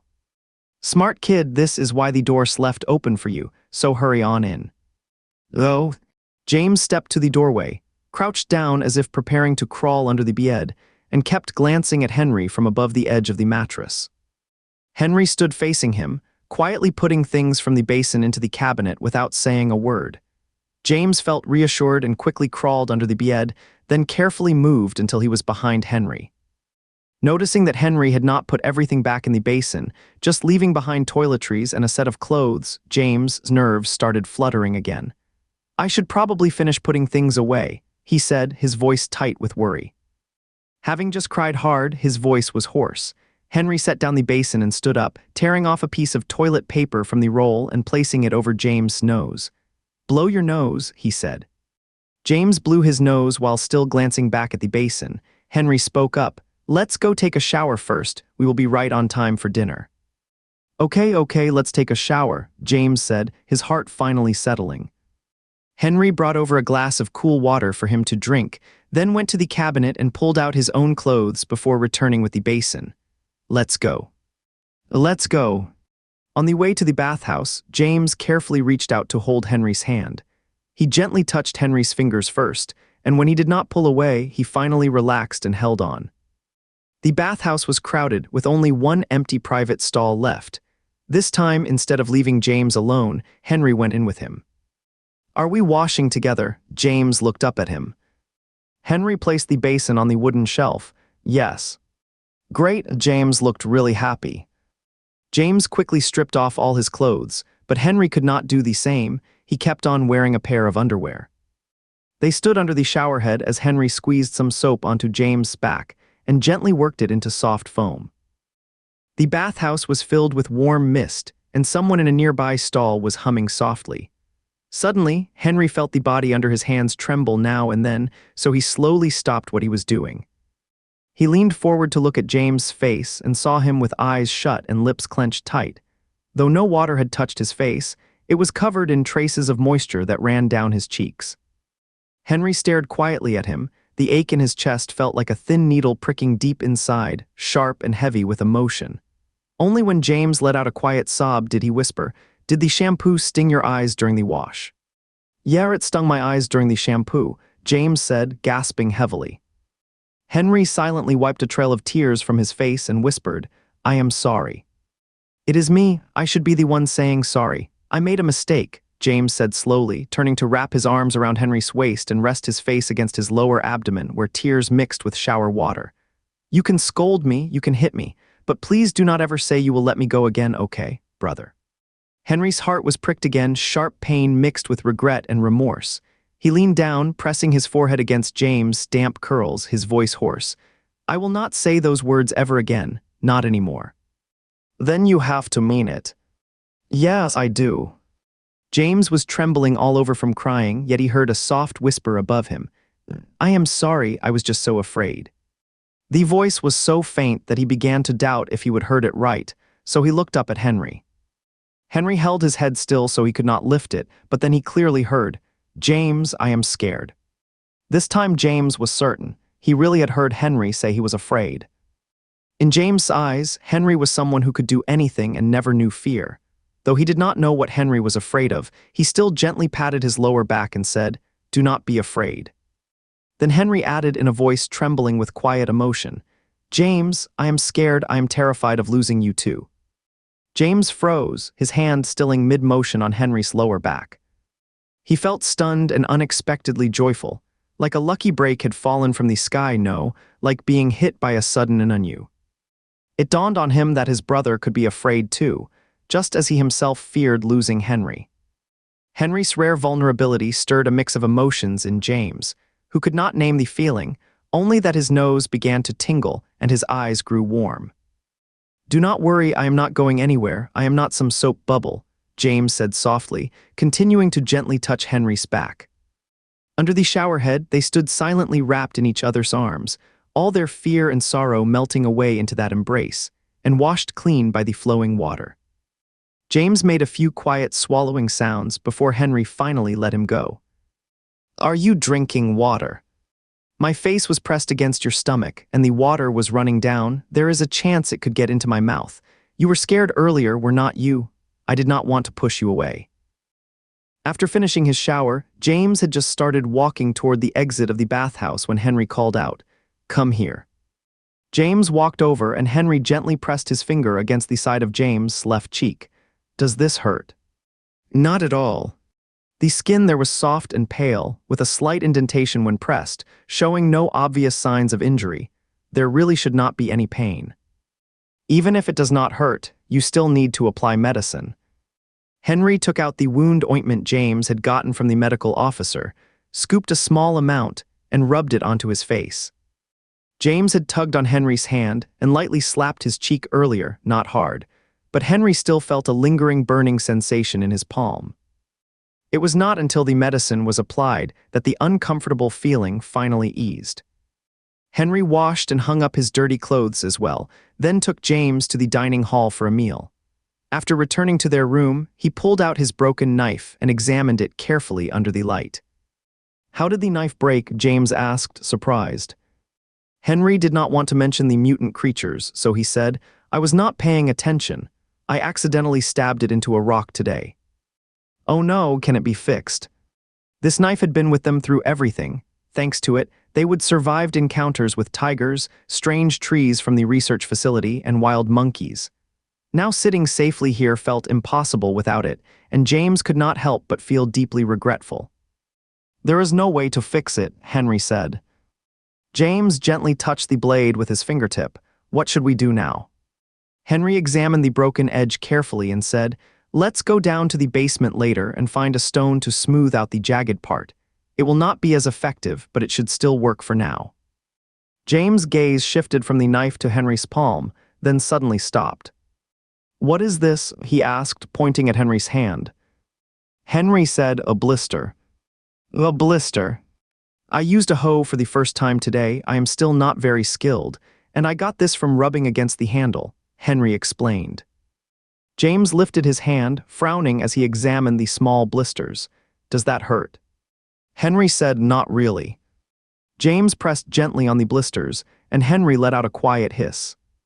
"Of course it hurts. You said you did not feel anything." James pouted, then blew softly on the hand.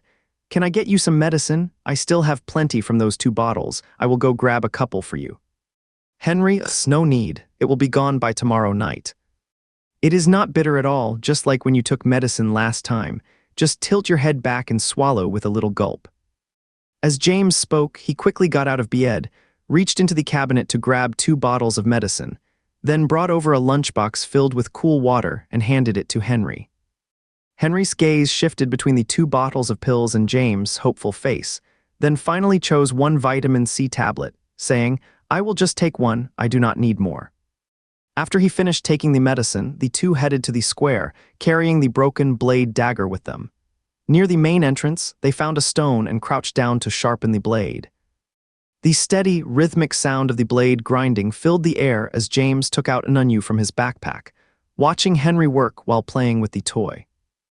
As the broken edge gradually thinned, a pair of military boots suddenly appeared in Henry's line of sight. The boots were made of fine leather, perfectly clean and glowed with a soft, flexible sheen under the light seeping from the hive-like building. He slowly looked up, meeting the eyes of Major General Julian, who was looking down at him with a commanding presence. Those eyes were narrow and cold, their pupils a lifeless light brown. Henry felt a sudden chill, instinctively raising his knife in front of him as a defensive gesture, then immediately realized his mistake and lowered the blade. He glanced at James beside him, who had once again frozen into stillness, just as he always did whenever Major General Julian appeared. Major General Julian must have come to inspect the hive building, accompanied by several soldiers. He glanced at Henry's hand and asked, "Leo, are you sharpening a knife?" Henry gave a quiet nod. Major General Julian smiled and said, "Let me see it." Henry hesitated for a moment, then stood up and handed the knife to him. Major General Julian picked up the knife and examined it, saying, "The handle is inlaid with rosewood, giving it a textured grip. The edge is refined but not showy, exuding elegant craftsmanship. While it is not among the top-tier tools, its light weight makes it suitable for beginners. It was produced by Ululi Military Factory last year, though production has since been discontinued." Major General Julian looked at Henry, a subtle hint of amusement in his eyes. "Where did you get this?" "Found it in the ruins," Henry said calmly, his tone and expression steady. "Found it, huh?" Major General Julian nodded slowly. "I heard you helped save one of our soldiers today." The shift in topic was sudden. Henry blinked slightly before realizing what he meant, the incident where he struck a mutated creature to allow the squad leader to get aboard. He said nothing, silently accepting it as confirmation. "Good." Major General Julian tossed the dagger back to him, then turned his attention to James, who was still standing nearby. "Young man, you seem really uneasy around me." James flinched slightly, as if just snapping back to awareness. He met Major General Julian's gaze with a tense expression and stammered, "I am not. I do not think I am. Maybe a little scared, but actually no, I mean I am fine." "Then tell me clearly, do you fear me? Answer now." "I do," James blurted out immediately. "Oh well, too bad," Major General Julian said with a faint shake of his head. "I never harm kids who are afraid of me." "What harm children really harm children?" James gasped sharply. Major General Julian reached into his pocket and pulled out a candy, offering it to James, who stared at him in alarm and hesitated to take it. "I do not eat well-behaved children either," Major General Julian added. James quickly grabbed the candy. As they spoke, Henry swiftly scanned their surroundings and did not see the vulture. That vulture had always weighed heavily on his mind, but not seeing it now brought him a quiet sense of relief. "Leo, if you are going through anything tough, you can tell me now." Major General Julian suddenly turned to Henry. Henry pulled his gaze away from scanning the area, about to say there were no difficulties, but something stirred in his mind, and he could not help asking, "Major General Julian, may I ask you about what is happening outside? You have already been up top today, do not you know what is going on out there by now?" Henry said, "I am not talking about Alunhe City, I mean other cities." Major General Julian paused briefly. "Currently we can only reach 7 major cities. Their situations are similar to ours and some are even worse. Especially Amur City, a coastal city like ours, because of its low elevation, it was hit by a tsunami after the quake, and it is still completely cut off from communication. Meanwhile, Ikeki City, located near desert areas, is suffering severe water shortages and has also been struck by tornadoes. It is not doing well." Henry pressed on, "What about Ahong City?" Ahong City, well," Major General Julian did not continue, narrowing his eyes slightly. His gaze grew sharper as it settled on Henry. "Why are you asking about Ahong City?" Henry's heart skipped a beat, but he kept his voice smooth. "My aunt's family lives in Ahong City. If things are going well there, once we can go back to the surface and transportation is restored, I could bring my younger brother there to stay with her." "An aunt's family, is that right?" Major General Julian gave a half smile, his expression unreadable. Ahong City is not very large, but it was another political center of the Federation besides the capital city. Before the quake, the Dong Alayan forces were holding a meeting there, and many high-ranking officials had traveled to the city. Henry felt shocked inside, but thanks to years of training, he knew how to keep his face calm under pressure. He gave no sign of emotion, simply nodding with a casual, "Ma'am." James did not understand what they were talking about, but he clearly knew Henry was lying. He knew lying was not right, but that applied to others and himself. "But my brother is different. He must be telling the truth when he lies." "Let's go, follow me for a patrol." Major General Julian did not mention anything about Hong City, then suddenly reached out and patted Henry on the shoulder. "You two young ones come with me for a while." Henry had no choice but to muster up courage, took James by the hand, and fell into step behind Major General Julian. He walked in silence, silently regretting his own haste, how he would forgotten just how sharp and suspicious this officer was. The fact that Major General Julian had suddenly asked him to join the patrol must mean he now had some doubts about him. The three of them stepped into the elevator, and the following soldier whispered, "Sir, which floor shall we visit?" "Anywhere's fine, just at the floor." The elevator rose and no one spoke.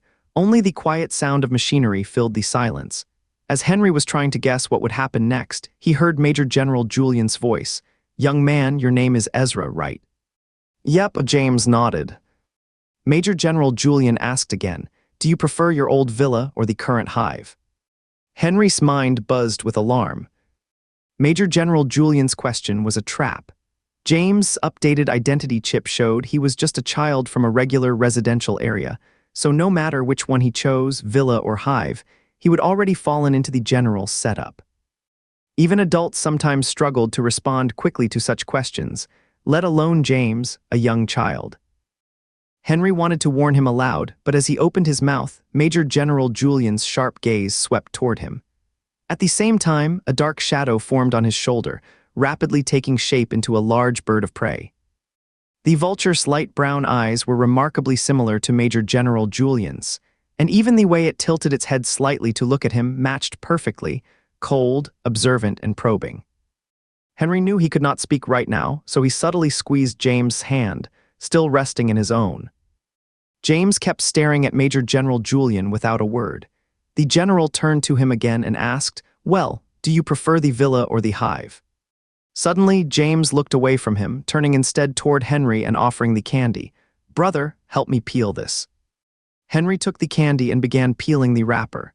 The quiet rustling filled the air as the elevator reached the 25th floor, the metal gate clanged open, and a wave of shouting and fighting sounds came from down the hall. A group of young people were locked in a fierce brawl down the corridor, rolling and struggling together. One was kicked hard in the chest, staggered backward several steps, and fell right in front of the elevator, his knife clattering to the ground. Major General Julian stepped out of the elevator, his voice cold as he ordered, "Arrest everyone involved in this brawl." "Oh, yes." "Stay still, move to the side, and put your heads down." Several soldiers rushed forward, twisting the arms of those still fighting and pinning them to the ground. "Who even are you? Why do you have to interfere?" "Oh, it is the Western Coalition. Yes, it is Major General Julian." "Do not pull my arm, I am hurting, it hurts so much." The young ones fell silent, except for one whose eyes were red from anger. Even though held down by soldiers, he kept struggling fiercely until a quick move by the guards dislocated his shoulder, leaving him unable to move and only able to cry out in pain. "Organized violent disturbance with weapons, take them to military detention," Major General Julian said to the soldiers, then turned to Henry and added, "Do not worry about them. Let's go." The commotion from the fight disrupted Major General Julian's earlier line of questioning, so he simply continued forward down the corridor at a steady pace, with Henry and James following behind. Perched on Major General Julian's shoulder was a large vulture facing backward, occasionally pecking at its own feathers, yet its gaze remained fixed firmly on the two men ahead. Henry acted as if he did not notice it watching him, walking with a calm expression. When James tried several times to whisper something, Henry gently squeezed his hand and then casually looked away. Major General Julian walked at an unhurried pace, glancing occasionally at the rooms beside him. After going halfway, he suddenly spoke in a casual tone. "Leo, you two live on floor 65, right? That level seems quite nice. After we finish checking this one, we will head over there and take a look at your shared room." Henry's expression flickered slightly, and his steps paused for a brief moment, but noticing the vulture still watching him, he quickly composed himself again. His mind raced with thoughts in an instant. Major General Julian clearly intended to search his room and was not going to let him return first. Once inside that small space, the locked box hidden beneath the bed would be exposed without a chance to hide. Henry was deeply unsettled on the inside but kept his composure outwardly, unconsciously tightening his grip on James' hand, which made James glance at him now and then. Major General Julian moved with calm deliberation, occasionally pausing to ask others a question. "Are these wires your own addition? There is serious safety risk. Remove them immediately." "Yes, we will take it down right away, right away." "Who is your neighborhood administrator?" "It is John. After circling halfway around the oval-shaped hive, Henry realized they were getting close to the elevator that would take them back up. He could not wait any longer and had to come up with a plan. "You do not have to keep following me. Go ahead and explore on your own," Henry said suddenly, stopping in his tracks and speaking to James. Major General Julian ahead also paused and turned to face the two of them. James looked a bit confused but stayed silent. Henry reached into his bag, pulled out an onion, held it up in front of him, and said, "Take the little hive with you, no need to follow us." "Little hive?" Major General Julian asked. Henry looked at Major General Julian. "That is the name he gave this toy. He calls it Little Hive." Major General Julian chuckled and said, "That is quite an interesting name. Did you make it yourself?" "Yeah, I just picked up a discarded metal sheet down below and put it together casually." "Let me see it." Henry stepped forward a few paces and handed an onion to Major General Julian. The general took it, weighed it in his hand, realized it was hollow metal, then returned it to Henry with a nod. "Nice work." Then he glanced at the bag James carried. James' bag was now just a deflated piece of fabric, clearly holding nothing but this metal toy. Henry turned and placed an onion into James' hands. The vulture silently flew to the nearby railing and watched over both him and James. "Go on, we still have a long way ahead. Take your little hive and play by yourself." Henry's eyes and voice were calm and steady. He knew the vulture had been watching him and James closely, so he was certain there would be no communication between them during this time. James was just a 6-year-old child. Without clear guidance, he would not understand anything anyway. That is why Major General Julian should agree to let him go. Major General Julian said nothing to stop him, and James took an onion into his arms without a word, simply watching Henry slowly step back. After stepping a few paces away, he turned and ran back the way they came. Major General Julian continued his inspection, and Henry followed behind, heart racing with worry. James always crawled under the bed when going in or out, and often spoke to the password box stuck beneath it, calling it Little Hive. It was hard to tell if he understood that hint just now. The floor was quickly checked through, and they returned to the elevator entrance, where the soldiers who had escorted the brawling youths also came back.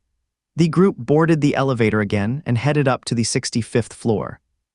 As the number above him blinked upward one by one, Henry's heartbeat quickened, making him wonder if the sound might be heard by the soldiers standing beside him. The elevator had come to a stop on the 65th floor, and Major General Julian asked, "What is your room number?" "Z68. The steady click-click echoed down the hallway. Several pairs of sturdy boots tapped against the corridor floor, and as people saw Major General Julian pass by, some who were timid quickly retreated into their rooms, while others stepped forward with eager politeness to greet him. Major General Julian gave them only a brief nod and kept moving forward without pause, soon reaching the door marked. With the moment arrived, Henry knew delaying would do no good and might even cause trouble, so he calmly pulled out his key card, unlocked the door, and stepped aside. If the password box is found, then let them take it. Under current circumstances, Henry's and James' safety matters more than the password box. If they cannot protect it, there is nothing that can be done. Besides, Major General Julian would not kick both of them out of the shelter just because he is William's son. Major General Julian stood at the doorway, his eyes briefly resting on the single bed blocking the entrance before shifting to the only small cabinet. He gave a slight nod to the soldiers behind him. The soldiers understood and immediately stepped over the bed into the room, beginning a thorough search. The vulture flapped its wings and flew in, circling once inside before landing on the cabinet. Major General Julian remained at the door, his right finger lightly tapping against his trouser leg. Henry stood slightly to his side, able to see only the head of the bed. Creak. The single iron bed was dragged across the floor, producing a sharp, grating sound. Henry knew they were searching the bed, his heart pounding so hard it felt like it might burst out of his chest. He quickly glanced inside and saw a soldier had already crawled beneath it. "Major General Julian," came the soldier's voice. Major General Julian paused, his light tapping against his leg. "What is it?" At that moment Henry held his breath, his hands clenched into tight fists at his sides, the knuckles turning white. Though he had prepared himself mentally for the possibility of the password box being discovered, the moment it actually came to pass still left him deeply uneasy. "Search complete, nothing found," the soldier stood up and replied. Major General Julian paused for a moment. Put it back where it was, you can come out now." "Oh, yes." Major General Julian turned toward Henry. "Leo, this place is too cramped. I will have the staff arrange a larger room for you." Henry remained calm, just as he had been from the start. "Thank you, Major General Julian, but there is no need. This room is fine, I am already used to it with Ezra." Major General Julian said nothing more, glanced at his watch, then turned and strode away with the soldier. The bird flew out from inside the room and settled on his shoulder as before, but this time it did not look back at Henry, it stared toward another nearby room instead. After the group had gone far away, Henry finally entered the room and sank onto the bed, looking a little drained. Once he had caught his breath, he leaned down to peer under the bed. The spot where the password box used to hang was completely empty. There was no sign of it anymore. A series of soft footsteps approached the door, paused briefly, as if someone had been quietly listening against it. Then came a click as the door unlocked with a room card. Henry turned to look, spotting a pair of round, wide eyes peering through the crack in the door. The eyes locked onto Henry, then blinked slowly, their thick lashes fluttering. The door creaked open, and a small figure slipped inside, quickly crawling under the bed before sitting down beside him.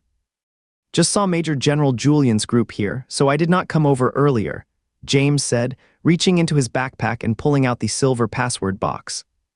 Henry took the code box and placed it on the bed, then turned to face his wide-eyed stare, suddenly letting out a chuckle before reaching up to ruffle his hair. James tried to push away Henry's hand, but Henry simply pulled his head onto his lap and started tousling it, messing up the curls completely. James began to resist, making little animal-like sounds as he squirmed in Henry's arms, reaching out to tickle his armpits. But instead, he ended up trapped, pinned flat on the bed as Henry started tickling him.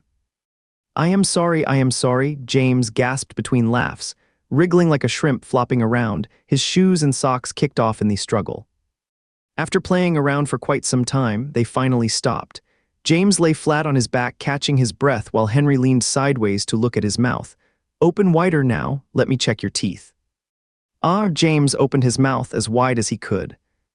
Henry examined his gums closely and said, "A little tooth bud has already started to grow. Just remember not to push it with your tongue, otherwise, if it grows crooked, there will not be a dentist around to fix it now." "Yeah, I haven't pushed it." "Then that is good." After a brief silence, James suddenly complained, "You should not have reminded me. I would already forgotten about pushing my tongue against the tooth. Now that you mentioned it, I actually feel like doing it again." "All right then, I will not mention it again, but if I catch you doing it, I will have to deal with you." All right." Henry lay back down and sighed. "I did not expect you actually understood what I meant, knowing to move the password box." James said, "You called an onion a little beehive, I figured it out right away, but your clue was not quite strong enough. If Benjamin and Michael had been in on it, they probably would not have gotten the hint." Henry knew Benjamin and Michael were definitely his classmates, but he still turned to look at him. "So how should I do it properly?" "Like this," James said, twisting his mouth and sticking out his tongue while glancing sideways, his expression almost stiff, like a person with limited facial movement. "If I did something like that, Benjamin and Michael would get it too." James smoothed his face back into place. "Anyway, when the little kid wants me to leave class, he just does this. then I know it is my signal to ask the teacher for permission to go to the restroom. Henry ruffled his head again before rolling over and getting off the bed, then stuck the password box back in its old spot under the bed. Are you still keeping it here? James lay on the bed, lowering his head to peer at the floor beneath. Henry pulled the seal shut with a rustling sound. Yeah, Major General Julian has temporarily set aside his suspicions about us. The room should be safe from now on. That is good then. Right, we can stay here peacefully and wait for our father to send someone for us. Henry paused after saying that, remembering he had been so focused on the password box that he had not managed to learn anything about Ahong City from Major General Julian. James was tossing and turning on the bed with excitement. Great, the master and mistress are coming to pick us up, Masessa. Will definitely make delicious little cakes for me. Then he mimicked Ave, saying, James, how does this cake taste today? It is a new recipe I just found.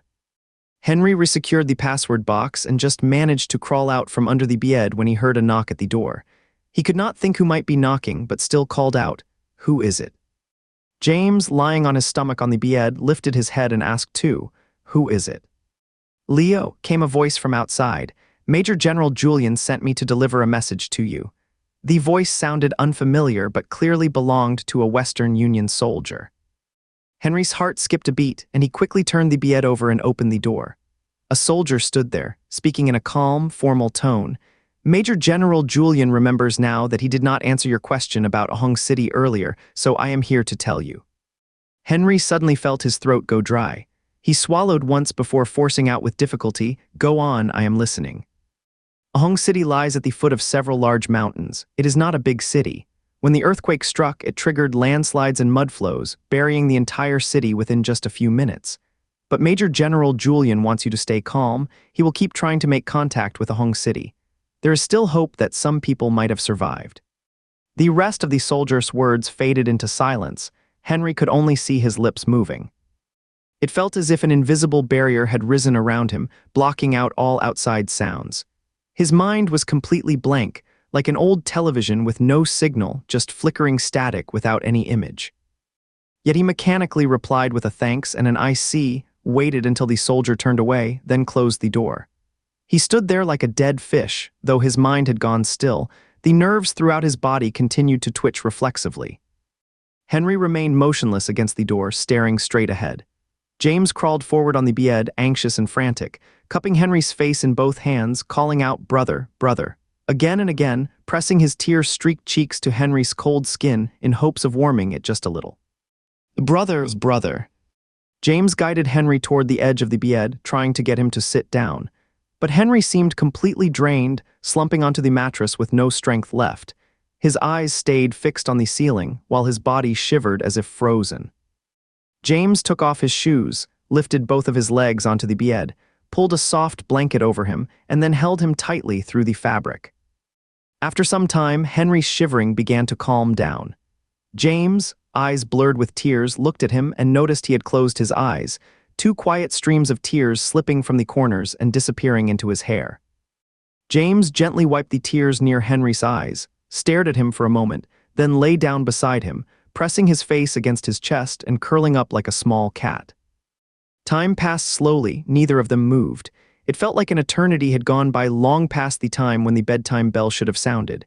The entire hive was silent, as if frozen in stillness. James wanted to ask Henry if he would like something to drink, but as soon as he lifted his head, two arms wrapped tightly around him. Slowly the grip grew atigtar and atigtar. James felt a tight grip around him, struggling for breath, yet he stayed silent. He heard Henry whisper through choked sobs, James, no one's coming to get us anymore, never again. That night stretched on with sorrow, feeling endless and heavy. By the next day, Henry remained deeply downcast, still lying in bed instead of joining the others for work on the ground. James left early to fetch breakfast and returned, but Henry did not eat. With no appetite himself, James lay beside him, holding Ananyu's voice recording in an attempt to lift his spirits. Ananyu, what should you call me? Call me Big Brother. Do you like your big brother? I like you so much, I love you the most. James, Henry suddenly spoke, his voice rough as if scraped by sandpaper. James immediately sat up, I am here. After calling James' name, Henry did not continue speaking and stayed silent, staring at the ceiling. In just one night, dark circles had formed under his eyes, and a few small blisters had appeared on his lips. James did not push him, waiting patiently. After a moment, Henry whispered, "How did you manage not to fall apart those days after Emma passed away?" James thought for a moment, then said, "I have been hurting inside every single day." Henry turned to him and said, "I always felt like you were back to normal the very next day. I wanted you to teach me how to do that." James looked at his cracked, flaking lips, quietly rolled out of bed and brought over a lunchbox with cool water. "Drink first," he said, "then I will tell you." Henry sat up, took a few sips from the cup. Then James set it back down and brought over another lunchbox containing 3 slightly warmed buns. "I am not hungry right now," Henry said. "Just go ahead and talk." James placed the lunchbox on the bedside table, then sat down beside him, looking at Henry with a serious expression. "Whenever I think of my mom, it feels heavy and tight inside me here." He pointed to the spot over his heart. "But Mom is up in the sky with Dad. I know they are watching over me. If I am happy, they are happy too. If I am sad, they feel it even more deeply." James moved a little closer to Henry and lowered his voice. "I miss Mom, but I do not want her to see me missing her. I sneak away at night when she cannot see me, hiding under the blanket so she will not know I am crying." Henry kept his head down in silence. James picked up a bun and held it near his lips. "Mr. and Mrs. must be watching over you right now. Please eat something." Henry slowly pushed the bun away with his hand, his voice rough. "They cannot see us. This room does not even have windows." James placed the bun in Henry's hands, quickly crawled across the bed and opened the door. "Now it is better." Henry said, "We are living underground now. Even if you open the door, they cannot see us." "Yes, they can," James said quickly as he slipped back in, leaning close to Henry with urgency. "They really can see us." He placed his hand gently over Henry's chest, speaking softly like a secret. "When we think of them, there is a special feeling here, right?" Henry felt a quiet tightness in his chest and gave the slightest nod. "In fact, they know, whenever this place feels different from usual, that is when they are watching over us." Henry looked down at James, who gave a firm nod in return. His dark eyes reflected the steady light from outside, like a hive with its lantern never dimming, the glow shimmering softly, as if scattered stars had fallen into his gaze. After a moment, Henry's eyes reddened as he looked away, fixing his gaze steadily on the wall beside him. One hand gently covered James, both pressing together over their hearts. They stayed in that position without moving until James lifted the lunch box and offered it to Henry once more. He said nothing, simply waiting quietly, as if making a silent request. Henry finally picked up a steamed bun and took a firm bite. Tears streamed down his face, falling into his mouth. He tasted the sweet fragrance of the bun mixed with the salty tang of tears, yet kept chewing hard, his neck muscles tensing from the effort. Take it slow, do not choke," James said softly, patting his back. Then he got out of bed and brought over another lunch box with water. "Eat slowly, drink some water." "Have you eaten yet?" Henry asked, wiping his eyes while chewing. James shook his head. "No, I was waiting for you." "Then eat quickly, let's share together." "Yes, together." Henry suggested that James take the other bun from the lunchbox, but to his surprise, James immediately lowered his head and took a bite from the bun Henry was holding. Then he looked up with a smile. "Now it is your turn." Henry's eyes still glistened slightly, but he smiled anyway. He took a big bite right where James had just bitten into the bread, chewing as he passed it toward James' mouth. "Wait, I haven't even swallowed this bite yet." They kept sharing the bread, each taking turns, and before long they would finish 3 loaves together. In the days that followed, as the first group sent to work on the surface returned safely every day, more people who had been hesitating began to feel eager and started signing up with the supervisor in greater numbers. Now hundreds of people were going to the surface each day, not just farming, but also assisting the military with disinfecting ruins or burying remains left exposed out there. Since these tasks rotated regularly, after Henry finally got good at using a hoe, he was assigned to carry bodies instead. Fortunately, he only had to work as a body transporter for 3 days before switching back to disinfection duty. The bodies on the surface were completely dried out, resembling dark tree roots and severely damaged by animals. With limited body bags available, workers paired up and simply lifted each corpse by hands and feet, tossing them onto nearby cargo trucks to be taken to a large trench dug by an excavator at the city's edge for burial. When Henry first handled a body, it was no longer recognizable in shape, limbs had been torn away, and only a short-sleeved shirt and black pants remained. The person must have worked at a company before. He stood frozen nearby, unable to act. His partner grew impatient and suggested he might as well go back. Only then did Henry grit his teeth and move toward the corpse's feet. But after that first time, it became easier over time. He kept lifting various bodies onto the truck again and again. Few were fully intact, most had missing limbs or heads, while some were reduced to little more than bones from animal damage. What was truly difficult was not carrying the dried-out bodies. It was transporting those still in advanced decay inside sealed spaces. Even with the air filtered through protective gear, the overwhelming stench from the body still reached him, and the sensation during handling remained deeply ingrained in his memory.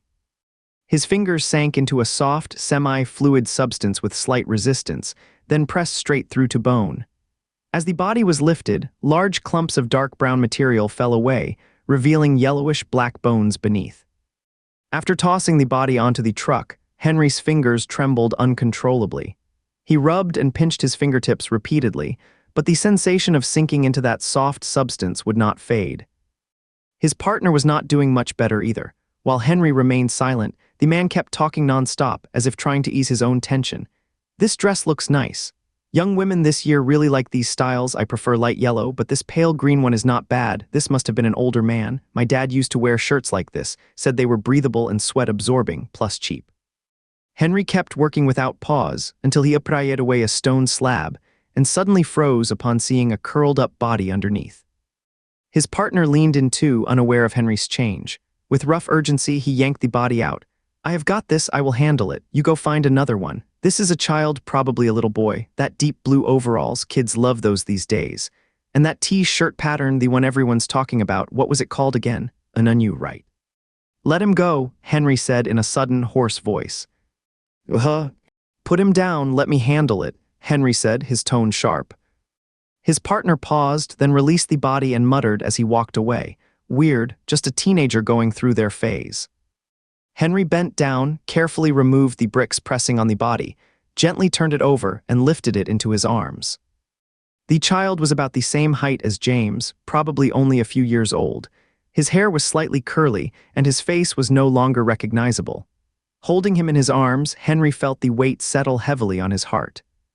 He searched the ruins for an adult jacket, wrapped the child's head in it, and then placed him in a corner of the cargo truck that was not crushed by other bodies. In the afternoon, back at the underground shelter, Henry leaned against the elevator rail. As the view changed from dark rock to the hive-like building, he immediately turned his gaze toward the lower right. That was a large stone where James would sit every day, holding an onion and waiting for him. Just as usual, a small figure still sat on the stone, looking up at the elevator. After finishing work each day, the heat-resistant suit had to be returned to military headquarters, disinfected, and retrieved again the next morning. Everyone else took off their suits only after exiting the elevator, but Henry would remove his as soon as he entered the entrance corridor, letting others carry it over. Because as soon as the elevator stopped, James would rush toward him. He was worried about the suit getting too dirty. Another elevator creaked down and James stood up, staring intently. The previous two had passed without Henry inside. Now he was not sure about this one. Still hanging in midair, he spotted the familiar figure behind the bars, also looking through the gaps at him. A wave of joy filled his chest so suddenly that James jumped up and waved frantically, calling out to his brother with a high-pitched voice. The person behind the bars waved back at him in return. The elevator came to a stop with a loud thud, the gate swung open, and James dashed forward immediately, pushing against the flow of people leaving to go inside. "Leo, your brother's here again," someone nearby said with a smile, then paused as they saw the quiet, strikingly handsome young man actually show an unusually soft expression. Henry stepped out of the crowd, and James immediately rushed into his arms, wrapping his hands around his waist. But today, instead of just ruffling James' hair like he usually did before leading him toward the hive, Henry lifted him up and rested his face against his shoulder. James felt a warm breath tickling his neck, squirming slightly as he laughed. "Stay still," Henry said in a low voice. James stayed perfectly still, then whispered after a pause, "Brother, you are acting different today." "How are you different?" James thought for a moment. "You are being kind of clingy today." Henry said, "Then let me stay close for a little while." "Okay." Henry held James tightly, noticing the rhythm of his heartbeat, the warmth of his body, and the faint scent of shampoo on his skin. Clearly different from the child who had been left on the truck that afternoon, and only then let him go, gently leading him toward the hive. Henry asked, "What did you have for breakfast?" James counted on his fingers, 2 steamed buns and a bowl of porridge. "Henry, what did you have for lunch? What was on the menu?" James kept counting. There was tofu and some bean sprouts. Oh, right, there was one bean sprout that looked really funny. After laughing, James said, "The little leaves had 3 dark spots like eyes and a mouth. I saved it instead of eating it just so I could show you. Look." Henry glanced over, paused after seeing the gesture. "Well, it is kind of amusing, but try not to keep food in your pockets from now on." James got it. Soft, steady laughter filled the air, mostly from James as Henry listened quietly and attentively. The floodlights from the underground shelter cast their glow downward, stretching the 2 hand-in-hand figures into long shadows. In the days that followed, after completing his shifts transporting remains and disinfecting, Henry was due to start work at the greenhouse. That day, as he stepped through the greenhouse gate, he instinctively glanced at his wrist device, expecting to see degrees, but instead found the temperature reading had not dropped. It still showed around degrees, just like outside. He frowned and pressed the button on his wrist device, trying to reset it, because the greenhouse had been cooled down. Even if it was still warm, the temperature could not possibly be that high. Someone had already begun removing their thermal suit when a soldier suddenly shouted, "Do not take off your thermal gear, something's wrong here." At the words, everyone froze, glancing around nervously. "Look, there is a hole in the wall," someone called out from above, pointing upward. Henry looked up and saw that a section of the ceiling where it met the wall was missing, with bright sunlight streaming in and shining on a stone that had suddenly appeared on the ground. The opening clearly had been widened, and claw marks from an animal were visible along the edges. What is going on? Why is there a large hole on the right side? Troubles? Could it be that yesterday afternoon, when the military was clearing out mutated creatures nearby, an explosion from a bomb shattered the wall? That makes sense. Work had just wrapped up, and they were closing the gate at the time. I think I heard a loud bang inside the compound. A few soldiers turned and rushed back into the facility, and once the others realized what was happening, they stopped paying attention to the hole and hurried after them. The fields were planted with potatoes and corn, the potatoes nearly ready for harvest, while the corn had sprouted small green shoots. This was the sole food source sustaining the entire underground shelter, and it absolutely could not be compromised. As they reached the edge of the field after passing through the long corridor, the soldier in front suddenly stopped dead in his tracks, staring blankly ahead. Those behind did not react in time and crashed into him, nearly knocking him off balance. Once they saw what lay before them, they too froze in shock. Henry stood at the back, taking in the sight of the cornfield, utterly destroyed, as if hit by a fierce storm, with stalks broken and toppled everywhere. On the other side, the potato plants had been torn up by the roots, their green leaves scattered across the ground, and countless potatoes were left half-eaten and mangled. Who did this? Who is responsible? Which one of those scoundrels did this? Someone screamed in fury. One soldier stared at the chaotic footprints scattered across the ground, his voice tight with anger. "Do we even need to ask? Something came through that hole last night. What do we do? If these potatoes do not make it, the settlement will run out of food. What should we do?" With all their hopes dashed, some people sank to their knees and cried softly into their hands, while others cursed the sky in frustration. Though the soldiers stayed silent, their eyes were reddened with emotion. Henry pushed through the crowd and walked toward the cornfield, crouching down to examine the footprints. He recalled that wild boars had been spotted near the training grounds before, leaving behind hoofprints in the mud just like these. One wild boar could destroy a large stretch of cornfield in a single night. Judging from the tracks, more than one had come here last night, probably a group of dozens.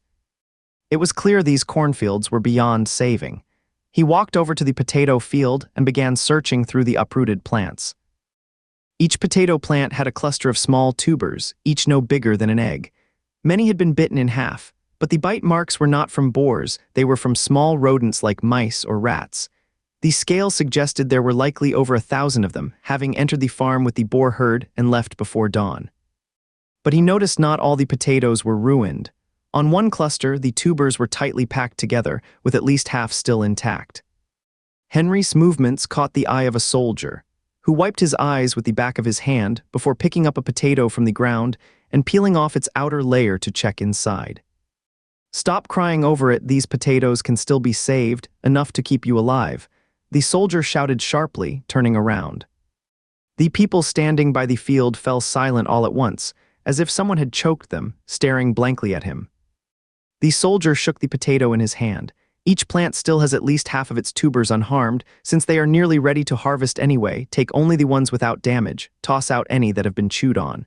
He pointed toward the distance. "Even though the corn's gone, we can save about half of the potatoes. As long as no one starves, we will plant again tomorrow." Everyone had been thrown into panic by the sudden turn of events. But now that they looked closer, it became clear the potatoes were not completely destroyed. Relief washed over them. Just as the soldier said, even if they would not be full, at least no one would starve. "Hurry up and pick the potatoes. Remember, any that have been chewed on must be thrown away. Do not hold back. If someone eats them and gets seriously ill, it will cause real trouble." "Understood, got it." Since all the potatoes needed to be harvested by daytime, tracked vehicles kept shuttling back and forth between the shelter site and the farm. First, workers were brought in to patch up the holes in the greenhouse roof. Then around 400 or 500 people arrived together to help with the harvest. With not enough insulated suits available, some of the healthier individuals chose not to wear one. Still, they all had flushed faces, kept drinking water constantly, and were drenched in sweat from head to toe. While gathering potatoes, Henry overheard two soldiers quietly talking nearby. "Could it be rats or field mice? But there are so many, there must be thousands. Does a Unha city usually have this many rodents?" "Probably multiplied after the quake. They might even be mutated types, and they know to vanish before dawn. These cursed mutant creatures are impossible to get rid of."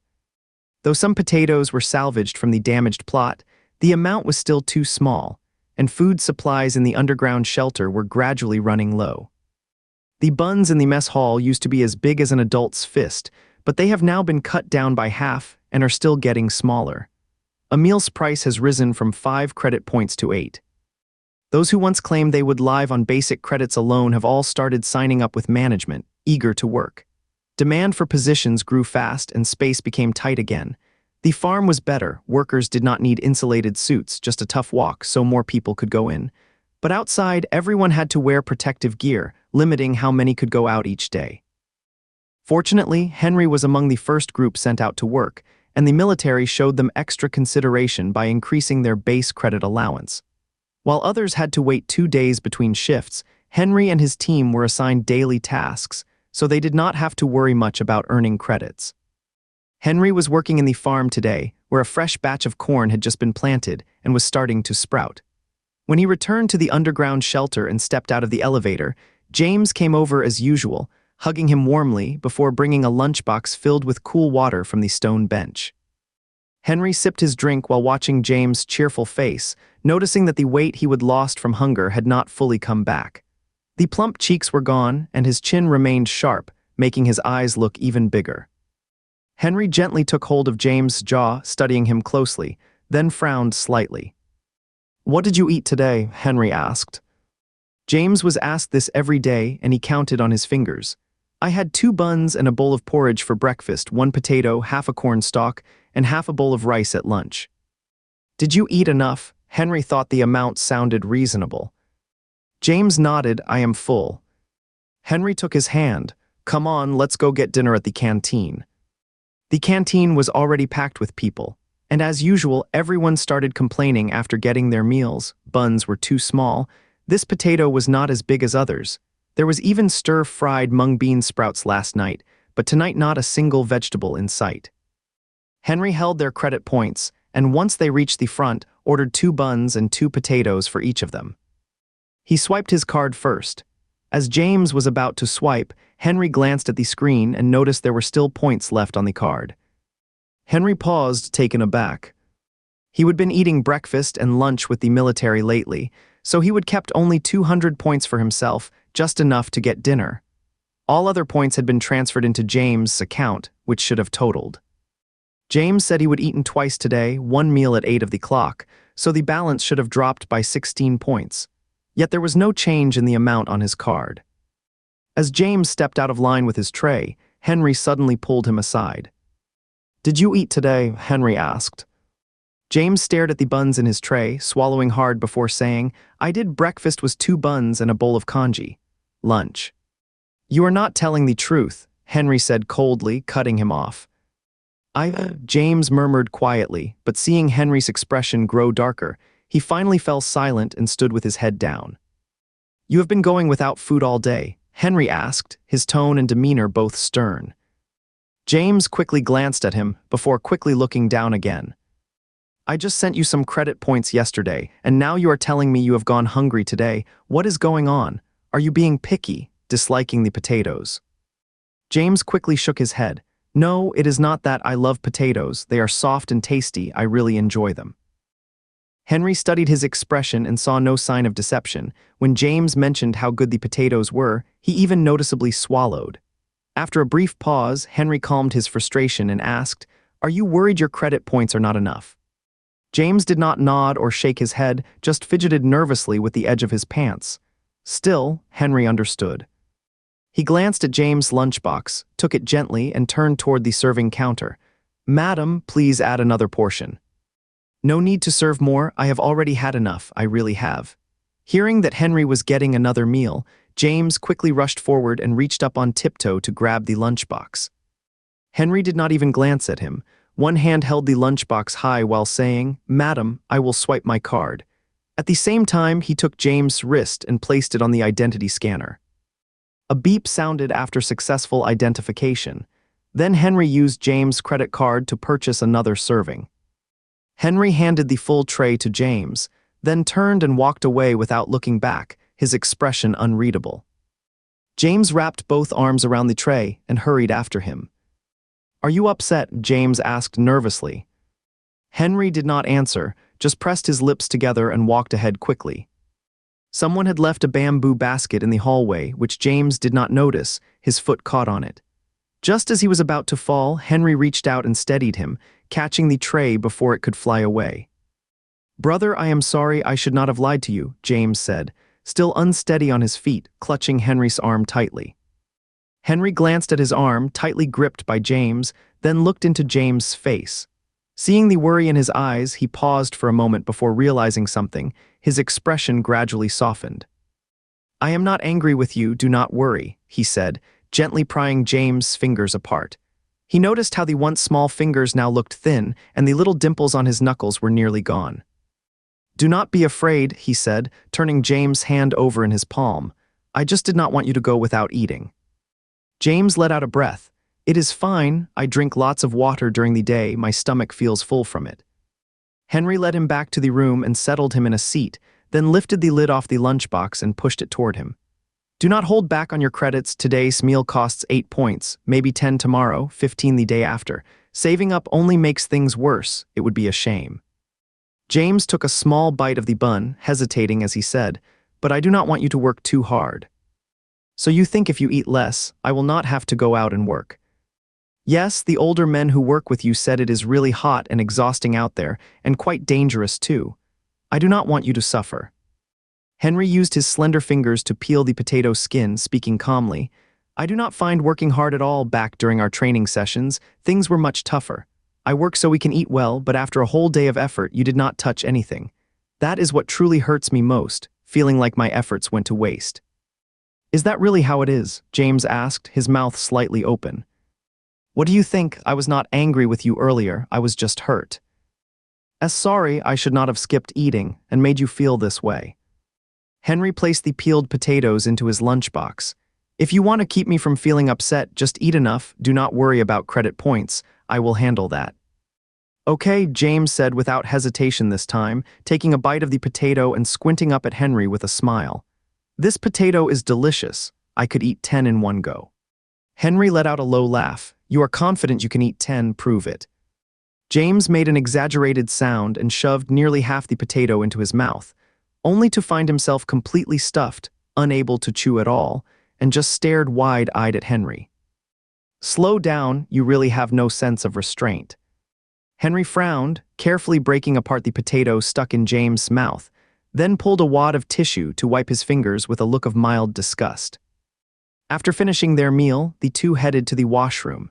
Henry efficiently rinsed his lunchbox under the faucet while James watched his hands and suddenly said, "Brother, I know your birthday is coming up soon." I guess so." Henry straightened up, realizing he would completely forgotten about his upcoming birthday. In their current situation, just surviving was enough. Birthday celebrations had become almost meaningless. James blurted out the sentence without context and did not say anything further, so Henry simply let it go and pushed the thought aside. "Stay here and wait for me, I will return the lunchbox, then gather my things and take a shower." "Yes, no, I am coming with you. Just for a few minutes." "Even a few minutes, let's do it together." "Fine, whatever you want." The next day after Henry left for work, James got up early as well.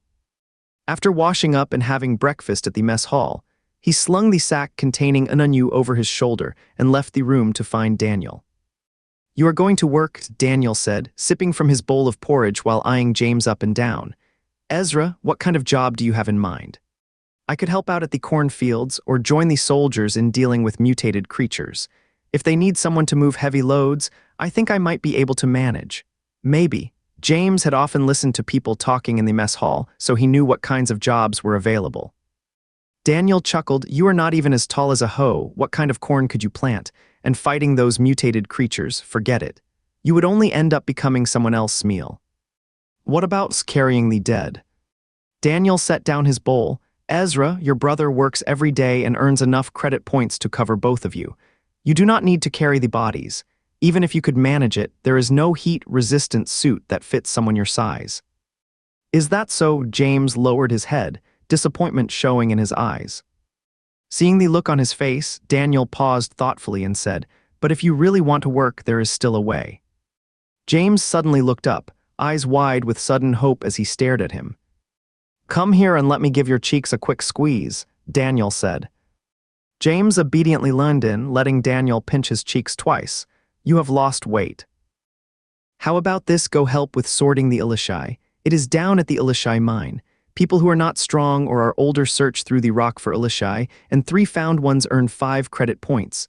Some kids were doing it yesterday. Why do not you join them?" Outside the hive, on the right side of the plaza's cliff face, there is a tunnel with a rail line leading deep inside. Every hour or so, an overloaded small cart glides out from the tunnel, filled with Elishai ore. These stones are quite large and must first be crushed by a machine into pieces about fingertip sized. Then they are sifted through bamboo screens bit by bit to find the hidden Elishai. All the underground shelter's power comes from Elishai. After processing, dozens of knuckles-sized Elishai can supply electricity for the entire hive and even the farm for a full day. Elishai ore is relatively common in the United Federation, but finding Elishai within the rocks is not easy. Before the earthquake, machines could sort them automatically, but after the quake, people had to rely solely on their eyes. James took a bamboo sieve and used a small shovel to scoop in some crushed ore, copying what the adults did, sifting through to remove fine dust, then carefully checking the remaining fragments for Elishai. The difference between Elishai and crushed ore is not obvious. Their colors are both dark black, but the ore lacks shine while Elishai tends to be more crystalline, reflecting faint glimmers when shaken. With care, it is still possible to tell them apart. James carefully sifted through a whole morning's worth of material with no results, his face smeared and streaked so badly he looked unrecognizable. After lunch, instead of going back to his room to rest, he went straight down to the mine again to keep sifting. After scooping a full sieve of crushed ore, he placed Anunyu on a nearby rock. "Anunyu, I did not find any Elishai this morning. Now you just sit here and cheer me on, can you help me find one? Whether it was Inannu's luck or something else, he quickly spotted a glimmer in the shifting debris. He quickly searched the spot and finally found a stone that looked different from the rest. When he held it up to the flashlight, faint glimmers could be seen moving across its surface. He let out a surprised laugh, holding the stone high as he ran toward the other side to find the person in charge of collecting stones. "Sir, look, is this Elishai?" "Yes, that is definitely Elishai," the official said. "You are quite a talented young one." James grinned, his face so covered in dirt you could only see his white teeth. Even one of them had a chip. Not bad, just a little bit good at it. The official took the Elishai and placed it safely away, then opened the logbook. He found Ezra's name on today's list of workers and marked a check next to it. See, 1 mark means 1 Elishai. By the end of the day, however many you find will be added as credit points to your card. "Thank you," James' eyes lit up as he stared at the check mark, not letting go until the supervisor put away the ledger. James went back to sifting through the crushed ore, now full of confidence and energy, his movements quicker than before, and soon he found 2 more Elishai stones. "That rabbit," a sharp kid's voice came from nearby. James did not need to turn, he already knew it was the chubby boy. Still, he was not sure who exactly the kid meant by rabbit, so he just kept his eyes on the bamboo sieve and ignored him. "Hey, I am talking to you, why pretend you are dead? Why will not you answer?" The voice grew closer and finally stopped right beside James' sieve. James did not want to respond, so he turned his back and kept working. But the chubby boy stayed put, standing just behind him, relentlessly provoking. "You look absolutely filthy. Why are you so dirty? That is really unpleasant. I can smell the strong odor from you, so bad, so bad. Do you never wash yourself?" Seeing that James kept silent, the little fat boy grew a bit bored and was about to walk away when he noticed the iron toy on the stone. Just as James dumped the crushed ore from the bamboo sieve, he heard the little fat boy's voice behind him. "What is this? Is that Inannu? I found Inannu." James quickly turned around and saw the little fat boy holding his Inannu, then shouted out immediately, "That is mine, my Inannu." The chubby boy hugged the metal doll close to his chest. "I haven't settled the score for you stealing my bread last time, and now you are trying to take Inannu too. I found this Inannu on my ground, so it is mine." "I left Inannu there to keep me company," James said, tossing aside the bamboo sieve and quickly stepping forward to grab the doll, only for the chubby boy to twist his body and dodge. "Anything left on the ground is abandoned. Whoever picks it up owns it." James stretched his arm toward the doll. "This is not something just tossed away, it was made by my older brother. If you do not believe me, look at its left ear, there is a small mark right behind it." When Henry crafted Inannu, there was a tiny dent in the metal, about the size of a grain of rice, just behind the doll's ear. James said that was like a birthmark growing on it. "No ways, you are lying." The chubby boy did not even look at the doll's ear, hugging it tightly and hurrying toward the beehive. How could James let him take Inannu? He rushed forward and reached out to grab it. The chubby boy, holding the toy in one arm, shoved him hard with the other. "Get out of my way, leave me alone." James was noticeably smaller than the chubby boy and stumbled back from the shove. Once he steadied himself, seeing the boy trying to walk away, he went for his favorite move, running a few steps before charging straight into the boy's back. The impact nearly knocked the chubby boy off balance, and the toy fell to the ground. James quickly reached for it, but the boy's hand shot out too, both grabbed Inannu at once, each refusing to let go. Their angry stares met in the air like sparks flying between them. No one knew who made the first move, but suddenly, the 2 boys were rolling and struggling on the pile of rocks. James was at a disadvantage in size and weight, getting overwhelmed by the chubby boy, and Inannu was taken from him. But whenever he got a chance, he lunged forward again, so even if the boy managed to hold onto Inannu, he could not get far. The chubby boy kept knocking James down repeatedly, but each time, James got back up and charged again, without giving in, determined to reclaim Inannu every single time. He did not say a word the entire time, even when he was thrown hard several times. His eyes glistened with tears, but he tightly pressed his lips together, holding them back. The little boy could not get away no matter what, and grew more frustrated. He tried to pry James' fingers apart and grabbed him by the hair, pulling it backward. James paid no attention to the pain or defending himself. He only focused on getting Ananyu back. Hey, what is going on here? The supervisor finally noticed the commotion and walked over, seeing two kids fighting. James had been working hard all day, despite being just a small kid. He worked more diligently than many grown-ups. The supervisor felt some sympathy for him and shouted at the little boy, "What are you doing? Why are you disturbing our workers here?" The little boy was still afraid of adults, turning to run, but James held onto his arm tightly. Then he turned to the supervisor and said, "He tried to take my Ananyu. Here you go, do not think I care about this junk." Ananyu was thrown onto the pile of rocks and bounced forward. James quickly let go of his arm to chase after it, and the boy vanished in an instant.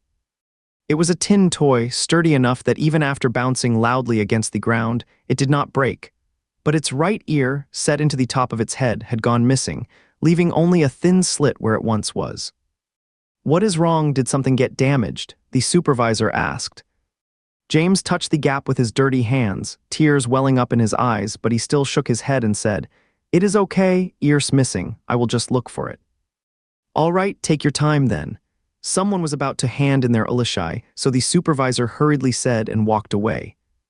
Ananyu's tin color matched the nearby rocks, both deep black, and its ear had always been small, like a thin leaf, though no one knew where it might have fallen into among the rock crevices. James climbed onto the pile of rocks, searching carefully for Ananyu's ear. Luckily, several lights were on, casting plenty of brightness so he did not need to get close to see clearly. Eventually, he spotted the thin, round piece nestled between two rocks. James gently pulled out the ear, examined it closely several times, then carefully placed it back into the slot on top of Ananyu's head.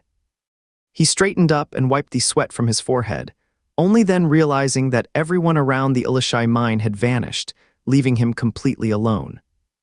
Oh no! James suddenly remembered his brother was coming back, but he had not gone to meet him yet. Back at the shelter, Henry still stood at the edge of the elevator. As soon as the hive-like building came into view, he glanced down at the large stone below and quickly noticed something unusual. The usual person was not sitting on it today. The elevator came to a stop, and Henry was the first to step out, standing by the large stone and scanning the area. Then he spotted a small figure running toward him from the right front. James rushed straight to Henry's side, breathing heavily but smiling widely. "Brother, big brother." Henry frowned when he saw James' appearance. James' hair was messy, his face covered in dark dust, and his pale yellow T-shirt was so filthy it was almost unrecognizable, the design on the chest completely worn away.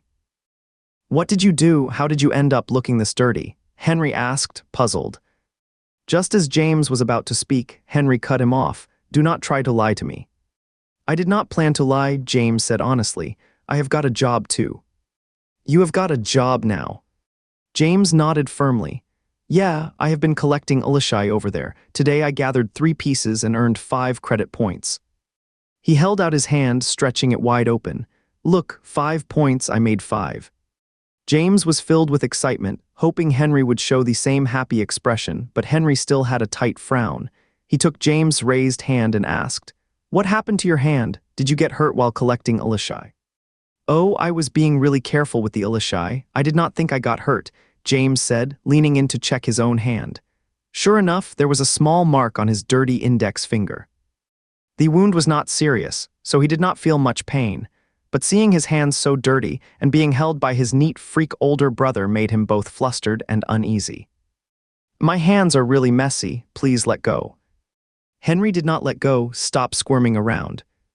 James stayed still, letting Henry adjust his hair and gently touch his ear. "Who did you fight with? There is definitely a scratch on your ear. Do not tell me it was from hitting a rock." "Fight?" James' eyes flickered and he stammered, "A fight. Well, you know, that kind of thing." He had gotten into scuffles with other kids at kindergarten before, even though they were always the ones who started it. But whenever his mother found out, she would always give him a stern lecture.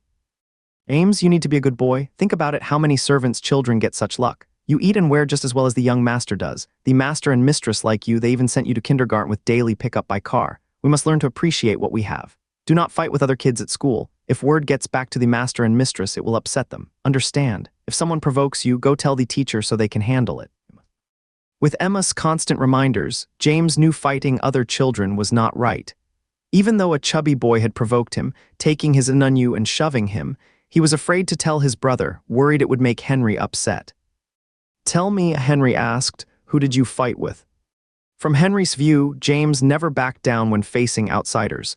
If he would been bullied today, he would have come straight to him to complain. But the silence now suggested maybe James had started it, and just had not won. But Henry did not know that James truly would not let anyone push him around. Even if chased by someone like Oliver, he would fire back with his fingers. The reason? Because Oliver was not a child. James could take on anyone, but he knew not to fight kids. If he did, Mama would be upset, and it might make the master and mistress unhappy too. Even though the master and mistress were not around, having brother here was just as good. Henry's expression was very serious now. James did not want to admit it, but he could not hide either, so he told the whole story exactly as it happened. "I had just left Anunyu there to play with me, and he claimed it was his. I tried to get it back, but he would not let go." When James described how he had been arguing with the little boy over Anunyu, Henry's face turned grim. The fear made him almost stop talking several times, but since Henry did not say to stop, he had no choice but to keep going. In the end, that man scared him off, and then he threw Anunyu onto the ground. One of its ears came off. I searched for ages before finding it again. After James finished telling what had happened, he stood with his head down, bracing himself for Henry's anger. But instead of a scolding, a gentle hand reached out and took hold of his. "Come on, let's go back first to get cleaned up, then we will eat." Is he saving it for later? James finished his bath with a nervous heart, no longer covered in dirt. He looked once again like a fair-skinned, wide-eyed little boy. Henry examined him carefully and found 2 scratches on the ears, along with some scrapes on the back of his hand and elbow. Though not serious, he applied a bit of medicine just in case infection could set in. James had not been scolded at all, so his confidence grew, and he began describing the scene vividly. "Like this, he held Anunyu like that, and I went for it. Then he pushed me away. He mimicked the struggle with the little boy. I did not fight back, nor did I use any magic. After all, even though he is annoying and mean, he is still just not a bad person." James really did not know how to put it. After a pause, he continued, "He is just a kid. If I had used magic on him, things could have gone very badly. He might have died, so I chose not to." Henry lifted the lid of the lunchbox and handed the spoon to James. "Eat up. After you are done, I will teach you some basic self-defense moves." "Wait, what is self-defense?" Henry thought for a moment, then said, "I will show you how to stand up to that big guy and win without getting hurt." "What, you are going to teach me how to fight?" James was so shocked he nearly dropped his spoon, his mouth hanging open in disbelief. Henry gave him a quick glance. "You do not want to stand up to him?" "Yeah," James nodded firmly, then hesitated before asking, "But will not you be upset if I fight with other kids?" "If you get pushed around and cannot stand up for yourself, that is when I would be angry," Henry said. James studied Henry's expression, convinced he meant it, and felt so moved he could barely hold back tears. "Brother, you are amazing. I really love you so much. I want to serve you for the rest of my life." "Shut up. If you say another word, I am not teaching you." "Okay, fine, I will shut up. I am shutting up." A moment later. Silence means not talking, not stopping you from eating your meal. Henry tapped the lunchbox with his spoon. "Oh, got it." After dinner, Henry began teaching James self-defense techniques. Though James was young and lacked strength, even if he could not apply the moves effectively, they might still help him handle other children of similar size. If he grabs your chest, slip under his arm and use your foot to catch his lower leg. Watch closely, do not look around. After demonstrating a few times, Henry had James practice the moves on him. James kept struggling with the back kick maneuver. At first, Henry remained patient and explained clearly, but as frustration grew, his tone turned sharp and he started raising his voice. "I just told you to slip out first, then take his leg. Why are you tripping him before getting clear? You are not even close in strength. If he sees your move coming, it will not work at all. Keep your focus sharp. Stop fidgeting with your face like that. Do not look at me like you are begging for mercy. It will not help, and I am telling you this is not going to change anything. You are wrong again. I wish I could see what is inside your head. just to understand how you are still getting it so wrong. James practiced hard, but his movements were always a bit clumsy. Still, Henry finally felt sorry for him and eased up just enough, allowing James to succeed at last. I did it. James was covered in sweat, but he jumped around with pure joy. Henry's face softened with a faint smile. Let's call it a day for now, keep practicing, and if that kid causes trouble again, you will handle him like this. James nodded confidently, grabbing the remaining half of his corn and taking a firm bite. If he comes after me again, I will knock all his teeth out and yank on his ears until he is toothless. Ah. He froze mid-laugh, mouth hanging open. What now? Henry asked. James stared at him in shock, pointing a trembling finger toward his mouth. Henry leaned closer and let out a soft sigh. You lost another tooth, lower one this time, but do not worry, your upper teeth are almost grown in. The next day, James did not oversleep. When Henry woke up, he got up too and followed him to the washroom. Henry was working in the garden today, where he could get breakfast and lunch for free, so James said goodbye with a heavy heart, watching Henry disappear into the elevator before heading off alone to the dining hall. Just as he stepped into the dining hall, he spotted the last person he wanted to see. Enemies meeting eye to eye, the chubby boy and James stood in separate lines, glaring at each other with wide eyes. Since both had lost teeth and believed they would lost more than the other, neither resorted to silent mouth movements or pointless bickering. Those kinds of fights only hurt themselves. Instead, they just stared at each other in silence, filling the air in the dining hall with tension. It was not until it was time to get food that James finally looked away, handing over his tray to swipe his credit card. The credit points he would picked up from Elishai had just arrived, seeing 5 more added to his balance. He turned around and grinned broadly with his back toward the chubby boy. But when he finished eating and went back to the Elishai mine to continue working, he ran into the little fat boy again. James tightened his grip on the shoulder bag containing Anunyu, but the little fat boy did not look at him. Instead, he pretended to shake his bamboo sieve vigorously as he searched through the rocks for Elishai. James studied him carefully from several angles and finally realized he was not here to cause trouble. He was actually working there too. Since they were both just workers doing their jobs, James decided to leave him alone, went to the supervisor to pick up a bamboo sieve, and chose a spot farthest from the little fat boy, right behind a pile of ore, and started squatting down to sort through Elishai. Even though he was not placing Anunyu in front of him today, his luck was surprisingly good. He found one piece of Elishai from the crushed rocks within an hour and another just before lunchtime. The little fat boy had sifted through a whole morning's worth of crushed ore, but had not found even half a piece. After lunch, James continued carefully sifting through the debris. His luck was not good in the afternoon until, just as the foreman announced it was time to stop working, he spotted a brief flash of light among the broken rocks.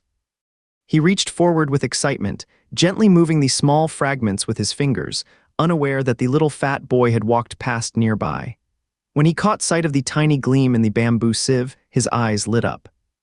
James carefully picked up the Elishai, about to stand up when a hand suddenly reached out from beside him and took it away. He turned around in shock and saw the little fat boy holding his Elishai, preparing to walk off. "It is you again, that troublemaker," James shouted angrily and charged forward.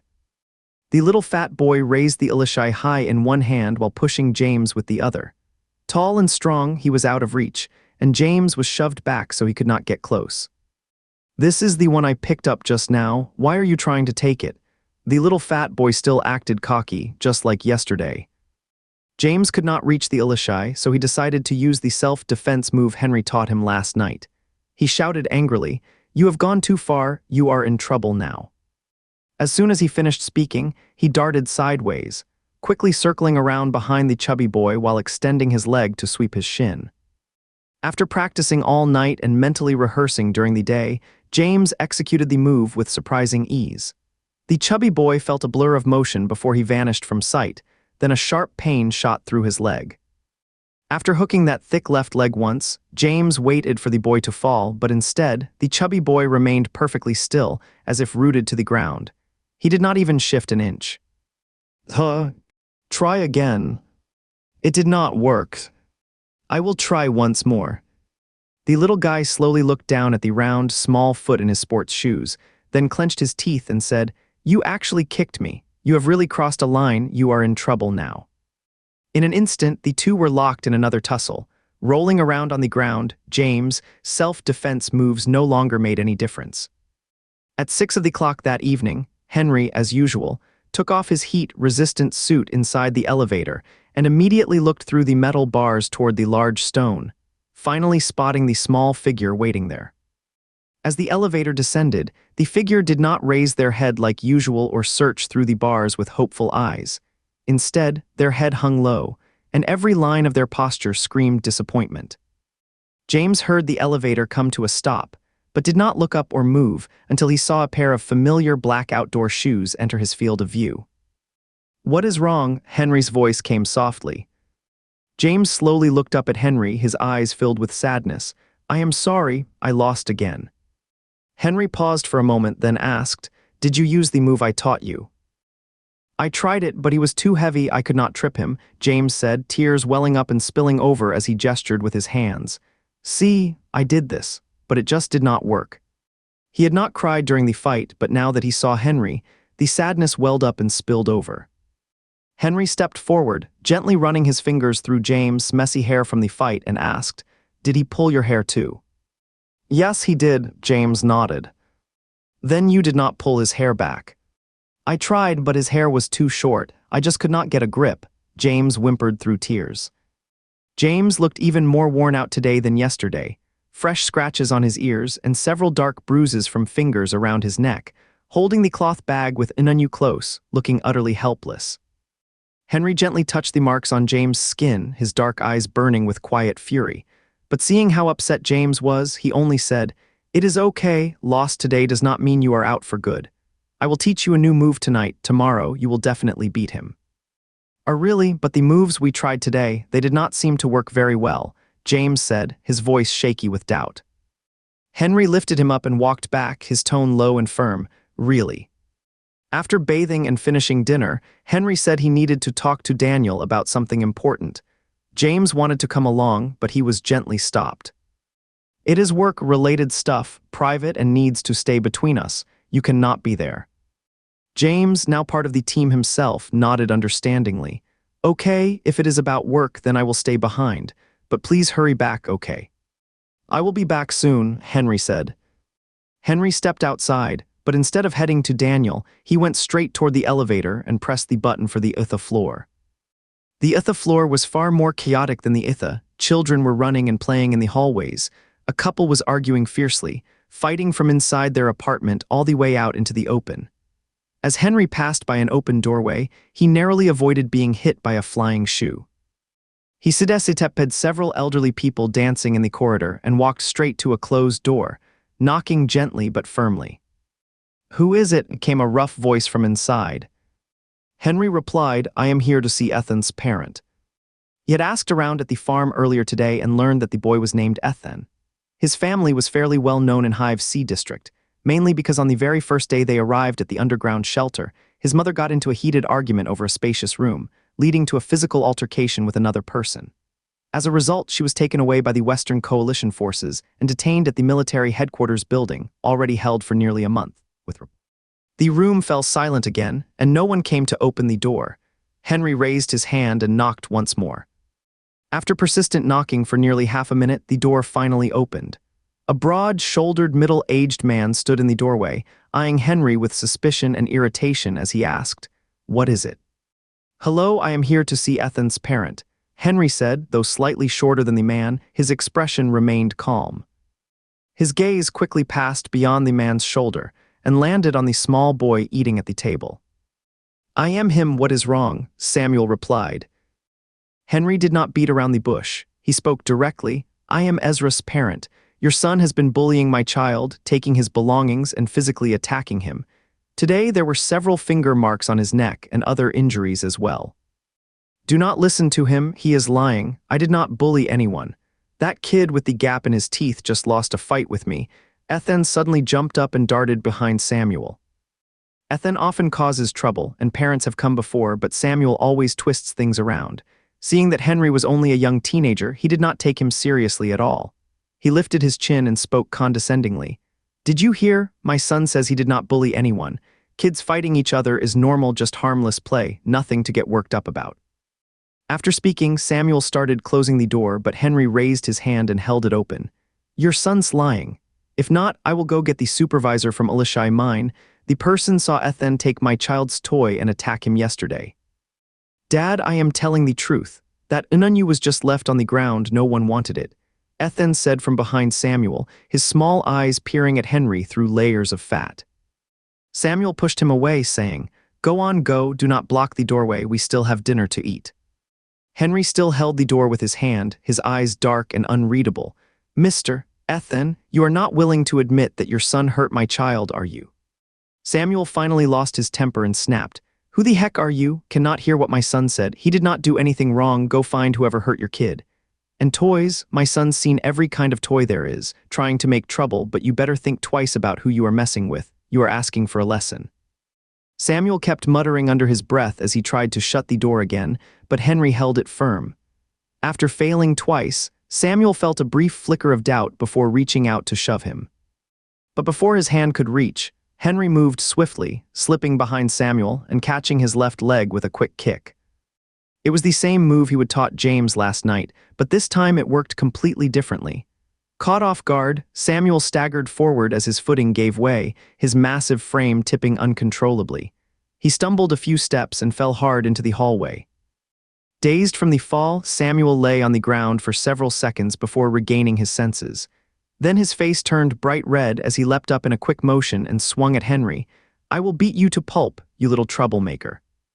His punch was fueled by intense anger, fast and powerful, aiming to knock Henry off his feet. He pictured the moment his fist connected with the other's body, how the slender frame would be sent flying and crash hard onto the floor in the center of the room.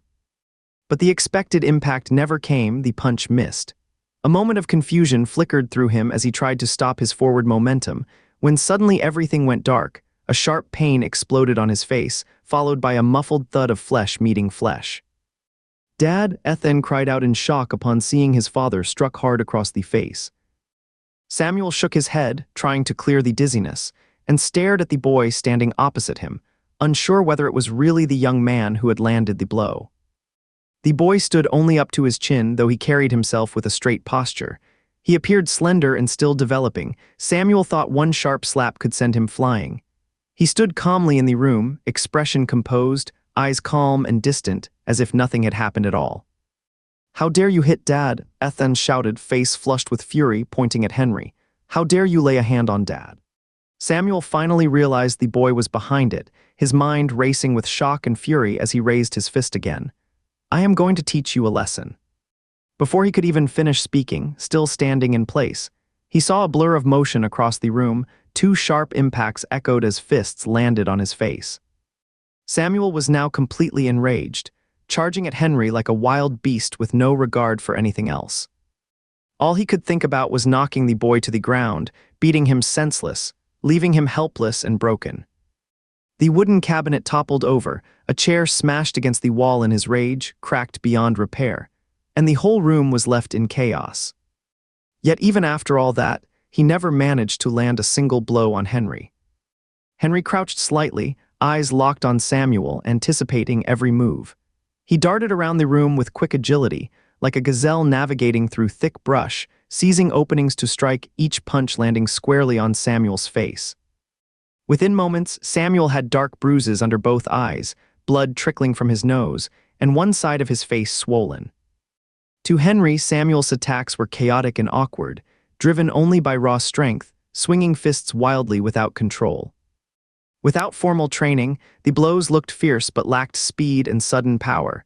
Even young opponents from his training sessions had been more capable than this adult man. Crash. Thud, thud, thud. The room echoed with constant noises, mixed with Samuel's angry shouts and Ethan's frightened cries. Henry dodged for a moment, then seized the opening and swung a punch straight at Samuel's face. Each strike landed on the face, but Henry held back just enough to avoid causing harm. With a sharp cry, Samuel clutched his nose, staggered backward a few steps, and then fell heavily onto the floor, tears and blood streaking his face. Henry stood over him for a moment, then stepped forward and grabbed him by the collar. Samuel's swollen eyes finally showed fear. Do not do anything reckless, please. Do not do anything reckless. Henry spoke slowly and clearly. I will not touch your son, so you need to keep him under control. If he misbehaves again and harms my child, I will handle you the same way.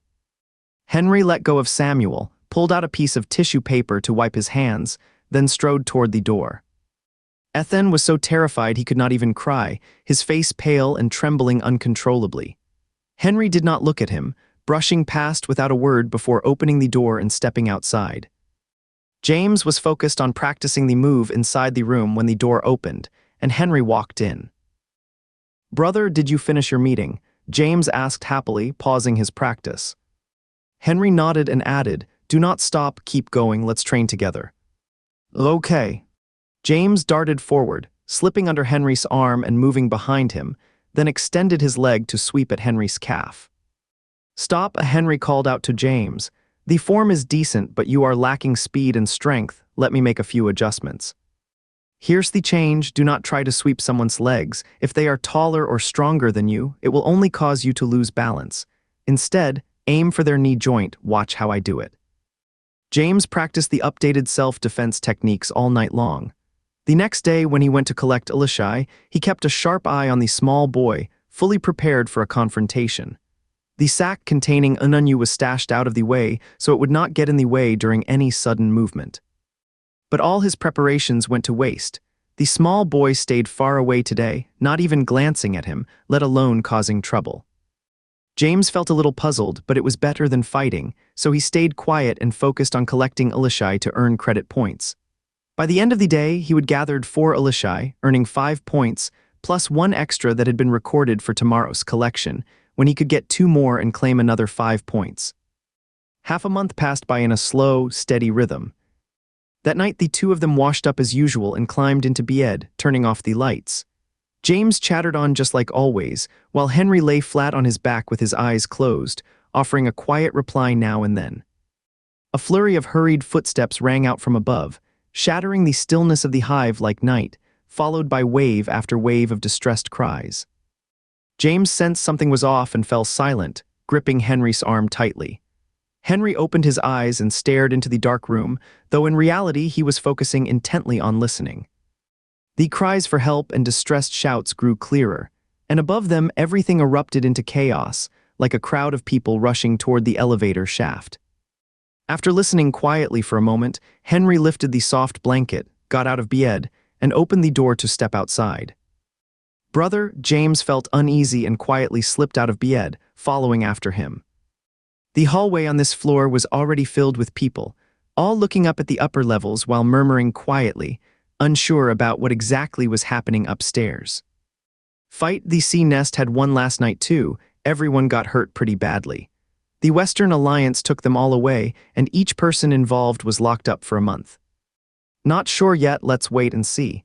The Western Alliance should be here any moment. Zawuo. A sound resembling an animal's cry came from above, but it was clearly not a beast. It was a human scream. The people in the corridor froze, all sounds instantly silenced.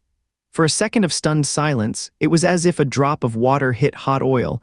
Everyone erupted into motion, turning to rush back into the rooms. Zombies, there are zombies upstairs again. The sound of banging doors echoed one after another. Henry quickly scooped up James, rushed inside the room, locked the door tight, then flipped on the light with a sharp snap. This room had no windows, so they could not see what was happening outside, but through the gaps in the door, they could hear the growls and screams, frantic cries, and the sounds of hurried footsteps. Henry leaned against the door, listening intently. Though James did not ask anything aloud, he remembered vividly the scene at the square earlier, people clawing at each other, and a deep dread welled up inside him. He stood beside Henry, uncertain and staring at him helplessly. At first, the sounds of running feet were only on the upper floor, but soon they began spreading to this level, clearly people fleeing down from above. They kept banging on the doors they passed, pleading loudly, "Please let me in, just let me hide for a moment, that is all I need." At this point, no one dared to open their door. No one knew if those creatures were following behind, or whether the person knocking on their door had been infected. "Run to the emergency exit, go down through the safety staircase," someone shouted from inside, What is the point of banging on doors now? The stairs are right ahead. About 7 or 8 people dashed quickly past the corridor, hurrying toward the stairwell. Their uneven footsteps echoed sharply as they passed James and Henry's door. The last person's footsteps suddenly stopped, but their heavy breathing was clearly audible right in front of James and Henry's door, just a thin wall separating them. As Henry hesitated about whether to open the door, the person outside made an odd sound, like something was blocking their throat. Henry's hand had already reached the door handle, then slowly pulled back. A few seconds later, the sounds outside faded completely. There was no more noise from the person. Both men stood silently behind the door, only hearing each other's slightly fast breaths and distant screams echoing through the air. James kept staring at Henry, about to speak when Henry raised his index finger to his lips in a quieting gesture. Immediately, James closed his mouth. Boom! In the next instant, the door was suddenly struck hard. Its surface trembled violently, and the lock let out a strained creak as if it might give way entirely. Then the door began to be violently struck again and again, accompanied by a roar like that of a wild beast, seeping through the cracks into their ears. The doors at the shelter were not ordinary wooden ones. They were made from a material called acrylic metal. It was not expensive, was stronger than wood, and also provided moisture resistance as well as thermal insulation, making it ideal for underground structures. But the person outside was astonishingly strong, almost like a real beast, causing the entire door to slightly cave inward and the lock mechanism to become warped. Henry quickly shoved his shoulder against the door, but it still could not withstand the repeated forceful impacts. He turned sharply toward James, who was frozen in shock, and shouted, "Get inside, crawl into the room now." James snapped back to his senses and scrambled under the bed with hands and feet. Henry followed by climbing over the bed and then shoved it forward hard, pushing the already positioned iron bed right up against the door to block it. Henry held tight against the bed, while James joined him in pressing against it.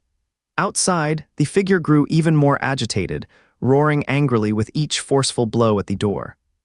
His body seemed to have become something beyond flesh and blood, and each impact against the door caused the walls themselves to tremble with a violent shudder. "Oh yeah.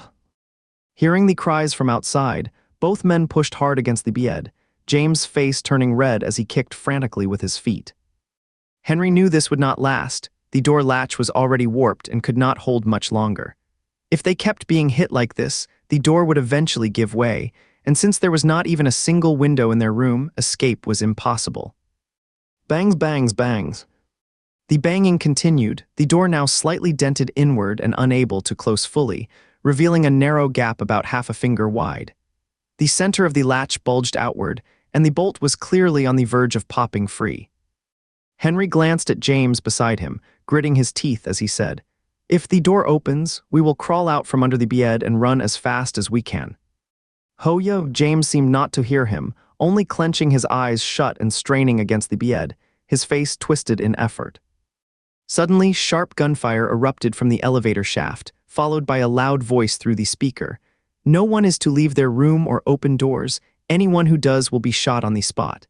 Everyone outside must drop to the ground and cover their heads. Those not complying will be treated as infected." 1, 2, 3. After the countdown ended, a heavier burst of gunfire began, clearly from a machine gun. The sound of running footsteps in the corridor quickly died down, likely because many had dropped to their knees. The deafening gunfire echoed through the hive for several minutes, and as the screams and growls faded away, the pounding on the door slowed gradually, until it finally stopped.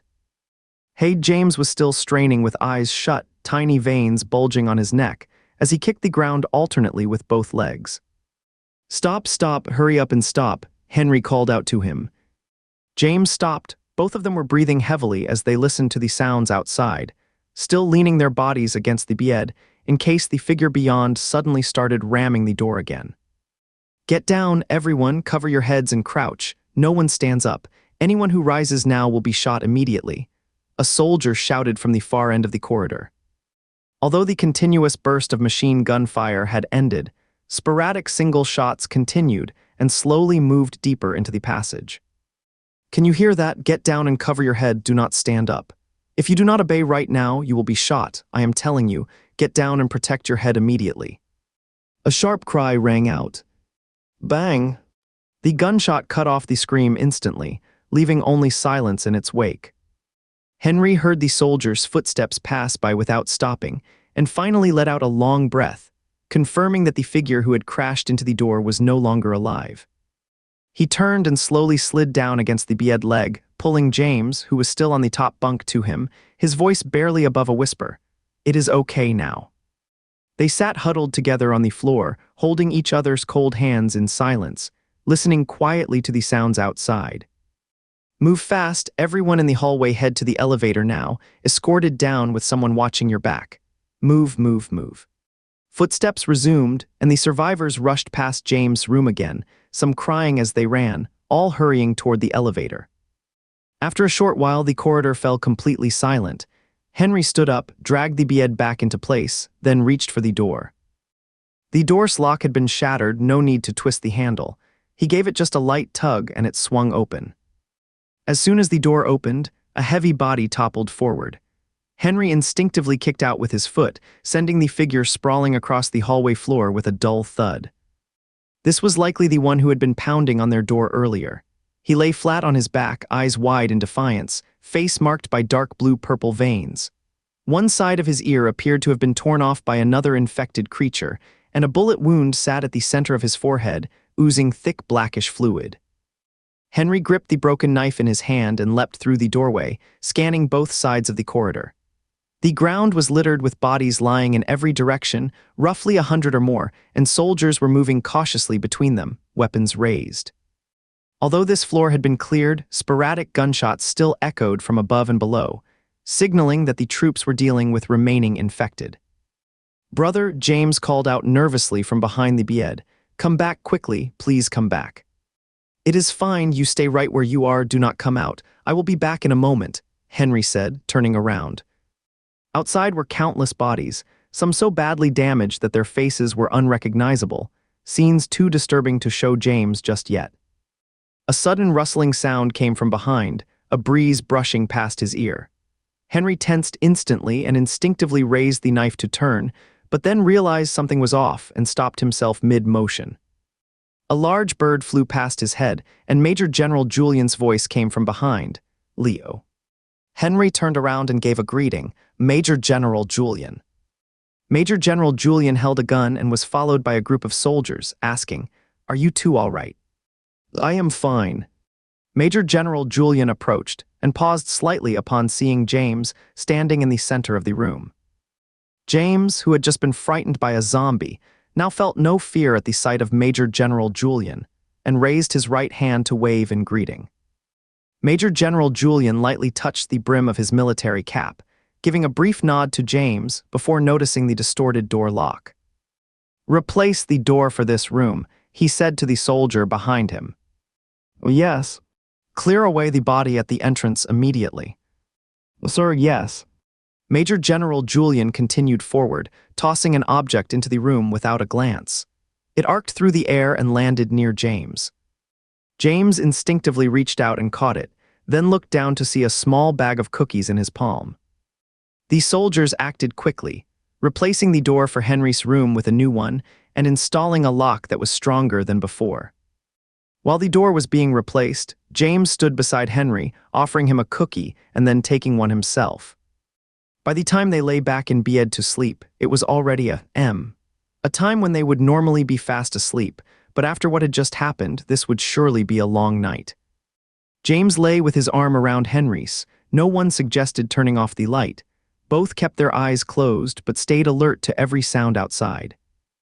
All personnel from the corridor have been taken to medical for thorough checks.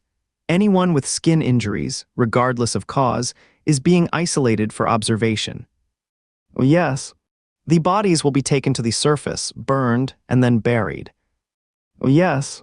The first half of the night was filled with noise, carrying bodies, the steady rush of water from cleaners hosing down the floor, and mournful sobs drifting down from several rooms above. Henry knew that hearing someone cry did not necessarily mean they were the worst off. Silent rooms did not always mean safety. Some families might have been completely gone. By the second half of the night, all sounds had finally faded away, and the hive fell into a deep, lifeless stillness.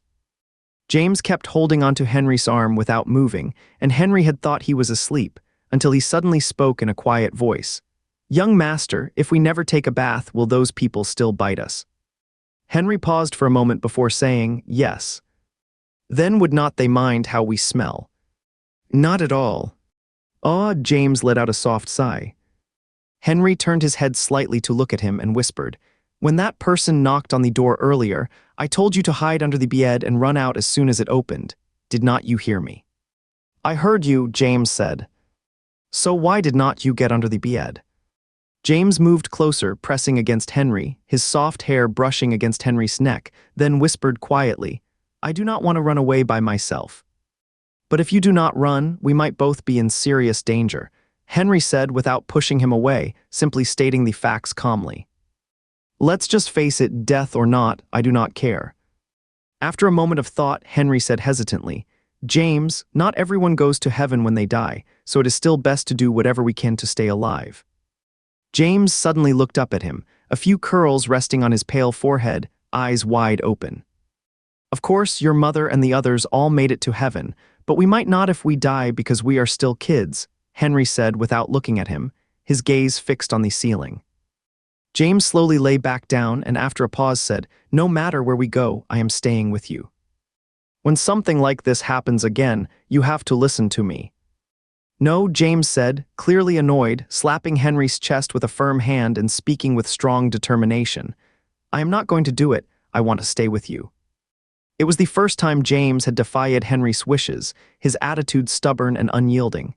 Henry knew there was no point arguing for now, so he stayed silent. "If that day ever comes, we will deal with it then." James seemed to remember something, staring off into space for a moment before saying, "Brother, if you ever get hurt like that, please be gentle, do not bite my face, okay?" Henry asked with eyes closed, "Then where should I bite?" James thought carefully. "My finger, no, just a small cut there hurts a lot. How about my ear? That is painful too. Maybe my fingernails or even a strand of hair." "If you are worried about pain, maybe you should just run away instead," Henry said. "No way, I am staying with you. If it hurts, I will just push through."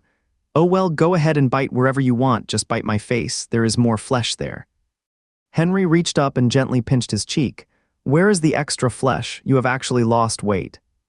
"It will be fine, just a few bites will do." James puffed out his cheeks, encouraging him to poke at his face. Henry did exactly that, pressing lightly again and letting out a quiet chuckle. "Get some rest now, nothing like that will happen, just make sure you eat more." "Yep, I have been eating plenty lately, go ahead and sleep." With James' playful distraction, the heavy silence that had weighed on them earlier finally lifted. Henry turned off the light this time, and within moments, both of them were fast asleep.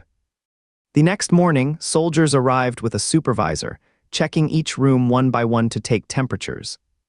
When the inspection reached Henry's room, Daniel told him that there had been an incident on the upper floor due to someone having a fever.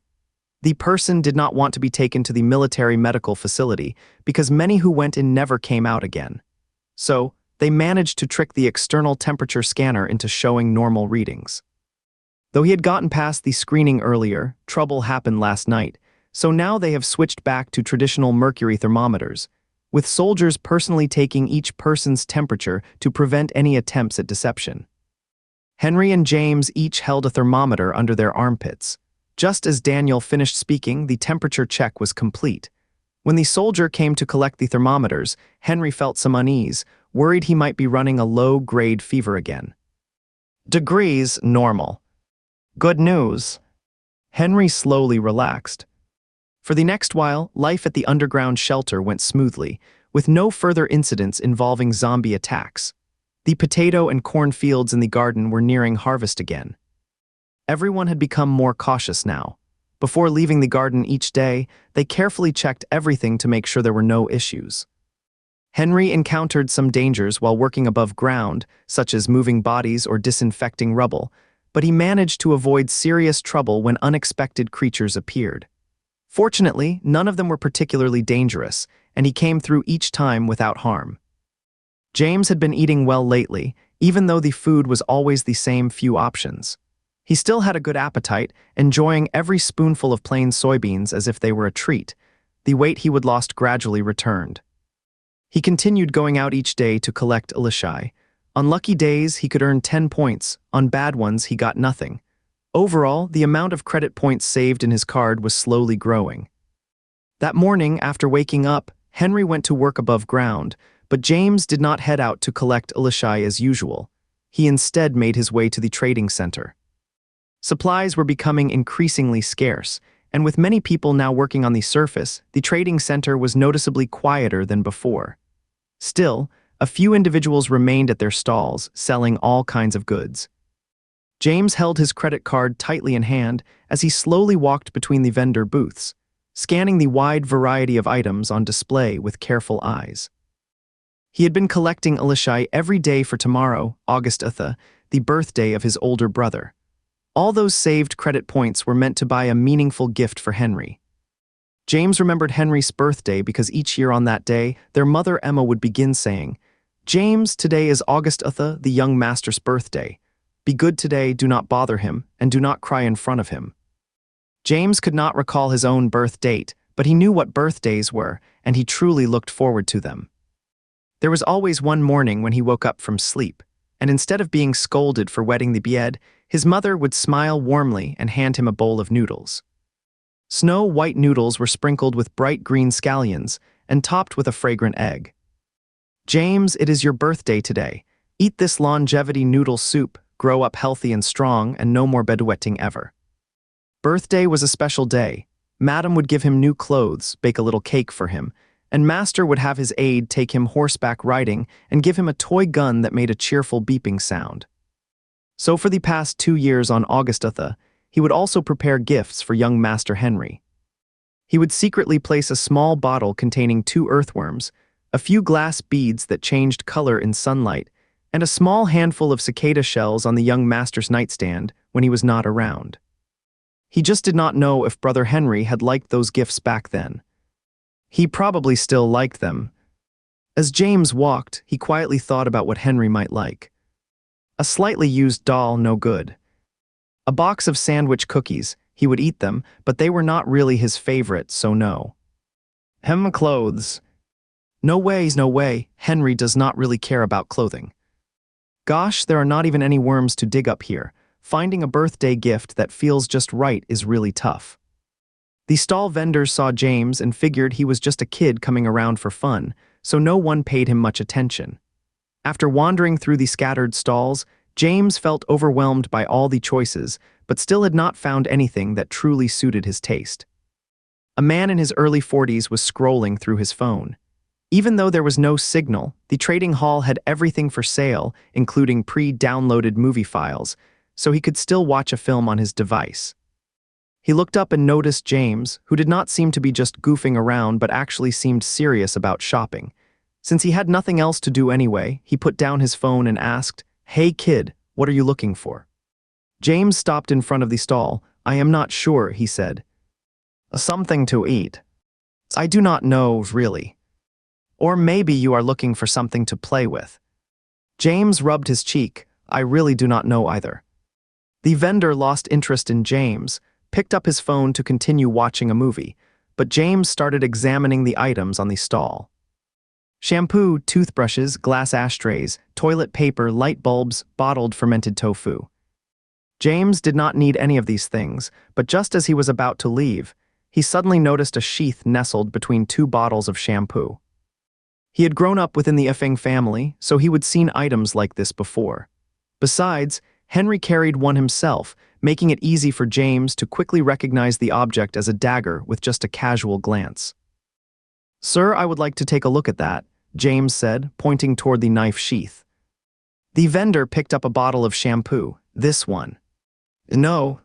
The vendor switched to another bottle of shampoo. "How about this one?" James shook his head. "I want to see the knife." The vendor took a breath and studied James up and down. "You really can tell this is a knife." James said with mild surprise, "I can see it clearly, this is a dagger." All right, you are sharp, can recognize a dagger. Fine, go play somewhere else." The vendor did not think this kid would actually buy a knife, so he began to gently usher him away.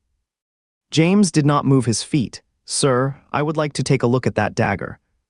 The vendor gave a dismissive sound. "Kids should not be looking at things like this." "Why?" "Besides, you are not buying anything, and kids should not be playing with knives," the vendor said. James explained patiently, "I am not going to use it. I am buying it as a birthday gift for my brother." Upon hearing that, the vendor perked up instantly. "For your brother, that is fine, but do you have credit points?" "I do."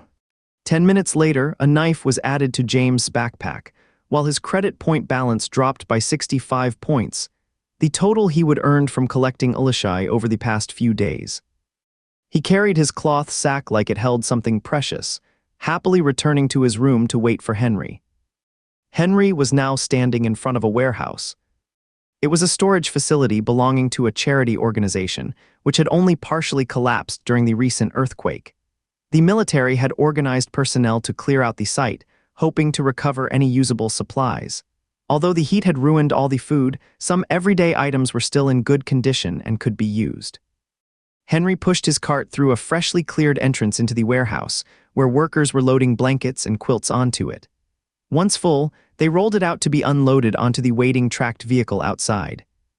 With the weather extremely hot, the blankets and quilts were not much use, but half were taken down to the underground shelter while the other half was transported to the West District. Henry knew the military would never put all their resources in one place. While half the supplies went to the shelter, the rest were kept in a hidden ground-level storage site for emergencies.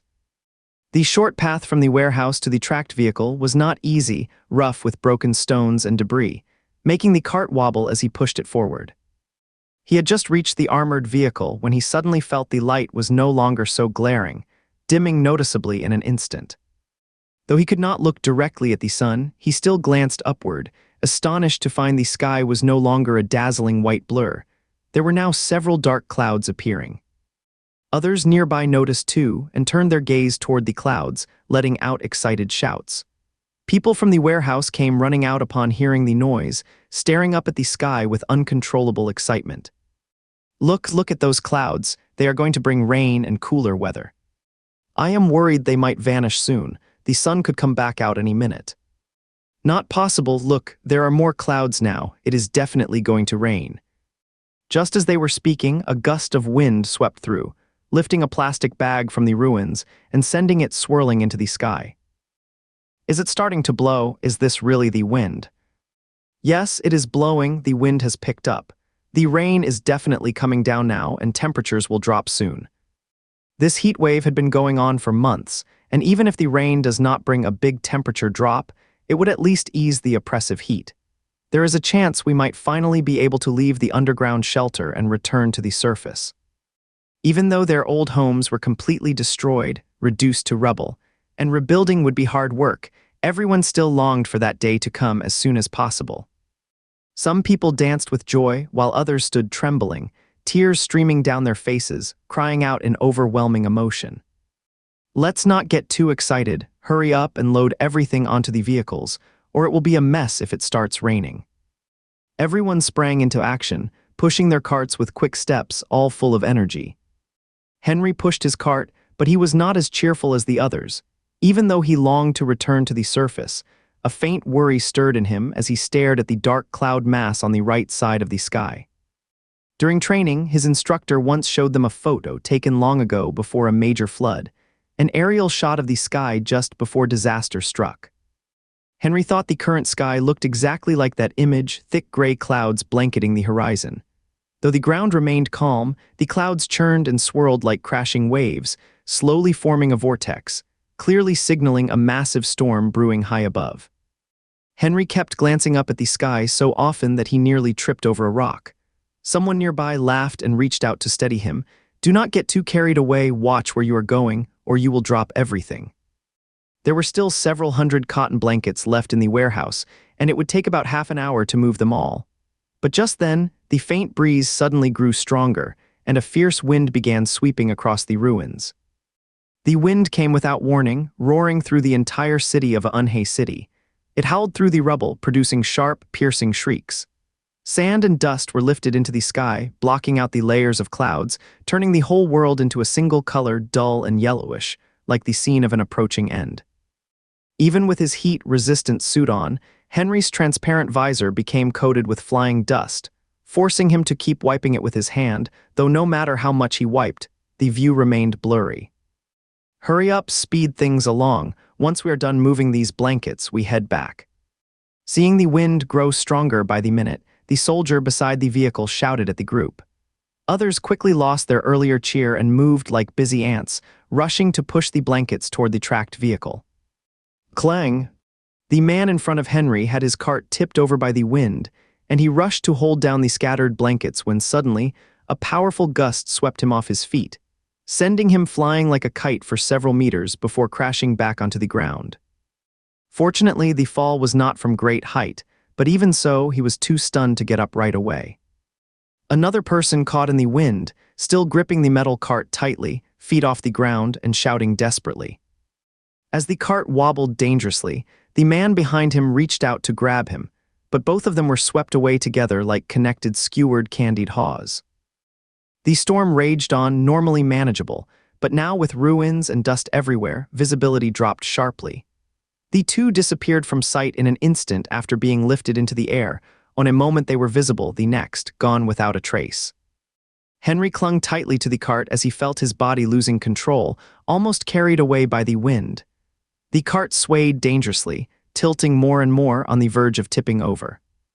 He let go of the cart at the exact moment it began to tip over, watching it quickly vanish into the swirling sandstorm before turning toward a power pole on his right. Facing the strong headwind, he lowered himself to reduce resistance and slowly crawled forward along the ground toward the pole. "Find a spot, hold on tight." The soldier's voice was swallowed by the wind, barely audible in broken fragments. Now everyone ignored the carts and focused only on finding something to grip or shelter from the storm. Henry had reached the pole and wrapped his arms around the metal post while scanning his surroundings. Faint figures were visible ahead and behind. Some huddled behind half-collapsed walls, others lying flat on the ground like him, clinging to whatever was nearby. A sharp cry rang out from somewhere, then faded into the distance. Though the sky and earth were obscured by sand and no one could see clearly, everyone knew what had happened. Another person had been swept away by the wind. Henry knew this could not go on, he could not stay out here. The wind would not stop, and it was only getting stronger. They had to get back to the underground shelter. The soldier clearly understood this too. Henry heard him shouting, "Back to the vehicle, crawl over, back to the vehicle, crawl over." Henry could not tell which way the tracked vehicle was now. He wanted to check his wristwatch's compass, but he had to hold on tightly to the pole. There was no way to let go. Suddenly, from somewhere ahead, a sharp metallic tapping sound rang out. It was someone hitting the side of the tracked vehicle. Though faint, the sound managed to cut through the wind and sand, reaching Henry in broken bursts.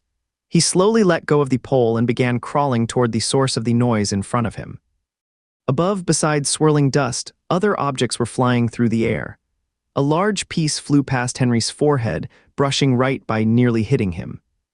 In the fleeting moment of passing by, he recognized it, a wooden table spinning through the air. A muffled groan came from ahead, and in his line of sight appeared a pair of feet. Someone was lying face down just in front of him, no longer moving forward. As Henry passed by the figure, he tried to urge him to keep going, but then noticed the man's thermal suit visor shattered into pieces. The head lay sideways on the ground, severely distorted, with a sharp shard of the visor lodged in his temple. Henry quickly pulled back his hand and pushed forward faster, crawling like a gecko so his body stayed close to the ground. His eyes remained fixed on the sky, alert for anything that might fall. The sound of tapping on the vehicle's hull never stopped, and Henry was getting closer to the tracked vehicle. But just then, he spotted a heavy object falling from above, something like a stool, directly aimed at his head.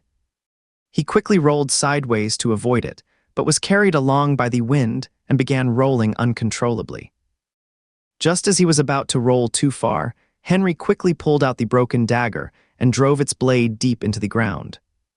He gripped the knife tightly to steady himself, did not pause to catch his breath, and kept crawling in the right direction. By the time he finally spotted the armored vehicle, he had already reached its side. A line of vehicles was parked there, with people inside tapping on the closed doors. The wind was so strong that even the heavily built armored trucks were swaying, and one had been blown off course, now leaning alone against a collapsed wall by the roadside. "Get in quickly." The door flew open instantly, and Henry was pulled inside before it slammed shut. He gasped for air, then took a look around. He saw the vehicle was already packed with people. "Report the number of people. How many are on each vehicle?" The squad leader picked up the radio and asked the other vehicles. 10, 12, 7, 6. Based on the reports, there were already people aboard, leaving over still unaccounted for. "Wait 10 more minutes. Those who cannot get on board by then will have to stay behind," the soldier ordered. "Yes." "Keep hammering on the body of the vehicle. Do not stop." The steady clattering sound never ceased, and more people kept climbing up to the side of the car. Before opening the door, the soldier on Henry's vehicle bellowed loudly, "Get ready, door is about to open." Seeing everyone else grab onto the seat backs, Henry reached up and gripped the overhead handrail. The door could not be opened by hand. After the soldier gave the command to open it, the driver pressed the automatic release button. A strong gust of wind swept through the cabin carrying swirling sand. Henry tightened his grip on the rail at that moment and barely avoided slamming into the wall. People outside were pulled into the vehicle, and the door closed tightly, sealing the fierce wind out. In just a matter of seconds, another layer of dust had settled inside. Dozens more people boarded within 10 minutes. The soldier kept a close eye on his wristwatch, and as the vehicle began to shift sideways from the wind, gave a decisive order.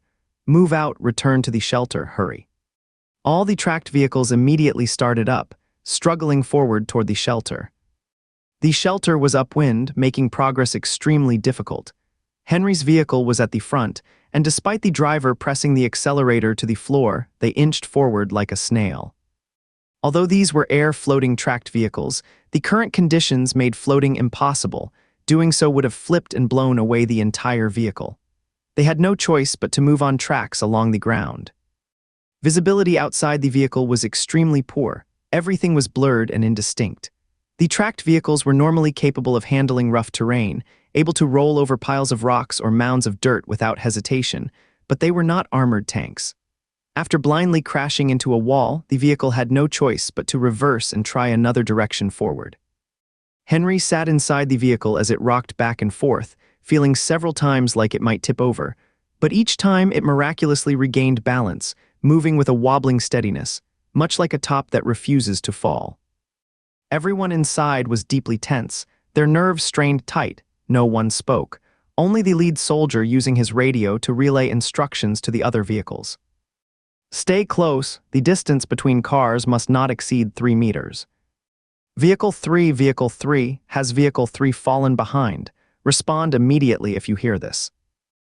The convoy moved slowly, and after an hour had only traveled less than 2 miles.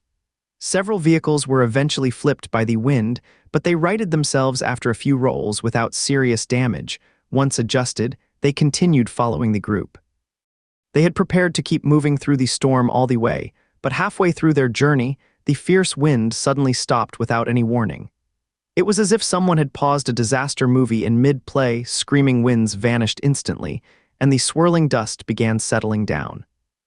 Items that had been lifted into the sky by the wind started falling back down. No one could tell what they were, but they clattered loudly on the armored vehicle roofs. Still, these military vehicles were extremely sturdy, though battered. Their shapes remained intact. A regular passenger car would have been ruined long before. Once everything had gone completely quiet, every armored vehicle opened its door, and people cautiously stepped out one by one. Henry followed behind the others as they exited. As soon as his feet touched the ground, he sank into thick dust. In just a short time, the fallen dust had piled up more than a foot high, enough to cover half of the treads on the armored vehicles. The wind stopped. Damn, finally, it was terrifying me just now. I have lived 30 years, and I have never seen a wind like this before, nothing even close to it in all my life. I was almost blown away a moment ago, but luckily I grabbed onto a steel rod. I do not know who it was beside me, but I watched someone get swept off their feet. There was nothing I could do to help. But not everyone felt relief after surviving the storm. A middle-aged man beside Henry looked troubled. "Do not you think it is too dark out? It is still afternoon, yet it feels like nightfall is already here." Henry also noticed the light was unusually dim. He looked up at the sky, where thick clouds were pressing lower than ever, churning and surging as if a dark tide hung just above his head. A soft drip echoed, and a droplet appeared on Henry's visor, spreading like a tiny bloom. He blinked, just as his hand reached out to touch it, when the tapping sounds around him began to rise and fall in waves. He looked down beside him, and the thick layer of dust was already dotted with numerous small dark spots that quickly spread out into patches. It is raining, I told you it would rain. The skies have finally opened up. There will be a cool down for sure, there will be. Everyone was relieved by the long-awaited rain, easing the fear that had nearly swept them away in the storm. But within just a few sentences, the rainfall suddenly intensified, turning drops into sheets pouring down heavily. The once quiet world stirred again, but this time it was not the sharp howl of wind, it was the thunderous roar of rain. Henry watched as the dust around him was soaked through visibly fast, lifting his arm to glance at his wristwatch. When he saw the rain rate displayed per second, a chill ran through him. The number kept shifting, msec. In just moments it had already hit the peak of heavy rain and was still rising sharply.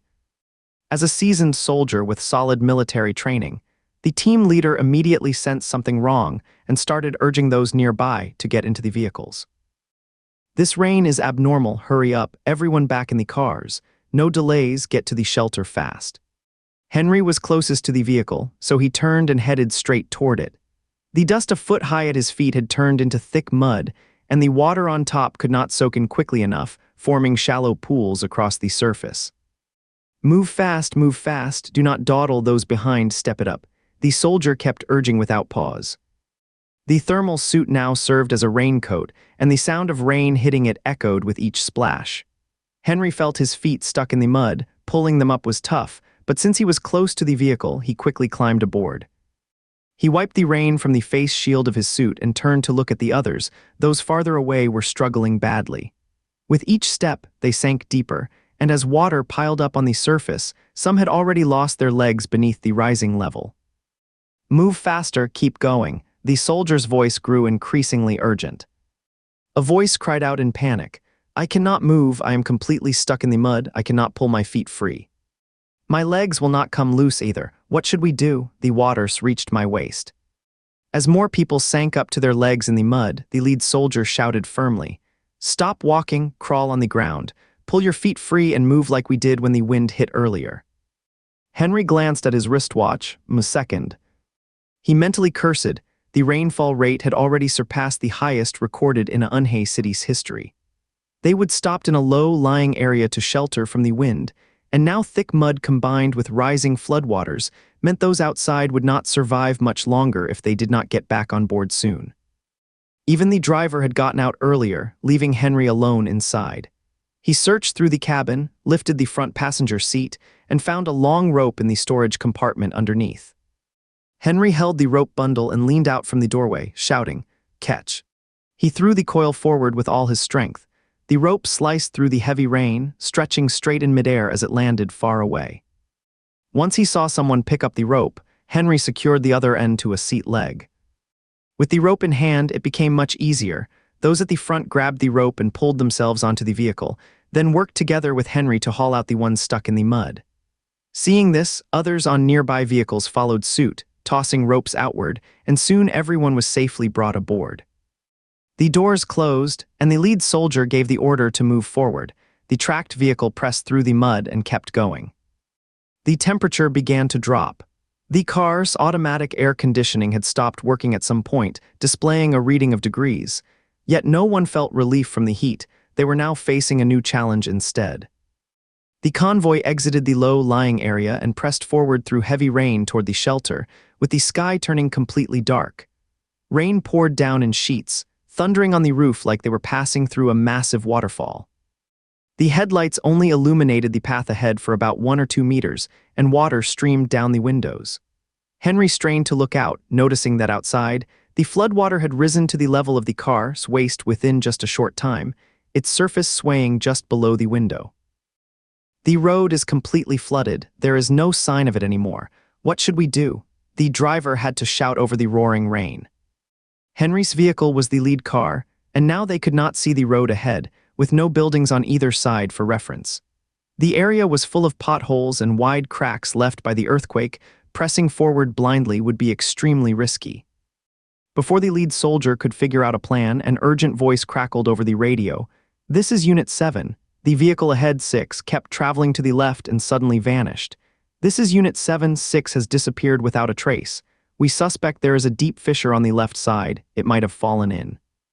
The lead soldier shouted into the radio, "Unit 6, respond if you can. Unit 6, respond if you can." There was only silence on the radio.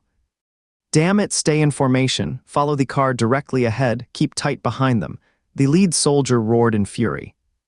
Suddenly, another voice shrieked over the radio.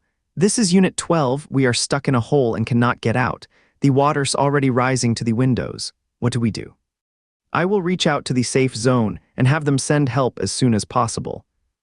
The team leader used the Onabowood communicator to contact the safe zone, but only static came through the headset.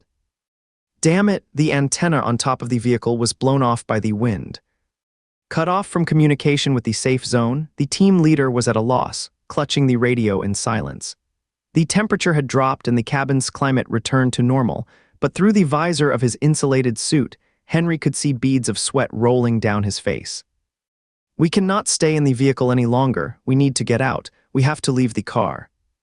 As everyone anxiously waited for the team leader's decision, a calm voice, quiet but steady, and sounding younger than most, spoke up from inside the vehicle. The team leader looked toward the speaker and recognized him as Leo, the young teenager. The boy left a strong impression on him, quiet by nature, avoiding conversation and close contact, keeping to himself. Though still underage, he carried a calmness beyond his years, making it easy to overlook his youth and not treat him as just a child. "Where would we go if we leave the vehicle?" The team leader slammed his fist against the side panel. "The water's already that deep out there. What good would stepping outside do?" Henry kept his gaze locked on the team leader, his voice calm and without urgency, just as usual. "We must get out of the vehicle. We need to swim back as soon as possible." "Swim back?" someone exclaimed in surprise. "Do you even know how far it is to the shelter? Nearly 2 kilometers, going upstream, and it is storming. How can we just swim back like this?" Henry did not respond to him, keeping his eyes on the team leader. "The water is not deep yet. Many buildings are still above the surface. We can use them as resting points along the way, swimming in sections back to the shelter. The vehicle cannot go further now, and staying here only makes things more dangerous." "Going back by swimming," the squad leader muttered, then asked again, "What if people get separated?" Henry pointed to the long rope under the carriage floor. "We do have that rope, do not we? Everyone ties it on, they will not drift apart." The squad leader thought the idea made sense, though he still hesitated inside. But seeing the water level rising outside the window, he finally bit his lip and slammed his hand on the vehicle's side. "Then we swim back." Moments later, every tracked vehicle's roof hatch was lifted open, and people began climbing out. They stood on rooftops nearly submerged by floodwater, all wearing the same long rope around their waists, like a row of gourds growing from one vine. Heavy rain poured down, and those on the roof struggled to stay upright. The squad leader shouted into the radio through the storm, "Turn on your Hiadalampsa, everyone. Each vehicle's team leader will keep in contact using the walkie-talkie." Henry turned on his forehead light and saw faint glimmers of light not far away, other people on rooftops, lighting up the rainy darkness. The leader continued, "First objective, that building meters ahead to the right. Everyone see it." "Rain's too heavy, cannot see anything," came the replies over the radio. "The view does not matter, we have got infrared equipment to locate it. Just swim in that direction, no worries." "Oh, yes." "Let's head to the building for assembly. Report your readiness now, each vehicle." "Team from Vehicle 3 is in place. One person cannot swim but has a life jacket on." "Vehicle 8 is ready. One person cannot swim. No life vest available in the vehicle, but others will help pull him along." "All personnel on Vehicle 10 are in position. Vehicle 11 is all set."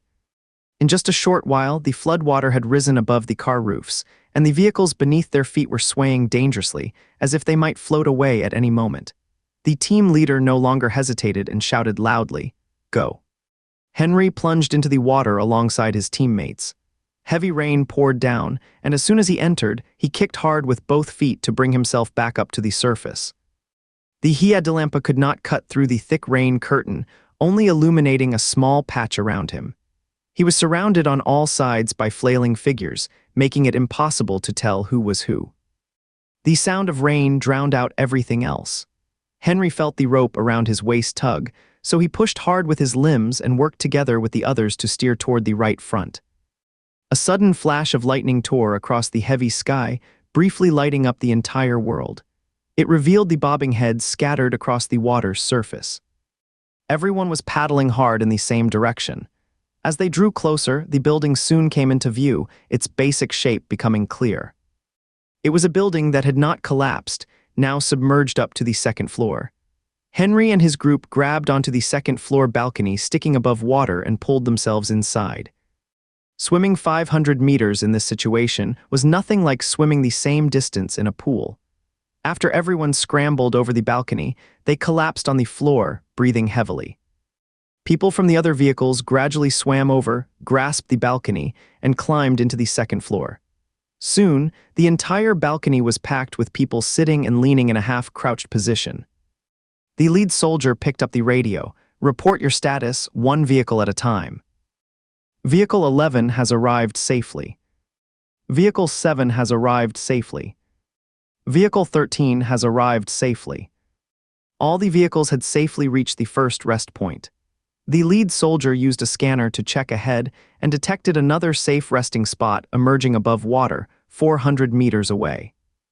Rest for 10 minutes, then continue onward. The objective lies 400 meters ahead. The rain grew heavier, the balcony offered no real protection.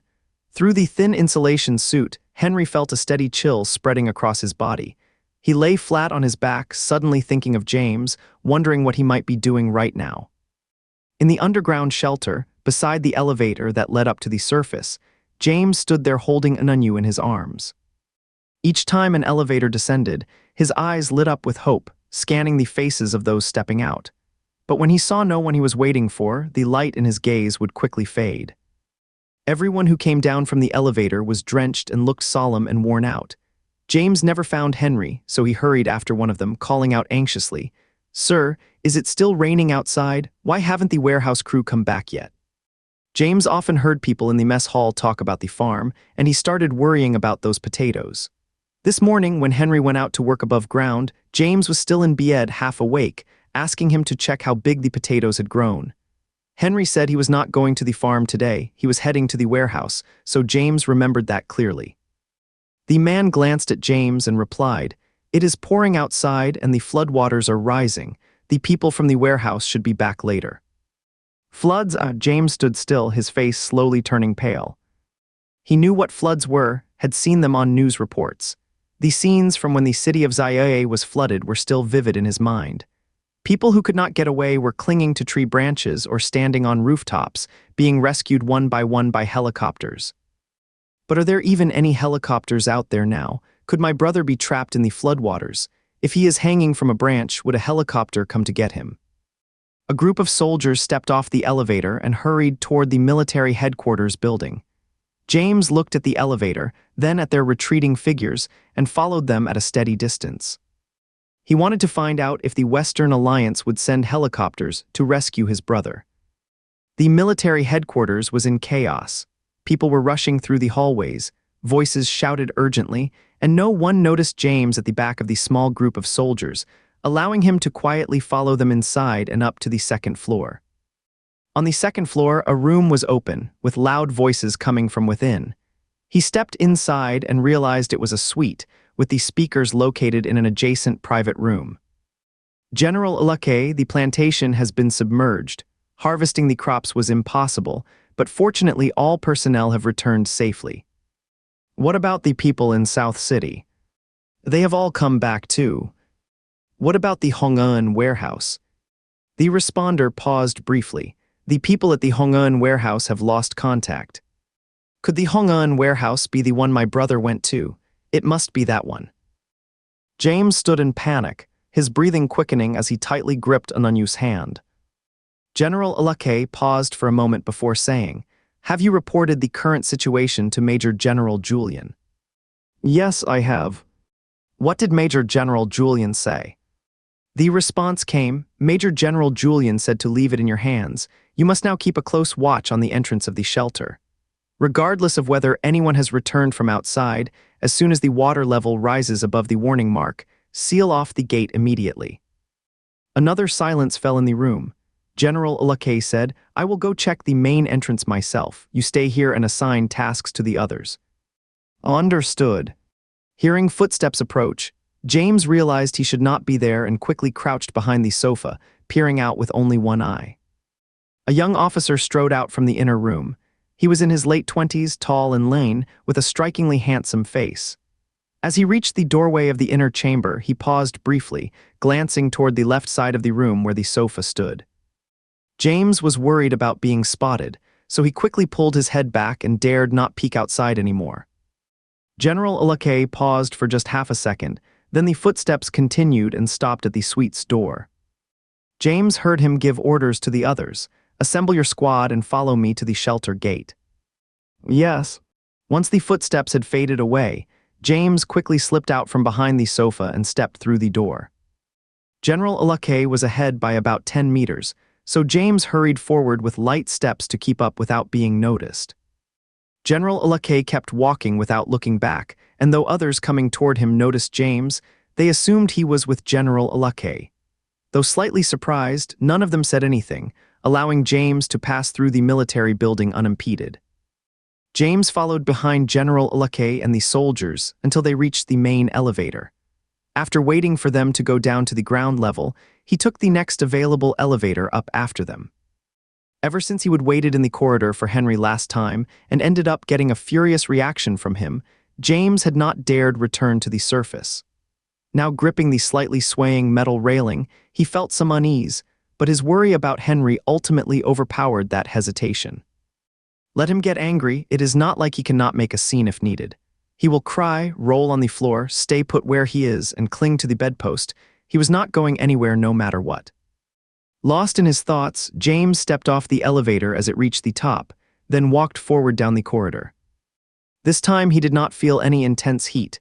The temperature was normal, but he did hear a steady drumming of rain coming from the direction of the main gate. The sound echoed through the passage, growing louder as it traveled. The massive entrance stood wide open, revealing the spacious underground shelter. The group of soldiers James had encountered earlier and General Alake were standing at the doorway, looking outward. Bright lights cut through the thick curtain of rain. As James drew closer, he could see that water had already flooded the area just below the entrance, glowing with a dim yellow hue. Half of the entry steps were submerged, leaving only about 2 meters of height remaining. General Alake was scanning the distance with his flashlight when a soldier nearby gently tapped him. "General Alake, that boy you brought is right behind us." General Alake slowly turned to face James. "Little curly head, why did you follow me all the way here?" James felt nervous and whispered softly, "I am Ezra. I came here to wait for my brother." "Oh hey," General Alake only saw his lips moving. James raised his voice. "My name is Ezra. The intricate, beautiful crystal is waiting here for my brother." "Waiting for your brother? Where is he?" "He is in the warehouse." General Alake's expression grew unreadable upon hearing this. A nearby soldier murmured, "General Alake, should we send him away?" James pressed his lips together tightly. Rain blew in from outside the entrance, dampening a few strands of hair on his forehead. He stood perfectly still, saying nothing, his eyes fixed unwaveringly on General Alake. "Never mind, let him stay there and wait," said General Alake, turning back to gaze at the water's surface. "Yes." At that moment, a line of people jumped from the second-floor balcony above water and swam toward their next target point. The person beside Henry moved with great force, his thick legs churning like a whale's tail, splashing water high into the air and blurring his transparent mask. Luckily, everyone was connected by one rope, so there was always someone leading the way. Being unable to see clearly was not an issue. Their next destination lay 400 meters ahead, a distance that was not too far. Once they reached it, after a brief rest, They could swim straight toward the underground shelter entrance located 800 meters away. After their first attempt, everyone believed this method worked well and swam forward with confidence toward the building marked on the detector. But when they arrived, they realized it was a church. The only part visible above water was half of its rounded dome-shaped roof, making it impossible to find a place to rest. "Cannot even rest," someone said with disappointment. The lead soldier glanced at the device in his hand, breathing heavily as he shouted, "Only 800 meters left, head straight for the shelter entrance. Everyone push hard and make it there." Rain poured down fiercely, the current was strong, and they were fighting against the flow. No one could manage another 800 meters, and many had already given everything to get this far. With no other choice, they grumbled at the harsh weather while continuing to paddle forward. Henry stayed silent throughout and carefully conserved his energy. The man next to him, who had been thrashing like a fish for so long, was panting heavily, exhausted. When he heard they could not stop and still had 800 meters ahead, he snapped in frustration, shouting that he was not going on, let himself sink if he must. In the midst of chaos, the lead soldier called out, "Conserving energy is now most important. All team members except the leader should switch to backstroke, avoid facing the current directly, and use an S-shaped path to move forward." Henry turned onto his back, floating on the surface. With the insulating mask removed, raindrops stung his eyes, so he relied only on the tug of the rope to guide his direction. In the endless downpour, everyone struggled forward toward the shelter location. At the entrance of the shelter, James was already standing at the front. His whole body was soaked, and he kept wiping rain from his face. Despite the thick curtains blocking his view, he squinted into the distance, straining to see more clearly. The heavy downpour showed no sign of easing, and the water level at the steps kept rising, now just 1 meter away from the entrance. General Alake stood silently beside James. A soldier spoke up quietly, "General Alake, the water's rising higher. Should we close the gate now?" General Alake gave him a glance. Though he said nothing, the soldier immediately shrunk back and fell silent. "Let's wait a little longer," General Alake said, drawing in a deep breath. Whether speaking to the soldier or to James beside him was unclear. Henry floated on the surface, maintaining steady breathing and heartbeat as he kicked his legs forward. Each time he sank beneath the water, everything went utterly still. But the instant he surfaced again, wind, rain, and voices from others crashed over him all at once, louder than before. The lead soldier glanced at the detector and shouted, "Push harder, only 400 meters to go." "Understood." "Oops, I have got a cramp in my leg." "Do not panic, your rope's still holding you." "Could you please move a bit to the left? You have kicked me in the head several times already." They were close to reaching the safe zone, and though they were still grumbling under their breaths, their tone had grown noticeably lighter. Henry felt his tension ease a little, and just as he was about to roll over and swim hard, a sudden cry echoed from nearby, "Help." He turned toward the sound but saw nothing. Then came another voice, "Help." Others had heard too and began calling out, "What is going on? I swear I just heard someone shouting for help." "I heard it too. Which team is it? Which vehicle? Speak up." From the right, someone cried out in alarm. "It might be the people from Vehicle 5. They were swimming beside us a moment ago. A few of them just vanished without a trace. I saw one surface briefly, shout help, and then sink back down." "Quick, quick, dive in and search the water." The group closest to the 5th vehicle were from the 4th, all of them strong swimmers who immediately dove into the water. Those farther away stayed put, lying flat on the surface, anxiously but quietly waiting. After a minute, several heads surfaced, gasping heavily. "No one's here. It is too dark underwater and we cannot see far enough."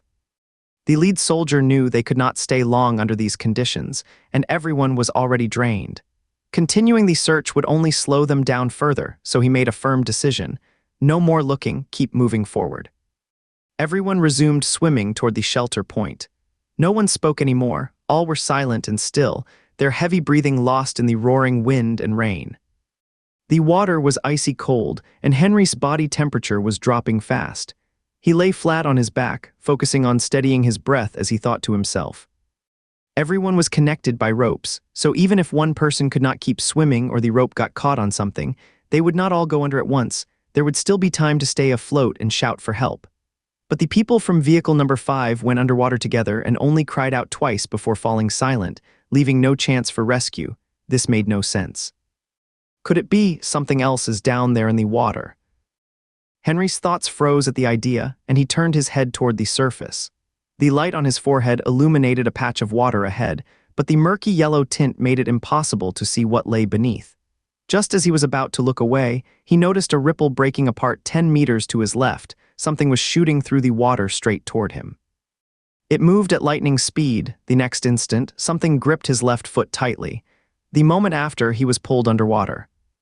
Henry shot through the water below, dazed for a brief second, until a few mouthfuls of water made him snap back to awareness. He held his breath and looked up ahead.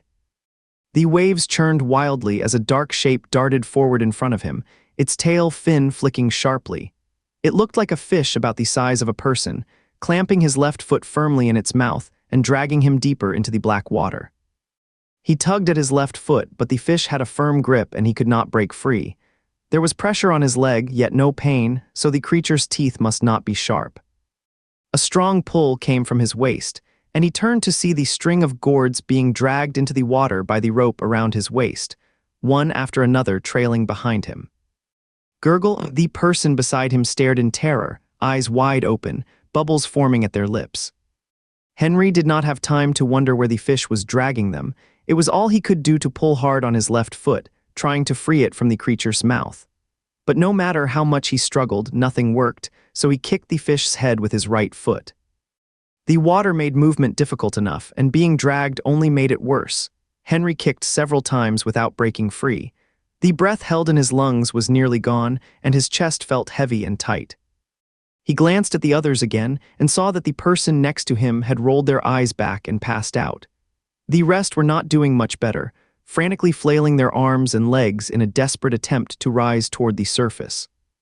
The fish was incredibly strong, and none of them could resist it. Everyone was pulled forward together. The leader soldier at the end of the rope was struggling to untie the knot around his waist, but it was too tight and had soaked through with water, making it impossible to loosen. His rifle and combat knife were too heavy to bring underwater and had already been discarded. Now, all he had left was the walkie-talkie hanging around his neck, no weapon in hand. As he pulled on the rope, he glanced ahead and locked eyes with Henry turning toward him. Henry gave a quick nod, then immediately drew the broken blade knife from behind his back and cut through the rope around his own waist, right before the leader's stunned gaze. Even with its damaged blade, the knife remained sharp enough to sever the rope in an instant. The leader suddenly felt his body lighten as the pulling force vanished. He quickly kicked off with his feet and rushed toward the surface with the others, but out of the corner of his eye, he saw the young boy, named Leo, being dragged into the dark depths by the massive fish. Once they surfaced, the group breathed in fresh air eagerly and slapped the unconscious man to wake him up. The squad leader glanced back. His view was now nothing but endless darkness. He knew the young boy could not be saved, so he shouted hoarsely, "Everyone swim back fast."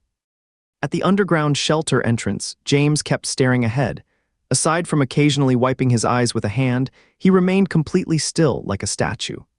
The rain poured heavily down his curly hair, and drops that were not wiped away slipped into his eyes, leaving them red and stinging. Beside him, General Alake said nothing, keeping his gaze fixed on the ground as the waterline slowly rose, flooding one step after another. When only one step remained, he finally spoke in a low voice. "Aiden." "Yes." "Prepare to close the gate and activate emergency lockdown mode." "Understood." James, who had remained completely still, shuddered at the words and quickly turned toward the soldier named Aiden. Watching as he moved to the left side of the door, opened a panel on the wall and revealed a row of buttons. "Do not close it, do not close it, my brother hasn't come back yet." James shouted, rushing forward and grabbing Aiden's leg to push him aside. "Do not close it, I cannot let you close it." Aiden lost his balance from the shove and staggered 2 steps sideways, snapping, "Get out of the way, kid, this is not your place." "No, you cannot shut it, you cannot shut it." James kept pushing him, standing in front to block Aiden from getting near the panel. Aiden was about to lift James aside when a soldier at the entrance cried out, "Look quick, there is someone in the water." Everyone turned toward the surface, and James swiftly twisted his head with surprise, spotting several heads bobbing in the water just beyond the glow of the spotlight. drifting steadily toward them. "Quick, get them out!" Before General Alake could speak, several soldiers plunged into the water and swam swiftly toward the figures in the distance. Seeing Aiden step away from the panel, James rushed to the doorway, peering anxiously outside. He stared intently at the horizon, fists clenched tightly, his body trembling with nerves. The first few people were quickly pulled ashore, lying pale and still on the ground, each wearing a rope around their waist, too weak even to speak. James did not see Henry among them, so he kept staring out into the distance, anxious and tense. More heads appeared in view, floating in small groups on the water's surface, as soldiers kept jumping in to push those who were completely exhausted onto the shore. The entrance passage quickly filled with people, some leaning sideways and spitting out water, most lying motionless from exhaustion, while only a few who recovered faster had already sat up and untied their waist ropes. James stayed at the very front of the door, reaching out every time soldiers pulled someone from the water, scanning each face with intense focus. When the last few soaked individuals were dragged in, James glanced behind them. The water surface was now empty, and no more figures could be seen. "Have you seen my brother, sir? Have you seen my brother?" Tears welled up in James' eyes, but they stayed steady, filled with hope as he looked at the man before him. "Who is your brother?" one of the soldiers asked, wiping water from his face with a hoarse voice. "James, my brother is Leo." The soldier paused mid-motion, breathing heavily as he looked at the young boy in front of him, then said nothing. "Uncle, you know my brother, do not you? Where is he? Is he still behind?" James leaned closer and asked urgently. The soldier quickly looked away, his voice unsteady. He should still be back there. James let out a breath of relief and turned his attention back to the water, but General Alake had already understood everything. He cleared his throat softly and quietly instructed Aiden beside him, "We can close the door now." "Oh, yes." James shifted his position to see farther.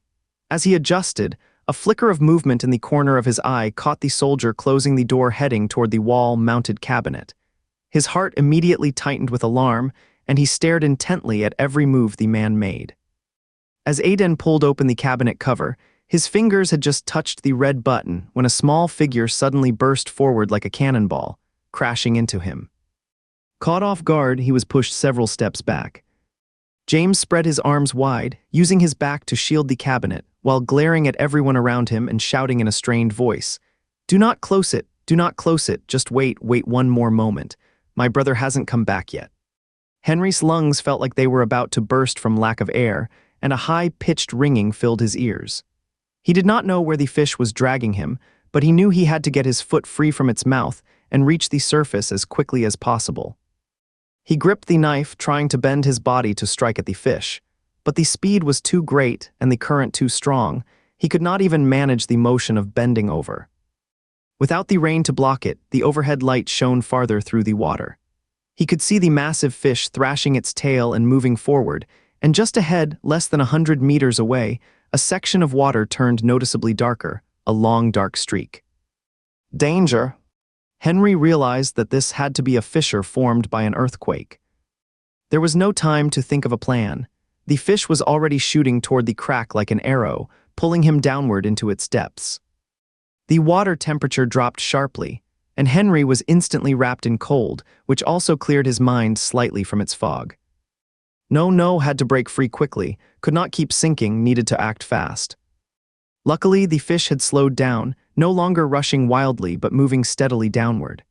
Henry bit hard into his own flesh until he tasted the salty metallic flavor, then quickly curled his body forward and stretched out his left hand, fingers gripping tightly onto the fish's thigh. With his body secured, he raised his right hand and plunged the knife down with full force toward the fish. He drove it in with all his strength. The entire blade disappeared into the fish's back. He pulled it out, stabbed down, pulled it out, stabbed down. Blood poured into the water around him, turning the current red. The large fish writhed in pain but still held on tightly, dragging Henry deeper into the crack, seeming to know he was close to drowning. Henry truly was near his limit. Deprived of air, his mind went blank. Flashes of distorted images filled his vision, and the roar in his ears drowned out all thought, while blood surged through his veins like a powerful tide. Yet with only a faint spark of awareness left, He mechanically lifted his arm again and again, driving it forward into the fish each time. The fish's movement slowed, then stopped moving further downstream. Its tail twitched a few times before its jaws gradually loosened, sinking lifelessly deeper into the crack. Henry's feet were finally free from the grip, but his consciousness began to fade, his limbs heavy and limp as he floated in the water, eyes half open, staring upward. Images flashed through his mind like a fleeting carousel, his father's words of caution, his mother's gentle gaze, and James lifting up a muddy face under the sunlight, squinting with joy as he held out a wriggling earthworm. "Young master, for you." "James." Brother. James' voice kept coming into his ears, sometimes sweet and playful, sometimes tinged with sadness, but always filled with deep reliance. In Henry's slowing mind, a sudden thought struck. If he were gone, how would James go on alone? The idea hit him like a flash of light, snapping him back to a sliver of clarity. Though his body was still weak, the fingers resting in the water twitched slightly. In his blurry vision, he seemed to see a massive shadow ahead, athletic and strong, with amber-like golden eyes, its long mane drifting softly in the water. It was the very lion he had seen only once before, never appearing again since then. The lion stretched its body in the quiet and deep water, then slipped beneath Henry, pushing off with all four paws to lift him steadily toward the surface. As it broke through the water's surface, silence gave way to noise. The wind and waves crashed over Henry, making his eyes snap wide open. Every air sac in his lungs stretched open greedily, drawing in fresh air that carried a metallic scent. He lay atop the lion's back, coughing desperately, spitting out water, then gasping for breath, his throat making ragged sounds like an old bellows. The lion sensed his thoughts without words and immediately turned, swimming into the storm toward the underground shelter. The entrance to the shelter had been flooded up to the last few steps, but James was holding firm by the control box with the door closing button, refusing anyone near. He acted like a wild animal in rage, eyes blazing red, clutching a stone he would picked up from somewhere, standing defiantly and screaming at anyone who approached, as if ready to attack. "My brother hasn't come back yet. Do not close the door, do not close it. Not now, just wait a little longer, he will be here any second." He was just a 6-year-old child, and though he fought hard, others could easily lift him away. But everyone could hear the desperation in his voice and see the pain and pleading in his eyes. The earthquake had affected everyone. No one was untouched by the deep sorrow of losing a loved one. This little boy simply wanted to save his only family member, and hearing his heart-wrenching cries made even the hardest hearts soften. Some remembered their own losses, eyes reddened as they turned away to wipe tears.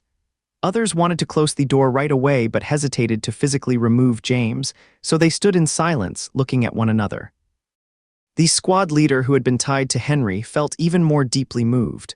After all, if it had not been for Henry cutting the rope, none of them would have made it back alive. Finally, someone could not hold back anymore and stepped forward, shouting, "Your brother is not coming back. Do not you think about the others at the shelter? Are you really willing to risk their lives just for him? Just a little longer, please, just a little longer, he will be back soon." James screamed and waved the rock to keep him away, sweat and tears streaming down his face as he clung tightly to the box behind him. The man lunged forward, grabbed James' wrist with a firm grip, and in an instant the rock slipped from James' hand. He then lifted James' arm and pulled him aside, barking at the others, "Hurry, get the door closed." Seeing someone approach the box, James struggled desperately, flailing like a fish gasping on dry land. His voice was hoarse, yet he kept pleading, "Do not close it, just wait a little longer. You are just a kid playing recklessly, just wait, we will toss you out." The man snapped harshly. James could not break free from the grip on him, watching helplessly as someone near the cabinet was examining the buttons, screaming desperately, "Then throw me out too, let me go, I have to find him."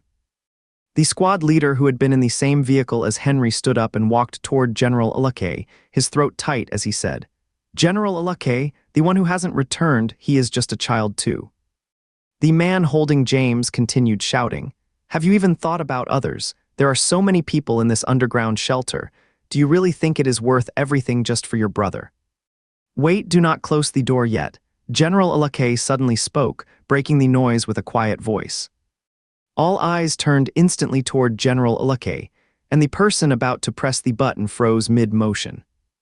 General Alake looked at the man holding James and said, "What good does it do to say things like that? We can weigh what is more important, but a child's heart only holds one person, his brother. Compared to his brother, not even the underground shelter matters, let alone the whole world." Then the soldier beside him suddenly did not understand what he meant and stammered. "Bring the cement bags from behind and stack them another half-meter high," General Alake commanded loudly. "Oh, yes." The soldiers quickly ran back to fetch the cement bags piled in the corridor, then carried them one by one and stacked them on the entrance steps to block the floodwaters that had already spilled over the ground. Those who were still standing idle realized what was happening and rushed forward to help, carrying bags toward the door. The man by the machine case glanced around and immediately left his post, joining the line of people moving cement bags. The one still holding James did not let go, muttering, "What are you all doing? Are you trying to get yourselves killed?" James saw everything unfolding before him and stopped crying. He stood frozen for a moment, then his dull eyes lit up with hope as he realized what they were doing. Taking advantage of the man behind him being distracted, James suddenly pulled free and dashed to help carry the cement bags. Though he could not lift one himself no matter how hard he tried, he ran over to assist others by holding a corner of a bag. "Little Curly, come here," General Alake called from the doorway. James knew this man was in charge of closing the door. He wiped his tears with his sleeve and immediately ran over. General Alake stepped aside to let a soldier drop a cement bag onto the ground, then spoke firmly to James. "You have got a little more time. If the water rises high enough to overflow these bags and your brother still hasn't returned by then, no matter what, you must close the door." "He is coming back," James said between sobs, his voice suddenly steady. "He knows I am waiting for him, he has to come back." He turned toward the dark, endless water, cupped his hands around his mouth, and shouted into the distance with a hoarse voice, "Arwoabenga Ada Wusha, Arwoabenga Ada Wusha." His young voice cut through thick darkness and heavy rain, drifting far away. At that moment, a soldier suddenly pointed forward and cried out in shock, "Look, what is that?" Everyone turned to look where he was pointing, and there, within the reach of the searchlight, something was breaking through the water toward them. "It looks like a person, but can someone really stay above the surface and move that fast?" someone murmured. "Yeah, could it be something unnatural?" Everyone grew tense. Soldiers quickly drew their weapons and aimed them at the fast-moving object on the water's surface. James stopped shouting, staring intently at the spot with unwavering focus, his lips pressed tightly together as if holding his breath. As the object drew nearer and its general shape became clear, he suddenly trembled, his eyes flashing with sudden brilliance, shining like stars in the night sky. "That is my brother, do you see? That is my brother." He pointed forward, tears streaming down his face as he cried out with a mix of pride and overwhelming emotion. "He is back! I knew he would come back. That is my brother. I just knew he would return." Henry rode atop the black lion, cutting through the heavy rain like a blade, the lion moving with ease in the water, gliding forward as swiftly and smoothly as a fish through waves toward the shelter's entrance. The shelter was brightly lit, its glow the only light in the dark, stormy night. Yet Henry saw just one small figure behind a row of sandbags, jumping up and waving frantically toward him. Henry wiped rain from his face and raised his right arm in return. The distance closed quickly, and Henry knew the others could not see him riding the black lion. Still, charging straight into their view might raise suspicion. Besides, he could see Major General Julian's vulture and Asher's snake. There was no telling if someone else might spot his black lion too. Thinking this through, he focused his mind, and the black lion vanished beneath him instantly. He plunged into the water and began swimming toward the shelter with strong strokes. A few soldiers jumped from the entrance and swam to Henry's side, then helped pull his arms back as they guided him ashore. The downpour was relentless. The row of sandbags at the front door had already been submerged halfway, and the water level now rose half a meter above the shelter's entrance. The soldiers pushed Henry past the sandbags, and those inside quickly pulled him in. "Close the gate." General Alake gave the order, and the two heavy acrylic metal doors slammed shut with a thunderous boom, sealing tightly to keep all the wind and rain out. Brother James rushed into Henry's arms, clinging tightly to his waist, sobbing, "Why did you come back now? Why now?"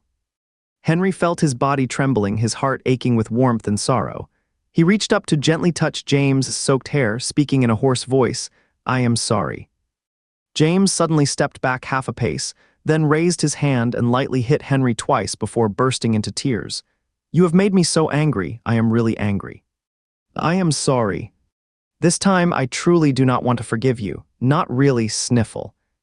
I am sorry."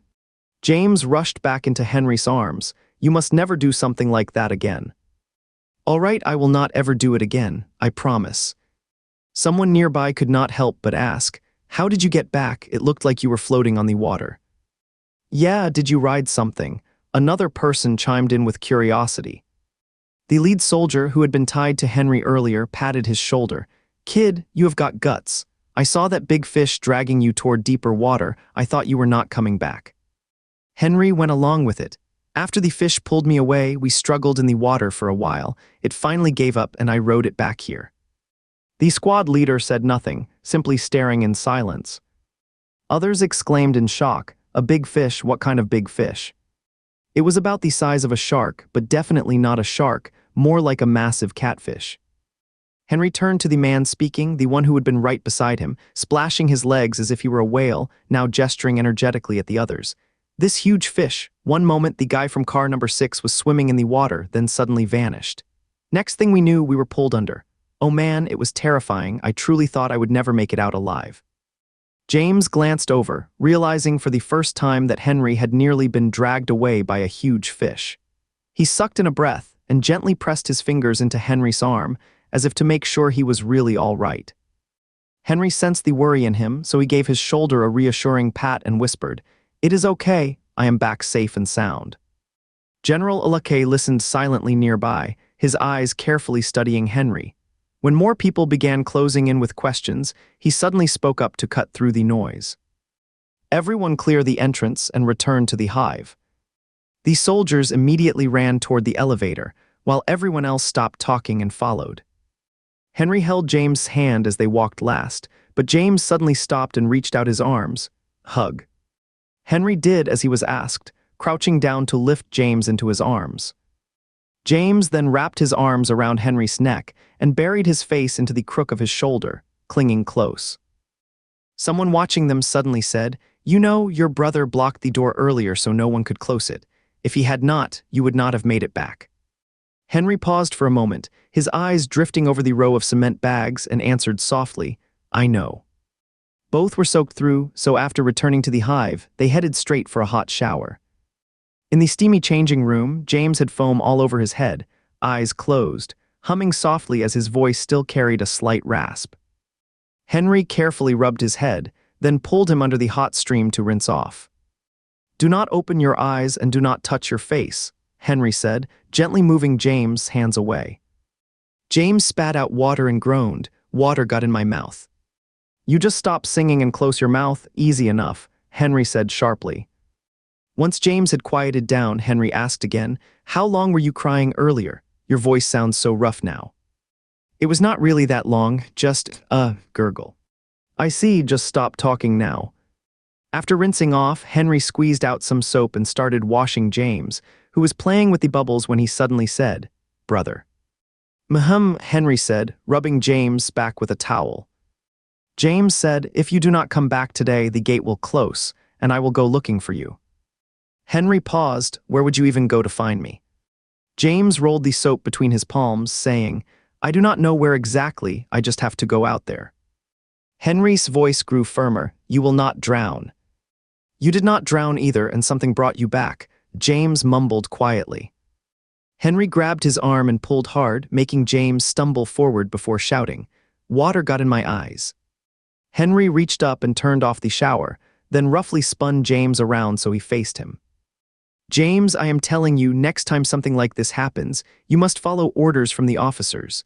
No going off alone to find me, and no leaving the underground shelter without permission. Remember what happened last time when you went to the access tunnel by yourself. I will not allow that kind of thing to happen again." Henry's expression and tone were both stern, filled with intense anger. James stood frozen, mouth slightly open, completely soaked and staring at him in confusion. Did you hear that? If you ever get into a situation like today, then go outside the shelter to find me, then stay far away. I will not let you follow me again," Henry repeated slowly and firmly. James finally understood. His small chest rose and fell rapidly as he panted heavily, fists clenched tightly at his sides, a flash of hurt in his eyes. "Fine, I do not want you either. If you do not want me, then I am done with you," he suddenly shouted, his voice echoing through the bathhouse. "So what if you do not want me? You keep saying it over and over, I do not want you anymore." Henry heard the raw edge in his voice, a mix of anger and concern. "Speak calmly, do not shout, I can hear you just fine. You promised you would never say that again. You said you would never push me away ever again, but you lied. You are a liar, someone who does not keep their word. Now I am leaving." James lowered his voice slightly after that outburst. He did not walk away, he just turned to face the wall instead. His small neck stiffened, pretending to be defiant, but his tense back gave away how fragile and anxious he truly felt. Henry stared at the swirl of hair on James' head, his expression growing soft with emotion. He opened his mouth to speak, but stopped himself. Instead, he reached for a towel and began gently rubbing James' back, only to have him twist away. Henry tried again, and James dodged once more. Still acting stubborn, Henry sighed, grabbing James' arm with his left hand to hold it steady while reaching around with his right to rub his back. James gave a small twitch but did not pull away, staying still instead. Henry worked carefully on his back. After a pause, he spoke quietly. "I was wrong. I promised not to say those things again, and I broke my word. It is my fault." James scoffed, his voice thick with a nasal tone. "Learning to sneer now, where would you pick that up?" "From you," James said, his voice sharp and flat. Henry sighed, "Do not be mad. I am the one who does not keep promises, the big liar." James Wan Guru. "What? Not the bad guru, it is Wan Guru." "Yeah, I am the one who does not keep promises, the big liar, I was wrong." "You were harsh with me just now." Henry said, "Did not you shout at me too? We are even now, right?" James did not say anything. Henry lowered his voice. "I know you were scared today, I should not have snapped at you." James stayed silent. From Henry's view, the reflection on the tiled wall showed him clearly.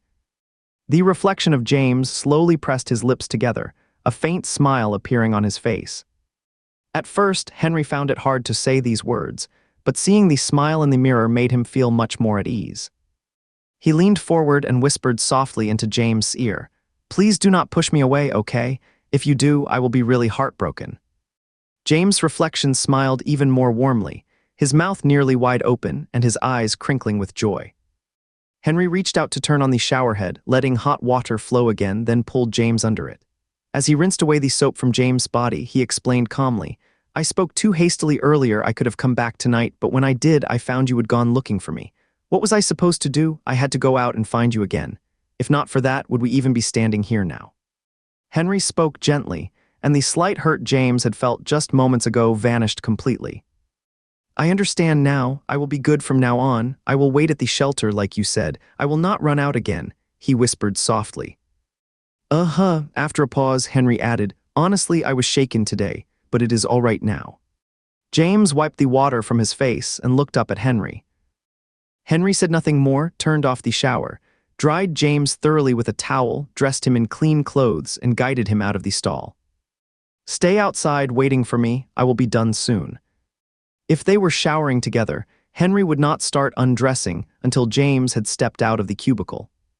Henry was leaning back under the water when he suddenly heard James say from outside, "You can trust me, I will never leave you." Henry paused for a moment, wiped the water from his face, and gave a quiet hum of agreement. After finishing their showers, they headed to eat. It was past mealtime, so the dining hall was nearly empty.